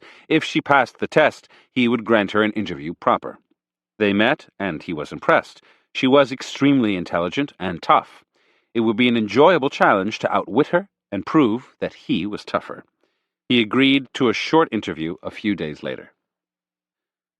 To Kissinger's annoyance, Fallaci began the interview by asking him whether he was disappointed by the slow pace of the peace negotiations with North Vietnam. He would not discuss the negotiations. He had made that clear in the pre-interview, yet she continued the same line of questioning. He grew a little angry. "That's enough," he said. "I don't want to talk any more about Vietnam." Although she didn't immediately abandon the subject, her questions became gentler. What were his personal feelings toward the leaders of South and North Vietnam? Still, he ducked. "I'm not the kind of person to be swayed by emotion. Emotions serve no purpose," he said. She moved to grander philosophical issues: war, peace. She praised him for his role in the rapprochement with China. Without realizing it, Kissinger began to open up. He talked of the pain he felt in dealing with Vietnam, the pleasures of wielding power. Then suddenly, the harsher questions returned. Was he simply Nixon's lackey, as many suspected? Up and down she went, alternately baiting and flattering him. His goal had been to pump her for information while revealing nothing about himself. By the end, though, she had given him nothing, while he had revealed a range of embarrassing opinions. His view of women as playthings, for instance, and his belief that he was popular with the public because people saw him as a kind of lonesome cowboy, the hero who cleans things up by himself. When the interview was published, Nixon, Kissinger's boss, was livid about it. In 1973, the Shah of Iran, Mohammad Reza Pahlavi, granted Fallaci an interview. He knew how to handle the press, be noncommittal, speak in generalities, seem firm yet polite. This approach had worked 1,000 times before. Fallaci began the interview on a personal level, asking how it felt to be a king, to be the target of assassination attempts, and why the Shah always seemed so sad. He talked of the burdens of his position, the pain and loneliness he felt. It seemed a release of sorts to talk about his professional problems. As he talked, Fallaci said little, her silence goading him on. Then suddenly she changed the subject. He was having difficulties with his second wife. Surely that must hurt him. This was a sore spot, and Pahlavi got angry. He tried to change the subject, but she kept returning to it. "Why waste time talking about wives and women?" he said. He then went so far as to criticize women in general, their lack of creativity, their cruelty. Fallaci kept at him. He had dictatorial tendencies, and his country lacked basic freedoms. Fallaci's own books were on his government's blacklist. Hearing this, the Shah seemed somewhat taken aback. Perhaps he was dealing with a subversive writer. But then she softened her tone again, asked him about his many achievements. The pattern repeated. The moment he relaxed, she blindsided him with a sharp question. When he grew bitter, she lightened the mood. Like Kissinger, he found himself opening up despite himself and mentioning things he would later regret, such as his intention to raise the price of oil. Slowly, he fell under her spell, even began to flirt with her. "Even if you're on the blacklist of my authorities," he said at the end of the interview, "I'll put you on the white list of my heart." Interpretation. Most of Fallaci's interviews were with powerful leaders, men and women with an overwhelming need to control the situation, to avoid revealing anything embarrassing. This put her and her subjects in conflict, since getting them to open up, grow emotional, give up control was exactly what she wanted. The classic, seductive approach of charm and flattery would get her nowhere with these people. They would see right through it. Instead, Fallaci preyed on their emotions, alternating harshness and kindness. She would ask a cruel question that touched on the deepest insecurities of the subject, who would get emotional and defensive. Deep down, though, something else would stir inside them. the desire to prove to Fallaci that they did not deserve her implicit criticisms. Unconsciously, they wanted to please her, to make her like them. When she then shifted tone, indirectly praising them, they felt they were winning her over and were encouraged to open up. Without realizing it, they would give freer rein to their emotions. In social situations, we all wear masks and keep our defenses up. It's embarrassing, after all, to reveal one's true feelings. As a seducer, you must find a way to lower these resistances. The charmer's approach of flattery and attention can be effective here, particularly with the insecure, but it can take months of work and can also backfire. To get a quicker result and to break down more inaccessible people, it's often better to alternate harshness and kindness. By being harsh, you create inner tensions. Your targets may be upset with you, but they are also asking themselves questions. What have they done to earn your dislike? When you then are kind, they feel relieved, but also concerned that at any moment they might somehow displease you again. Make use of this pattern to keep them in suspense, dreading your harshness and keen to keep you kind. Your kindness and harshness should be subtle. Indirect digs and compliments are best. Play the psychoanalyst. Make cutting comments concerning their unconscious motives. You're only being truthful. Then sit back and listen. Your silence will goad them into embarrassing admissions. Leaven your judgments with occasional praise, and they will strive to please you, like dogs. Keys to seduction. Almost everyone is more or less polite. We learn early on not to tell people what we really think of them. We smile at their jokes, act interested in their stories and problems. It's the only way to live with them. Eventually, this becomes a habit. We are nice, even when it isn't really necessary. We try to please other people, to not step on their toes, to avoid disagreements, conflict. Niceness in seduction, however, though it may at first draw someone to you, it is soothing, comforting, soon loses all effect. Being too nice can literally push the target away from you. Erotic feeling depends on the creation of tension. Without tension, without anxiety and suspense, there can be no feeling of release, of true pleasure and joy.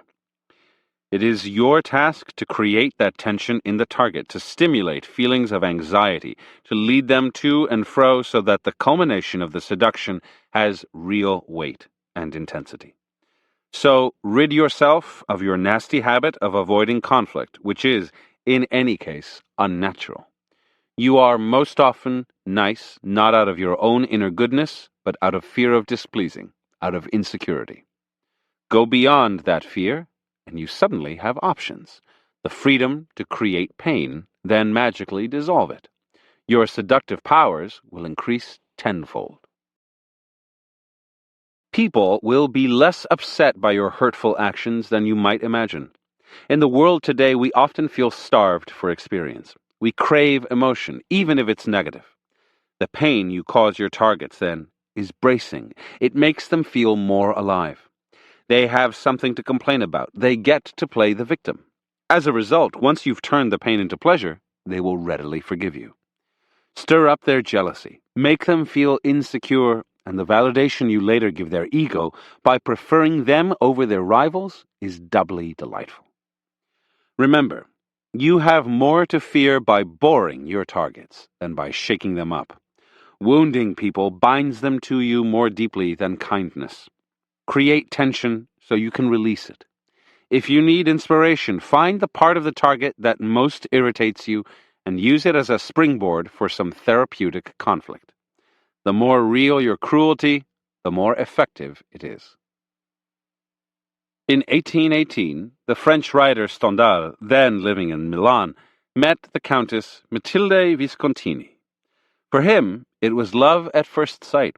She was a proud, somewhat difficult woman, and she intimidated Stendhal, who was terribly afraid of displeasing her with a stupid comment or undignified act. Finally, unable to take it any longer, he one day took her hand and confessed his love. Horrified, the Countess told him to leave and never come back. Stendhal flooded Viscontini with letters, begging her to forgive him. At last she relented. She would see him again, but under one condition. He could visit only once every 2 weeks for no more than an hour, and only in the presence of company. Stendhal agreed. He had no choice.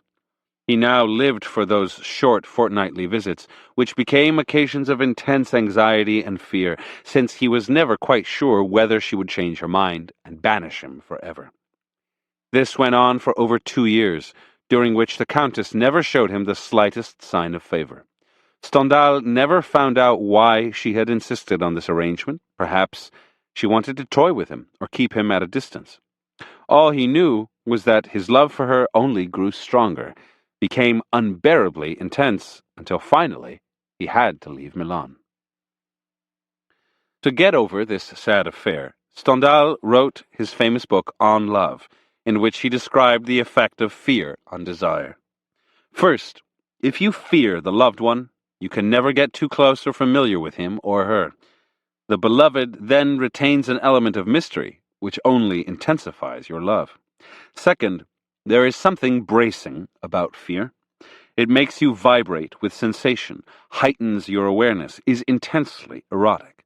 According to Stendhal, the closer the loved one brings you to the edge of the precipice, to the feeling that they could abandon you, the dizzier and more lost you will become. Falling in love means literally falling, losing control, a mix of fear and excitement. Apply this wisdom in reverse. Never let your targets get too comfortable with you. They need to feel fear and anxiety. Show them some coldness, a flash of anger they didn't expect. Be irrational if necessary. There is always the trump card, a breakup.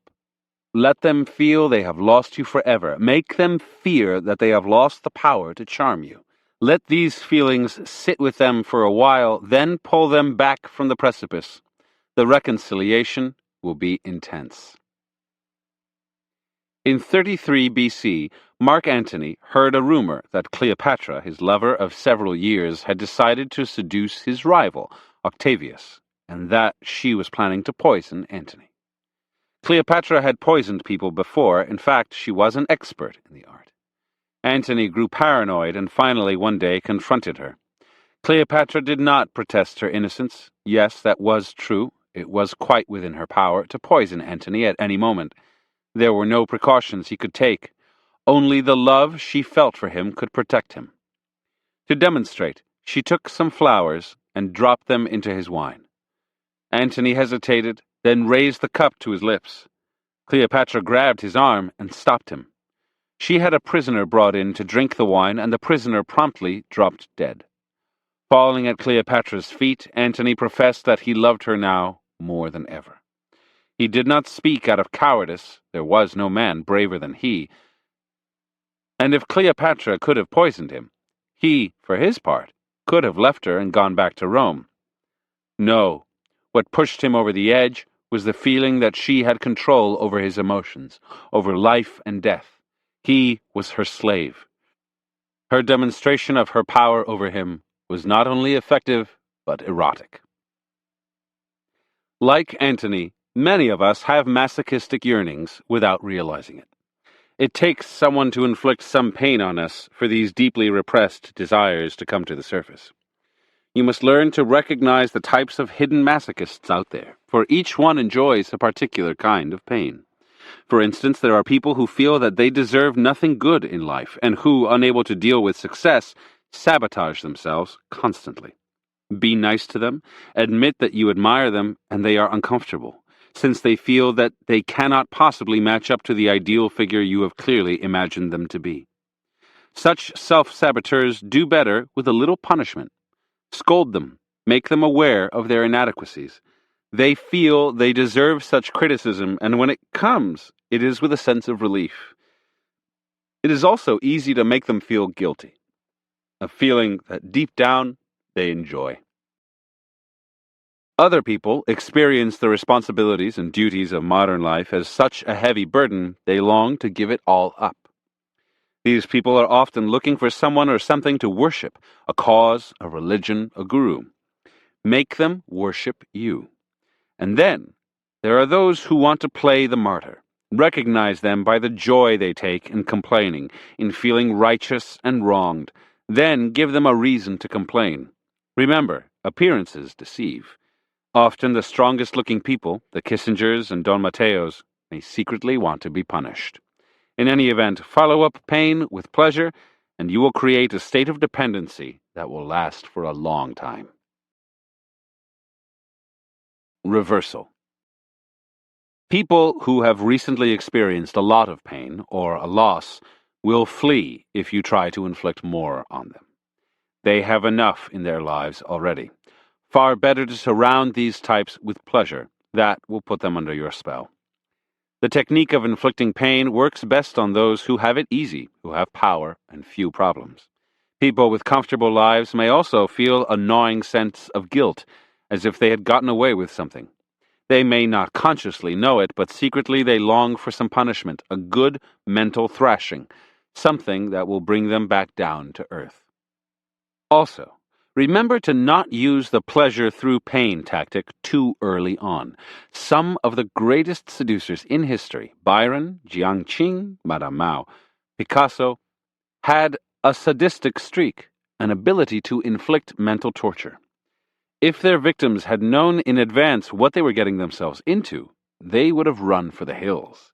In truth, most of these seducers lured their targets into their webs by appearing to be paragons of sweetness and affection.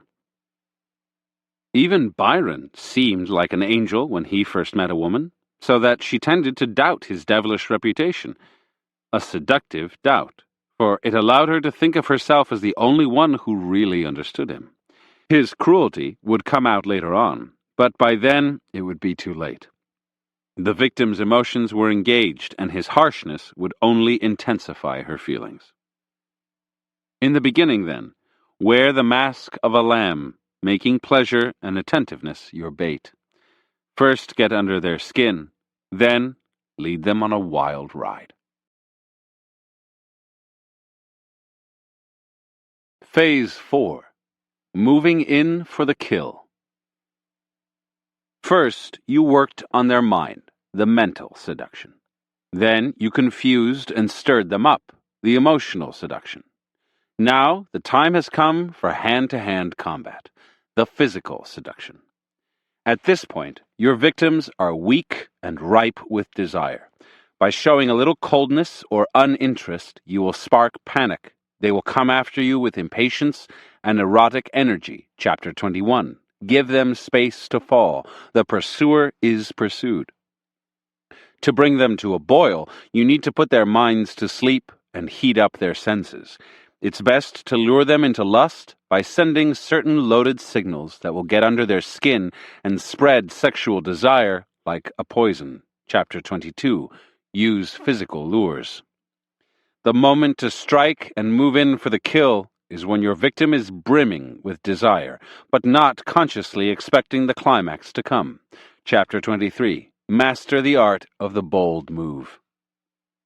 Once the seduction is over, there is the danger that disenchantment will set in and ruin all your hard work. Chapter 24.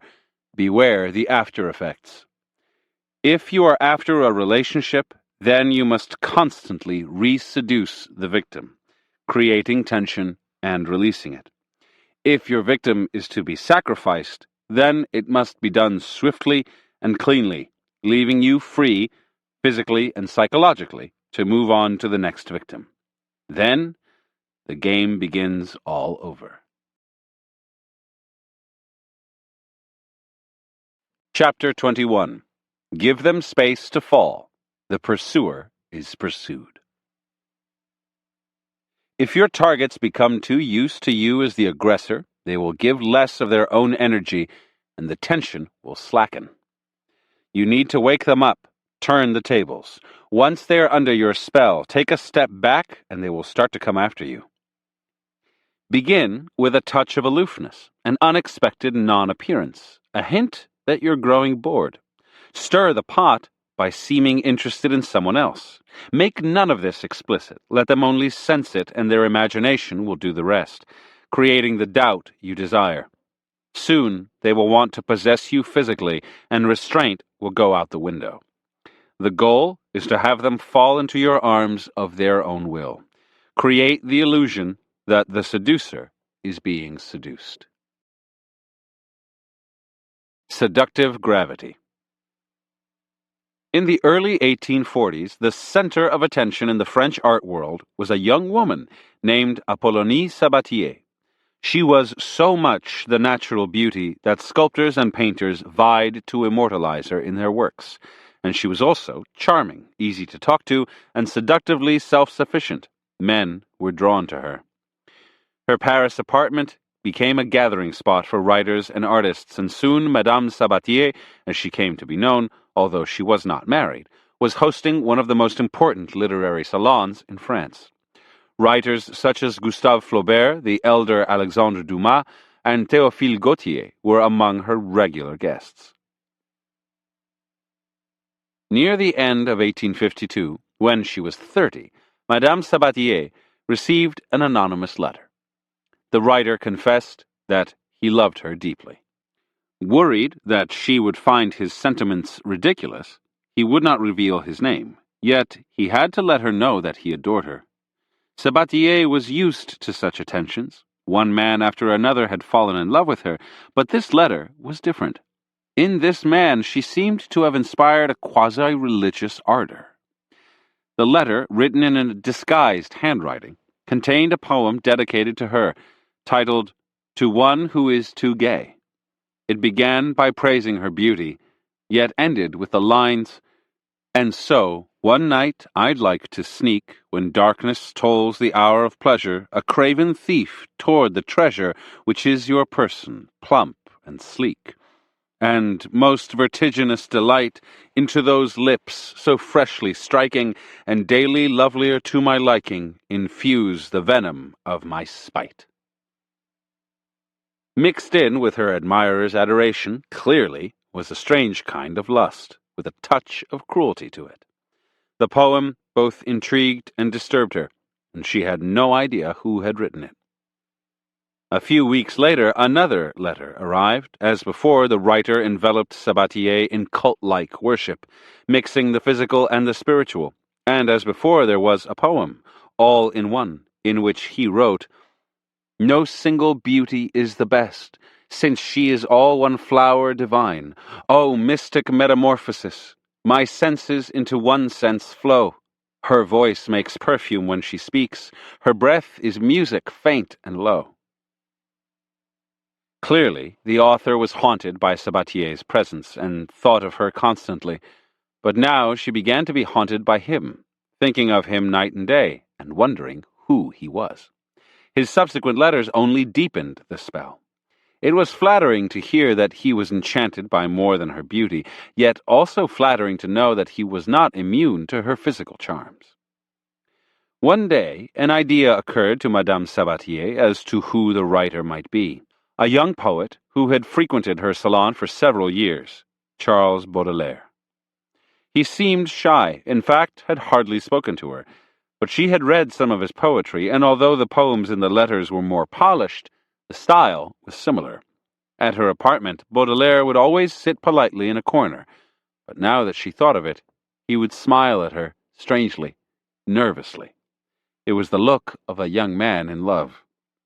Now, when he visited, she watched him carefully, and the more she watched, the surer she was that he was the writer. But she never confirmed her intuition, because she did not want to confront him.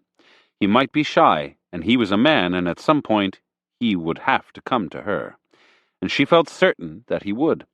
Then, suddenly, the letters stopped coming, and Madame Sabatier could not understand why, since the last one had been even more adoring than all of the others before.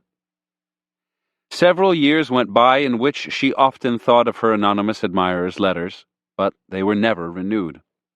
In 1857, however, Baudelaire published a book of poetry, The Flowers of Evil, and Madame Sabatier recognized several of the verses. They were the ones he had written for her. Now they were out in the open for everyone to see. A little while later, the poet sent her a gift, a specially bound copy of the book and a letter, this time signed with his name. Yes, he wrote, he was the anonymous writer. Would she forgive him for being so mysterious in the past? Furthermore, his feelings for her were as strong as ever. Quote, "You didn't think for a moment that I could have forgotten you. You to me are more than a cherished image conjured up in a dream. You're my superstition, my constant companion, my secret. Farewell, dear madame. I kiss your hands with profound devotion." Unquote. This letter had a stronger effect on Madame Sabatier than the others had. Perhaps it was his childlike sincerity and the fact that he had finally written to her directly. Perhaps it was that he loved her, but asked nothing of her, unlike all the other men she knew, who at some point had always turned out to want something. Whatever it was, she had an uncontrollable desire to see him. The next day she invited him to her apartment, alone. Baudelaire appeared at the appointed hour. He sat nervously in his seat, gazing at her with his large eyes, saying little, and what he did say was formal and polite. He seemed aloof.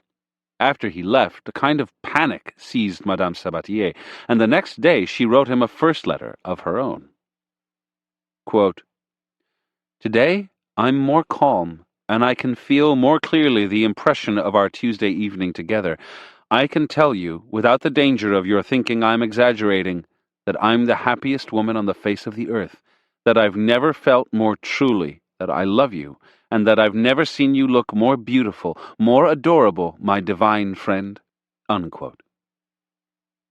Madame Sabatier had never before written such a letter. She had always been the one who was pursued. Now she had lost her usual self-possession, and it only got worse. Baudelaire did not answer right away.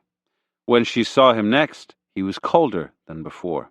She had the feeling there was someone else, that his old mistress, Jeanne Duval, had suddenly reappeared in his life and was pulling him away from her. One night she turned aggressive, embracing him, trying to kiss him, but he did not respond and quickly found an excuse to leave. Why was he suddenly inaccessible? She began to flood him with letters, begging him to come to her. Unable to sleep, she would wait all night for him to show up. She had never experienced such desperation. Somehow, she had to seduce him, possess him, have him all to herself. She tried everything, letters, coquetry, all kinds of promises, until he finally wrote that he was no longer in love with her, and that was that. Interpretation. Baudelaire was an intellectual seducer. He wanted to overwhelm Madame Sabatier with words, dominate her thoughts, make her fall in love with him. Physically, he knew he could not compete with her many other admirers. He was shy, awkward, not particularly handsome. So he resorted to his one strength, poetry. Haunting her with anonymous letters gave him a perverse thrill. He had to know she would realize, eventually, that he was her correspondent. No one else wrote like him. But he wanted her to figure this out on her own. He stopped writing to her because he had become interested in someone else, but he knew she would be thinking of him, wondering, perhaps waiting for him. And when he published his book, he decided to write to her again, this time directly, stirring up the old venom he had injected in her. When they were alone, he could see she was waiting for him to do something, to take hold of her, but he was not that kind of seducer. Besides, it gave him pleasure to hold himself back, to sense his power over a woman whom so many desired. By the time she turned physical and aggressive, the seduction was over for him. He had made her fall in love. That was enough. The devastating effect of Baudelaire's push and pull on Madame Sabatier teaches us a great lesson in seduction. First, it is always best to keep at some distance from your targets. You do not have to go as far as remaining anonymous, but you don't want to be seen too often or to be seen as intrusive. If you're always in their face, always the aggressor, they will become used to being passive, and the tension in your seduction will flag. Use letters to make them think about you all the time, to feed their imagination. Cultivate mystery. Stop them from figuring you out. Baudelaire's letters were delightfully ambiguous, mixing the physical and the spiritual, teasing Sabatier with their multiplicity of possible interpretations. Then, at the point when they are ripe with desire and interest, when perhaps they are expecting you to make a move, as Madame Sabatier expected that day in her apartment, take a step back. You are unexpectedly distant, friendly, but no more than that. Certainly not sexual. Let this sink in for a day or two. Your withdrawal will trigger anxiety. The only way to relieve this anxiety is to pursue and possess you. Step back now, and you make your targets fall into your arms like ripe fruit, blind to the force of gravity that is drawing them to you. The more they participate, the more their willpower is engaged, the deeper the erotic effect. You have challenged them to use their own seductive powers on you, and when they respond, the tables will turn and they will pursue you with desperate energy. Keys to seduction. Since humans are naturally obstinate and willful creatures, and prone to suspicions of people's motives, it is only natural in the course of any seduction that in some ways your target will resist you. Seductions, then, are rarely easy or without setbacks. But once your victims overcome some of their doubts and begin to fall under your spell, they will reach a point where they start to let go. They may sense that you are leading them along, but they are enjoying it. No one likes things to be complicated and difficult, and your target will expect the conclusion to come quickly. That is the point, however, where you must train yourself to hold back. Deliver the pleasurable climax they're so greedily awaiting, succumb to the natural tendency to bring the seduction to a rapid end, and you will have missed an opportunity to ratchet up the tension, to make the affair more heated. After all, you don't want a passive little victim to toy with. You want the seduced to engage their will in all its force, to become active participants in the seduction. You want them to pursue you, hopelessly ensnaring themselves in your web in the process. The only way to accomplish this is to take a step back and make them anxious. You have strategically retreated before, see Chapter 12, but this is different. The target is falling for you now, and your retreat will lead to panicky thoughts. You're losing interest. It's somehow my fault. Perhaps it's something I've done. Rather than think you're rejecting them on your own, your targets will want to make this interpretation, since if the cause of the problem is something they've done, they have the power to win you back by changing their behavior. If you are simply rejecting them, on the other hand, they have no control. People always want to preserve hope. Now they will come to you, turn aggressive, thinking that will do the trick. They will raise the erotic temperature. Understand, a person's willpower is directly linked to their libido, their erotic desire. When your victims are passively waiting for you, their erotic level is low. When they turn pursuer, getting involved in the process, brimming with tension and anxiety, the temperature is raised.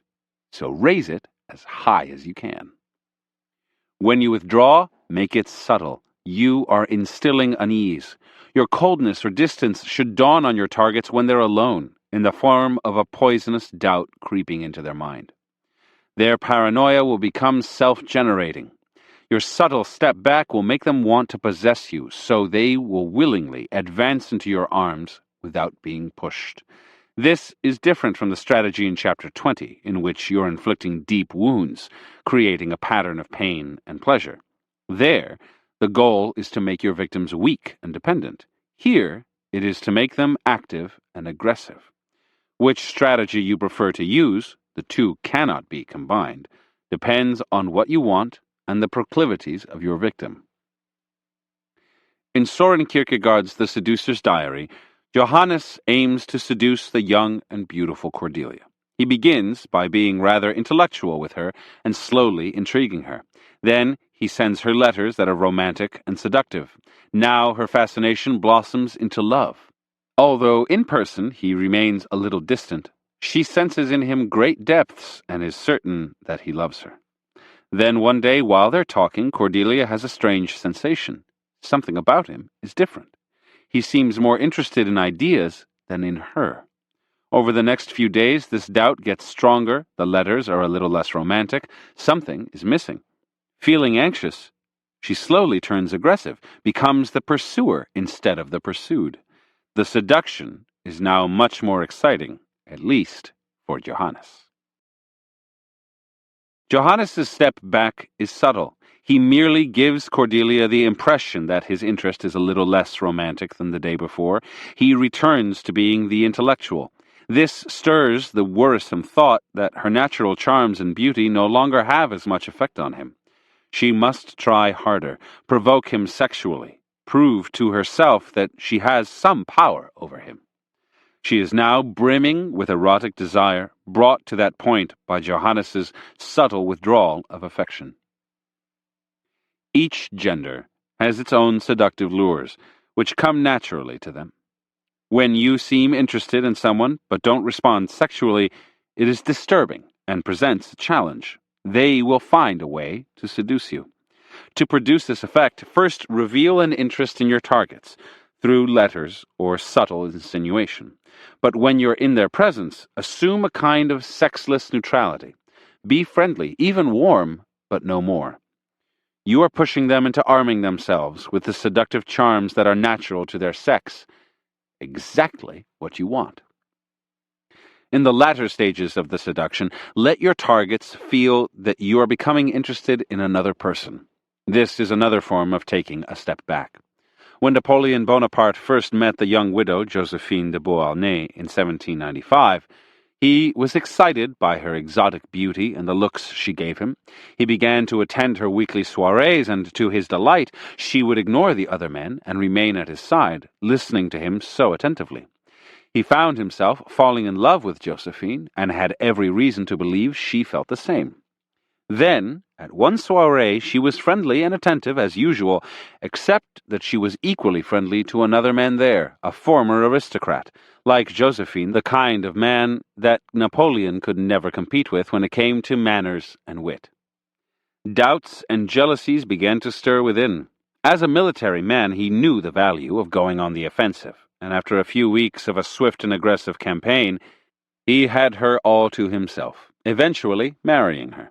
Of course, Josephine, a clever seductress, had set it all up.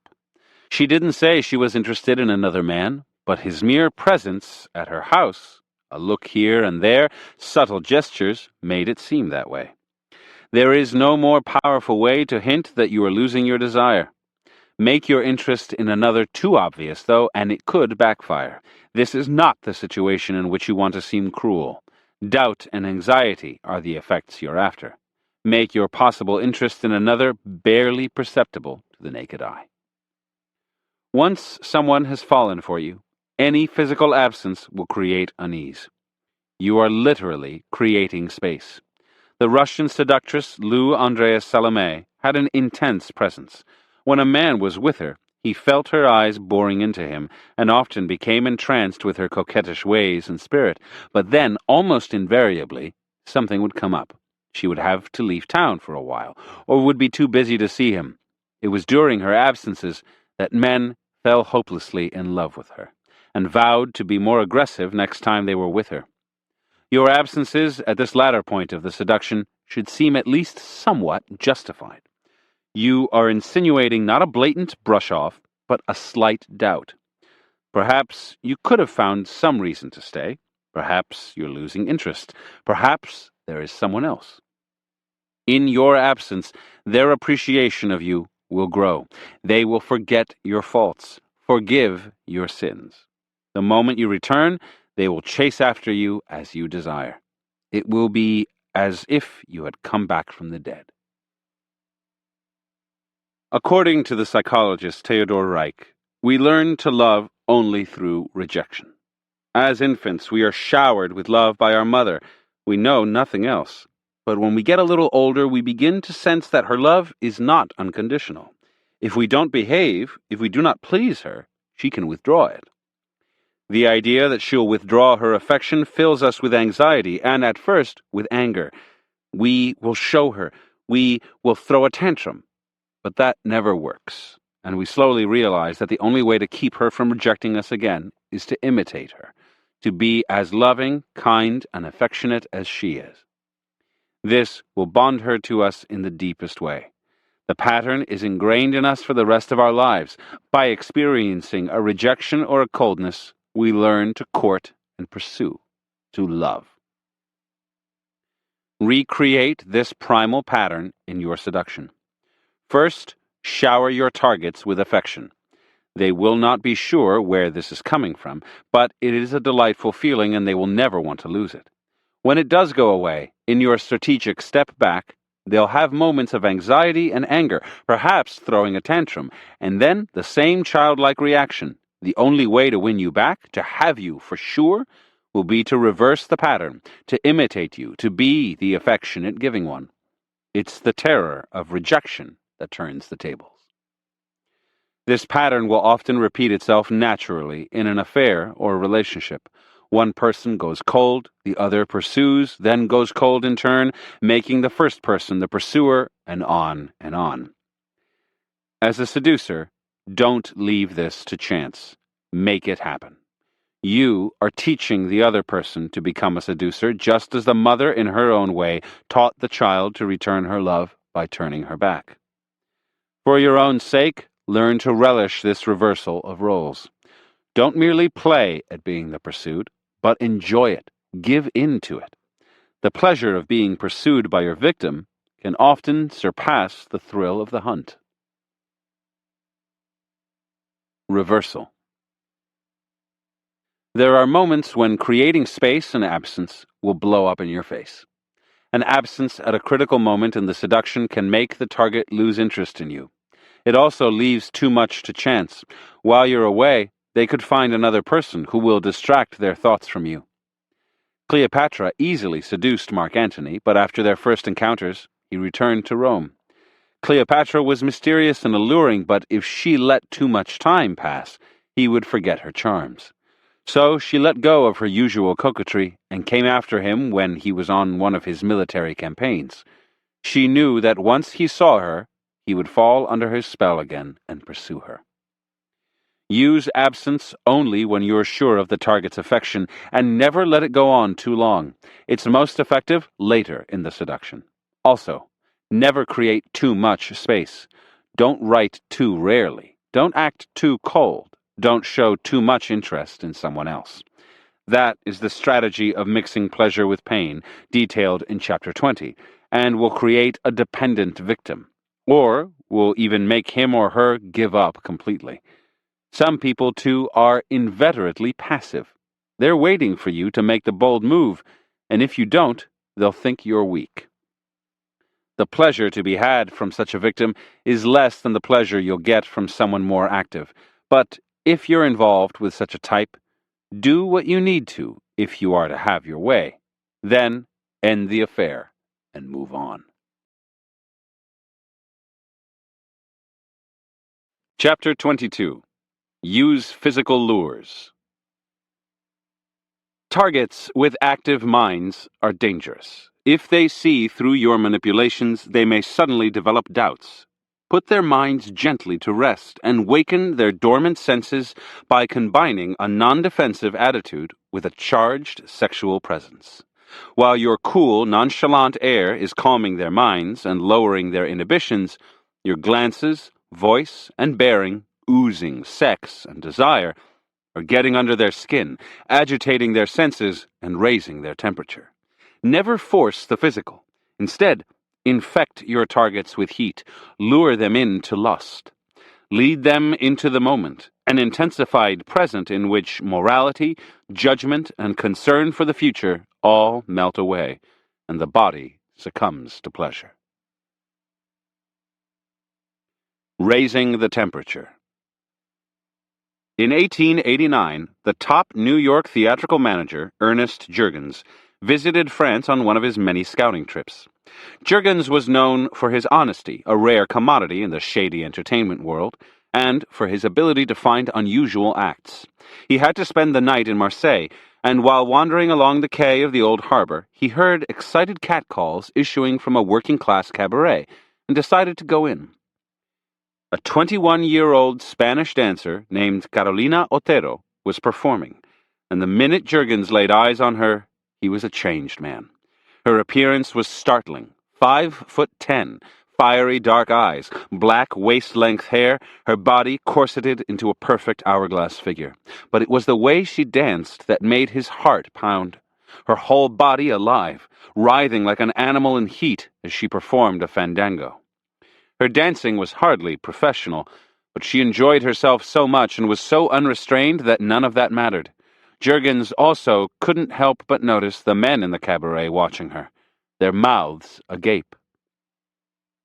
After the show, Juergens went backstage to introduce himself. Otero's eyes came alive as he spoke of his job and of New York. He felt a heat, a twitching in his body as she looked him up and down. Her voice was deep and raspy, the tongue constantly in play as she rolled her R's. Closing the door, Otero ignored the knocks and pleas of the admirers dying to speak to her. She said that her way of dancing was natural. Her mother was a gypsy. Soon she asked Juergens to be her escort that evening.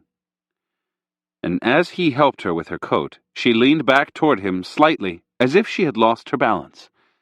As they walked around the city, her arm in his, she would occasionally whisper in his ear. Juergens felt his usual reserve melt away. He held her tighter. He was a family man, had never considered cheating on his wife, but without thinking, he brought Otero back to his hotel room. She began to take off some of her clothes, coat, gloves, hat, a perfectly normal thing to do, but the way she did it made him lose all restraint. The normally timid Juergens went on the attack. The next morning, Juergens signed Otero to a lucrative contract, a great risk considering that she was an amateur at best. He brought her to Paris and assigned a top theatrical coach to her. Hurrying back to New York, he fed the newspapers with reports of this mysterious Spanish beauty poised to conquer the city. Soon, rival papers were claiming she was an Andalusian countess, an escaped harem girl, the widow of a sheik, on and on. He made frequent trips to Paris to be with her, forgetting about his family, lavishing money and gifts on her. Otero's New York debut in October of 1890 was an astounding success. Otero dances with abandon, read an article in the New York Times. Her lithe and supple body looks like that of a serpent writhing in quick, graceful curves. In a few short weeks, she became the toast of New York society, performing at private parties late into the night. The tycoon William Vanderbilt courted her with expensive jewels and evenings on his yacht. Other millionaires vied for her attention. Meanwhile, Juergens was dipping into the company till to pay for presents for her. He would do anything to keep her, a task in which he was facing heavy competition. A few months later, after his embezzling became public, he was a ruined man. He eventually committed suicide. Otero went back to France, to Paris, and over the next few years rose to become the most infamous courtesan of the Belle Époque. Word spread quickly. A night with La Belle Otero, as she was now known, was more effective than all the aphrodisiacs in the world. She had a temper, and was demanding, but that was to be expected. Prince Albert of Monaco, a man who had been plagued by doubts of his virility, felt like an insatiable tiger after a night with Otero. She became his mistress. Other royalty followed: Prince Albert of Wales, later King Edward VII, the Shah of Persia, Grand Duke Nicholas of Russia. Less wealthy men emptied their bank accounts, and Juergens was only the first of many whom Otero drove to suicide. During World War I, a 29-year-old American soldier named Frederick, stationed in France, won $37,000 in a 4-day crap game. On his next leave, he went to Nice and checked himself into the finest hotel. On his first night in the hotel restaurant, he recognized Otero sitting alone at a table. He had seen her perform in Paris 10 years before and had become obsessed with her. She was now close to 50, but was more alluring than ever. He greased some palms and was able to sit at her table. He could hardly talk. The way her eyes bored into him, a simple readjustment in her chair, her body brushing up against him as she got up, the way she managed to walk in front of him and display herself. Later, strolling along a boulevard, they passed a jewelry store. He went inside, and moments later found himself plopping down $31,000 for a diamond necklace. For 3 nights, La Belle Otero was his. Never in his life had he felt so masculine and impetuous. Years later, he still believed it was well worth the price he had paid. Interpretation. Although La Belle Otero was beautiful, hundreds of women were more so, or were more charming and talented. But Otero was constantly on fire. Men could read it in her eyes, the way her body moved, a dozen other signs. The heat that radiated out from her came from her own inner desires. She was insatiably sexual. But she was also a practiced and calculating courtesan, and knew how to put her sexuality to effect. On stage, she made every man in the audience come alive, abandoning herself in dance. In person, she was cooler, or slightly so. A man likes to feel that a woman is inflamed not because she has an insatiable appetite, but because of him. So Otero personalized her sexuality, using glances, a brushing of skin, a more languorous tone of voice, a saucy comment, to suggest that the man was heating her up. In her memoirs, she revealed that Prince Albert was a most inept lover. Yet he believed, along with many other men, that with her, he was Hercules himself. Her sexuality actually originated from her, but she created the illusion that the man was the aggressor. The key to luring the target into the final act of your seduction is not to make it obvious, not to announce that you are ready to pounce or be pounced upon. Everything should be geared not to the conscious mind, but to the senses. You want your target to read cues not from your words or actions, but from your body. You must make your body glow with desire for the target. Your desire should be read in your eyes, in a trembling in your voice, in your reaction when your bodies draw near. You cannot train your body to act this way, but by choosing a victim, see Chapter 1, who has this effect on you, it will all flow naturally. During the seduction, you will have had to hold yourself back, to intrigue and frustrate the victim.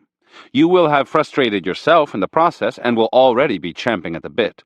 Once you sense that the target has fallen for you and cannot turn back, let those frustrated desires course through your blood and warm you up. You don't need to touch your targets or become physical. As La Belle Otero understood, sexual desire is contagious. They will catch your heat and glow in return.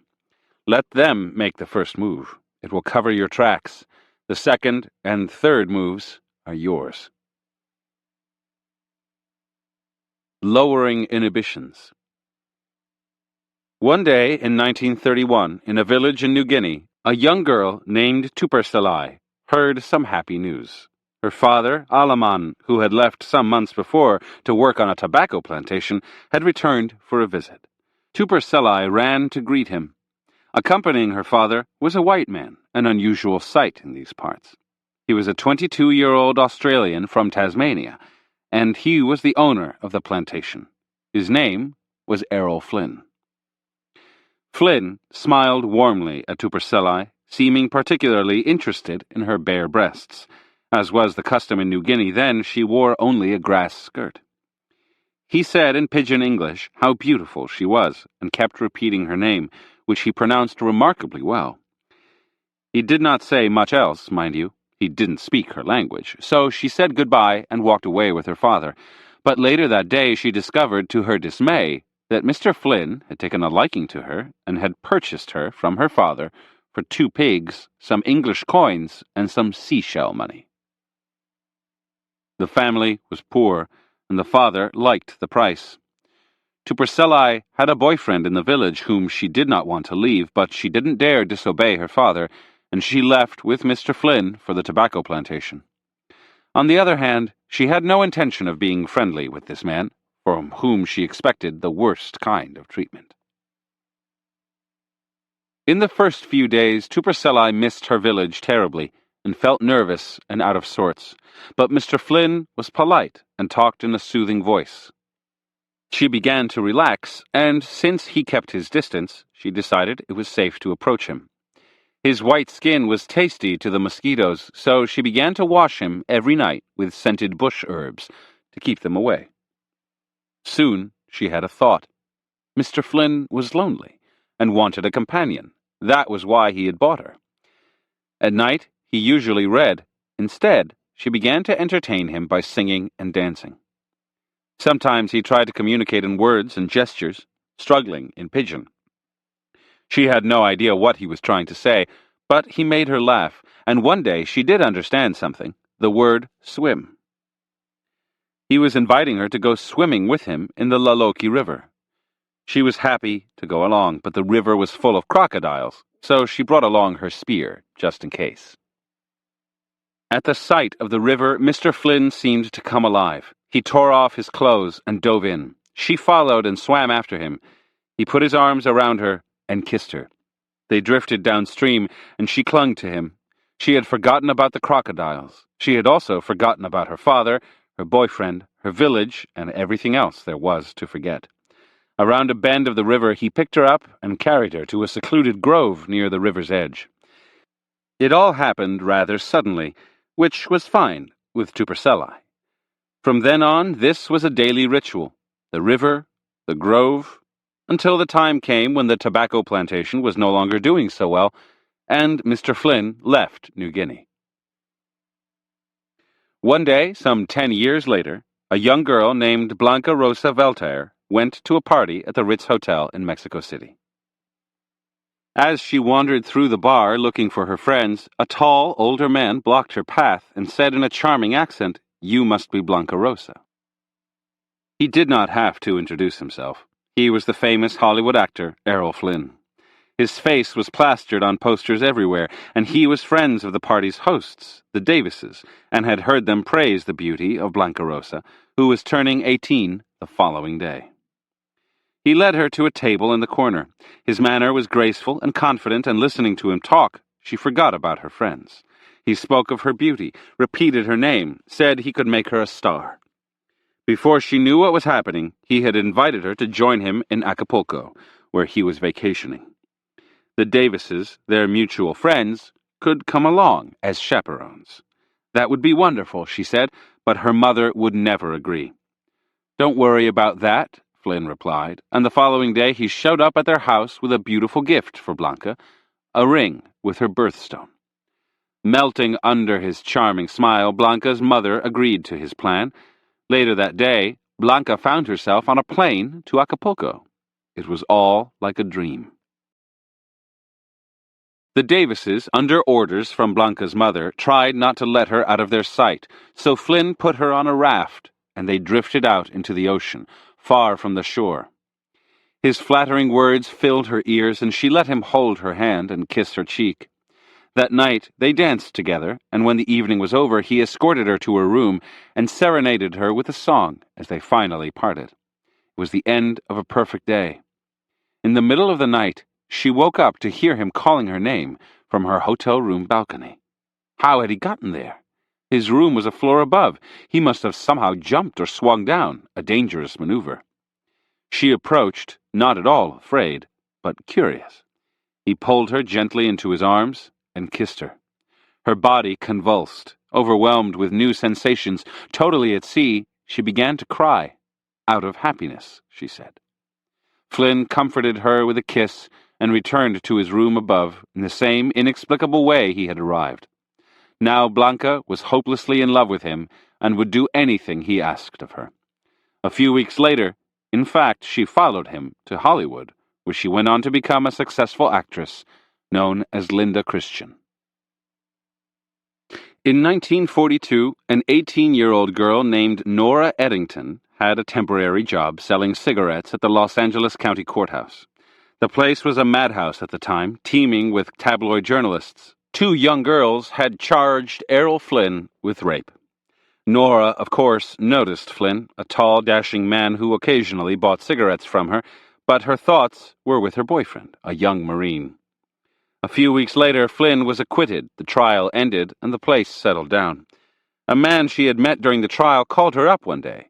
He was Flynn's right-hand man, and on Flynn's behalf, he wanted to invite her up to the actor's house on Mulholland Drive. Nora had no interest in Flynn, and in fact she was a little afraid of him, but a girlfriend who was dying to meet him talked her into going and bringing her along. What did she have to lose? Nora agreed to go. On the day, Flynn's friend showed up and drove them to a splendid house on top of a hill. When they arrived, Flynn was standing shirtless by his swimming pool. He came to greet her and her girlfriend, moving so gracefully, like a lithe cat, and his manner so relaxed she felt her jitters melt away. He gave them a tour of the house, which was full of artifacts of his various sea voyages. He talked so delightfully of his love of adventure that she wished she had had adventures of her own. He was the perfect gentleman, and even let her talk about her boyfriend without the slightest sign of jealousy. Nora had a visit from her boyfriend the next day. Somehow, he didn't seem so interesting anymore. They had a fight and broke up on the spot. That night, Flynn took her out on the town to the famous Mocambo nightclub. He was drinking and joking, and she fell into the spirit and happily let him touch her hand. Then suddenly, she panicked. "I'm a Catholic and a virgin," she blurted out, "and someday I'm going to walk down the church aisle wearing a veil, and if you think you're going to sleep with me, you're mistaken." Totally calm and unruffled, Flynn said she had nothing to fear. He simply liked being with her. She relaxed and politely asked him to put his hand back. Over the next few weeks, she saw him almost every day. She became his secretary. Soon she was spending weekend nights as his house guest. He took her on skiing and boating trips. He remained the perfect gentleman, but when he looked at her or touched her hand, she felt overwhelmed by an exhilarating sensation, a tingling on her skin that she compared to stepping into a cold needle shower on a red-hot day. Soon, she was going to church less often, drifting away from the life she had known. Although outwardly nothing had changed between them, inwardly all semblance of resistance to him had melted away. One night, after a party, she succumbed. She and Flynn eventually engaged in a stormy marriage that lasted 7 years. Interpretation. The women who became involved with Errol Flynn, and by the end of his life they numbered in the thousands, had every reason in the world to feel suspicious of him. He was real life's closest thing to a Don Juan. In fact, he had played the legendary seducer in a film. He was constantly surrounded by women who knew that no involvement with him could last. And then there were the rumors of his temper and his love of danger and adventure. No woman had greater reason to resist him than Nora Eddington. When she met him, he stood accused of rape. She was involved with another man. She was a God-fearing Catholic. Yet she fell under his spell, just like all the rest. Some seducers, D.H. Lawrence, for instance, operate mostly on the mind, creating fascination, stirring up the need to possess them. Flynn operated on the body. His cool, nonchalant manner infected women, lowering their resistance. This happened almost the minute they met him, like a drug.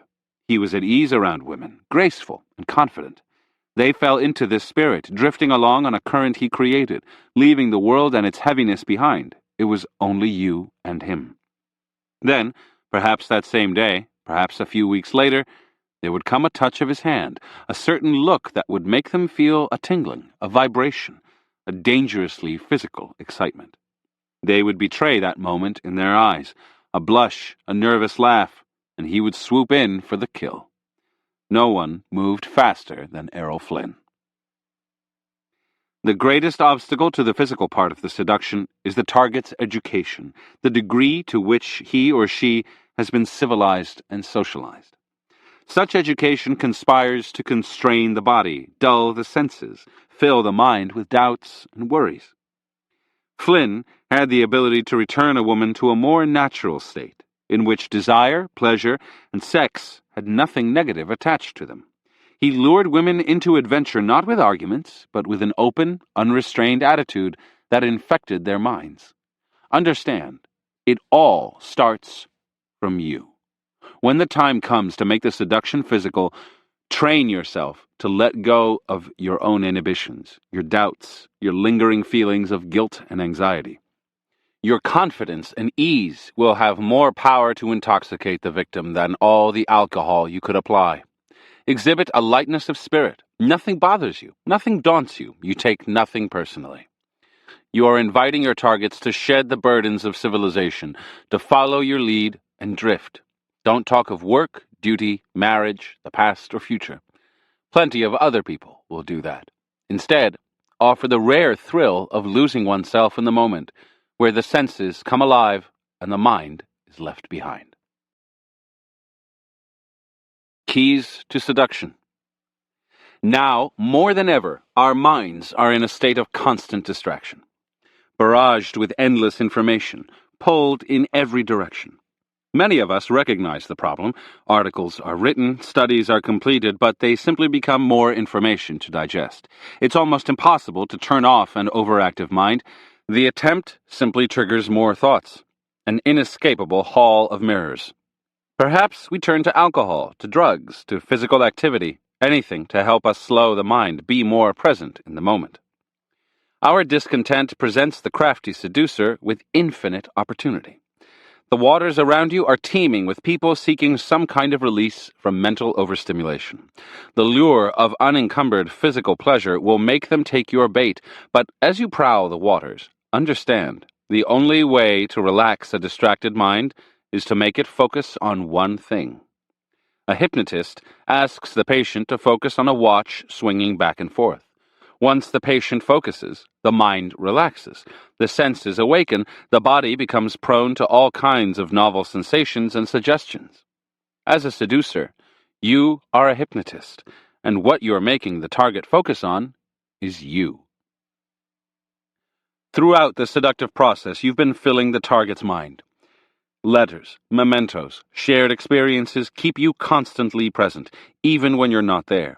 Now, as you shift to the physical part of the seduction, you must see your targets more often. Your attention must become more intense. Errol Flynn was a master at this game. When he homed in on a victim, he dropped everything else. The woman was made to feel that everything came second to her. His career, his friends, everything. Then, he would take her on a little trip, preferably with water around. Slowly, the rest of the world would fade into the background, and Flynn would take center stage. The more your targets think of you, the less they are distracted by thoughts of work and duty. When the mind focuses on one thing, it relaxes, and when the mind relaxes, all the little paranoid thoughts that we're prone to, do you really like me, am I intelligent or beautiful enough, what does the future hold, vanish from the surface. Remember, it all starts with you. Be undistracted, present in the moment, and the target will follow suit. The intense gaze of the hypnotist creates a similar reaction in the patient.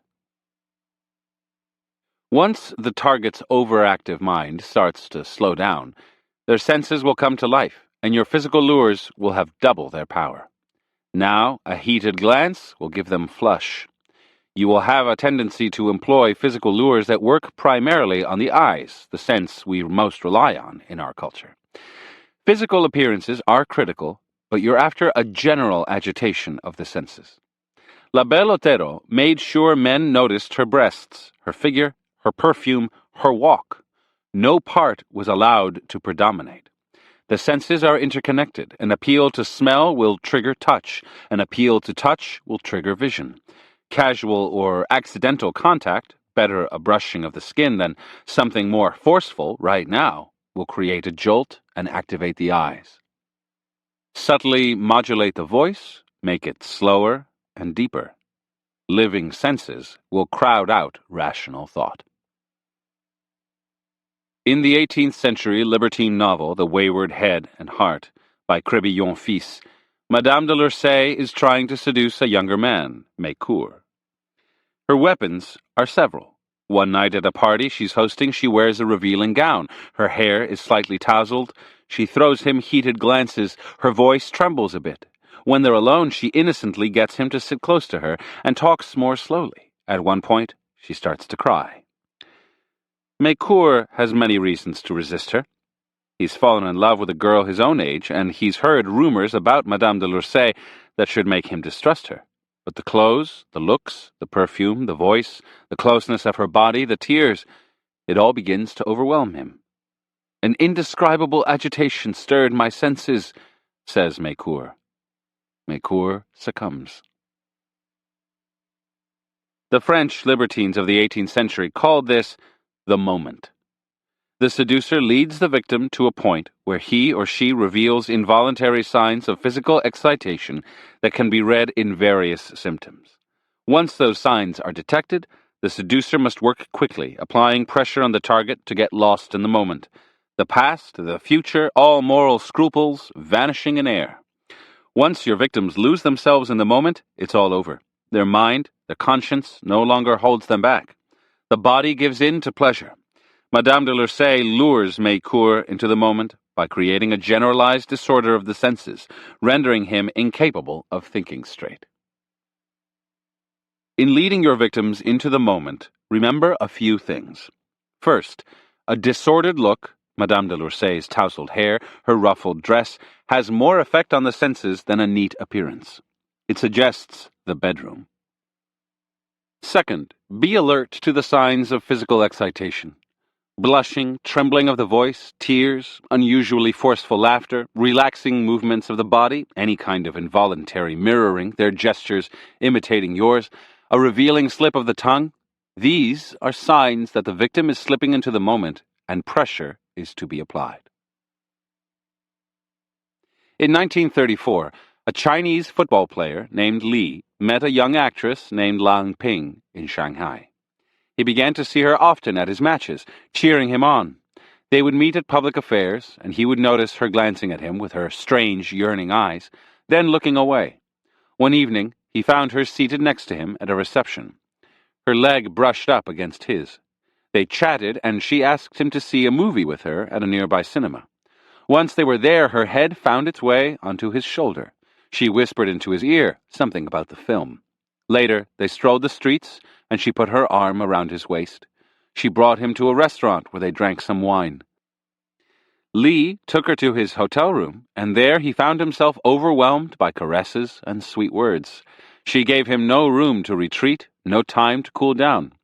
3 years later, Lan Ping, soon to be renamed Jiang Qing, played a similar game on Mao Zedong. She was to become Mao's wife, the infamous Madame Mao, leader of the Gang of Four.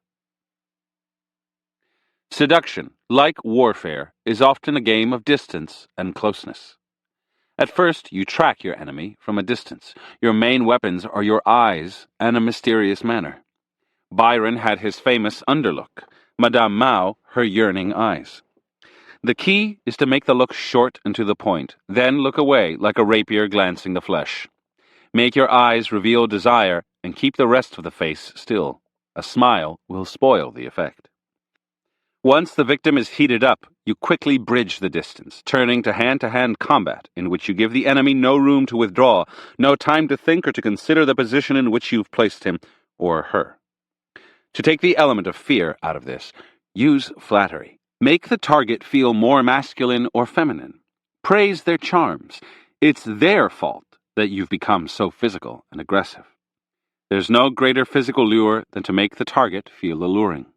Remember, the girdle of Aphrodite, which gave her untold seductive powers, included that of sweet flattery. Shared physical activity is always an excellent lure. The Russian mystic Rasputin would begin his seductions with a spiritual lure, the promise of a shared religious experience. But then his eyes would bore into his target at a party, and inevitably he would lead her in a dance, which would become more and more suggestive as he moved closer to her. Hundreds of women succumbed to this technique. For Flynn, it was swimming or sailing. In such physical activity, the mind turns off and the body operates according to its own laws. The target's body will follow your lead, will mirror your moves as far as you want it to go. In the moment, all moral considerations fade away, and the body returns to a state of innocence. You can partly create that feeling through a devil-may-care attitude. You don't worry about the world or what people think of you. You don't judge your target in any way. Part of Flynn's appeal was his total acceptance of a woman. He wasn't interested in a particular body type, a woman's race, her level of education, her political beliefs. He was in love with her feminine presence. He was luring her into an adventure, free of society's strictures and moral judgments. With him, She could act out a fantasy, which for many was the chance to be aggressive or transgressive, to experience danger. So, empty yourself of your tendency to moralize and judge. You have lured your targets into a momentary world of pleasure, soft and accommodating, all rules and taboos thrown out the window. Reversal. Some people panic when they sense they're falling into the moment. Often, using spiritual lures will help disguise the increasingly physical nature of the seduction. That is how the lesbian seductress Natalie Barney operated. In her heyday, at the turn of the 20th century, lesbian sex was immensely transgressive, and women new to it often felt a sense of shame or dirtiness. Barney led them into the physical, but so enveloped it in poetry and mysticism that they relaxed and felt purified by the experience. Today, few people feel repulsed by their sexual nature, but many are uncomfortable with their bodies. A purely physical approach will frighten and disturb them. Instead, make it seem a spiritual, mystical union, and they will take less notice of your physical manipulations. Chapter 23. Master the Art of the Bold Move. A moment has arrived. Your victim clearly desires you, but is not ready to admit it openly, let alone act on it. This is the time to throw aside chivalry, kindness, and coquetry, and to overwhelm with a bold move. Don't give the victim time to consider the consequences. Create conflict, stir up tension, so that the bold move comes as a great release. Showing hesitation or awkwardness means you're thinking of yourself as opposed to being overwhelmed by the victim's charms. Never hold back or meet the target halfway, under the belief that you're being correct and considerate. You must be seductive now, not political. One person must go on the offensive, and it is you. The perfect climax. Through a campaign of deception, the misleading appearance of a transformation into goodness, the rake Valmont laid siege to the virtuous young Président de Tourvel, until the day came when, disturbed by his confession of love for her, she insisted he leave the chateau where both of them were staying as guests. He complied. From Paris, however, he flooded her with letters, describing his love for her in the most intense terms. She begged him to stop, and once again he complied. Then, several weeks later, he paid a surprise visit to the chateau. In his company, Tourvel was flushed and jumpy and kept her eyes averted, all signs of his effect on her. Again she asked him to leave. "What have you to fear?" he replied. "I have always done what you asked. I have never forced myself on you." He kept his distance, and she slowly relaxed. She no longer left the room when he entered, and she could look at him directly. When he offered to accompany her on a walk, she didn't refuse. They were friends, she said. She even put her arm in his as they strolled, a friendly gesture. One rainy day, they could not take their usual walk. He met her in the hallway as she was entering her room. For the first time, she invited him in. She seemed relaxed, and Valmont sat near her on a sofa. He talked of his love for her. She gave the faintest protest. He took her hand.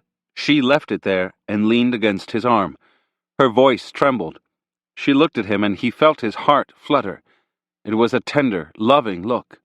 She started to speak. "Well, yes, then suddenly collapsed into his arms, crying. It was a moment of weakness, yet Valmont held himself back.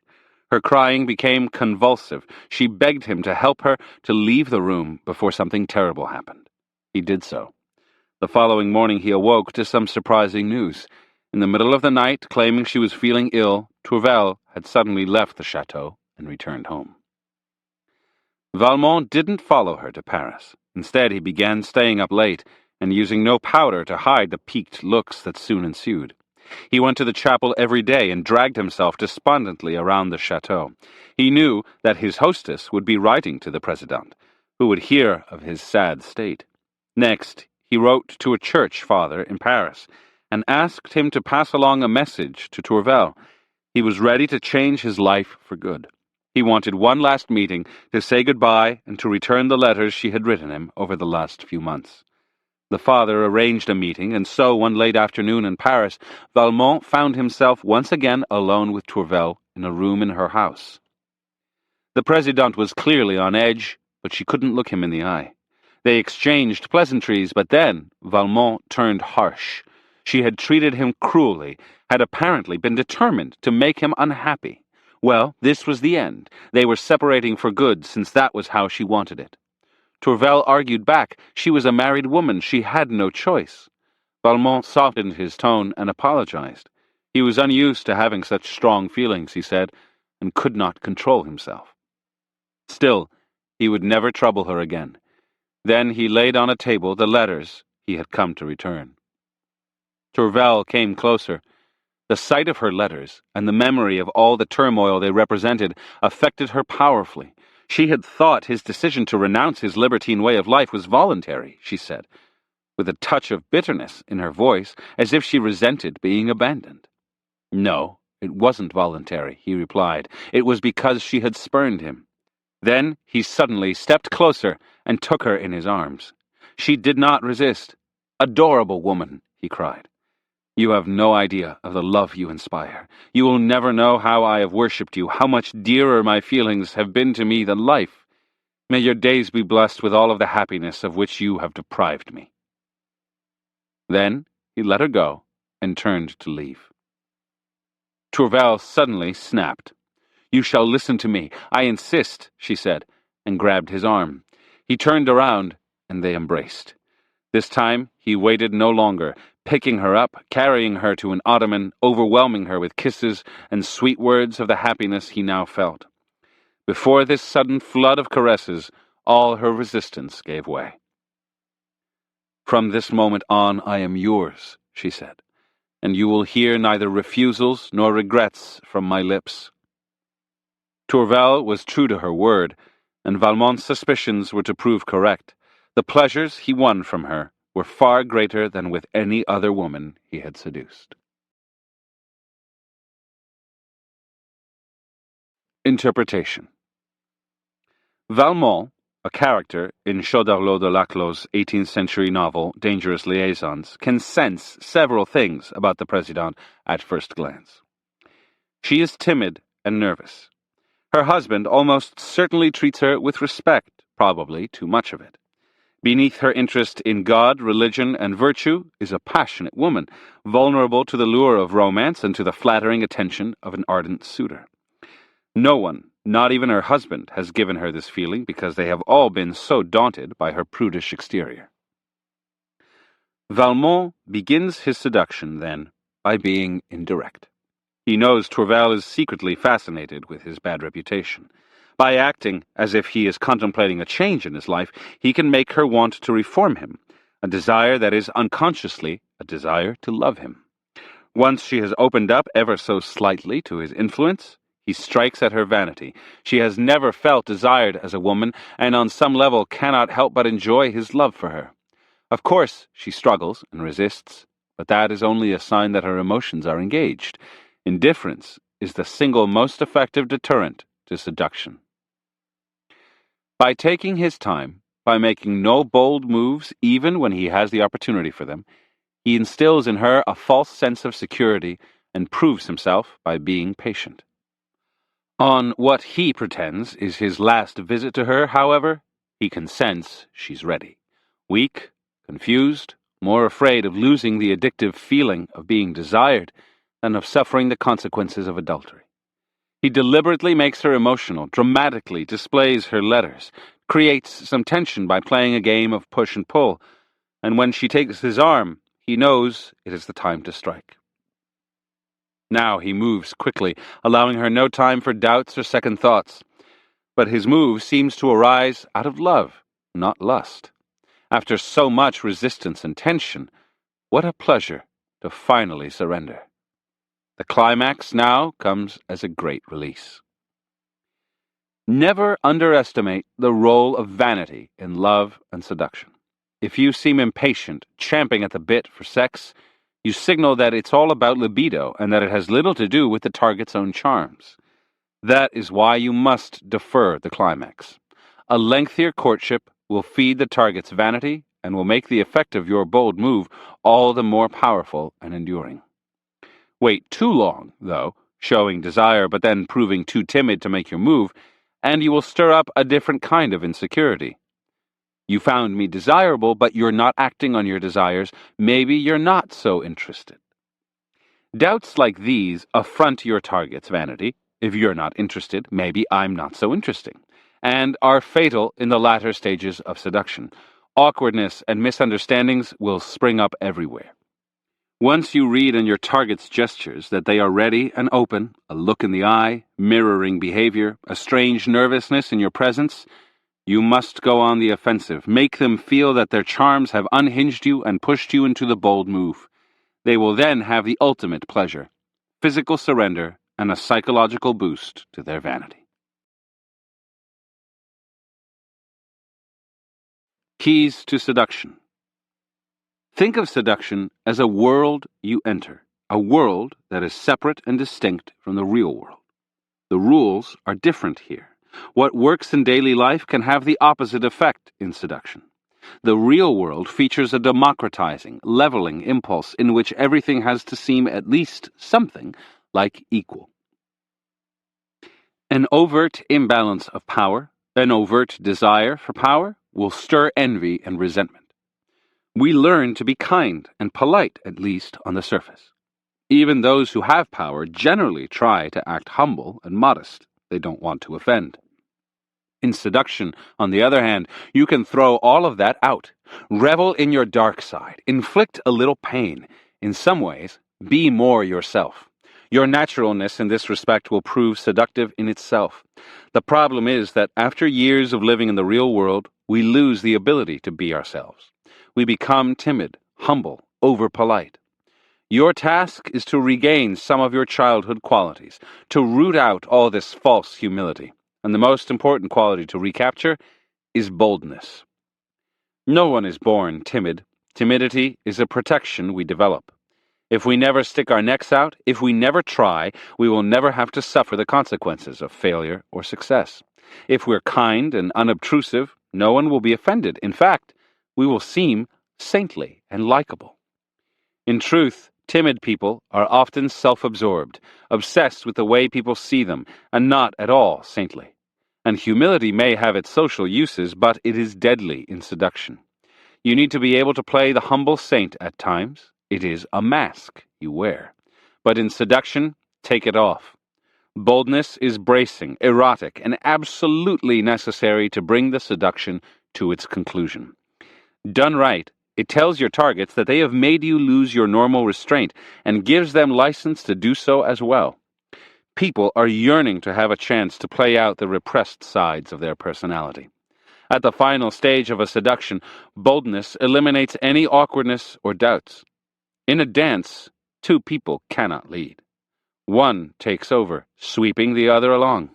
Seduction is not egalitarian. It's not a harmonic convergence.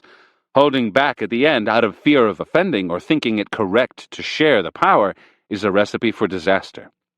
This is an arena not for politics, but for pleasure. It can be by the man or woman, but a bold move is required. If you are so concerned about the other person, console yourself with the thought that the pleasure of the one who surrenders is often greater than that of the aggressor. As a young man, the actor Errol Flynn was uncontrollably bold. This often got him into trouble. He became too aggressive around desirable women. Then, while traveling through the Far East, he became interested in the Asian practice of tantric sex, in which the male must train himself not to ejaculate, preserving his potency and heightening both partners' pleasure in the process. Flynn later applied this principle to his seductions as well, teaching himself to restrain his natural boldness and delay the end of the seduction as long as possible. So, while boldness can work wonders, uncontrollable boldness is not seductive, but frightening. You need to be able to turn it on and off at will, know when to use it. As in Tantrism, you can create more pleasure by delaying the inevitable. In the 1720s, the Duc de Richelieu developed an infatuation with a certain duchess. The woman was exceptionally beautiful and was desired by one and all, but she was far too virtuous to take a lover, although she could be quite coquettish. Richelieu bided his time. He befriended her, charming her with the wit that had made him the favorite of the ladies. One night, a group of such women, including the Duchess, decided to play a practical joke on him, in which he was to be forced naked out of his room at the Palace of Versailles. The joke worked to perfection. The ladies all got to see him in his native glory, and had a good chuckle watching him run away. There were many places Richelieu could have hidden. The place he chose was the Duchess's bedroom. Minutes later, he watched her enter and undress, and once the candles were extinguished, he crept into bed with her. She protested, tried to scream. He covered her mouth with kisses, and she eventually and happily relented.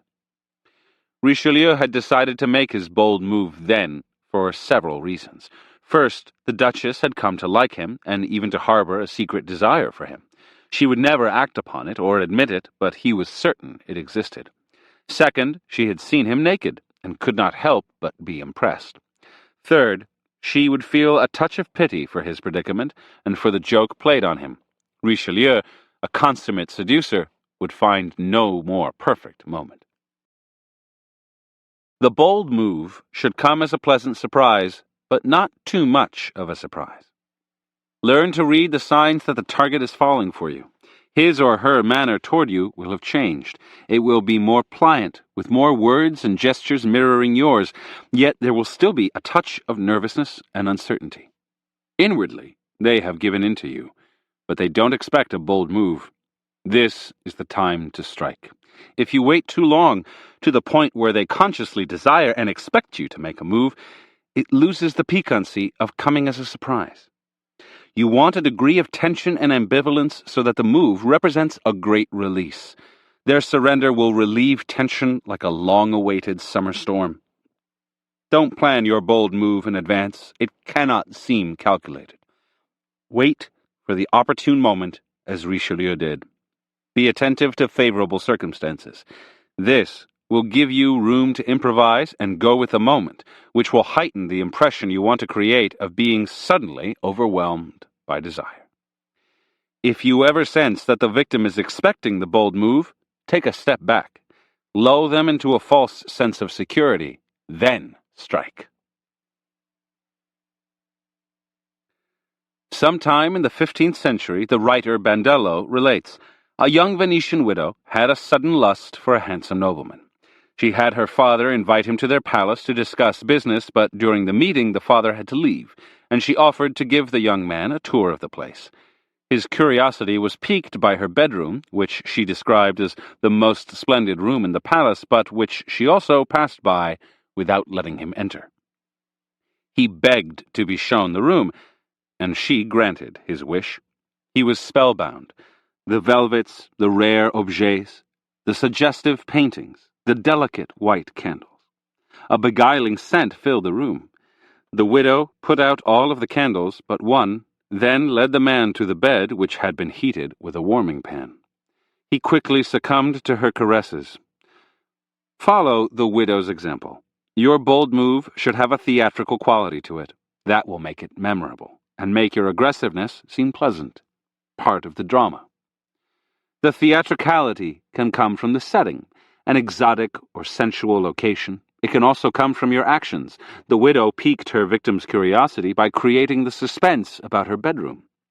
An element of fear, someone might find you, say, will heighten the tension. Remember, you're creating a moment that must stand out from the sameness of daily life. Keeping your targets emotional will both weaken them and heighten the drama of the moment, and the best way to keep them at an emotional pitch is by infecting them with emotions of your own. When Valmont wanted the Présidente to become calm, angry, or tender, he showed that emotion first, and she mirrored it. People are very susceptible to the moods of those around them. This is particularly acute at the latter stages of a seduction, when resistance is low and the target has fallen under your spell. At the point of the bold move, learn to infect your target with whatever emotional mood you require, as opposed to suggesting the mood with words. You want access to the target's unconscious, which is best obtained by infecting them with emotions, bypassing their conscious ability to resist. It may seem expected for the male to make the bold move, but history is full of successfully bold females.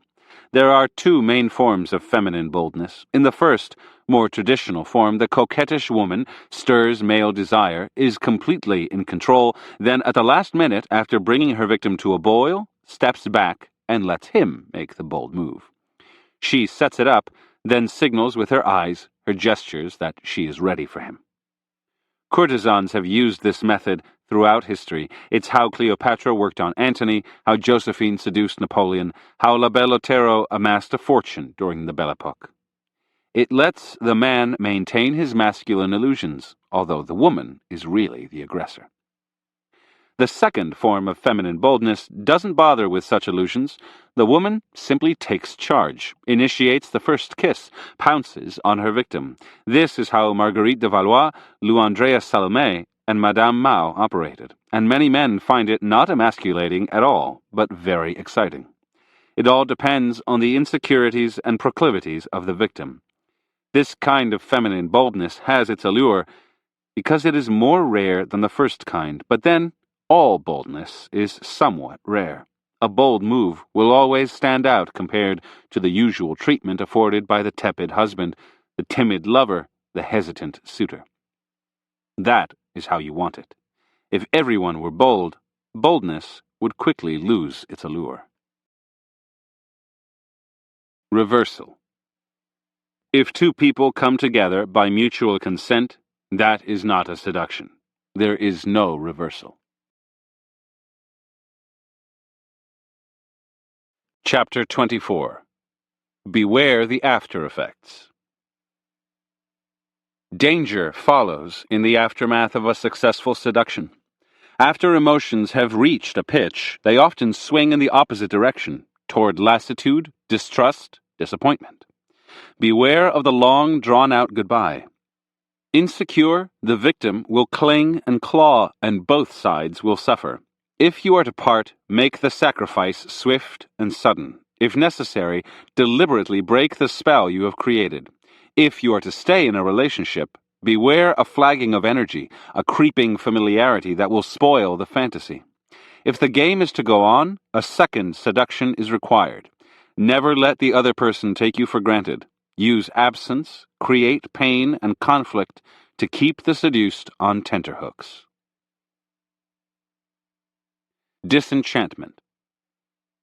Seduction is a kind of spell, an enchantment. When you seduce, you're not quite your normal self. Your presence is heightened. You are playing more than one role. You are strategically concealing your tics and insecurities. You have deliberately created mystery and suspense to make the victim experience a real-life drama. Under your spell, the seduced gets to feel transported away from the world of work and responsibility. You will keep this going for as long as you want or can, heightening the tension, stirring the emotions until the time finally comes to complete the seduction. After that, disenchantment almost inevitably sets in. The release of tension is followed by a letdown of excitement, of energy, that can even materialize as a kind of disgust directed at you by your victim, even though what is happening is really a natural emotional course.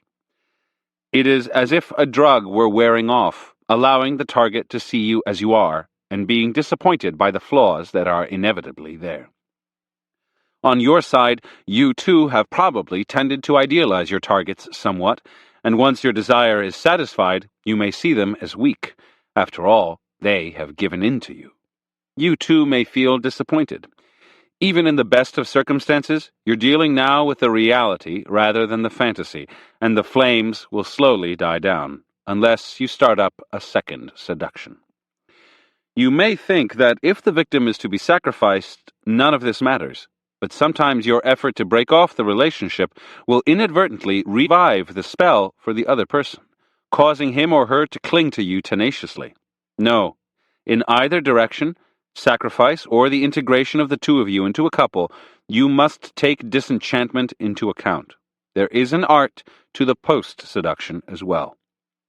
Master the following tactics to avoid undesired after effects. Fight against inertia.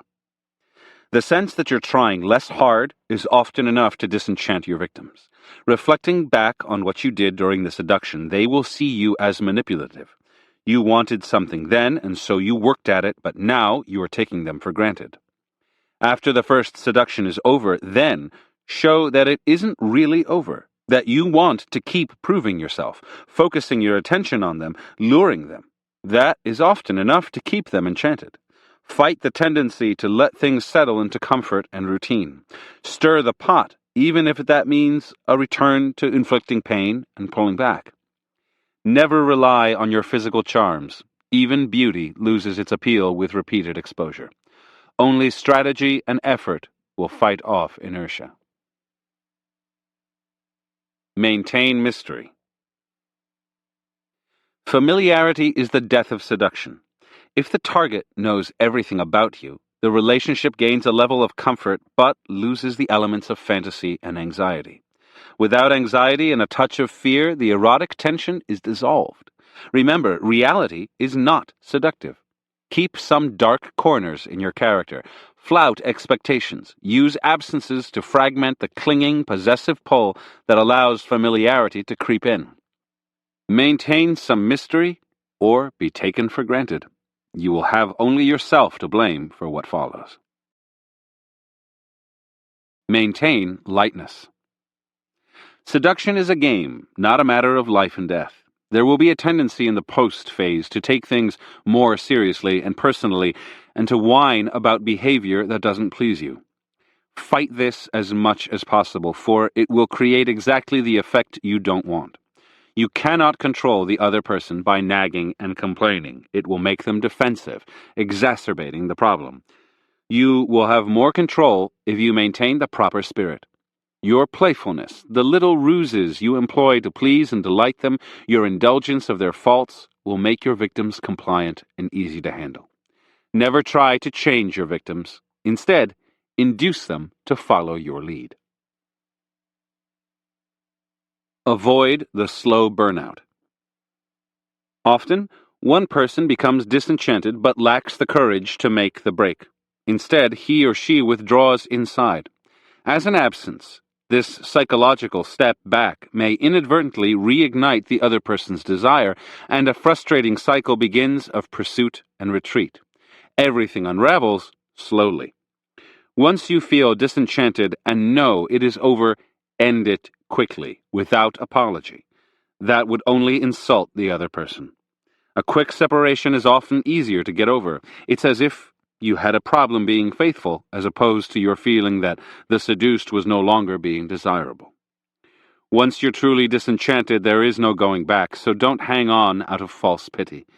It is more compassionate to make a clean break.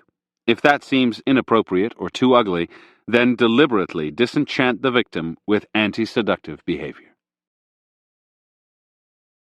Examples of sacrifice and integration. Number 1. In the 1770s, the handsome Chevalier de Belleroche began an affair with an older woman, the Marquise de Merteuil. He saw a lot of her, but soon she began to pick quarrels with him. Entranced by her unpredictable moods, he worked hard to please her, showering her with attention and tenderness. Eventually, the quarreling stopped, and as the days went by, de Belleroche felt confident that Merteuil loved him, until one day when he came to visit and found that she wasn't at home. Her footman greeted him at the door and said he would take the Chevalier to a secret house of Merteuil's outside Paris. There, the Marquise was waiting for him in a renewed mood of coquettishness. She acted as if this were their first tryst. The Chevalier had never seen her so ardent. He left at daybreak, more in love than ever, but a few days later they quarreled again. The Marquise seemed cold after that, and he saw her flirt with another man at a party. He felt horribly jealous, but as before, his solution was to become more attentive and loving. This, he thought, was the way to appease a difficult woman. Now, Merteuil had to spend a few weeks at her country home to handle some business there. She invited de Belleroche to join her for an extended stay, and he happily agreed, remembering the new life an earlier stay there had brought to their affair. Once again, she surprised him. Her affection and desire to please him were rejuvenated. This time, though, he didn't have to leave the next morning. Days went by, and she refused to entertain any guests. The world would not intrude on them, and this time there was no coldness or quarreling, only good cheer and love. Yet now, de Belleroche began to grow a little tired of the Marquise. He thought of Paris and the balls he was missing. A week later, he cut short his stay on some business pretext and hurried back to the city. Somehow, the Marquise did not seem so charming anymore. Interpretation. The Marquise de Merteuil, a character in Choderlos de la Close's novel Dangerous Liaisons, is a practiced seductress who never lets her affairs drag on too long. De Belleroche is young and handsome, but that is all. As her interest in him wanes, she decides to bring him to the secret house to try to inject some novelty into the affair. This works for a while, but it isn't enough. The Chevalier must be gotten rid of. She tries coldness, anger, hoping to start a fight, even a show of interest in another man. All this only intensifies his attachment. She can't just leave him. He might become vengeful or try even harder to win her back. The solution? She deliberately breaks the spell by overwhelming him with attention. Abandoning the pattern of alternating warmth with coldness, she acts hopelessly in love. Alone with her day after day with no space to fantasize, he no longer sees her as enchanting and breaks off the affair. This was her goal all along. If a break with the victim is too messy or difficult, or you lack the nerve, then do the next best thing. Deliberately break the spell that ties him or her to you. Aloofness or anger will only stir the other person's insecurity, producing a clinging horror. Instead, try suffocating them with love and attention. Be clinging and possessive yourself. Moon over the lover's every action and character trait. Create the sense that this monotonous affection will go on forever. No more mystery, no more coquetry, no more retreats, just endless love. Few can endure such a threat. A few weeks of it, and they will be gone. Number 2. King Charles II of England was a devoted libertine. He kept a stable of lovers. There was always a favorite mistress from the aristocracy and countless other less important women. He craved variety. One evening in 1668, the king spent an evening at the theatre where he conceived a sudden desire for a young actress named Nell Gwynn. She was pretty and innocent-looking, only 18 at the time, with a girlish glow in her cheeks, but the lines she recited on stage were so impudent and saucy. Deeply excited, the king decided he had to have her. After the performance, he took her out for a night of drinking and merriment, then led her to his royal bed. Nell was the daughter of a fishmonger, and had begun by selling oranges in the theatre. She rose to the status of actress by sleeping with writers and other theatre men. She had no shame about this. When a footman of hers got into a fight with someone who said he worked for a whore, she broke it up by saying, "I am a whore. Find something better to fight about." Nell's humor and sass amused the king greatly, but she was low-born and an actress, and he could hardly make her a favorite. After several nights with pretty, witty Nell, he returned to his principal mistress, Louise de Kerouaille, a well-born Frenchwoman. Kerouaille was a clever seductress. She played hard to get, and made it clear she wouldn't give the king her virginity until he had promised her a title. It was the kind of chase Charles enjoyed, and he made her the Duchess of Portsmouth. But soon her greed and difficultness began to wear on his nerves. To divert himself, he turned back to Nell. Whenever he visited her, he was royally entertained with food, drink, and her great good humor. The king was bored or melancholy, she took him drinking or gambling or out to the country, where she taught him to fish. She always had a pleasant surprise up her sleeve. What he loved most of all was her wit, the way she mocked the pretentious Kerouaille. The Duchess had the habit of going into mourning whenever a nobleman of another country died, as if he were a relation.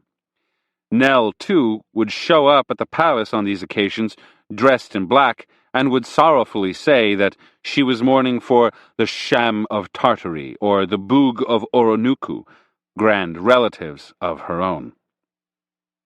To her face, she called the Duchess Squintabella and the Weeping Willow because of her simpering manners and melancholic airs. Soon the king was spending more time with Nell than with the Duchess. By the time Keruai fell out of favor, Nell had, in essence, become the king's favorite, which she remained until his death in 1685. Interpretation. Nell Gwyn was ambitious. She wanted power and fame, but in the 17th century the only way a woman could get those things was through a man, and who better than the king? But to get involved with Charles was a dangerous game. A man like him, easily bored and in need of variety, would use her for a fling, then find someone else. Nell's strategy for the problem was simple. She let the king have his other girls, and never complained. Every time he saw her, though, she made sure he was entertained and diverted. She filled his senses with pleasure, acting as if his position had nothing to do with her love for him. Variety in women could wear on the nerves, tiring a busy king.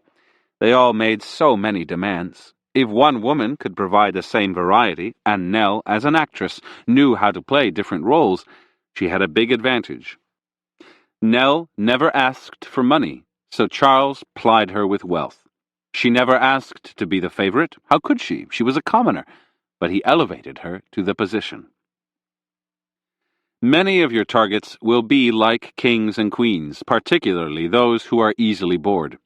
Once the seduction is over, they will not only have trouble idealizing you, they may also turn to another man or woman whose unfamiliarity seems exciting and poetic.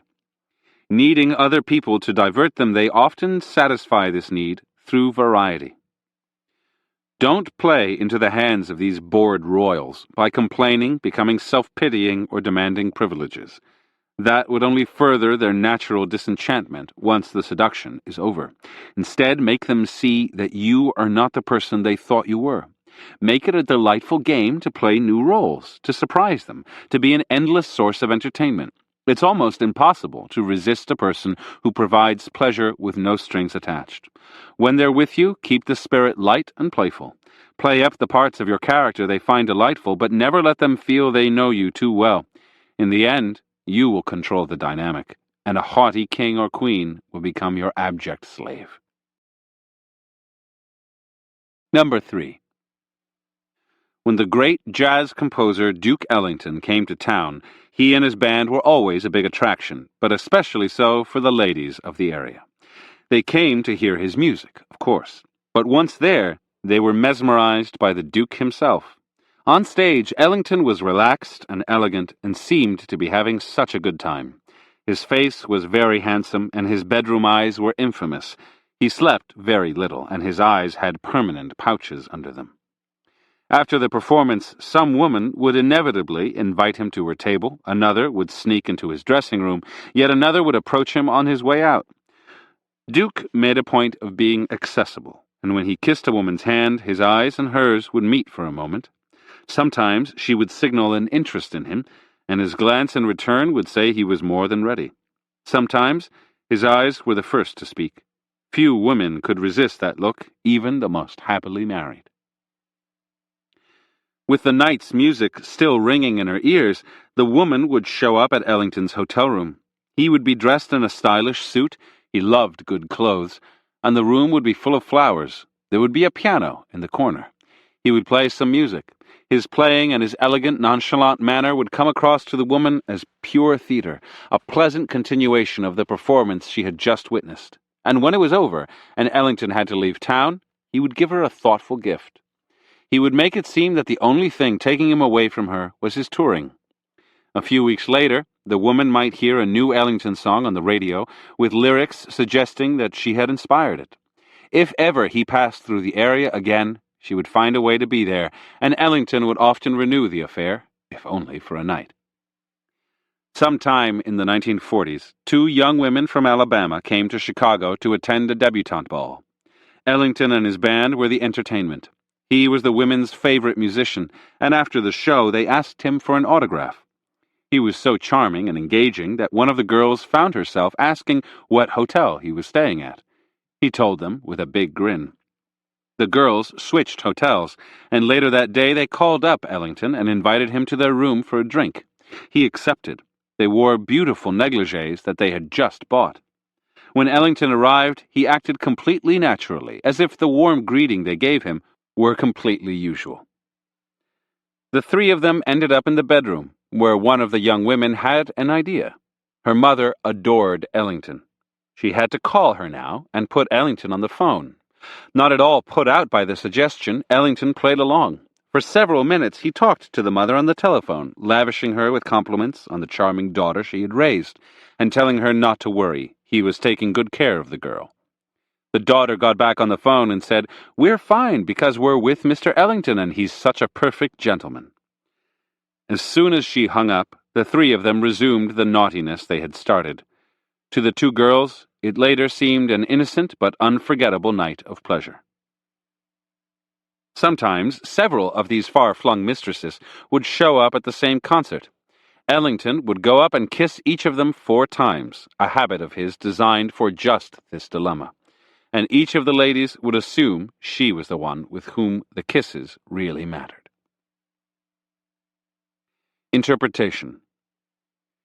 Duke Ellington had 2 passions, music and women.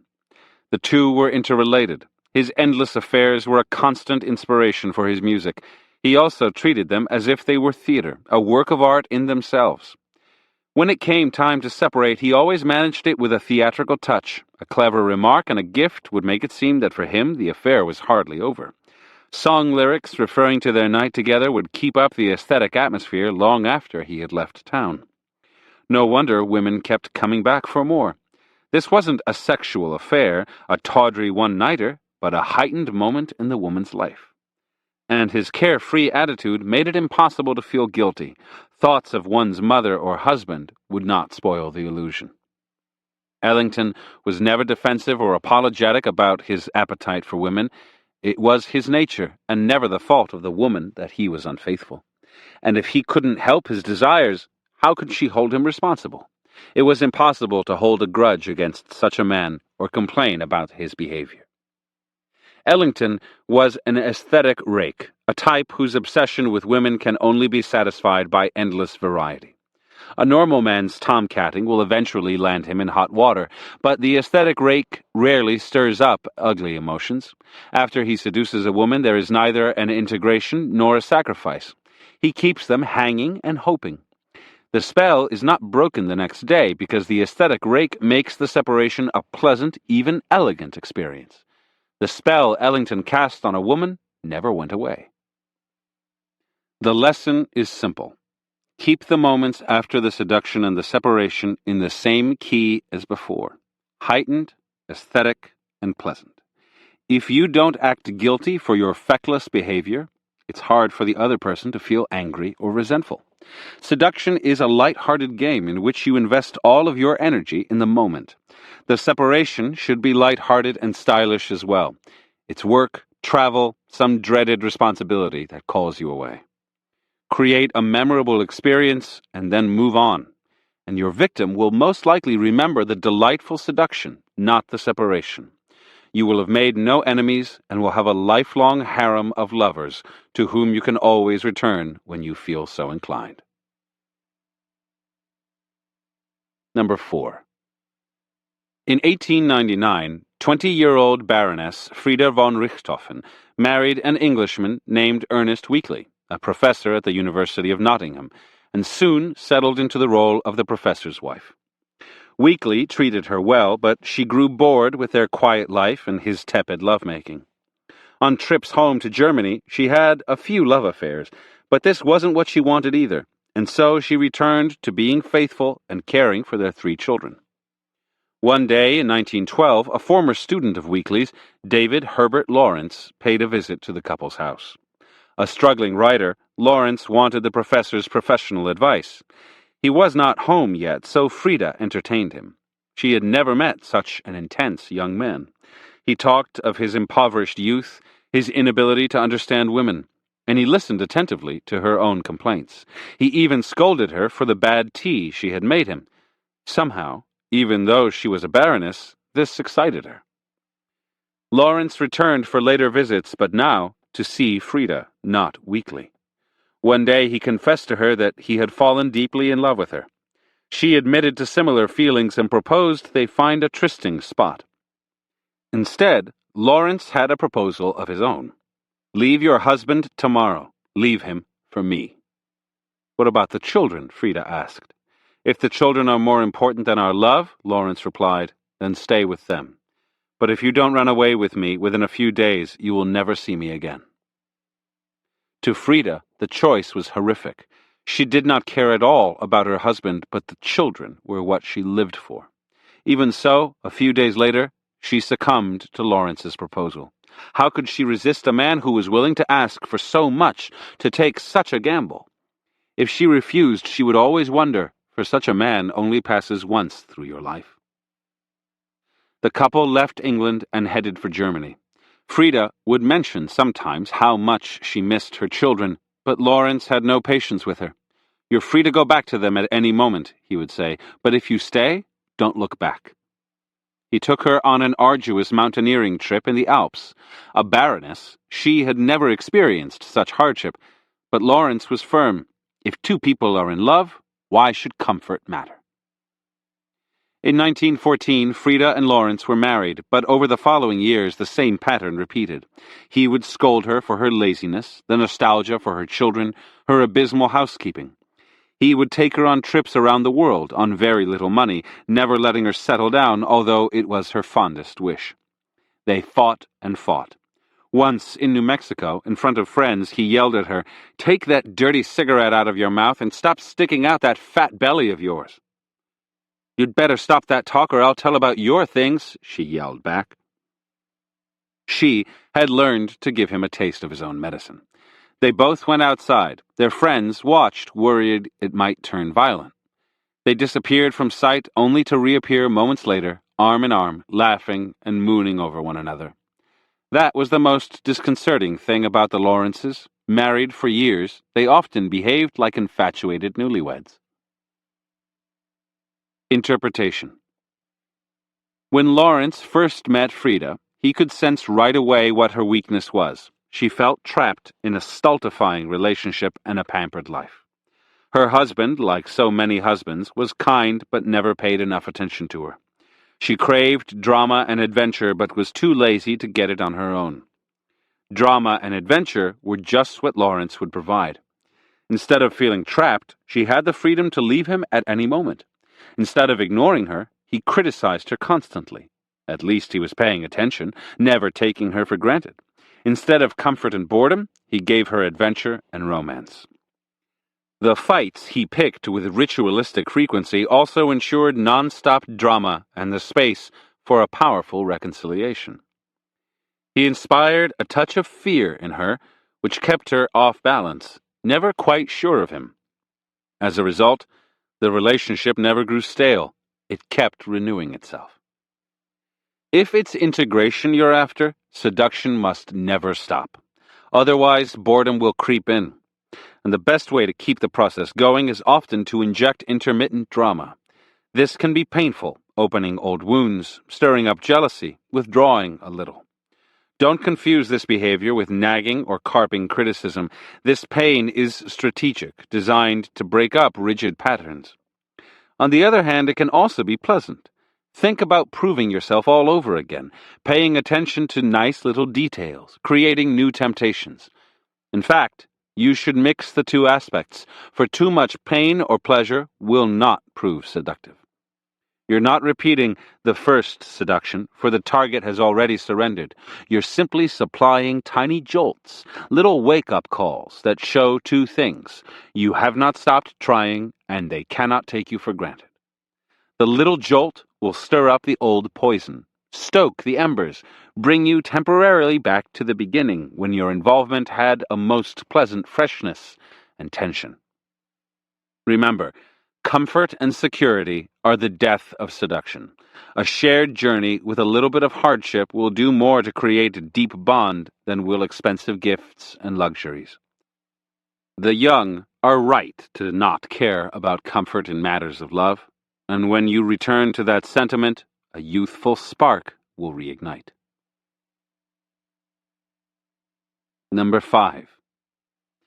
In 1652, the famous French courtesan Ninon de L'Enclos met and fell in love with the Marquis de Villarceau. Ninon was a libertine. Philosophy and pleasure were more important to her than love. But the Marquis inspired new sensations. He was so bold, so impetuous, that for once in her life she let herself lose a little control. The Marquis was possessive, a trait she normally abhorred. But in him it seemed natural, almost charming. He simply couldn't help himself. And so Ninon accepted his conditions. There were to be no other men in her life. For her part, she told him that she would accept no money or gifts from him. This was to be about love, nothing else. She rented a house opposite his in Paris, and they saw each other daily. One afternoon, the Marquis suddenly burst in and accused her of having another lover. His suspicions were unfounded, his accusations absurd, and she told him so. This did not satisfy him, and he stormed out. The next day, Ninon received news that he'd fallen quite ill. She was deeply concerned.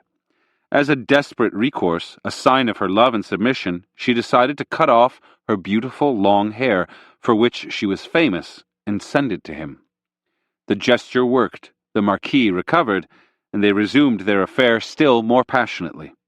Friends and former lovers complained of her sudden transformation into the devoted woman, but she didn't care.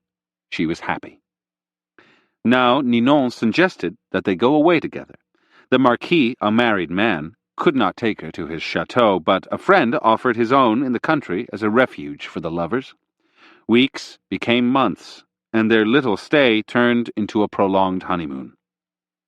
Slowly, though, Ninon had the feeling that something was wrong. The Marquis was acting more like a husband.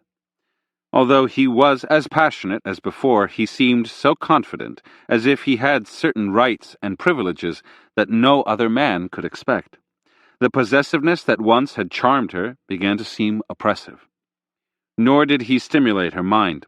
She could get other men, and equally handsome ones, to satisfy her physically, without all that jealousy. Once this realization set in, Ninon wasted no time. She told the Marquis that she was returning to Paris and that it was over for good. He begged and pleaded his case with much emotion. How could she be so heartless? Although moved, Ninon was firm. Explanations would only make it worse. She returned to Paris and resumed the life of a courtesan. Her abrupt departure apparently shook up the Marquis, but apparently not too badly, for a few months later word reached her that he had fallen in love with another woman. Interpretation. A woman often spends months pondering the subtle changes in her lover's behavior. She might complain or grow angry. She might even blame herself. Under the weight of her complaints, the man may change for a while, but an ugly dynamic and endless misunderstandings will ensue. What is the point of all of this? Once you're disenchanted, it's really too late. Ninon could have tried to figure out what had disenchanted her, the good looks that now bored her, the lack of mental stimulation, the feeling of being taken for granted, but why waste time figuring it out? The spell was broken, so she moved on. She didn't bother to explain, to worry about de Villarceau's feelings, to make it all soft and easy for him. She simply left. The person who seems so considerate of the other, who tries to mend things or make excuses, is really just timid. Being kind in such matters can be rather cruel. The Marquis was able to blame everything on his mistress's heartless, fickle nature. His vanity and pride intact, he could easily move on to another affair and put her behind him. Not only does the long, lingering death of a relationship cause your partner needless pain, it will have long-term consequences for you as well, making you more skittish in the future and weighing you down with guilt. Never feel guilty, even if you were both the seducer and the one who now feels disenchanted. It's not your fault. Nothing can last forever. You have created pleasure for your victims, stirring them out of their rut. If you make a clean, quick break, in the long run, they will appreciate it. The more you apologize, the more you insult their pride, stirring up negative feelings that will reverberate for years.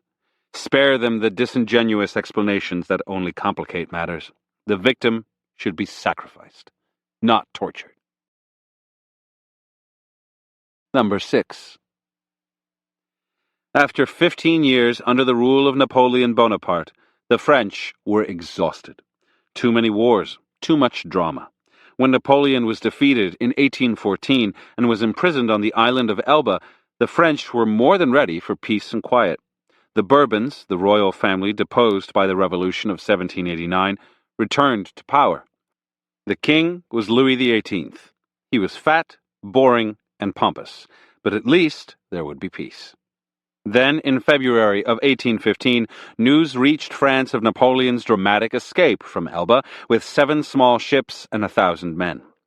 He could head for America, start all over, but instead, he was just crazy enough to land at Cannes. What was he thinking? 1,000 men against all the armies of France? He set off toward Grenoble with his ragtag army. One, at least, had to admire his courage, his insatiable love of glory and of France. Then, too, the French peasantry were spellbound at the sight of their former emperor. This man, after all, had redistributed a great deal of land to them, which the new king was trying to take back. They swooned at the sight of his famous eagle standards, revivals of symbols from the Revolution. They left their fields and joined his march. Outside Grenoble, the first of the troops that the king sent to stop Napoleon caught up with him. Napoleon dismounted and walked on foot toward them. "Soldiers of the 5th Army Corps," he cried out, "don't you know me? If there is one among you who wishes to kill his emperor, let him come forward and do so. Here I am." He threw open his gray cloak, inviting them to take aim. There was a moment of silence, and then, from all sides, cries rang out of "Vive l'Empereur!" Long live the Emperor! In one stroke, Napoleon's army had doubled in size. The march continued.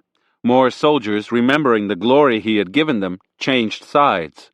The city of Lyon fell without a battle. Generals with larger armies were dispatched to stop him, but the sight of Napoleon at the head of his troops was an overwhelmingly emotional experience for them, and they switched allegiance.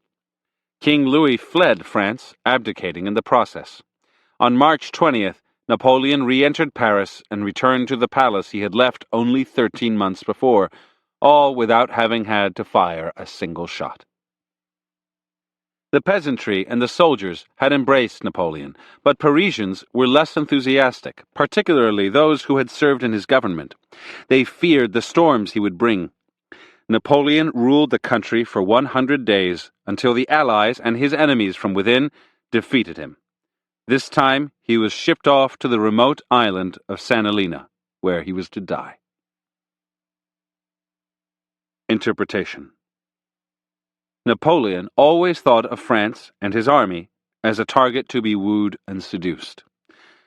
As General de Ségur wrote of Napoleon, "In moments of sublime power, he no longer commands like a man, but seduces like a woman."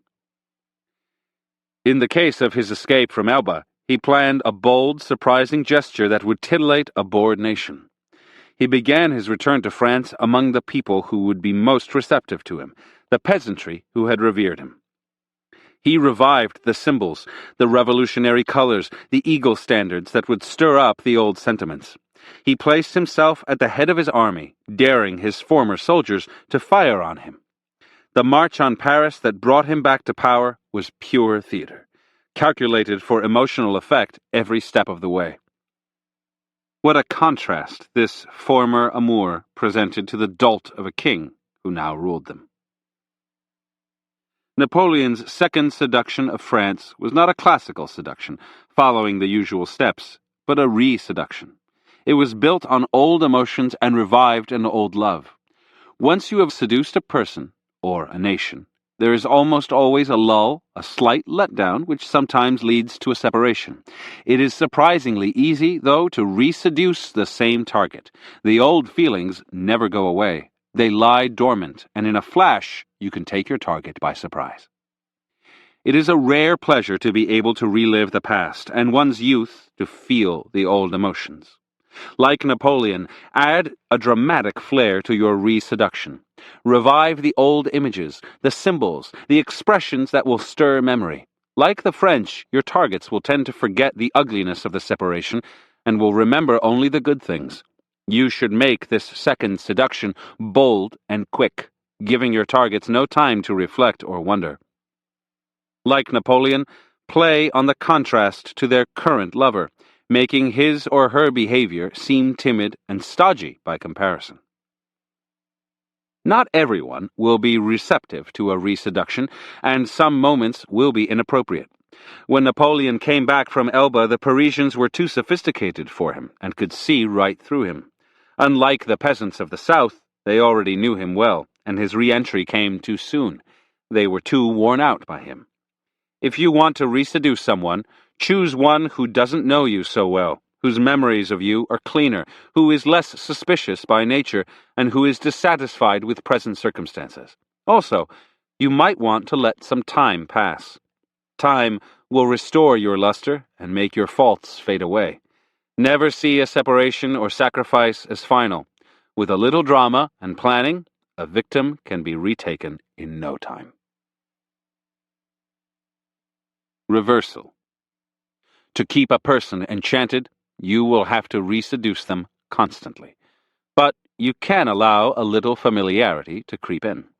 The target wants to feel that he or she is getting to know you. Too much mystery will create doubt. It will also be tiring for you, who will have to sustain it. The point is not to remain completely unfamiliar, but rather, on occasion, to jolt victims out of their complacency, surprising them as you surprised them in the past.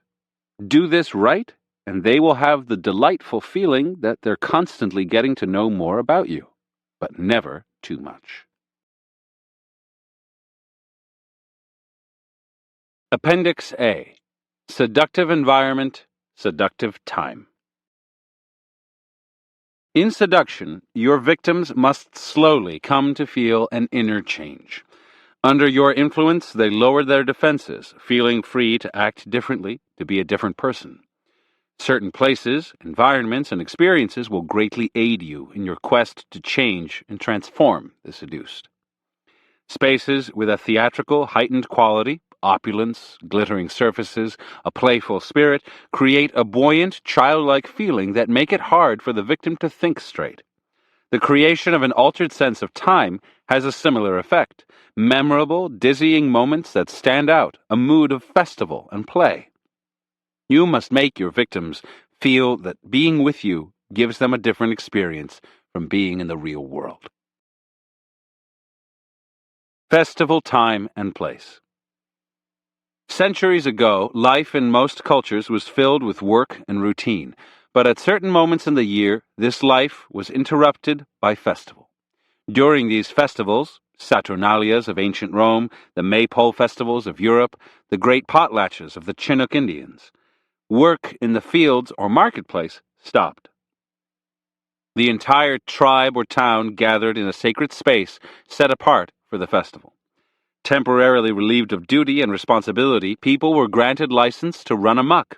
They would wear masks or costumes which gave them other identities, sometimes those of powerful figures reenacting the great myths of their culture. The festival was a tremendous release from the burdens of daily life. It altered people's sense of time, bringing moments in which they stepped outside of themselves. Time seemed to stand still. Something like this experience can still be found in the world's great surviving carnivals. The festival represented a break in a person's daily life, a radically different experience from routine. On a more intimate level, that is how you must envision your seductions. As the process advances, your targets experience a radical difference from daily life, a freedom from work or responsibility. Plunged into pleasure and play, they can act differently, can become someone else, as if they were wearing a mask. The time you spend with them is devoted to them and nothing else. Instead of the usual rotation of work and rest, you are giving them grand, dramatic moments that stand out. You bring them to places unlike the places they see in daily life, heightened, theatrical places. Physical environment strongly affects people's moods. A place dedicated to pleasure and play insinuates thoughts of pleasure and play.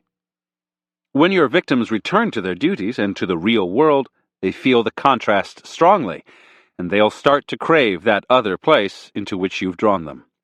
What you're essentially creating is festival time and place. Moments when the real world stops and fantasy takes over. Our culture no longer supplies such experiences, and people yearn for them.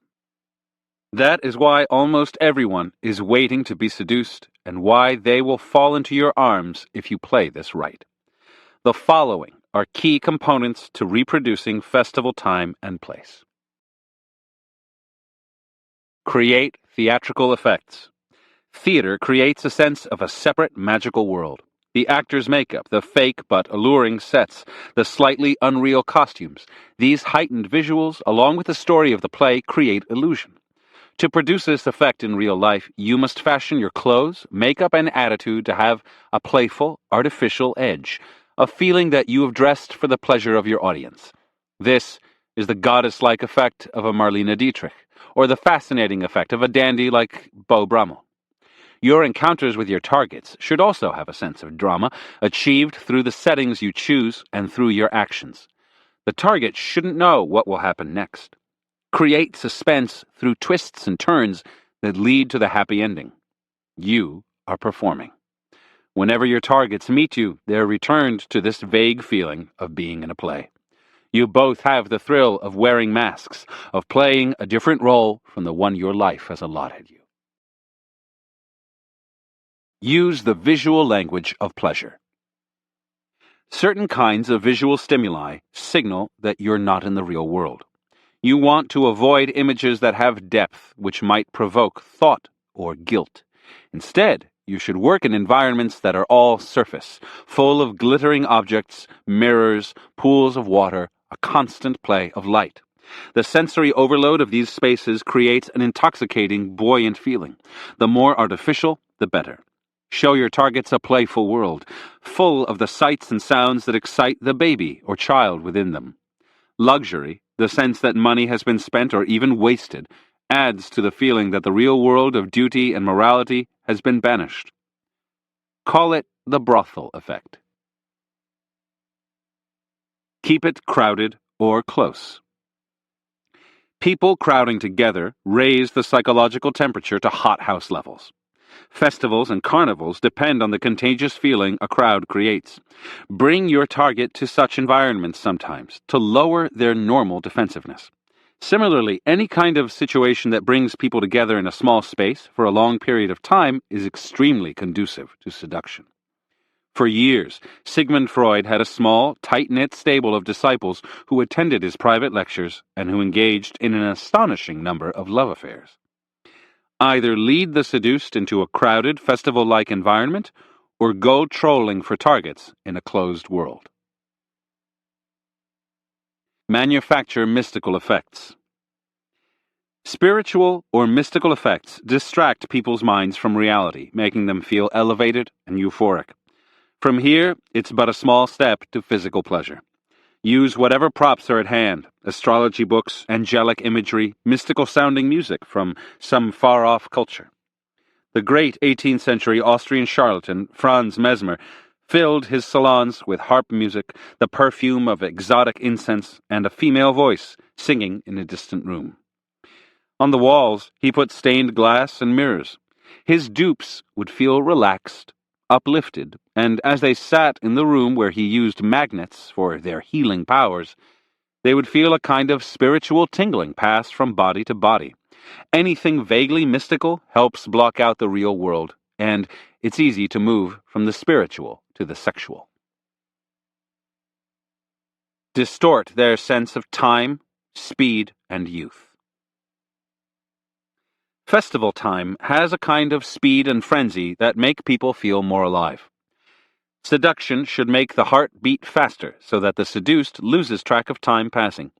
Take them to places of constant activity and movement. Embark with them on some kind of journey together, distracting their minds with new sights.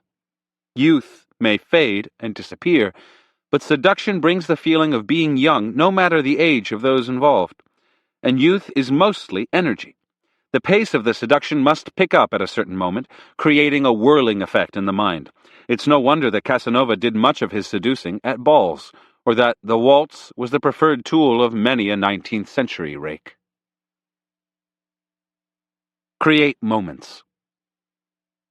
Everyday life is a drudgery in which the same actions endlessly repeat. The festival, on the other hand, we remember as a moment when everything was transformed, when a little bit of eternity and myth entered our lives. Your seduction must have such peaks, moments when something dramatic happens and time is experienced differently. You must give your targets such moments, whether by staging the seduction in a place, a carnival, a theater, where they naturally occur, or by creating them yourself with dramatic actions that stir up strong emotions. Those moments should be pure leisure and pleasure. No thoughts of work or morality can intrude.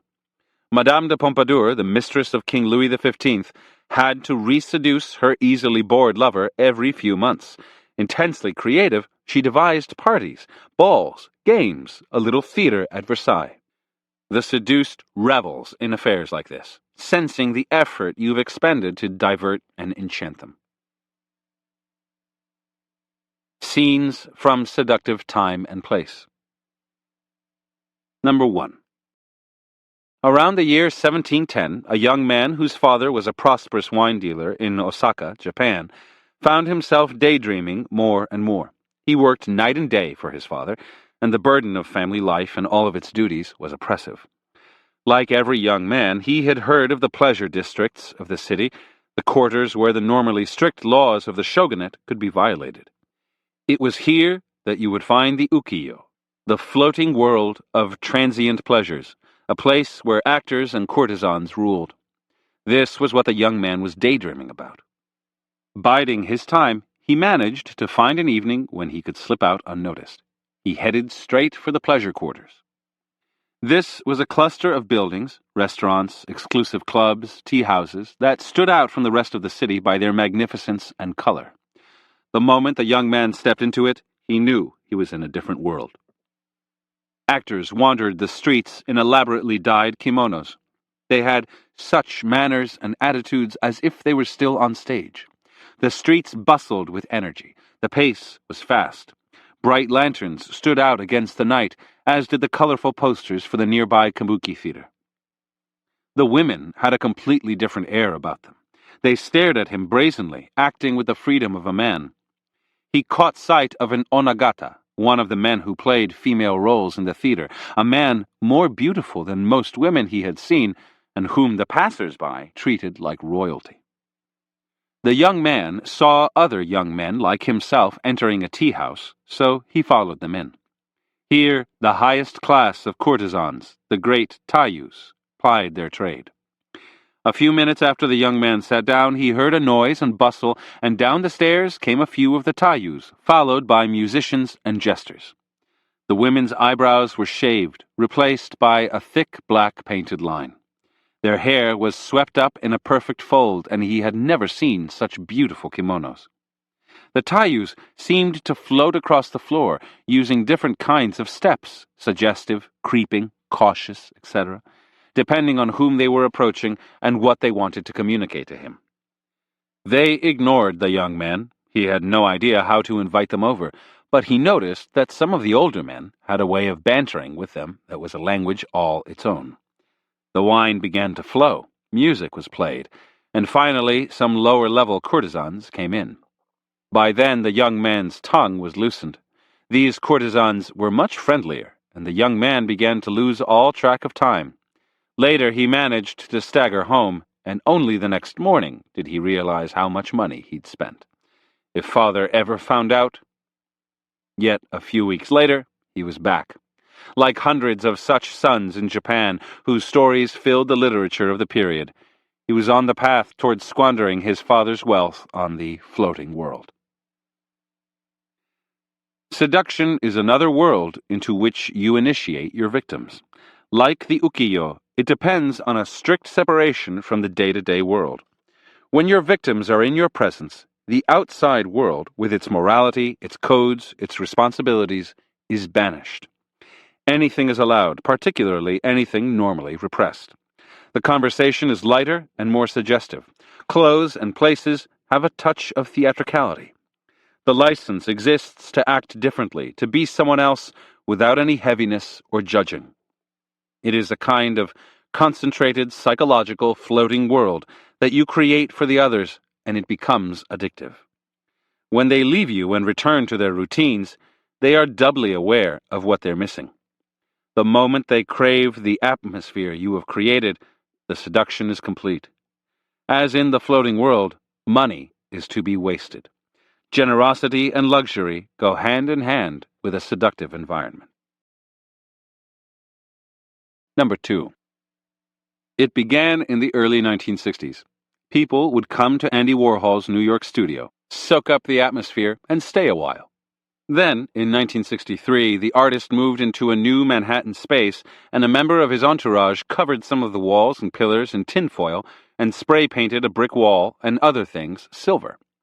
A red quilted couch in the center, some 5-foot-high plastic candy bars, a turntable that glittered with tiny mirrors, and helium-filled silver pillows that floated in the air completed the set. Now the L-shaped space became known as the factory, and a scene began to develop. More and more people started showing up. Why not just leave the door open, Andy reasoned, and come what may? During the day, while Andy would work on his paintings and films, people would gather, actors, hustlers, drug dealers, other artists. And the elevator would keep groaning all night as the beautiful people began to make the place their home. Here might be Montgomery Clift, nursing a drink by himself. Over there, a beautiful young socialite chatting with a drag queen and a museum curator. They kept pouring in, all of them young and glamorously dressed. It was like one of those children's shows on TV, Andy once said to a friend, where guests keep dropping in on the endless party, and there's always some new bit of entertainment. And that was indeed what it seemed like, with nothing serious happening, just lots of talk and flirting and flashbulbs popping and endless posing, as if everyone were in a film. The museum curator would begin to giggle like a teenager, and the socialite would flounce about like a hooker. By midnight, everyone would be packed together. You could hardly move. The band would arrive, the light show would begin, and it would all careen in a new direction, wilder and wilder. Somehow the crowd would disperse at some point. Then, in the afternoon, it would all start up again as the entourage trickled back. Hardly anyone went to the factory just once. It's oppressive, always, to have to act the same way, playing the same boring role that work or duty imposes on you. People yearn for a place or a moment when they can wear a mask, act differently, be someone else. That's why we glorify actors. They have the freedom and playfulness in relation to their own ego that we would love to have. Any environment that offers a chance to play a different role, to be an actor, is immensely seductive. It can be an environment that you create, like the factory, or a place where you take your target. In such environments, you simply cannot be defensive. The playful atmosphere, the sense that anything is allowed, except seriousness, dispels any kind of reactiveness. Being in such a place becomes a drug. To recreate the effect, remember Warhol's metaphor of the children's TV show. Keep everything light and playful, full of distractions, noise, color, and a bit of chaos. No weight, responsibilities, or judgments. A place to lose yourself in. Number 3. In 1746, a 17-year-old girl named Christina had come to the city of Venice, Italy, with her uncle, a priest, in search of a husband. Christina was from a small village, but had a substantial dowry to offer. The Venetian men who were willing to marry her, however, didn't please her, so after 2 weeks of futile searching, she and her uncle prepared to return to their village. They were seated in their gondola about to leave the city when Christina saw an elegantly dressed young man walking toward them. "There's a handsome fellow," she said to her uncle. "I wish he was in the boat with us." The gentleman could not have heard this, yet he approached, handed the gondolier some money, and sat down beside Christina, much to her delight. He introduced himself as Jacques Casanova. When the priest complimented him on his friendly manners, Casanova replied, "Perhaps I should not have been so friendly, my reverend father, if I had not been attracted by the beauty of your niece." Christina told him why they had come to Venice and why they were leaving. Casanova laughed and chided her. A man cannot decide to marry a girl after seeing her for a few days. He must know more about her character. It would take at least 6 months. He himself was looking for a wife, and he explained to her why he had been as disappointed by the girls he had met as she had been disappointed by the men. Casanova seemed to have no destination. He simply accompanied them, entertaining Christina the whole way with witty conversation. When the gondola arrived at the edge of Venice, Casanova hired a carriage to the nearby city of Treviso and invited them to join him. From there they could catch a chaise to their village. The uncle accepted, and on the way to their carriage, Casanova offered his arm to Christina. "What would his mistress say if she saw them?" she asked. "I have no mistress," he answered, "and I shall never have one again, for I shall never find such a pretty girl as you. No, not in Venice." His words went to her head, filling it with all kinds of strange thoughts, and she began to talk and act in a manner that was new to her, becoming almost brazen. What a pity she couldn't stay in Venice for the 6 months he needed to get to know a girl, she told Casanova. Without hesitation, he offered to pay her expenses in Venice for that period while he courted her. On the carriage ride, she turned this offer over in her mind, and once in Treviso, she got her uncle alone and begged him to return to the village by himself, then come back for her in a few days. She was in love with Casanova. She wanted to know him better. He was a perfect gentleman who could be trusted. The uncle agreed to do as she wished. The following day, Casanova never left her side. There was not the slightest hint of disagreement in his nature. They spent the day wandering around the city, shopping and talking. He took her to a play in the evening and to the casino after that, supplying her with a domino and a mask. He gave her money to gamble, and she won. By the time the uncle returned to Treviso, she had all but forgotten about her marriage plans. All she could think about was the 6 months she would spend with Casanova. But she returned to her village with her uncle and waited for Casanova to visit her. He showed up a few weeks later, bringing with him a handsome young man named Charles. Alone with Christina, Casanova explained the situation. Charles was the most eligible bachelor in Venice, a man who would make a much better husband than he would. Christina admitted to Casanova that she too had had her doubts. He was too exciting, had made her think of other things besides marriage, things she was ashamed of. Perhaps it was for the better. She thanked him for taking such pains to find her a husband. Over the next few days, Charles courted her, and they were married several weeks later. The fantasy and allure of Casanova, however, remained in her mind forever. Casanova could not marry. It was against everything in his nature. But it was also against his nature to force himself on a young girl. Better to leave her with the perfect fantasy image than to ruin her life. Besides, he enjoyed the courting and flirting more than anything else. Casanova supplied a young woman with the ultimate fantasy. While he was in her orbit, he devoted every moment to her. He never mentioned work, allowing no boring, mundane details to interrupt the fantasy, and he added great theater.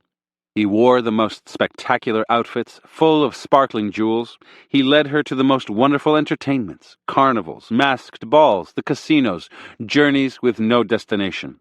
He was the great master at creating seductive time and environment. Casanova is the model to aspire to. While in your presence, your targets must sense a change. Time has a different rhythm. They barely notice its passing. They have the feeling that everything is stopping for them, just as all normal activity comes to halt at a festival. The idle pleasures you provide them are contagious. One leads to another and to another, until it is too late to turn back. Appendix B. Soft Seduction. How to Sell Anything to the Masses. The less you seem to be selling something, including yourself, the better. By being too obvious in your pitch, You'll raise suspicion. You will also bore your audience, an unforgivable sin. Instead, make your approach soft, seductive, and insidious. Soft, be indirect. Create news and events for the media to pick up, spreading your name in a way that seems spontaneous, not hard or calculated. Seductive. Keep it entertaining. Your name and image are bathed in positive associations. You're selling pleasure and promise. Insidious. Aim at the unconscious, using images that linger in the mind, placing your message in the visuals. Frame what you're selling as part of a new trend, and it will become one. It's almost impossible to resist the soft seduction. The soft sell. Seduction is the ultimate form of power. Those who give into it do so willingly and happily. There is rarely any resentment on their part. They forgive you any kind of manipulation because you've brought them pleasure, a rare commodity in the world. With such power at your fingertips, though, why stop at the conquest of a man or woman? A crowd, an electorate, a nation can be brought under your sway simply by applying on a mass level the tactics that work so well on an individual. The only difference is the goal, not sex, but influence, a vote, people's attention, and the degree of tension. When you're after sex, you deliberately create anxiety, a touch of pain, twists and turns. Seduction on the mass level is more diffuse and soft. Creating a constant titillation, you fascinate the masses with what you're offering. They pay attention to you because it is pleasant to do so. Let's say your goal is to sell yourself as a personality, a trendsetter, a candidate for office. There are two ways to go: the hard sell, the direct approach, and the soft sell, the indirect approach. In the hard sell, you state your case strongly and directly, explaining why your talents, your ideas, your political message are superior to anyone else's.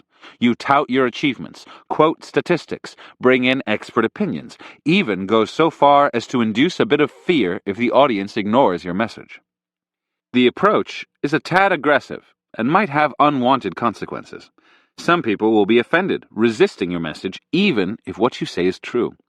Others will feel you're manipulating them. Who can trust experts in statistics? And why are you trying so hard? You'll also grate on people's nerves, becoming unpleasant to listen to. In a world in which you cannot succeed without selling to large numbers, the direct approach won't take you far. The soft sell, on the other hand, has the potential to draw in millions because it's entertaining, gentle on the ears, and can be repeated without irritating people. The technique was invented by the great charlatans of 17th century Europe. To peddle their elixirs and alchemic concoctions, they would first put on a show. Clowns, music, vaudeville-type routines that had nothing to do with what they were selling. A crowd would form, and as the audience laughed and relaxed, the charlatan would come on stage and briefly and dramatically discuss the miraculous effects of the elixir. By honing this technique, the charlatans discovered that instead of selling a few dozen bottles of the dubious medicine, they were suddenly selling scores or even hundreds. In the centuries since, publicists, advertisers, political strategists, and others have taken this method to new heights. But the rudiments of the soft sell remain the same. First, bring pleasure by creating a positive atmosphere around your name or message. Induce a warm, relaxed feeling. Never seem to be selling something. That will look manipulative and suspicious. Instead, let entertainment value and good feelings take center stage, sneaking the sale through the side door. And in that sale, you don't seem to be selling yourself or a particular idea or candidate. You are selling a lifestyle, a good mood, a sense of adventure, a feeling of hipness, or a neatly packaged rebellion. Here are some of the key components of the soft sell. Appear as news, never as publicity. First impressions are critical. If your audience first sees you in the context of an advertisement or publicity item, you instantly join the mass of other advertisements screaming for attention, and everyone knows that advertisements are artful manipulations, a kind of deception. So, for your first appearance in the public eye, manufacture an event, some kind of attention-getting situation that the media will inadvertently pick up, as if it were news. People pay more attention to what is broadcast as news. It seems more real. You suddenly stand out from everything else, if only for a moment, but that moment has more credibility than hours of advertising time. The key is to orchestrate the details thoroughly, creating a story with dramatic impact and movement, tension and resolution. The media will cover it for days. Conceal your real purpose to sell yourself at any cost. Stir basic emotions. Never promote your message through a rational, direct argument. That will take effort on your audience's part and will not gain its attention. Aim for the heart, not the head. Design your words and images to stir basic emotions: lust, patriotism, family values. It's easier to gain and hold people's attention once you've made them think of their family, their children, their future. They feel stirred, uplifted. Now, you have their attention and the space to insinuate your true message. Days later, the audience will remember your name, and remembering your name is half the game. Similarly, find ways to surround yourself with emotional magnets: war heroes, children, saints, small animals, whatever it takes. Make your appearance bring these emotionally positive associations to mind, giving you extra presence. Never let these associations be defined or created for you, and never leave them to chance. Make the medium the message. Pay more attention to the form of your message than to the content. Images are more seductive than words, and visuals, soothing colors, appropriate backdrop, the suggestion of speed or movement, should actually be your real message.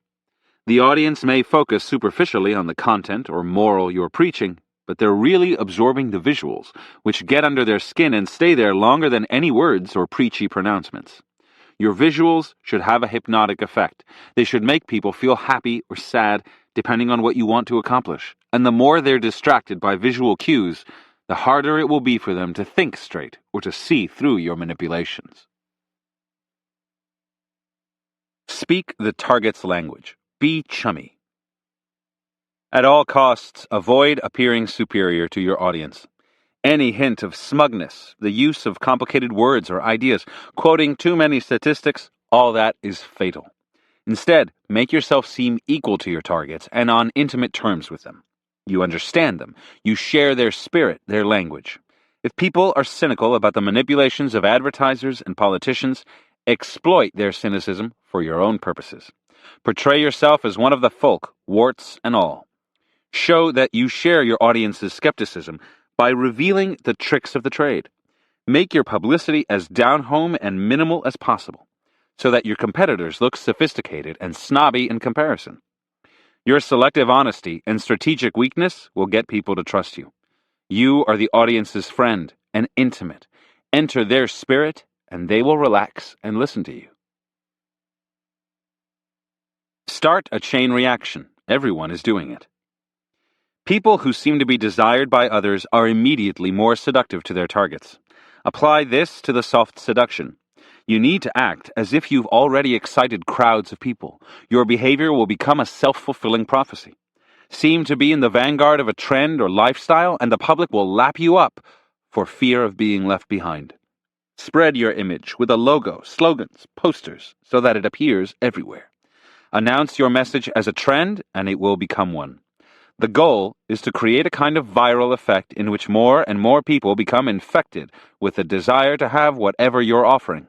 This is the easiest and most seductive way to sell. Tell people who they are. It's always unwise to engage an individual or the public in any kind of argument. They will resist you. Instead of trying to change people's ideas, try to change their identity, their perception of reality, and you'll have far more control of them in the long run. Tell them who they are, create an image, an identity that they will want to assume. Make them dissatisfied with their current status. Making them unhappy with themselves gives you room to suggest a new lifestyle, a new identity. Only by listening to you can they find out who they are. At the same time, you want to change their perception of the world outside them by controlling what they look at. Use as many media as possible to create a kind of total environment for their perceptions. Your image should be seen not as an advertisement, but as part of the atmosphere. Some soft seductions. Number 1. Andrew Jackson was a true American hero. In 1814, in the Battle of New Orleans, he led a ragtag band of American soldiers against a superior English army and won. He also conquered Indians in Florida. Jackson's army loved him for his rough-hewn ways. He fed on acorns when there was nothing else to eat. He slept on a hard bed. He drank hard cider, just like his men. Then, after he lost or was cheated out of the presidential election of 1824, in fact, he won the popular vote, but so narrowly that the election was thrown into the House of Representatives, which chose John Quincy Adams after much deal-making. He retired to his farm in Tennessee, where he lived the simple life, tilling the soil, reading the Bible, staying far from the corruptions of Washington. Where Adams had gone to Harvard, played billiards, drunk soda water, and relished European finery, Jackson, like many Americans of the time, had been raised in a log cabin. He was an uneducated man, a man of the earth. This, at any rate, was what Americans read in their newspapers in the months after the controversial 1824 election. Spurred on by these articles, people in taverns and halls across the country began talking of how the war hero, Andrew Jackson, had been wronged, how an insidious aristocratic elite was conspiring to take over the country. So when Jackson declared that he would run again against Adams in the presidential election of 1828, but this time as the leader of a new organization, the Democratic Party, the public was thrilled. Jackson was the first major political figure to have a nickname, Old Hickory, and soon Hickory clubs were sprouting up in America's towns and cities. Their meetings resembled spiritual revivals.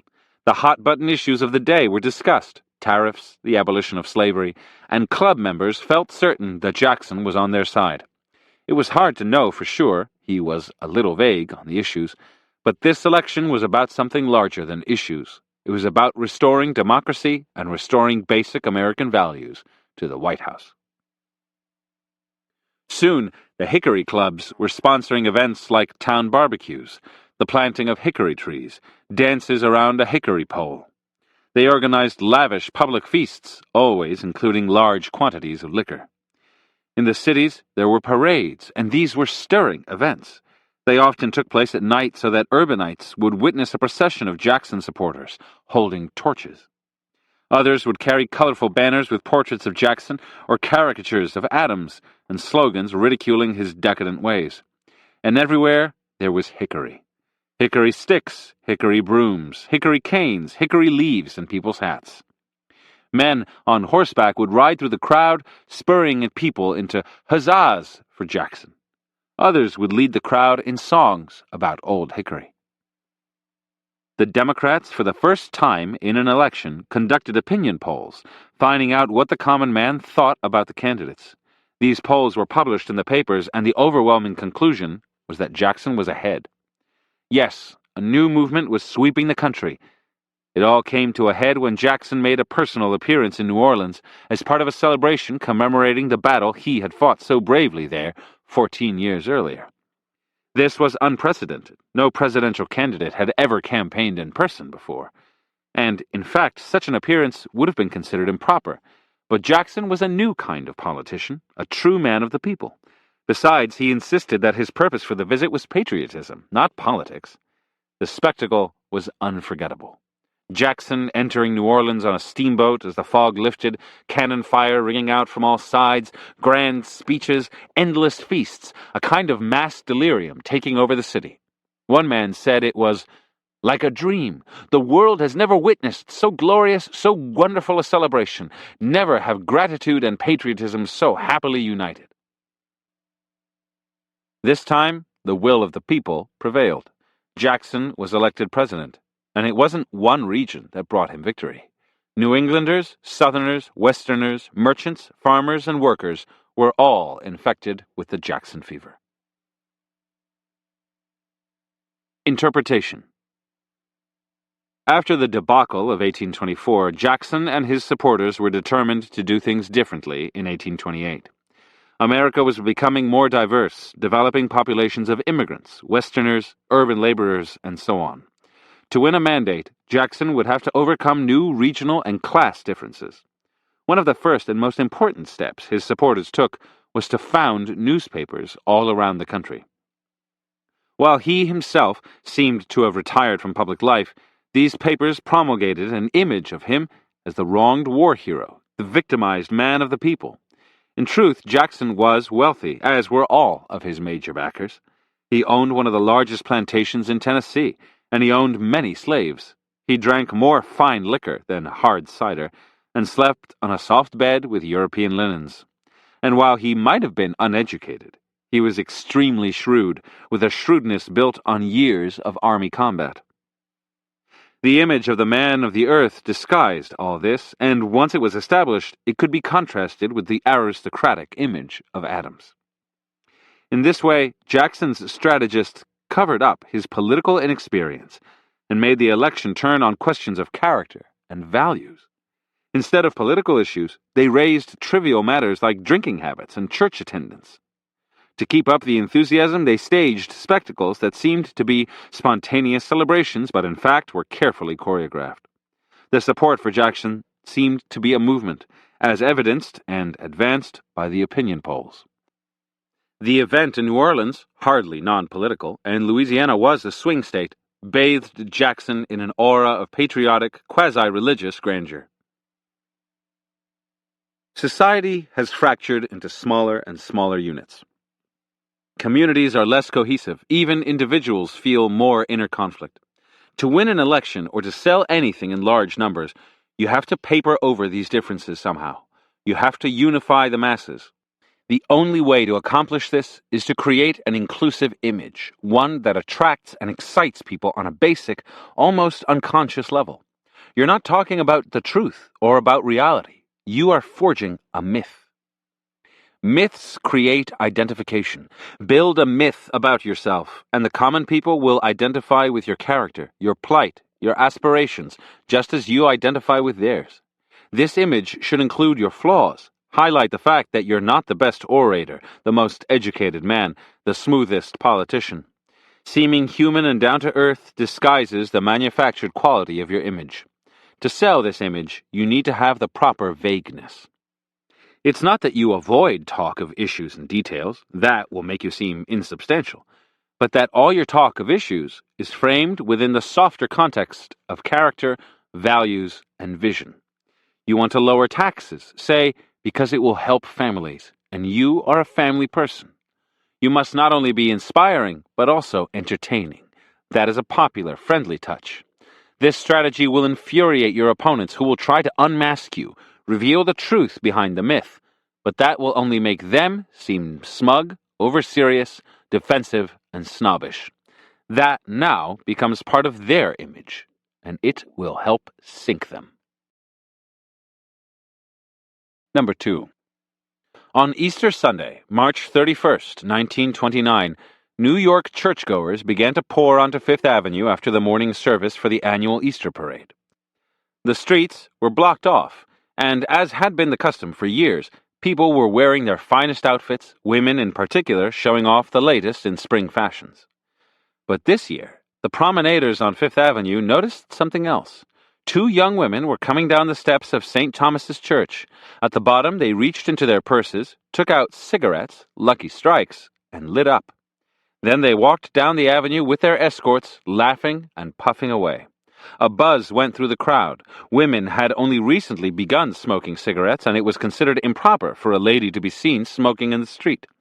Only a certain kind of woman would do that. These 2, however, were elegant and fashionable. People watched them intently and were further astounded several minutes later when they reached the next church along the avenue. Here, 2 more young ladies, equally elegant and well-bred, left the church, approached the 2 holding cigarettes, and, as if suddenly inspired to join them, pulled out Lucky Strikes of their own and asked for a light. Now the 4 women were marching together down the avenue. They were steadily joined by more, and soon 10 young women were holding cigarettes in public, as if nothing were more natural. Photographers appeared and took pictures of this novel sight. Usually at the Easter parade, people would have been whispering about a new hat style or the new spring color.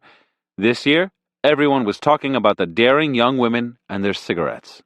The next day, photographs and articles appeared in the papers about them. A United Press dispatch read, "Just as Miss Frederica Freilinghusen, conspicuous in a tailored outfit of dark gray, pushed her way through the jam in front of St. Patrick's, Miss Bertha Hunt and 6 colleagues struck another blow in behalf of the liberty of women. Down Fifth Avenue they strolled, puffing at cigarettes. Miss Hunt issued the following communique from the smoke-clouded battlefield. I hope that we have started something and that these torches of freedom, with no particular brand favored, will smash the discriminatory taboo on cigarettes for women, and that our sex will go on breaking down all discriminations." The story was picked up by newspapers around the country, and soon women in other cities began to light up in the streets. The controversy raged for weeks, some papers decrying this new habit, others coming to the women's defense. A few months later, though, public smoking by women had become a socially acceptable practice. Few people bothered to protest it anymore. Interpretation. In January 1929, several New York debutantes received the same telegram from a Miss Bertha Hunt. It said, "In the interests of equality of the sexes, I and other young women will light another torch of freedom by smoking cigarettes while strolling on Fifth Avenue Easter Sunday." The debutantes who ended up participating met beforehand in the office where Hunt worked as a secretary. They planned what churches to appear at, how to link up with each other, all the details. Hunt handed out packs of Lucky Strikes. Everything worked to perfection on the appointed day. Little did the debutantes know, though, that the whole affair had been masterminded by a man, Miss Hunt's boss, Edward Bernays, a public relations advisor to the American Tobacco Company, makers of Lucky Strike. American Tobacco had been luring women into smoking with all kinds of clever ads, but the consumption was limited by the fact that smoking in the street was considered unladylike. The head of American Tobacco had asked Bernays for his help, and Mr. Bernays had obliged him by applying a technique that was to become his trademark: gain public attention by creating an event that the media would cover as news. Orchestrate every detail, but make them seem spontaneous. As more people heard of this event, it would spark imitative behavior. In this case, more women smoking in the streets. Bernays, a nephew of Sigmund Freud and perhaps the greatest public relations genius of the 20th century, understood a fundamental law of any kind of sell. The moment the targets know you're after something, a vote, a sale, they become resistant. But disguise your sales pitch as a news event, and not only will you bypass the resistance, you can also create a social trend that does the selling for you. To make this work, the event you set up must stand out from all the other events that are covered by the media, yet it cannot stand out too far, or it will seem contrived. In the case of the Easter parade, Bernays, through Bertha Hunt, chose women who would seem elegant and proper even with cigarettes in their hands. Yet, in breaking a social taboo, and doing so as a group, such women would create an image so dramatic and startling that the media would be unable to pass it up. An event that is picked up by the news has the imprimatur of reality. It's important to give this manufactured event positive associations, as Bernays did in creating a feeling of rebellion, of women banding together. Associations that are patriotic, say, or subtly sexual or spiritual, anything pleasant and seductive, take on a life of their own. Who can resist? People essentially persuade themselves to join the crowd without even realizing that a sale has taken place. The feeling of active participation is vital to seduction. No one wants to feel left out of a growing movement. Number 3. In the presidential campaign of 1984, President Ronald Reagan, running for re-election, told the public, "It's morning again in America." His presidency, he claimed, had restored American pride. The recent successful Olympics in Los Angeles were symbolic of the country's return to strength and confidence. Who could possibly want to turn the clock back to 1980, which Reagan's predecessor, Jimmy Carter, had termed a time of malaise. Reagan's Democratic challenger, Walter Mondale, thought Americans had had enough of the Reagan soft touch. They were ready for honesty, and that would be Mondale's appeal. Before a nationwide television audience, Mondale declared, "Let's tell the truth. Mr. Reagan will raise taxes, and so will I. He won't tell you. I just did." He repeated this straightforward approach on numerous occasions. By October, his poll numbers had plunged to all-time lows. The CBS News reporter, Leslie Stahl, had been covering the campaign, and as Election Day neared, she had an uneasy feeling. It wasn't so much that Reagan had focused on emotions and moods rather than hard issues. It was more that the media was giving him a free ride. He and his election team, she felt, were playing the press like a fiddle. They always managed to get him photographed in the perfect setting, looking strong and presidential. They fed the press snappy headlines along with dramatic footage of Reagan in action. They were putting on a great show. Stahl decided to assemble a news piece that would show the public how Reagan used television to cover up the negative effects of his policies. The piece began with a montage of images that his team had orchestrated over the years. Reagan relaxing on his ranch in jeans, standing tall at the Normandy invasion tribute in France, throwing a football with his Secret Service bodyguards, sitting in an inner-city classroom. Over these images, Stahl asked, "How does Ronald Reagan use television?" Brilliantly. He's been criticized as the rich man's president, but the TV pictures say it isn't so. At 73, Mr. Reagan could have an age problem, but the TV pictures say it isn't so. Americans want to feel proud of their country again and of their president, and the TV pictures say you can. The orchestration of television coverage absorbs the White House. Their goal? To emphasize the president's greatest asset, which his aides say is his personality. They provide pictures of him looking like a leader, confident with his Marlboro Man walk. Over images of Reagan shaking hands with handicapped athletes in wheelchairs and cutting the ribbon at a new facility for seniors, Stahl continued. They also aim to erase the negatives. Mr. Reagan tried to counter the memory of an unpopular issue with a carefully chosen backdrop that actually contradicts the president's policy. Look at the handicapped Olympics or the opening ceremony of an old age home. No hint that he tried to cut the budgets for the disabled and for federally subsidized housing for the elderly. On and on went the piece, showing the gap between the feel-good images that played on the screen and the reality of Reagan's actions. President Reagan, Stahl concluded, is accused of running a campaign in which he highlights the images and hides from the issues. But there's no evidence that the charges will hurt him because when people see the president on television, he makes them feel good about America, about themselves, and about him. Stahl depended on the goodwill of the Reagan people in covering the White House, but her piece was strongly negative, so she braced herself for trouble. Yet a senior White House official telephoned her that evening. "Great piece," he said. "What?" asked a stunned Stahl. "Great piece," he repeated. "Did you listen to what I said?" she asked. "Leslie, when you're showing 4.5 minutes of great pictures of Ronald Reagan, no one listens to what you say. Don't you know that the pictures are overriding your message because they conflict with your message? The public sees those pictures and they block your message. They didn't even hear what you said. So in our minds, it was a 4.5-minute free ad for the Ronald Reagan campaign for re-election." Interpretation. Most of the men who worked on communications for Reagan had a background in marketing. They knew the importance of telling a story crisply, sharply, and with good visuals. Each morning, they went over what the headline of the day should be and how they could shape this into a short visual piece, getting the president into a video opportunity.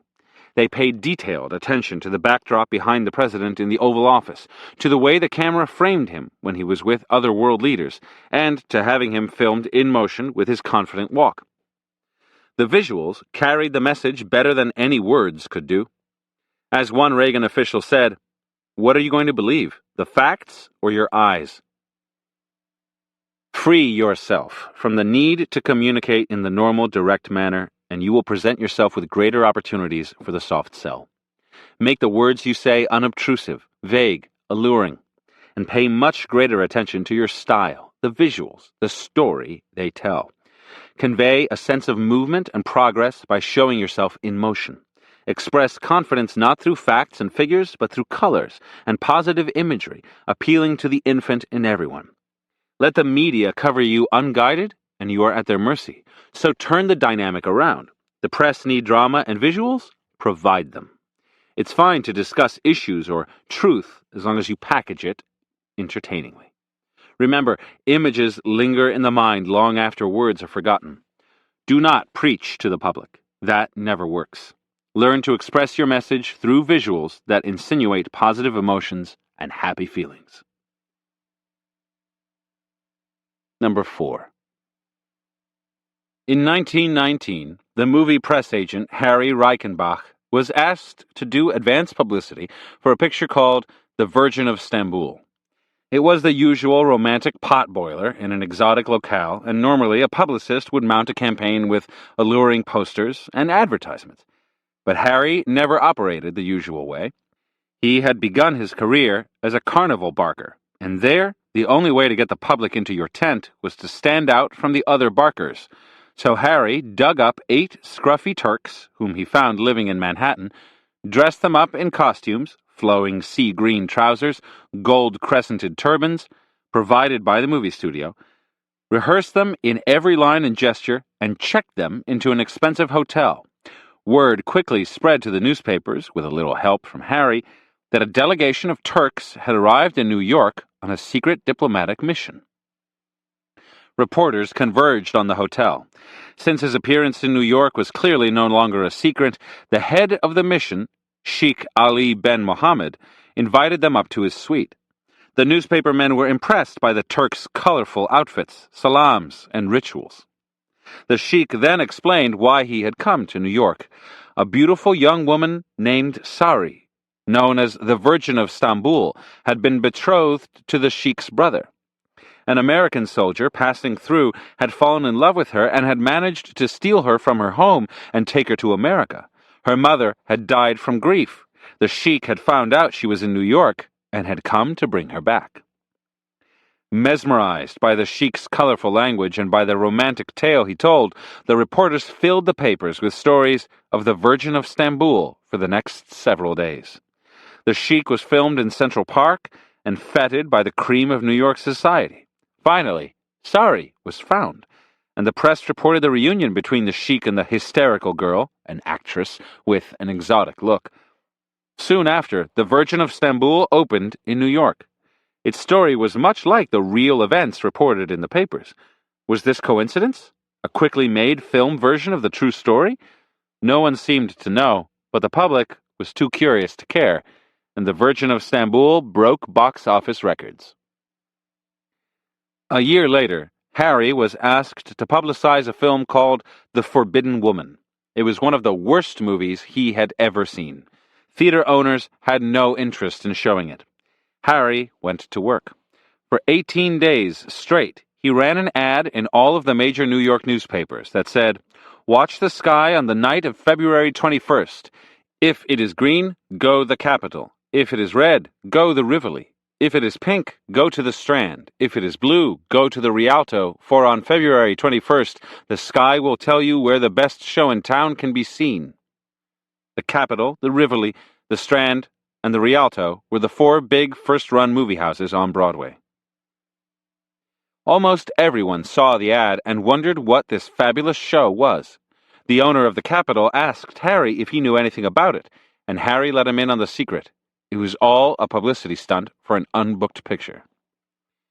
The owner asked to see a screening of The Forbidden Woman. Through most of the film, Harry yacked about the publicity campaign, distracting the man from the dullness on screen. The theater owner decided to show the film for a week, and so, on the evening of February 21st, as a heavy snowstorm blanketed the city and all eyes turned to the sky, giant rays of light poured out from the tallest buildings, a brilliant show of green. An enormous crowd flocked to the Capitol Theater. Those who didn't get in kept coming back. Somehow, with a packed house and an excited crowd, the film didn't seem quite so bad.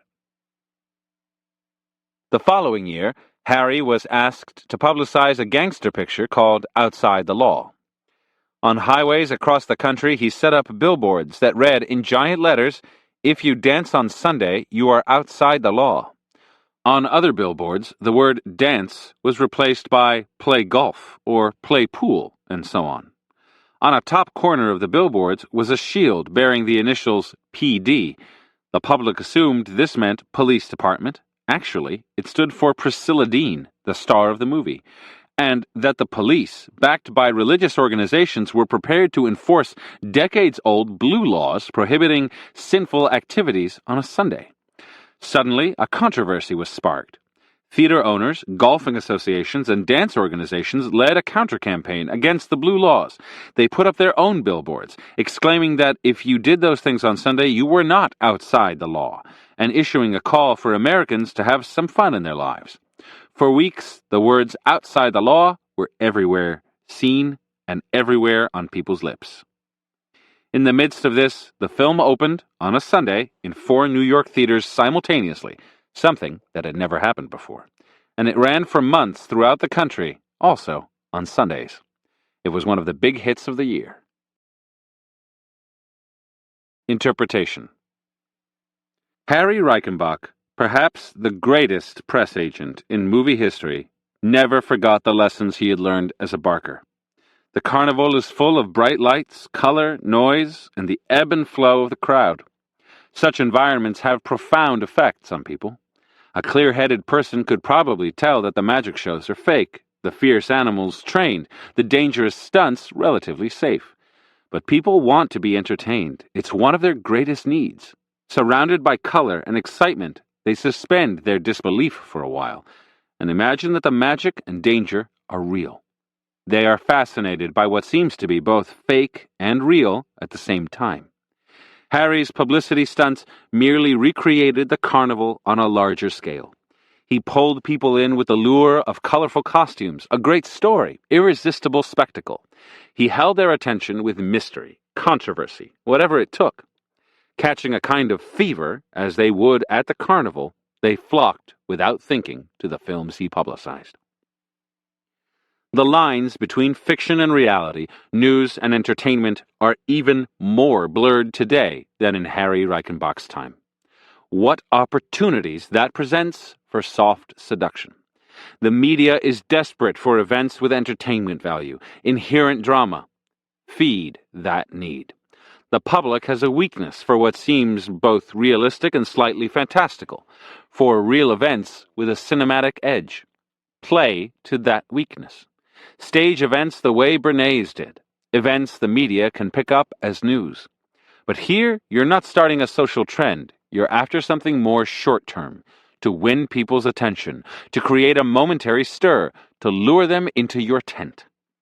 Make your events and publicity stunts plausible and somewhat realistic, but make their colors a little brighter than usual, the characters larger than life, the drama higher. Provide an edge of sex and danger. You are creating a confluence of real life and fiction, the essence to any seduction.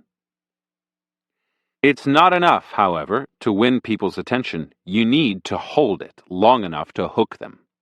This can always be done by sparking controversy, the way Harry liked to stir up debates about morals. While the media argues about the effect you're having on people's values, it is broadcasting your name everywhere and inadvertently bestowing upon you the edge that will make you so attractive to the public.